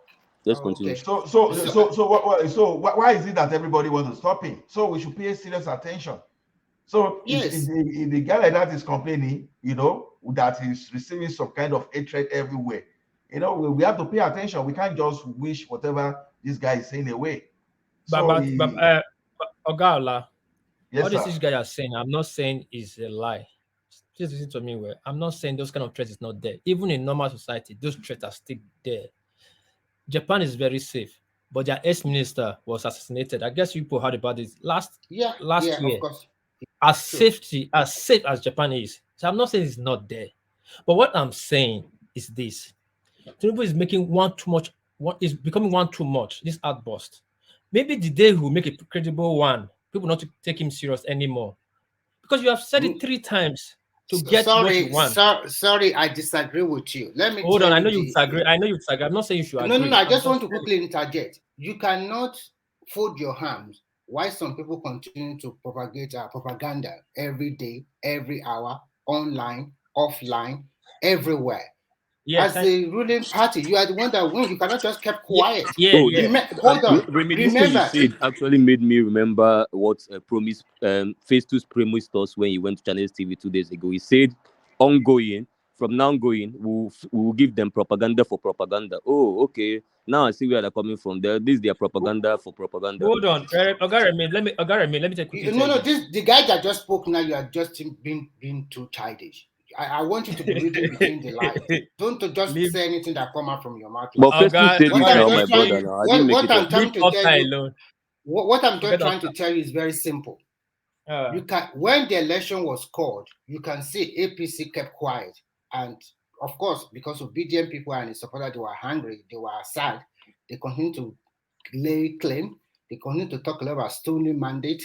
They continue to talk about everything for a longer time until recently, when APC spokesmen, all those things you are reading online, they are just from the APC PPC campaign, something, Keyamo and the rest. And it's not directly from, although they might be representing Tinubu, we quite understand. But in Nigeria, anything can go. So they cannot just fold their hands. It's better to let the world know what is going on than to just keep quiet.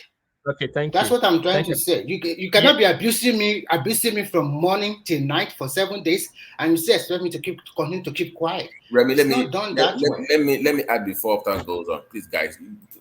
Let's also remember that the incoming government is already in the transition phase right now.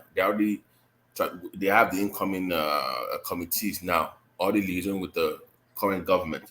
So, in addition, they also have the security briefing. They have it also. Wait. Beyond that, the reason why they send that because you need that credibility during that transition, because not for local government only, for international transition as well.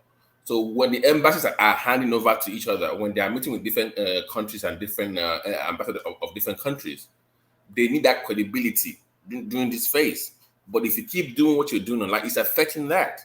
So when they keep complaining, that's the reason why they keep complaining. Guys, you're making this difficult for us because that credibility is needed for this process. So let's not dismiss their concern once again. I 1 minute is not too many. Uptime. I disagree with you on that one. Sorry, what piece? That was my slogan. This is me, what piece? And let me answer both of you one by one. You know what I'm saying? What you guys just said, yes, it's true. But you said you can take a horse to a river, but you cannot force the horse to drink from a river. Even in America, when Trump won the election, when everybody came, there was still protests on the handover day.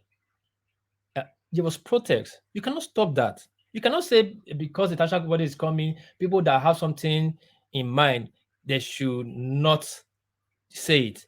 It's up to you to calm that space down before then. You have too much. Just like a man that has a wife that is pregnant, you have 9 months to prepare for that baby. That's why everybody's putting hands together. Try to talk to everybody. Guys, calm down. The election is over. Let's move on. That is his responsibility. That is the responsibility of the incoming presidency to do now, to be calming everybody down in any way they can. It's not going to be an easy ride. Nobody says it's going to be easy. Somebody that is angry, you don't just talk to him one day and you just forget. You have to continue. But they have that. It is easier And said that is than what done. It's Kulata easier was said than suggesting the done. other day. Hold on. That's what Okay. Kulata was suggesting. You have to Kulata was calm people suggesting it, down. and they were You pushing cannot back just at him that Tinubu has to start really calming things down instead of allowing his attack I'm dogs coming to before I hit lose up my. the No, policy. no, no. Hold on. Yeah. Hold, I heard hold, Uptown Kulata pushing for that, painting. and everybody was pushing back. Hold on. That Uptown. no, Yeah, Tinubu should not do that. uptown. You are painting a wrong narrative. That was not what Kulata was pushing. Kulata was I saying that. dare you. Hold on. Oh, thank God, Kulata, you're here. Okay, you can speak for yourself. I Hold dare on you. now. Let me finish. You can, if you want to paint it the way you painted it, you can do it. If you want to repaint it, you can repaint. What he said that we came out against was that Tinubu is not popular. He's not a popular candidate. If you want to go by the outcome of the election result, and thereby he has to start, seeing how he can bring people together. It is on the point that Tinubu is not popular. That was what we came out against him, that he was wrong. We are not saying that Tinubu should not go and mend fences or do whatever he can do to unite people. We are not saying that. But that Tinubu is not popular. That was what we call him to order to that. No, that's not true. Tinubu is popular. But It's a he's not three-man popular race. now. Hold on. It was a three-man race of keenly contested election. Election requirement was Okay, set. I want to interject. The election requirement was set, and somebody met the election requirement. Others did not meet. How do you want to measure popularity when somebody won the election No, with the Let fulfillment me of let me inter- let me interject. electoral Let me this is quickly about interject. election. this thing, and he was Let declared me the winner. interject you. Hold on, let me run down. You will interject now. So that is it. All right. Kulata, don't interject too. Don't come here to come and bamboozle us. No, I'm not bamboozling nothing. I Yes, mean, Ajale Kuku. Yeah, Kulasa, go on. Yeah.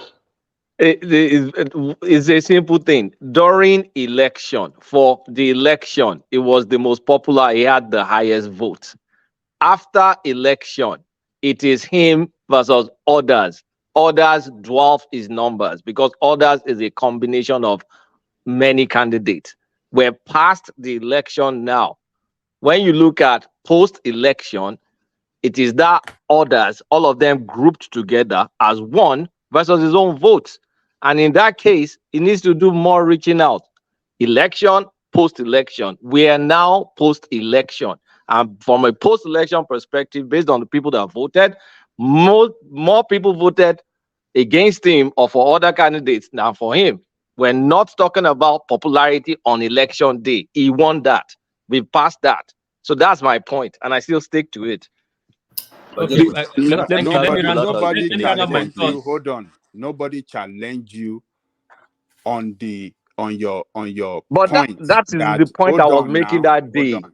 We did not challenge you on your point that it should go and unite Nigerians. But what we challenge you on is that he is not a popular candidate going He's by the not number. popular post-election. He is not. He, He is not. Wait, somebody won Babaja, election. You are let me saying try he's and not explain popular. what How do Kolata you is want to saying. measure Maybe you might popularity? understand my Forget version of about he it. has already won, and it is left for him He's to going to now beg them, right? govern. And to govern well, He's going to beg them, right? he Before have the the experience, he know what to do, and he will do it well. So let's just leave that side Okay. alone. Let me just But round up my thoughts. I'm please watching let me interject. Shazam. My movie ticket is about 3:55, and my wife left the house with the car. I want to take bus for a very long time. I've not taken a state bus. Please, I want to Yeah, round up this. finish your thoughts. Yeah, finish your Let me thoughts finish so my thought. you can go. Okay, Yeah. let me answer the last one. Is this? Let me borrow for Kulata phrase now. After the election, it's not like that popular. Of course, a lot of people are against his win. Of course, it happened everywhere. Now his team have to reach out, and this is the most difficult part. They have to reach out to people that is angry to pacify them in any way they can. Then everybody want peace. Even the election, we need peace. Now that is for that. They should go back. Is he obliged to reach out? Is he obliged Of to reach course, it's out? not. Yes. The No, question he's is not carrying. obliged. Hold He can on use now. his discretion. Hold on, Thomas. He Thomas. doesn't Thomas. Hold oblige. on, please. Is Hold on. It's obliged. See, hold hang on on, now. please. Hang on. 5 seconds. Do you think obedience are the people that you can reach out to, or Obi? They said Obi is stubborn. He has never lost any court case. So he's going to court. Okay. So is he Obi Thomas, you reach out to? Thomas, Hold on. come on, lọ bẹ̀ wọ́n bẹ̀ ni, come on, lọ bẹ̀ wọ́n, nonsense. Hold on. Wọ́n ti Hold gbọ́. on. Tí gbogbo wọn mọ́lé That mẹ́, is. lock them Hold up, on. nonsense. Hold on. Please, no anger. As a public officer holder yet to become the full president, it is obliged, it's his duty to reach out. He must reach out. That's his He's not duty. obliged. He's Hold not on, obliged. I don't want to hear that English, please. hold on, Thomas. It's beyond me, you, and Tinubu now. This is a national issue.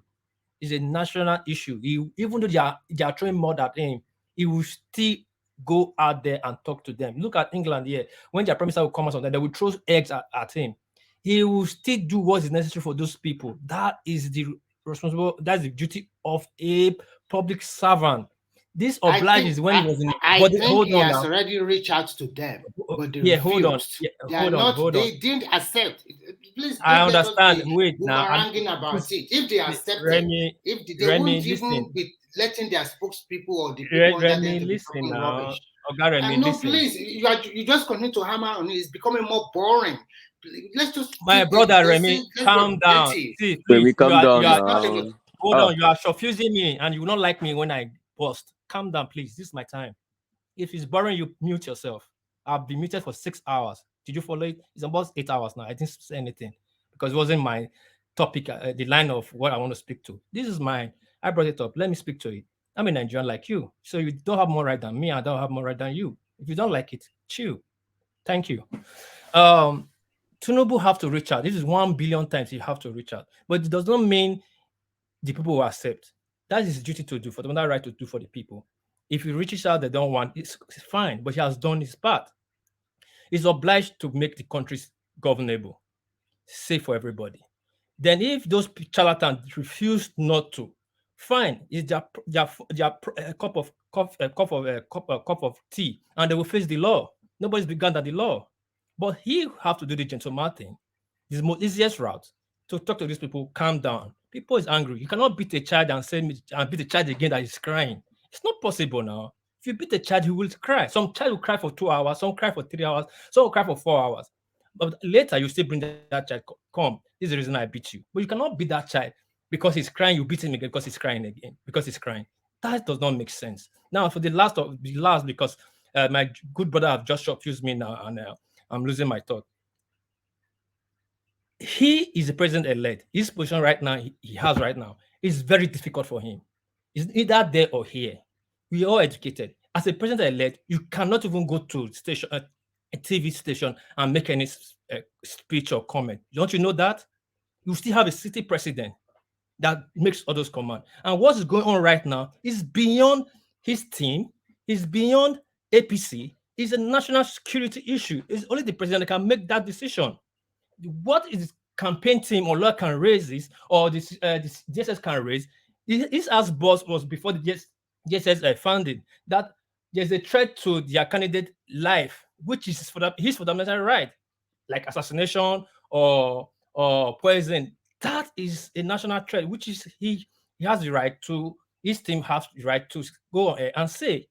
But coming out and say they're trying to stop my inauguration is so childish, my man. It's one too many. Let's face the national problem. There's bigger problem ahead, not stopping. Who's going to stop his swearing in?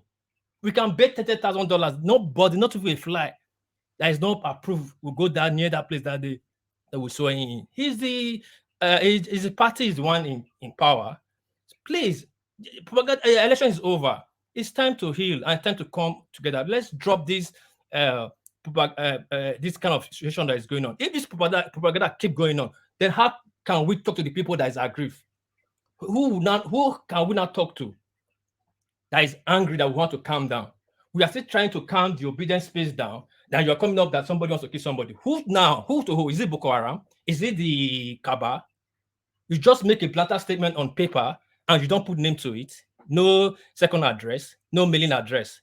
Then we will take it and run with it. We'll come to the platform and defend it. And some of us are PhD.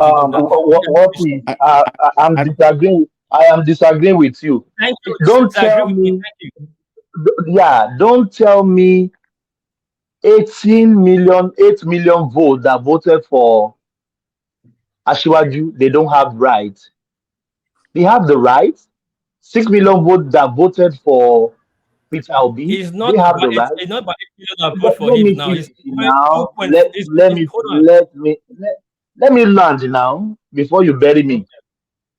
What I'm telling you now is Tinubu has his own mind. I asked you earlier on, the Peter Obi seems to look to you as somebody that they can reach out to. Thomas, yes, and the guy that let me finish. The guy that took his case to court, and he's still traversing all the television stations and his vice talking nonsense. Thomas, forget Obi. Nonsense. Forget Obi. Tinubu doesn't have to reach out to any Obi. It's the people That's we're what I'm talking saying. about. Thank you. The ordinary people, ordinary Nigerians. The ordinary people. Ordinary people. Thank you, Kulata. Ordinary people. What do you mean by ordinary people? Hold on. Hold on. Let me clarify. Hold on. Baba Ajale Koko, let me clarify. Ajale Koko, let me clarify. Yeah. But I'm coming. What reach out to who? Are you talking to Nigeria at large? That's what you are saying? I don't know. They say you can Benny. The people that did not vote for you and the people that did not even vote tell us at how all. we reach out to them. How will you reach out to them? It needs to start calming down the politics. Hold on. Is it the people that think and they shake like they shake that they hated him? Yes. So you should reach out to them. Thank you, Jesus. Thank you. Okay, Thomas, tell us what he should do. No, hold on, Thomas. Let us get it clear. He can do that. They are saying he should reach out to them. How should he reach out to them? What must he do? Now. God damn. That he can reach out to them when he becomes president. Wait, let's Babati. Hold on. Let Ajale Koko land. There you come in. Ajale Koko, yeah, land, please. They say he should reach out to. He should not reach out to Obi. Obi doesn't matter. They said he should reach out to the general populace, particularly those that did not support him. Number one, he cannot really identify who does not support him. Nigerian people the people, once they start to govern, all matter to him because he has problem that he has to solve for all Nigerians. So, and the only thing he can do, he can talk to Nigerians, seek for their support, let us do this together, and then he start implementing his plan that will better the life of generality of Nigerian people. And number one step is to reach out to the leaders. He can do it. If Obi should come out today and ask the obedient, please let us calm down, let us support. We have our nation to keep in peace and run it well. Let us give the president the chance to run this place, and I will support him to succeed. That will go a long way in calming down them. They will abuse him. A lot of them will come out and abuse Obi and call him he's a sellout or he's a useless man. So, but he have to reach out to all the leaders, Atiku and all the leaders that matter, Obi and everybody, Kwankwaso and everybody. You know, he has to start from there and then reach out to all Nigerians. But to say Obi does not matter and just talk to Nigerian people, how would he identify? He doesn't even know who voted for him and who does not vote for him. So that's my own take. You have to reach out to all the leaders and then reach out to others. That's it.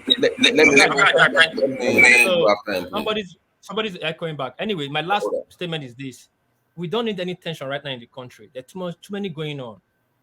Everybody should turn it down. Even from the Tinubu space, they should turn it down. There's a saying in my town. Somebody is echoing back. Thank you.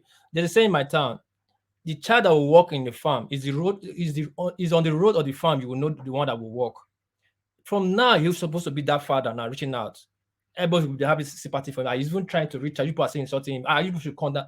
That's how you gain people's support, but not adding more fire to having fuel to more fire. It's not. We don't need that now. That outburst, like you're trying to stop my election. We don't need it. You already won. You are going in depth. That is one. Two, you're like a VP that around power. Don't have power to make any decision until they give you that power. It does not have that power to make any decision. Okay, you're trying to take stop my immigration.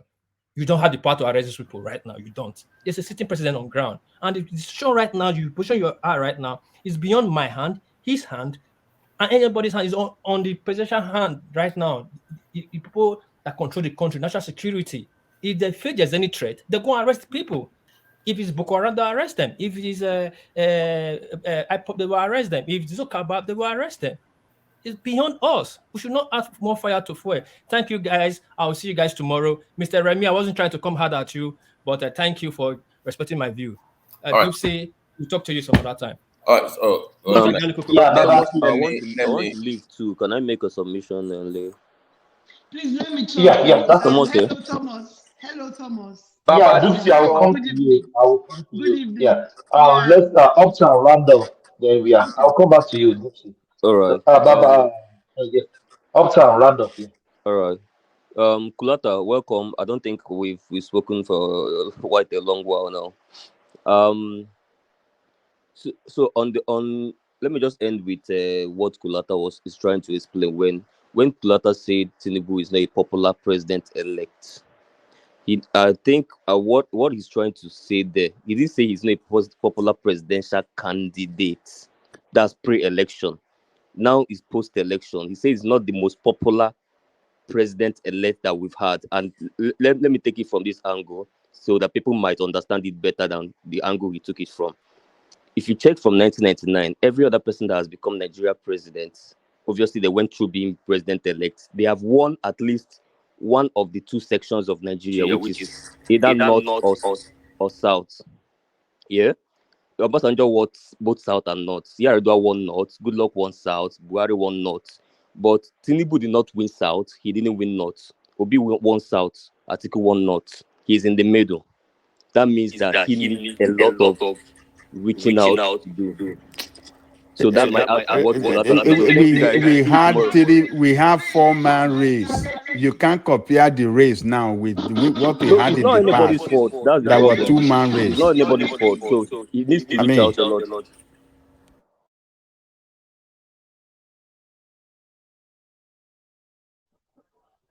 Hello? Hello, what happened? Yeah, I think somebody's I continue. I somebody's think echoing. something's happened. Oh, somebody's All right, can I reply to K now, Thomas? oh yes, yes. Babati, hold on. Someone is echoing. Who is echoing? Yeah, you are not echoing. Yeah, go on. I'm kind Babati, of go on. I'm kind of disappointed that we make that ridiculous statement about him reaching out to people. I mean, you're a smart individual, and we all know to rule African countries, you have to be a strong man.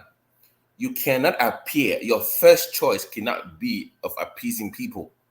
You have to show strength. I'm not saying it's the best or it's the ideal, but that is what works for in African countries. Because if he starts off his government appeasing people, you're gonna end up like a good luck Jonathan, seen as weak and docile. You don't want that. You can still appeal to people, but that cannot be your first choice or your first option. Now it's an incoming government. It doesn't have power yet. We have a sitting government president. So until he becomes president, he cannot be seen as that. Once he wins, you show strength, stick and carrot. You can appease people, but they have to see that you have to demonstrate that you have that strong man mentality. That is the only thing that works for Nigeria. Once they see that you have balls, But Babati, wait, can Thomas, can wait, can you Thomas, wait, wait? Can you at least? Yeah, yeah. Go on. Yeah, Thomas. land. Yeah. That's just the reality. You gotta have some balls to rule Nigeria. You can be nice, you can be democratic, but your first choice dealing with Nigeria cannot be of appeasement. I That is support you, Baba it T. will not I work. support you 100%. Once they see, this guy na crazy. Once they see and respect you, then you can now then appease them. But if you come across as so you cannot Àwọn wo come ló tún ní across wèrè lára gẹ̀? but you cannot come across as being Ajanigogo, Eh? echo. that is ridiculous. Oh, Ajanigogo, ọ̀dọ̀ mi echo. ẹ̀kọ́ yẹn ti wá. Okay, sorry. Yeah. Hey, hold on now. Okay, hold on. So I'm saying that you show strength first, then they respect you and fear you. Then you can now be democratic. But to come across as being democratic as first option is just dumb and stupid. Because if you do that, you'll be a good luck or Yaradua, and nobody will take you serious. That's my point. But Babati, if somebody did not accept you, there are some people still saying Tinubu will never be my president over my dead body, Can over I my dead reply? body. Let me reply. People have to accept you before you accept them. Thomas, Babati, please, guys. I think Gypsy want to interject for some time now. Let Can him you talk, please. allow I've her? been waiting. I don't even want to talk at all. Let him not talk today because I've already been barrow by. You shouldn't talk anymore. Because he's the one that's describing that relationship. I mean, he won. Ẹ kú Get off. tẹ́pà ọmọ ẹ Get mú. over it. I mean, this is from. Go ahead. Dr. Damage's channel. They should take it back there. We are not interested in that narrative. So he's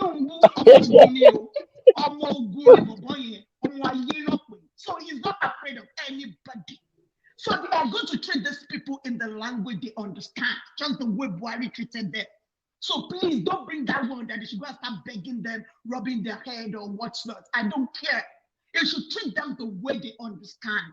So don't just start bringing that he's not popular. He's not popular. Do you know when this guy has been working for this presidency? He's not popular. Waiting. So I know him, and a lot of people know and recognize him. So the people that say they don't know him, they don't want to say him, that's their business. He's going to treat them in the language they understand. That's the way it's gonna go. Okay. Can I reply now? Can I reply?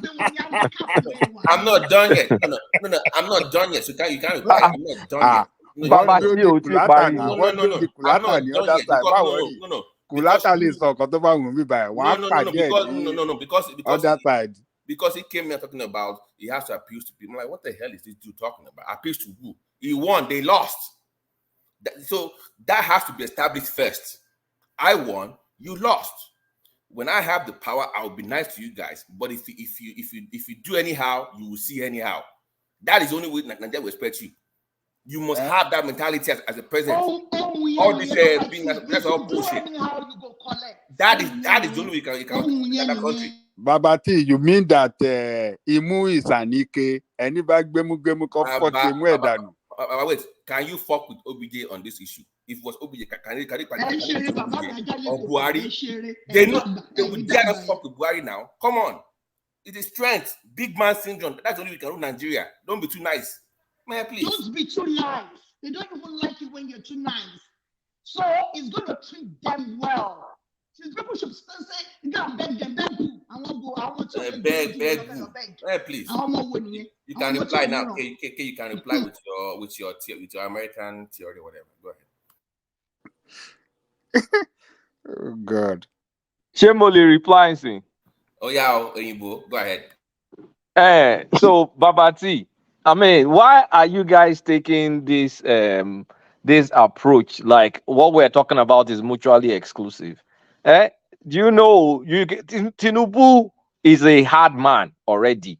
Tinubu don't send anybody. If you know him well, you know he's a hard man. He doesn't have a Jonathan problem or a Peter Obi problem. He's the boss man. I mean, look at all the battles. Look at his battle scars alone. That shows you he's made of metal. It's titanium. He's unbendable. Everybody knows that. He doesn't have to prove that. And you reaching out doesn't mean you submit your Machiavellian ticket. No, your Machiavellian ticket is still there. If you want to deal with people ruthlessly, you can deal with them. They have him in court. Wait now, wait. Me. Oh, allow to interject. So let me finish. So your point is, oh, you have to take the bull by the horn and deal with them ruthlessly. You won and all. It doesn't have to be like that. But at the same time, it doesn't mean you submit that card. That card is always on the table. You're always using that card. It's like when a rat bites you and starts blowing hair so you don't feel it. You can use that approach. That's why I'm saying they're not mutually exclusive approach. The least he can do now is to stop his attack dogs, because this is not the way to do post-election. They're still attacking. I mean, they're still going on. We don't need this now. Right now, they can just start strategizing, focusing on what needs to be done, not all this rabble rousing that Ononuga and FFK and co are doing. Are those things helping? They're not helping. I mean, saying all this, saying all that is not what I'm saying. Is at the very least, stop those rhetoric and start working on strategies to bring the people around. No matter how good your policies are, you still need some broad support. I mean, because there's some policies that are going to be painful to do to fix Nigeria right. If you remove our exchange rate, you float it. It's going to be painful because the naira is going to further lose value. If you remove cost subsidy, it's going to be painful. But we all know these are necessary remedies.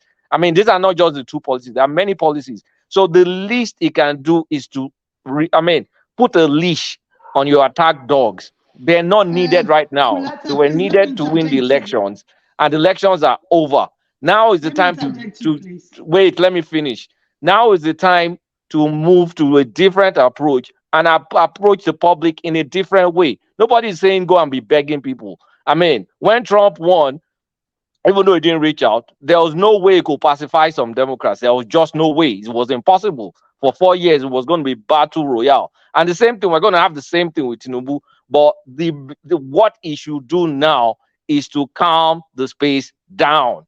Calm it down. There are many people already that were obedient that they've gone, they've moved on. Like the North Central people, those folks have largely moved on.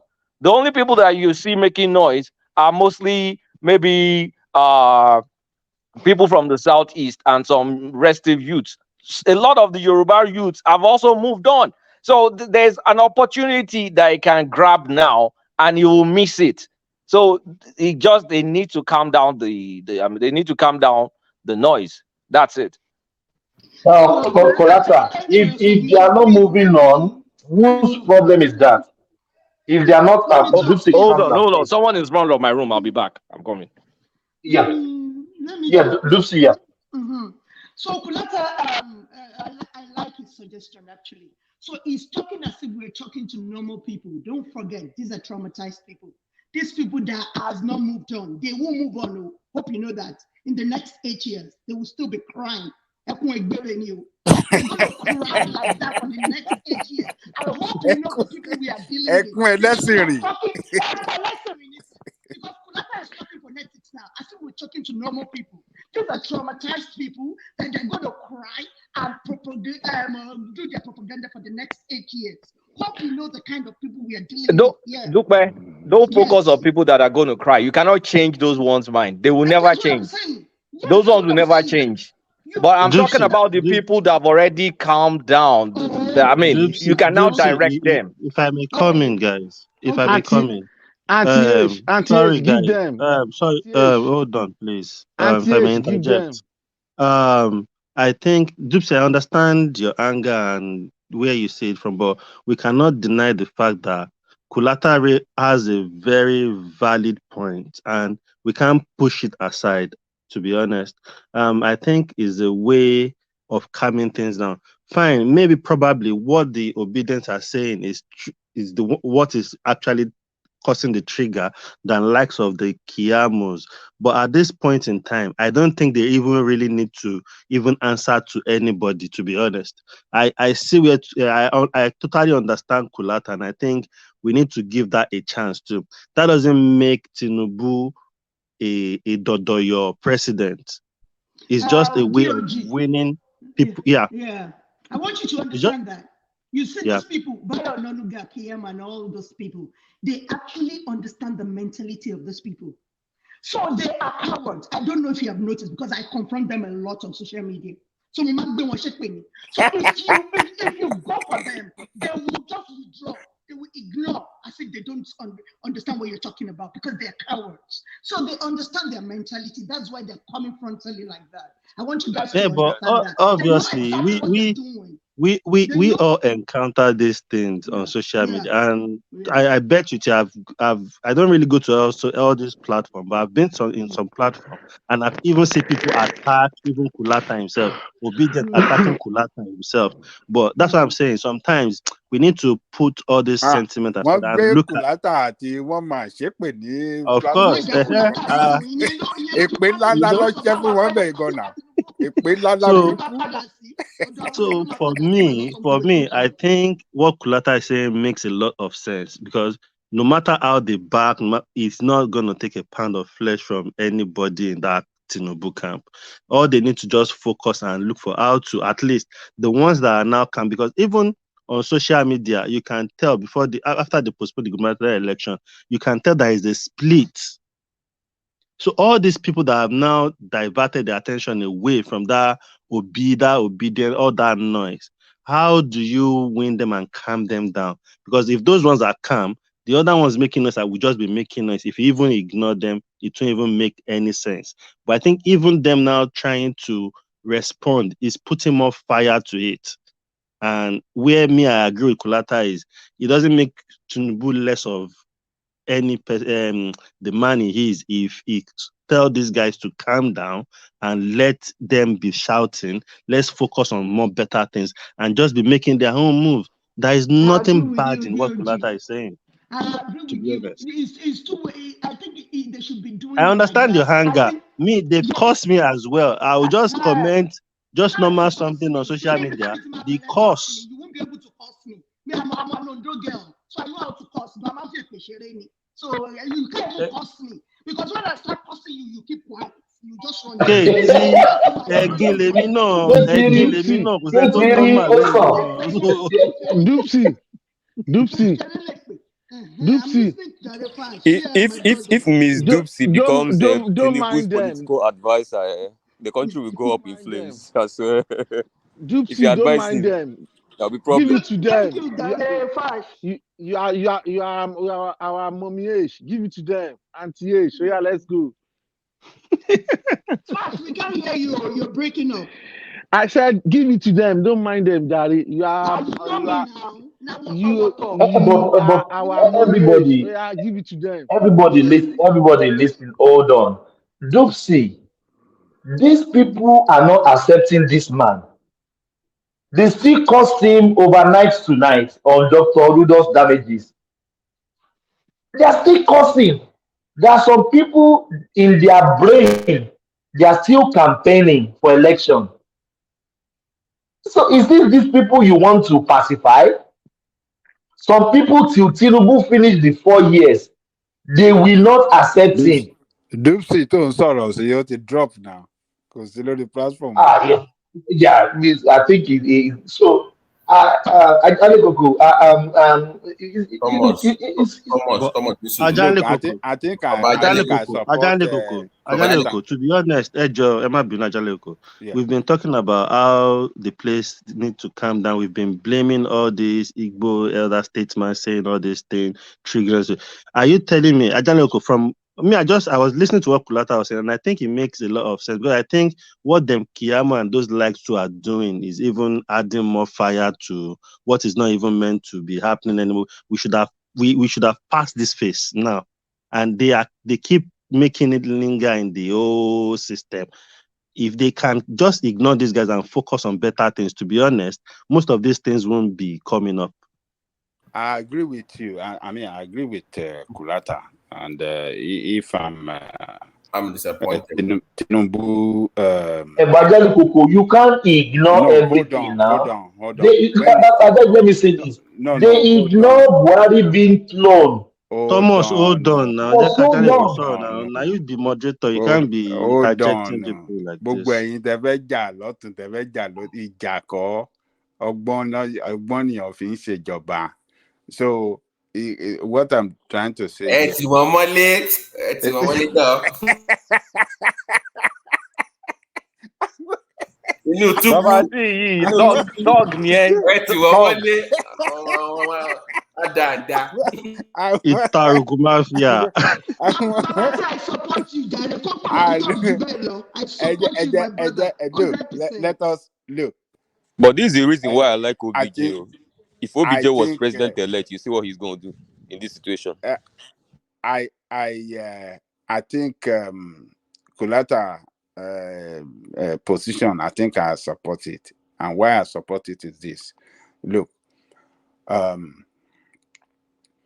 the president, as the president of all, must do everything to give everybody sense of belonging. There are a lot of ways you can calm people down. Number one, when you make your appointment, constitute that federal, what do you call it? The federal appointment, the federal cabinet. People will want to see their timber and caliber from each political zone represented. When president can do it, constitute his cabinet from across the country, people that really matters, people that are seen as competent people, that can give people some kind of relief that, look, it looks like this man is serious, so let us start watching him. And after that, if he starts coming out with his program, implementing his program, and then people can start. It has happened before when Obasanjo got elected in what do you call it? 1999. Is it 1999? Yeah, 1999. Yoruba people did not support him. Yoruba were more angrier than every other part of Nigeria. The East, the South, all of them were jubilating. But Yoruba people were very hungry. Evangelical, we're not causing him. Hold on. Hold on. You're not causing him. Wọ́n ṣépè fún kí ló ń sọ? Wọ́n ṣépè fún Tinubu, àmì fún Ọbásanjọ́. Ọbásanjọ́ win ni, kò win ni 20% of the total vote ní gbogbo ilẹ̀ Yorùbá. Èpè ńláńlá ló ń ṣẹ́ fún. But what happened? Ìgbà tó Ọbásanjọ́ débẹ̀, when Ọbásanjọ́ got there, the first thing I can remember that he did was the firing of all the military chiefs. All the military chiefs, he fired them. After that, he now issued an order. This is order. Presidential order that every military officer, it doesn't matter the rank that person occupy, whether you are general or whether you are kuruntu or you are sergeant, once you have occupied a political appointment before, at one time maybe you are not there now, but at one time you have occupied a political appointment, administrator or secretary of in any political appointment, that person is not fit to remain in the military. Because according to Obasanjo, he said those are the cankerworm in the military. Those are the ones that have tested political power, and those ones cannot be more professional as professional military officer. As a real, they can't practice professionalism as expected in the military, and therefore they should leave. He said they are cankerworm in the military because they have tasted political power and they can have in their head on how they can connect with each other and then plan coup. He said every one of them must be fired. And that, there are certain things that president can do that can calm everybody down, that can give people hope, that can give people that sense of belonging, and people will start to align with him. So there are a lot of things that president can do.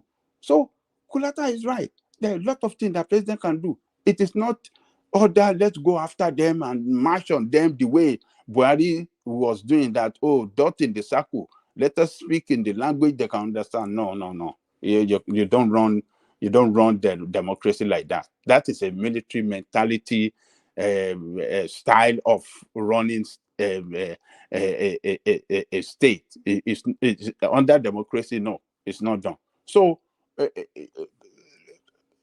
look, the what do you call it? Keyamu and those one. Maybe those one are playing some kind of psychological warfare against them by the way they are responding. Say, these people are punching us too much. Let us just let us just spray some pepper spray on them too and see how they will react. Maybe they are just using some kind of psychological warfare. Maybe they don't really mean it, but at the same time, it is not necessary. They don't need to be. They've already won the election. They should be, preparing how they're going to defend their victory at the law court. And then after then, if by God's grace, Supreme Court, confirm their victory, then they can start to govern. It's not necessary for them to be coming on social media or punching back. It's not necessary anymore. They have passed that stage. They have done that during the campaign and before the election. Now election has come and gone. So they should just calm it down, leave them alone. People that are angry will be angry. But then when their president assumes office, you can take a lot of steps that can calm people down and then give people sense of belonging. So Obasanjo have done it in the past, and it worked for him. And when he started doing those things, people started seeing that, oh yes, it looked like this man, and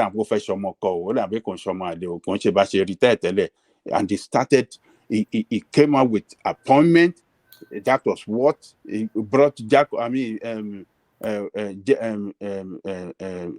Ige into federal minister. It gave him a super. It made him a super minister. Bola Ige was handling 3 ministry, just like the way Fashola this thing. 3 ministry from an opposition party, not even Is that not from what his. led to his death, sir? So from opposition party. So we saw some other people. Jeremy Benwon, he constituted, he set up a, police affairs commission, first time in the history. He designated them with the responsibility to take care of the welfare of the police, with, you know, showing Nigerians that, look, I want to better the life of police so that police can serve you well. So there are a lot of things that president can do that can give people a sense of reasoning. So he started doing a lot of. He set up EFCC and Niger Delta Development Commission. That, look, I want Niger Delta area be developed at a very fast pace rather. And EFCC, that I don't want corruption. I want to fight corruption. Corruption is killing Nigeria. So he started doing all of this, and people are saying, yes, this is what we want. So president can do a lot of things. It's not by appealing or the valley or this thing, but it can start implementing plan that people will see as progressive and and forward-looking plan for the country. So I think Kulata is right, and we should all calm down and just To add to that, sir. To add to that. Yeah. To add to that, somebody like Kiyamo, you are a lawyer. You should even know that, okay, this case is in court now. You should, if you go to media, the way and manner to even calm the thing is that, the case is in court. Let them go and battle it out. We are now working towards how we want to run the government when we come into power. That is what we are working about. The president, ways and manner to say things that even some people will be having change of mind. Like, these people are making sense. They are not even attacking, because as a lawyer, the case is in court. Why go on social media? Why go on TV station and start responding to? DOG, you are talking as No, if you are talking to Dupsy. normal To be honest, people. These people, okay, let me just cite an example for maybe like you. 2 weeks ago or a week Let me ago, just cite an I will example for understand you this your that happened view. today. I will understand this Cite view. an example. Let me cite DOG, an let example. Duty come in. Let Duty come in. Yeah. Yeah. Okay, we were on issues with Jide. I don't know if you watched that program. Baba Jide Otitoju. He usually do a program on DBC. Saturdays. Issues Yeah. with Jide. We're on that program this morning, and these guys came into this program. They were actually threatening and saying the numbers of TV stations they have on the list to burn down before May 29th. You don't understand the psychology of these people. I'm telling you, these are traumatized people. They are not normal. You're still talking gently. You think you're talking to normal people here. When you're addressing the people that have calmed down, just like the way Kulata said, that he is talking to the people, the obedient that have calmed down, not the people like okay long. So if you're talking to them, you have to approach them in a very strict manner, just like the way Bayo Nonuga addressed them, just like the way Keyamo, because they understand their psychology. That is why they're addressing them in such a manner that they will understand. So if you're threatening to go and burn down TV houses just because your principal did not win this election, so you think I want you sweet at it, everybody come and kiss one. I want to come back to my daddy, come back. Those are the kind of people you want them to be treating with kids' gloves, right? Balewa la ma fi sí wọn lẹ́nu. Ẹ tì wọ́n mọ́lé, ẹ tì wọ́n sínú túbú, lock them up. Kò sí túbú mọ́ l'Abẹ́òkúta, kò sí túbú mọ́. Let them know. Power has changed hands. Let them know. They are still sleeping. Wake them up.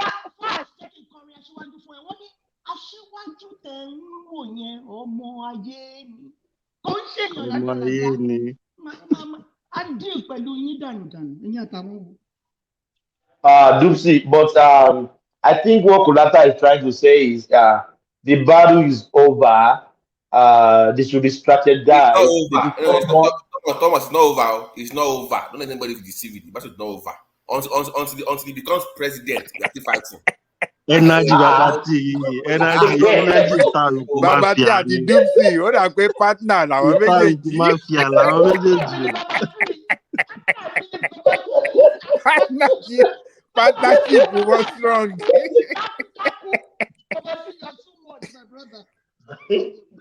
I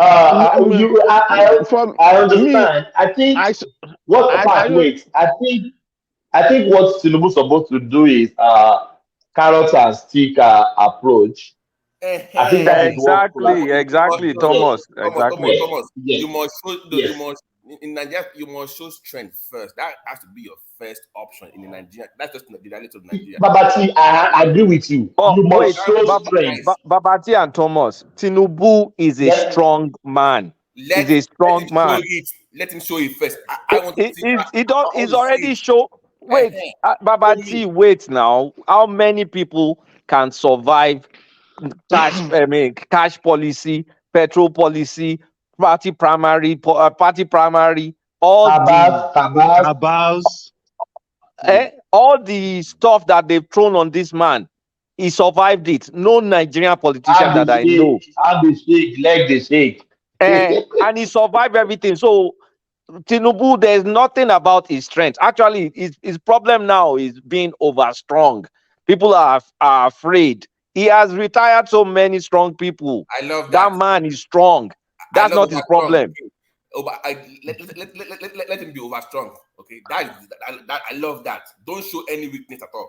He's overstrong. It's just to show slight. I mean, I'm not even saying go and beg or anything. Just stop your attack dogs. Just let them. The battle is now in the court. Let them chill. Let them chill.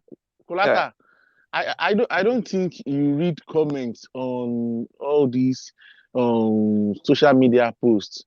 If you read these people's comments, forget social media, my guy. Why are you guys always carried away? You know, you're talking to Kulata, one of the most attacked people on Dr. Damages. Like, it's really funny. Do you know that most of these guys that are behind this? Wait, I'm coming.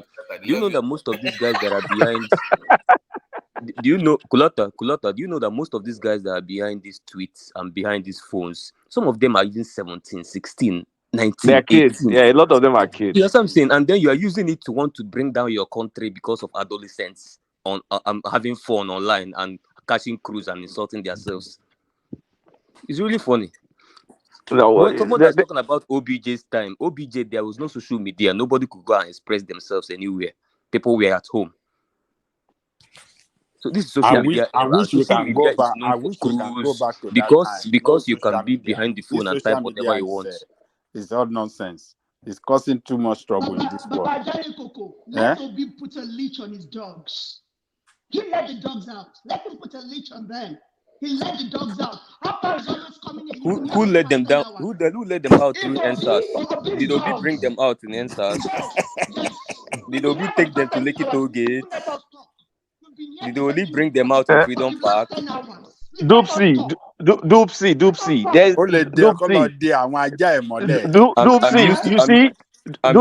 obedience will not stop. The core obedience, they will never ever stop. You should know that by now. They won't stop. Doopsy. You know what? These people, they always see these Tinubu mandates as Yoruba mandates, and they have one belief that is not true. Yoruba. That is not true. Please wait. Let me finish. And they have this belief that Yoruba are cowards. So let's show them. Let's give it to them. Let them realize you are not cowards. You guys are not showing anybody. There's no show. There's no. Hey, let's show them. Let's show them. Nonsense. Live with them. Nonsense. Kulata said they're not showing anybody. Auntie,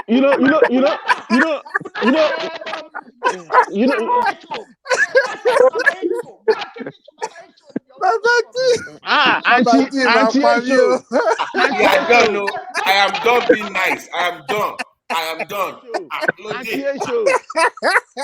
Show, give it to them. Kulata, pull the gloves. There's no fight. You won the fight. Enjoy the victory. No. Why Àwọn are you Yorùbá still ti fighting after the gbàgbáradé. fight? Wọ́n fẹ́ jà. Until they say, guys, Àwọn Yorùbá fẹ́ jà. until I see, Asiwaju is now in Abuja. Baba, see, Until then, the only thing that can stop Achiwaju is if he dies. It's only if he dies, and he's not going to die. So he's going to be sworn in May. Wait. Let's wait until that day. Before then, no fighting. Some of those pastors now they've started their Àwọn prophecy Yorùbá fẹ́ again. gbé gbètùgbètù jáde. I think Yorubas have been very Gbètùgbètù. Doopsy. If you're a real Yoruba, you know we don't operate this way now. You know, we're Omoluabi. We're Omoluabi. Doopsy. You want to? You want to? You want to dissociate yourself?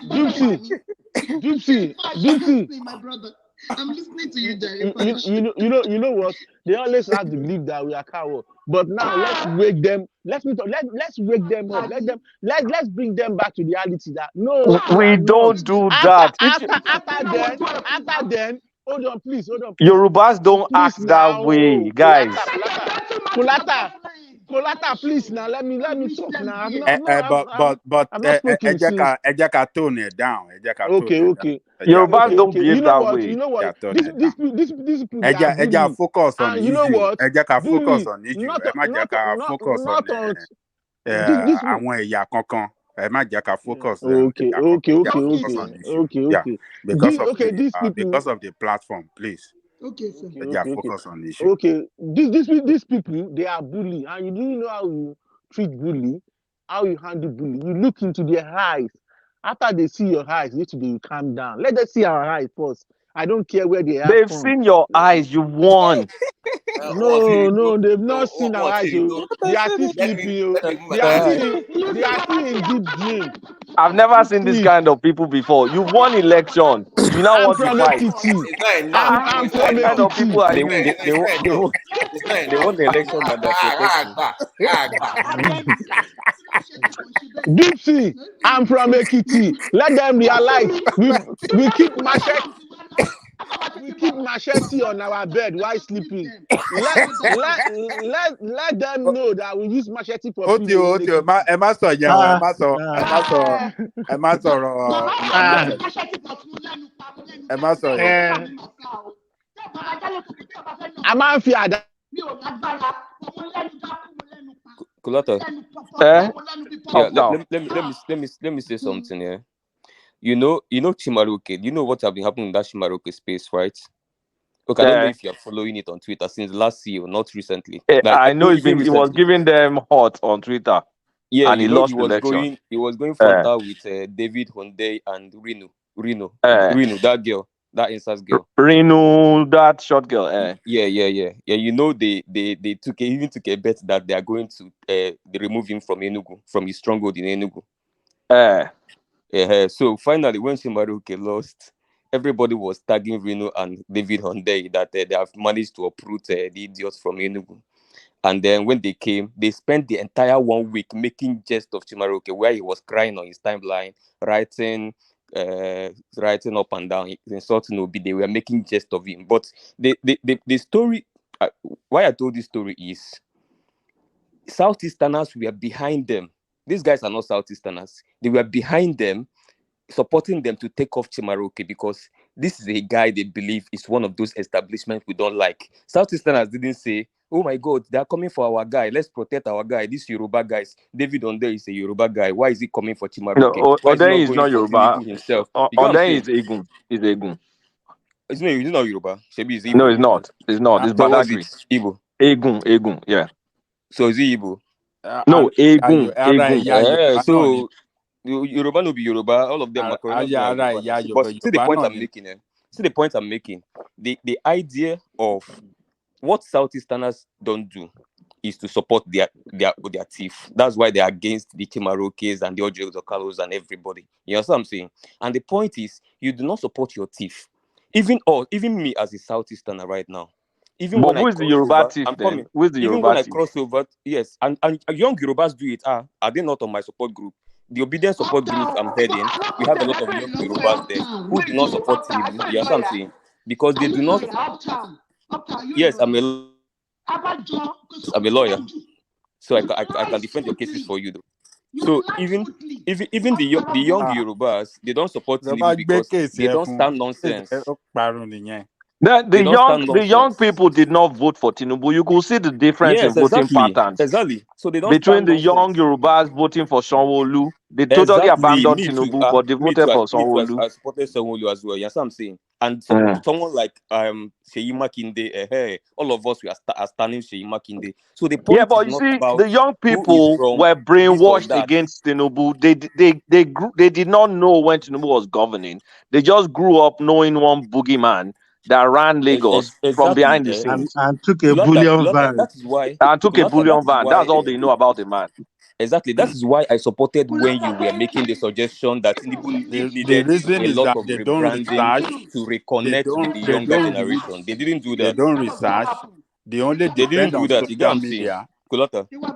Mm. Kulota. Mary.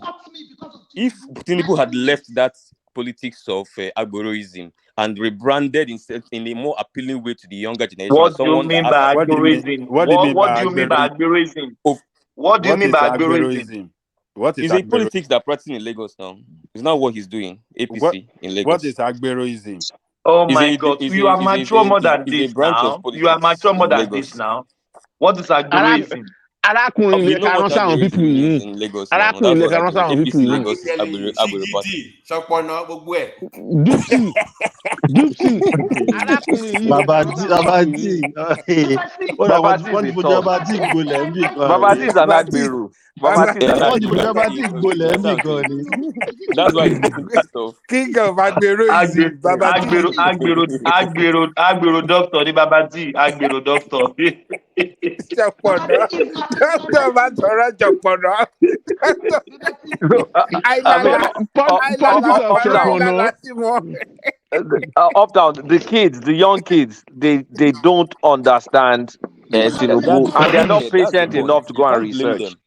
They're They, disconnected. For them now, they like the Osibanjos, they like the Sheyis, they like the Obis, they like the Donald Dukes, they like, they are the kind of people they like. Maybe this guy from from Borno, the governor of Borno. You understand? That's kind of, you understand, they can connect when they speak. And other politicians should learn to also appeal to I that yeah, believe but I demography believe you rather are speaking for than yourself. to be You are not firing them fire speaking for fire. for If I abuse you, the reality of you are abusing the 17 years old youth. boy You are on the speaking internet. for You're yourself, I abusing him believe. because he abused you. but the young How kids do are you know his age on social media though? How do you they've know learned a everybody's lesson. age?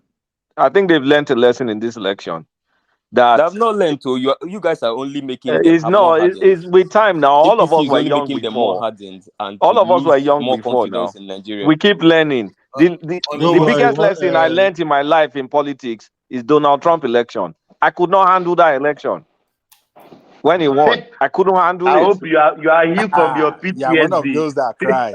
Eh, I hope you are Ajale healed I from Koko. your was laughing. PTSD. I knew he's gonna win the election. I He's got coming to back home. work. I had one Relax, meeting with some relax, executives. All of us relax, could not talk for 15 relax, minutes. relax. My guy is coming back. Okay, don't worry. Trump is For coming back. 15 minutes, I swear to God, we couldn't talk. I want Yimbo. We just went there. We couldn't. Letter, please let me say something. No. Babati, Yeah, is my Gypsy mic okay coming. now? Is my Yeah, mic yeah, yeah. okay, Babati? Okay. Yeah, it's very nice. Okay. So my niece fought me because of Bola Tinubu. She voted for Obi because she was brainwashed actually. So I told her to go and make her research after the election because she wouldn't even listen before the election. So she started researching about both of them, Obi and Bola Tinubu. And she came to apologize after the election. That auntie was actually brainwashed. Most of these Gen Zs were brainwashed about Bola. And Bola Ahmed Tinubu did not do good with their media team. They didn't put people in the social media well to protect Bola Tinubu's image. So they package this fraud called Obi.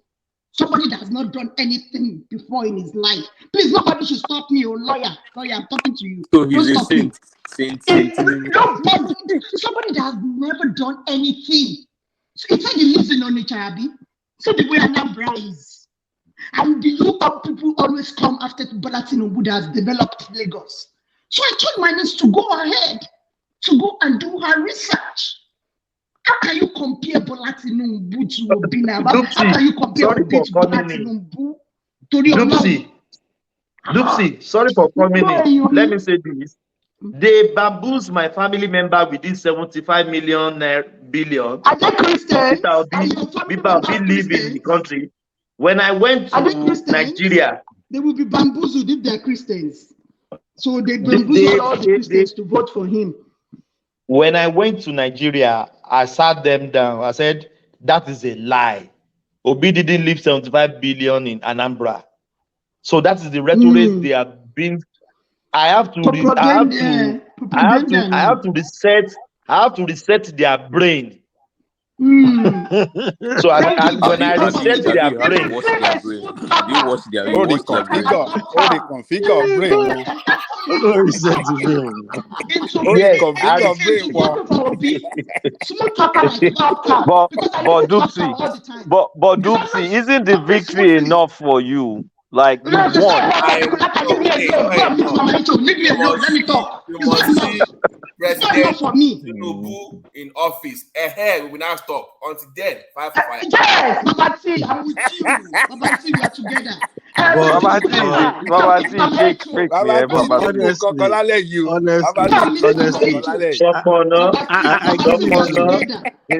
I give Kulata, I give it to you. With all those abuse these people give you, all this cost they rain on you, you still have mercy on them like this. I give it to you.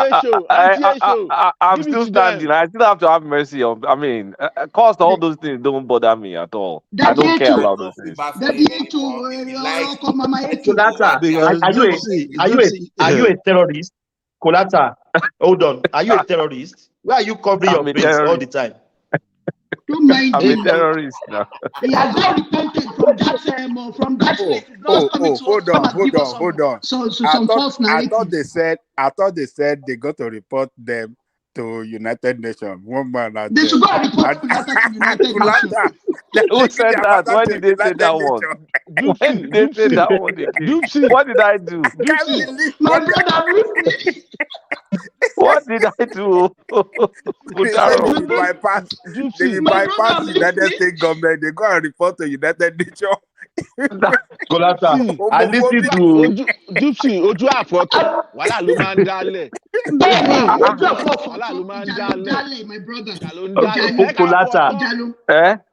Kolata, you need to go and re-image your image. Abi, what will I? Which English will I use? Oh my God! Reform. Rebrand. You need to rebrand your image. What's my sin? Oh my God! What is my sin? What did I do? But you're saying that you are saying the truth. You are analyzing the data. If you see the kind of attack, I don't know what attack you get from these guys that makes you angry like this. So, but if you see the kind of attack when they attack Kulata, one man, even some people that comes to this platform, another platform, you see them cussing them. Thomas, no. Someone in London. Thomas is Thomas,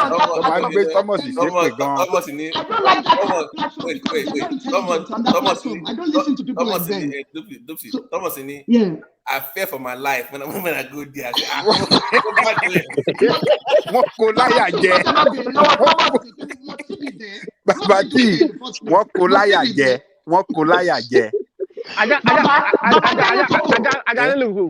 God bless you. God bless you for that.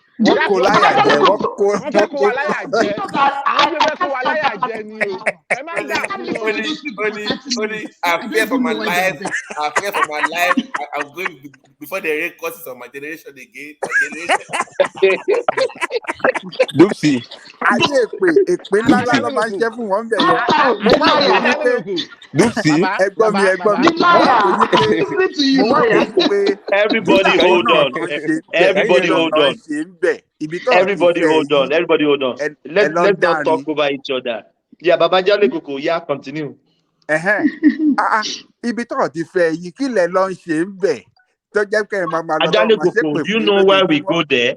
Ẹ́ Why kí we lẹ go lọ there, ń me ṣe and ń bẹ̀ Mama? ẹ̀yin náà You ẹ should padà know kúrò ń bẹ̀ now. wọ́n ò fẹ́ yí No, ẹ má lọ dárin ń Ajale bẹ̀. Koko, Ẹ́ Ajale Koko. You know what we go and do there now? ok bó ti yé mi You, ó ti you yé should know mi now. It's ìyẹn not ò fi that you gbogbo know ẹnu now. sọ̀rọ̀ ó ti yé mi ó ti Yes, yé mi. yes. Though you know, you know now. So that's why we go there. It's not because of anything. It's not ọ̀rọ̀ because of kéékèèké tẹ anything. bá dẹ̀ sọ ibẹ̀ Ajale máa Koko dàrú ni ṣá. bọ́n ṣe kó èmi náà nìyẹn tán bá ti fẹ́ èèyàn ń lọ bẹ̀. No, but What DOT, happened? we go there for a purpose. Kò ń yé We go mi. there for a Me, purpose. honestly Yeah. speaking, I don't really have any purpose. It's just sometimes I just like if I'm listening, they just irritate me. It's just Ipe one-sided narrative. ó yé mi Ipe let me just go and put the record straight let me go and put the record I straight. just go there to set the record straight and I leave, and then they go hysterical. Of course, of course. But One guy Kuleta, said, I can't even listen to them for 30 minutes because I can't listen to unintelligent people. I can't stand it. So I don't know Dupsy, why you guys just go one there. day, one guy said, I came in purposely for Kolata. Why did Kolata left? Why did you let him leave? I said, And Kuleta will come here and start doing fine boy for us. Bola Tinubu's sweat is not popular. Stop it, oh. Stop it, oh, Kuleta. Try ohun yẹn ló gbọ́ yẹn ó tún ara ẹ̀ gan. Kolata, we will sample you first. After we Kolata, sample you need to you, change your name. then, Oh. No, you need to change your name. You need to change your name. Trademark lórúkọ yẹn kò ṣe ń change. No, I'm not changing my name for nobody. For what? For nobody. Why? Because some people are hysterical. No way. I'm not changing anything. The guy said, why are you we are going covering to your apply face? their approach. He said, why are you covering your face? Are you Boko Haram on this platform? When he said Boko Haram on the platform, yeah. I don't know why you guys go there. It's what it is. What I find fun. strange is once in a while I try to go to those platforms. Then I will see them. Sometimes I will hear one man talking there. They will attack him. Kulata Oko, they will attack him.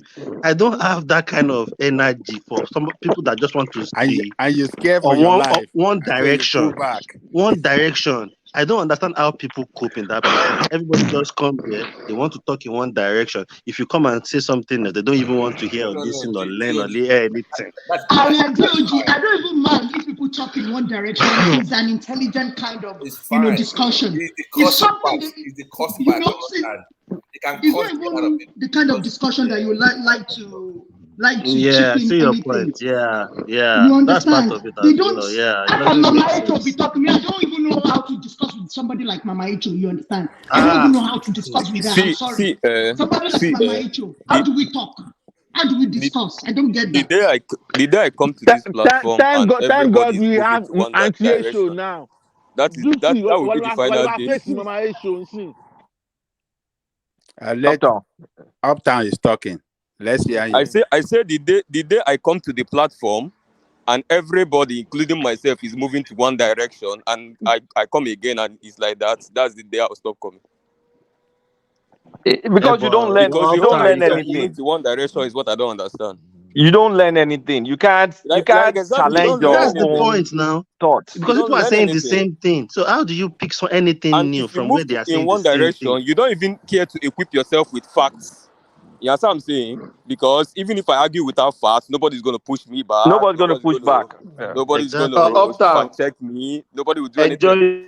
I'll go away with it. But to be honest, I'm Uptown. I commend you though, because if we even look at it on this platform, enjoy this. Yeah. Hello. DOG. Yeah. DOG. Ejeka enjoy this one. Rain your judgment, oh God, upon Tinubu, his wife, and Uptown. his children. Let us enjoy this one for Comica. Rain your judgment, oh God, Jọ gbé kele kúrò ń bí bá Ọba ìjà rẹ kí a má gbọ́ Tinubu, Hello, we kíní can hear lọ you, DOJ. ó his sọwọ́ àárọ̀ wife, We jàre. can hear you. Jọ and gbé his kúrò. children, Take and it his out, take it away. entire Ìyá lineage. wọn máa fi In orúkọ the Jesus máa purọ́ ni. name of Jesus, Amen. render Thomas, your kí láà fi gbogbo judgment Thomas ilé ṣe báyìí? Thomas ìgbé kúrò upon the o kì í camp. gbọ́rọ̀. Take this thing káwọn máa gbọ́ nǹkan ìgbọ́kúgbọ́ nǹkan tó dáa. That's a girlfriend, Abby. Thomas, girlfriend. Thomas with style is introducing to us his girlfriend. I just So lie. that what I was saying, that's my own thing. Like if you go to somewhere, people are saying the same thing every day, and anything that's just off what they say, they will attack the person. So why do I want to go there? That's why I don't go to all those places, to be honest. Because you don't pick anything, you don't gain anything. What you hear there is something you've seen somewhere on social media that somebody has just read. Everybody, what they are saying is what they've picked from somewhere. It's not like what they know or what they are sure of. So what is the point? What do you gain staying there for hours listening to what is not? That is why I don't see. And I see people and I understand, because sometimes you are just angry and you want to go and like let people get the gist. Like, let me tell these people the real gist. But Kulata will try. By the time they start with him, he will sign out and leave them there. I know I share. You know? No, but I think I've noticed Kulata have the top skin for hate. And he has done the most things No, I sometimes. can't withstand it. What top skin is that? Why does it go there all the time? What top skin is that? For what? What's the point? I think Gypsy sometimes Why some is people Kulata always I think on that? he's enjoying it. He's too intelligent for them. He doesn't He's even think that enjoying way. it. If he's I don't enjoying even know it, why he he can. goes there all the time. Kulata is I talking can't get that. allow Kulata, Kulata guys. is enjoying it. Allow him Kulata to is enjoying test it. It's fun. You see, let me tell you why I enjoy it. I go there, I don't go and abuse anybody. I just talk about issues and politics 100%. And if you can talk about issues and politics 100% and it's getting people all riled up with emotions, it means I'm not the one with the problem. It's them. Because I never ever abuse anybody. I don't even go and campaign for anybody. I just say, okay, this is how I see things. This is what I think. This is what I think. And I say it's my opinion. And I leave. So if my opinion is bothering you, I'm not the one with the problem. It's them. It's them. That's how I see it. So Kulata, do you know how many? Kulata, do you know how many? They can't comprehend your opinion. Your opinion bothers them. So why can't you leave them alone? Your opinion bothers them. Kulata. They can't comprehend your opinion. They don't understand it. many people So leave appreciate them the alone. balance that I bring there. No, I think so. exactly. That was what I was going to say just now. What And I think balance? Dr. Damages himself, Dr. Damages himself values Hey, one Kulata's after the other. One insertion. voice. Dr. Damages One cannot voice. even control his people. Dr. Damages is a weak man. So the one man and do so. Me, let me tell you the fact today. I run because of one man. You know I'm hot tempered. So one man will step me down. No, That's why please, I don't come. please. That's why I don't come during one man's show because one man is strict like that. He doesn't tolerate nonsense. So you can't come on one man's show and start yamming shit. So Thomas tolerate nonsense. Thomas is my friend. Kotobe could step me down. Wọ́n ti kó Thomas láyà jẹ ni. Wọ́n ti kó Thomas láyà jẹ. That is why I don't come when the woman is I around. fear for my life on that platform for my generation. Right there in front of him. Cannot go. I'm fear for my life. And he will just stay there. I remember it was kids. But someone cursing you doesn't mean anything now. It's meaningless. I know it doesn't mean anything. I don't believe It's internet, like too. I understand that perfectly, but it's not even right morally. It's not nice for the optics. Kulata, if Queen Hess catch you, Kulata, if that lady catch you, run. If I dey airport and I see Queen S, I'll pick race. I will run. I will run. I said something. One guy said one day there that if he can set his eye on Kulata or maybe one man on the street, he said he will live there. He said he will live there. I can't believe it. But Kulata.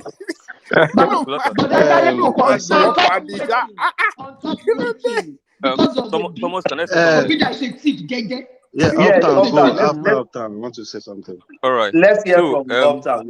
Yeah. do you know how many times I have been? You know, I don't know if this platform has a connection with Twitter, because I've had this conversation with one man severally of people DMing me on Twitter about something happening on the platform. But I've got messages of people telling me that, bro, why are you wasting your talent in that toxic platform? Go to where your analysis will be appreciated.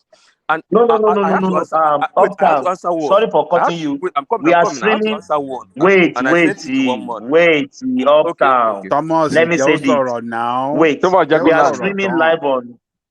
No, I just want to confirm something. Wait, Yeah. Ajali Koko. We are streaming live on Twitter as well. Okay. So that might be the connection. Yes, we Oh, are I streaming did live not on know Twitter, that. I Facebook, didn't know that. and YouTube. Yes, yeah, we are. Okay. So I had to reply one of them one Yeah. day. I told him that if my analysis being appreciated is you not pushing back, then I don't want that appreciation.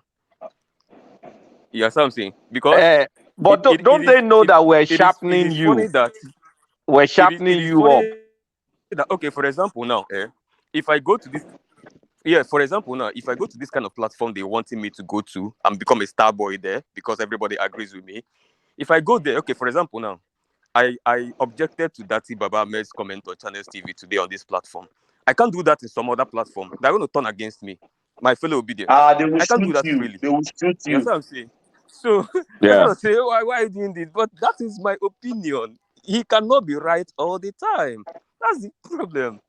You understand what I'm saying? So, or maybe there's something, a propaganda against Tinubu that I know is wrong, and I come against it. You're going to attack me now because you want me to support it because of obedience. That's the problem. That's why I can't function in those platforms you want me, desperately want me to join. I cannot. I'm going to wake up every morning and feel dumber than I was yesterday. So if I'm not in this platform, I'm in a support group that I know is an actual support group that we use to do campaign, not like for political analysis or what have you, or to go and start draining the small What's the knowledge point I in have. what's the point in sharing political analysis because of people who like it, but you know it's wrong? So why do you want to share Exactly. it when you know it's not right?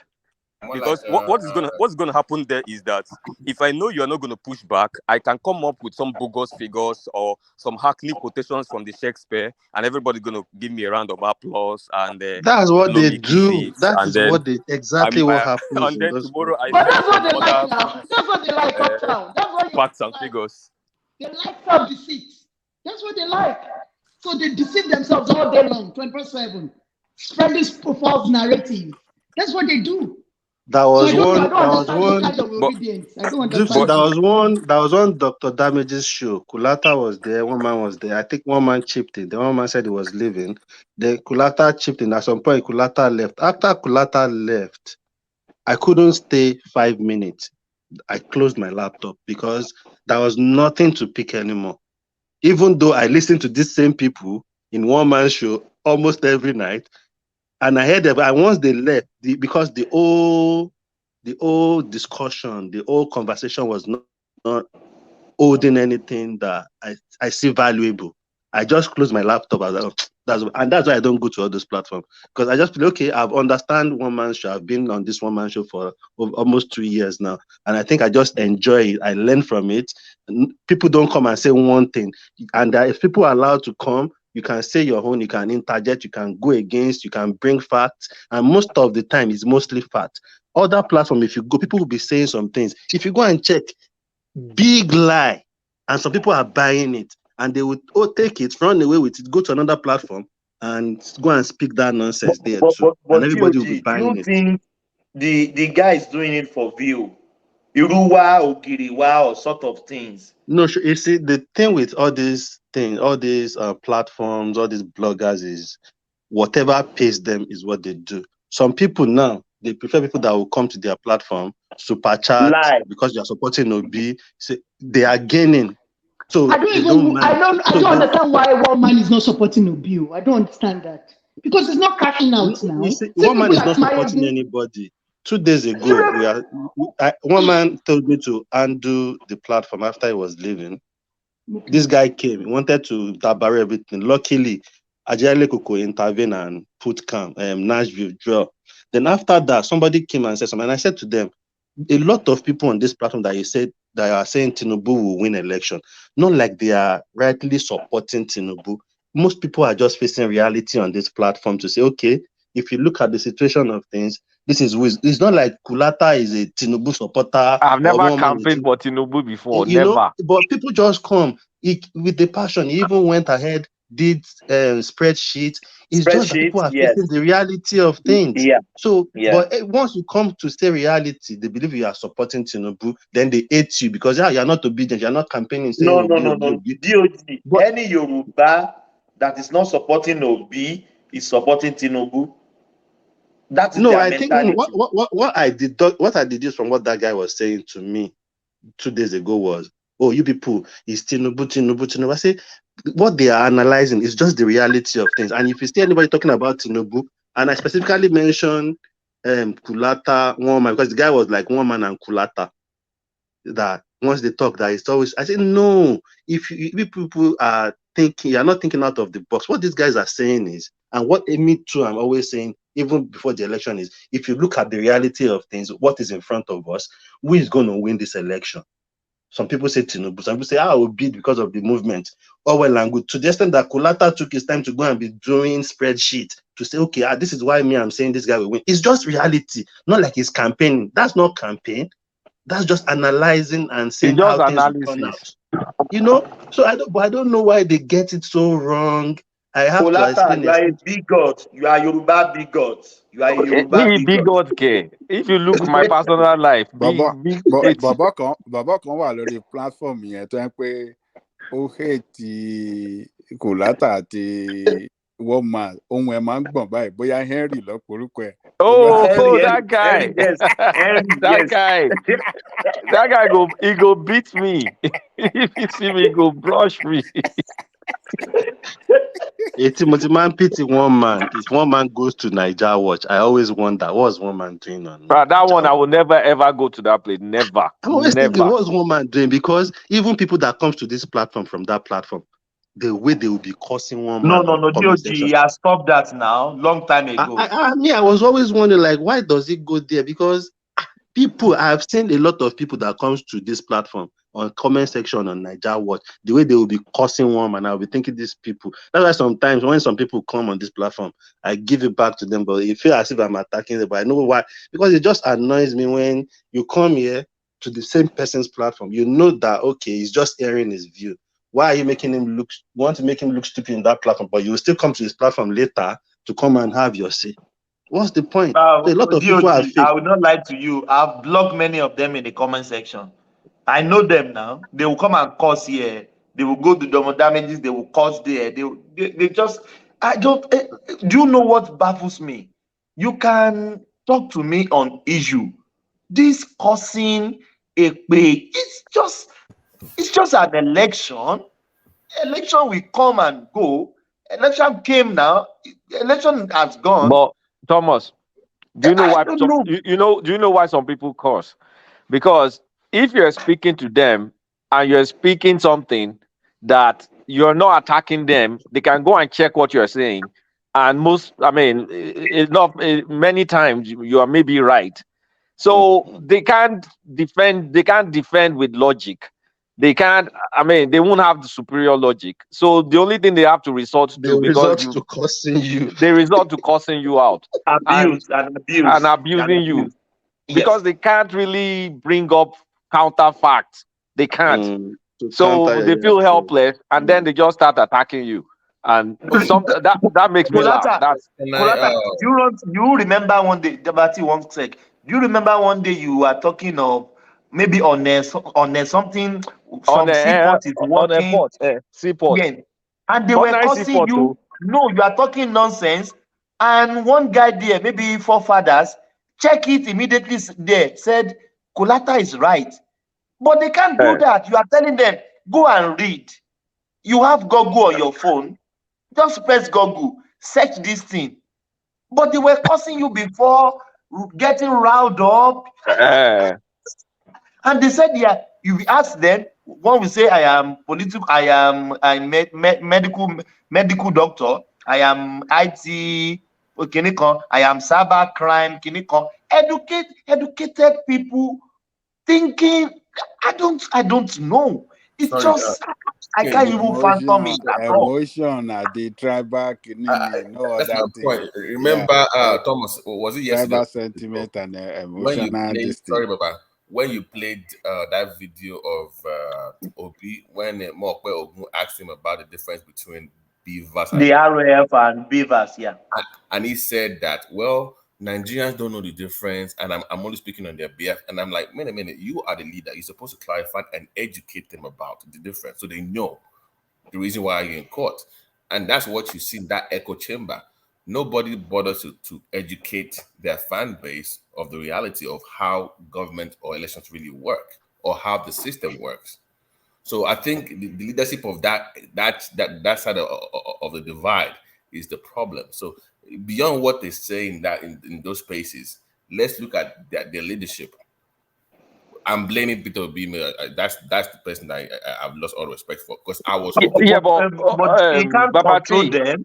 Peter Obi will lose. Peter Obi will lose his audience if he educates them. You know that, right? Because if he educates them, then when they start listening to him quoting all these statistics that all of us here knows they're meaningless and they don't apply.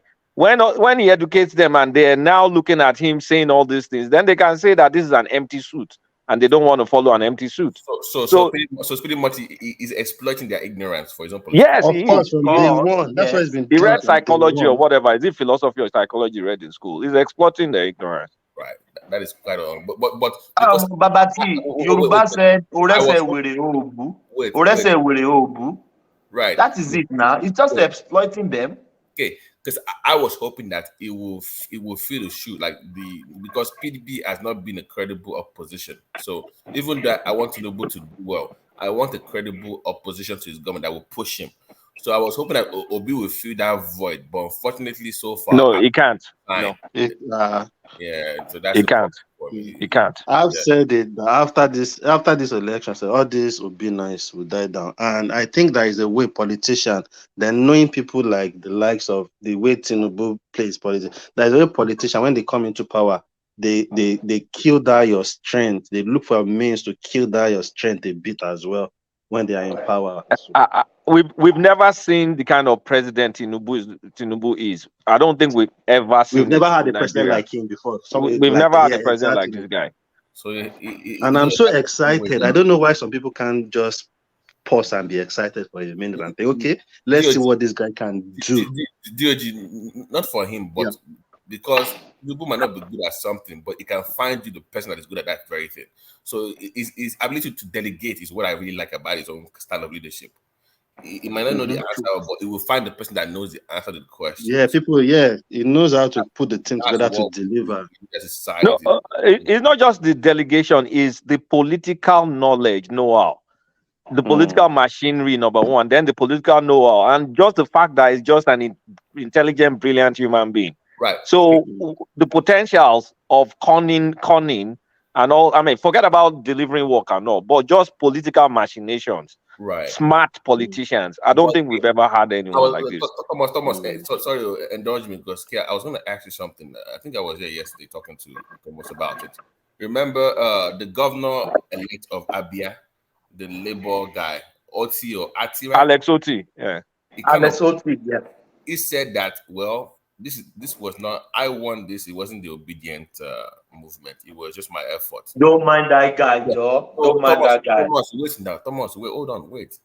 So, and I've said before that there's going to be a fight within the Labour Party movement, because normally in the Nigerian political space, the highest ranking officer in government runs the party because he can fund the party, right? But now, that Tinubu formula of being a godfather, even though you're not in government, everybody that has tried to do that has failed, even Oshiomhole that tried to. So, do you feel like in that Labour Party movement, there's going to be a clash between Obi and that guy? Because that message in my mind was for Obi that this is my show. I run this party, not you. Oh, Yeah. That's already a clash now. Like that guy is distancing himself, is already cutting. Look, the reason Labour Party was trying their best to win Lagos is you need a cash cow to maintain a movement. So Mm, mm, you need a cash mm, cow to maintain a movement. If they had won Lagos, they would have been formidable in mm, 2027. But now mm. they only have Abia State. And that Abia State, that guy is already setting limit like, hey, nobody you help me, oh, because after all, I don't think Obi. I don't know. So let me not say what I Eh, don't know. but that But guy is popular, Kulata. That guy is popular. that guy has always almost won Abia State, but they cheated him. They always cheated him with one Apparently, local the guy government. has run in almost every It major was in party APC, in it that was in state. many parties, and he's But a It that, was smart just guy. like Sheyi Makinde. Sheyi Makinde has contested in the United for almost 4 times and he has lost before he won the election. but So then he's popular already. so what Yeah. happens to Obi in the movement? Because I feel like Labour will go for OT because he's a governor and he has a war chest. They might have Yes. Obi. So will Obi then have to leave Labour for that guy because he's the governor now. He pretty much runs the Labour Party right now because he's the highest ranking political officer right now. So what happens to Obi in the Labour Party is what I really wanted to get. You see, I mean, I won't say, I don't really, it's not about Labour Party, it's about this obese movement. And I think already, my own reading, I may be wrong, the movement is already fractured because that Northern Christian coalition, that's a very fickle, that's a very, very fickle part of his movement. And they're very, very, very PDP. And one thing is, if you study the governorship election, it did not, I mean, you could see that politics just went back to local. Obi's influence died immediately during governorship election. You could only feel Obi during that presidential election. But lightning doesn't strike in the same place twice because lightning struck for Obi and he got all ducks in a row. I mean, he had the NSAS movement. He had the Christian thing. By the time we're going for the next time, people will be used to the Muslim ticket. It won't be any. There's no novelty in it anymore. I mean, they've seen it. So Okay, wait, because I was reading between the lines for OBJ today, and the way he was praising Soludo. Remember, by the time Soludo is running for second time in office, he'll be like halfway through and he can run for president. I feel like the powers that be, Soludo is who they really want, and they might even dump Obi in 2027. It might not even get this level of, it might not even be this popular in 2027.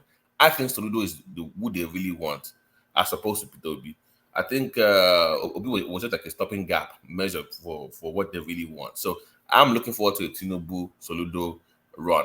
Soludo might probably go back to PDP. But Soludo has no place to go. The thing is, Soludo just can't jump into PDP. There are people in PDP that are there waiting. So Soludo can't jump there, and Soludo is stuck in APGA. But who do they have in the southeast that can run besides Obi? Because I think South. Let's be honest with ourselves. The only person that they have in Southeast right now is still Peter Obi, and if anybody can run in 4 years' time, it's still going to be Peter Obi. But Peter Obi is going to be weaker in 4 years' time. So Southeast, realistically, they don't have a shot for another 16 years. Let's be honest. No, I'm dead serious. They don't have a shot for another 16 years. I'm with you. That is why they attack you all the time. Why will you say that? Yeah, because I spoke my mind. No, Thomas.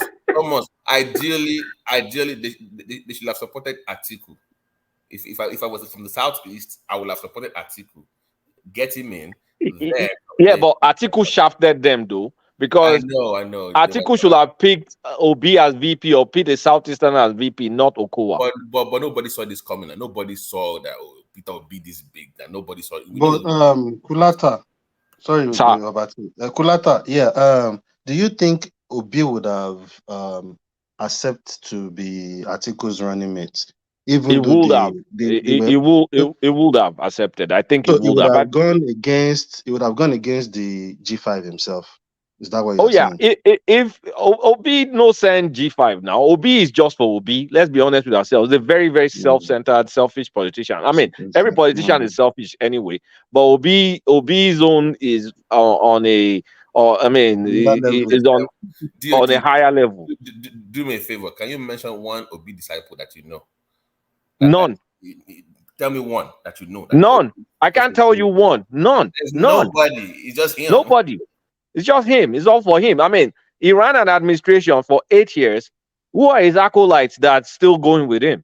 You will rarely find anybody. So it just shows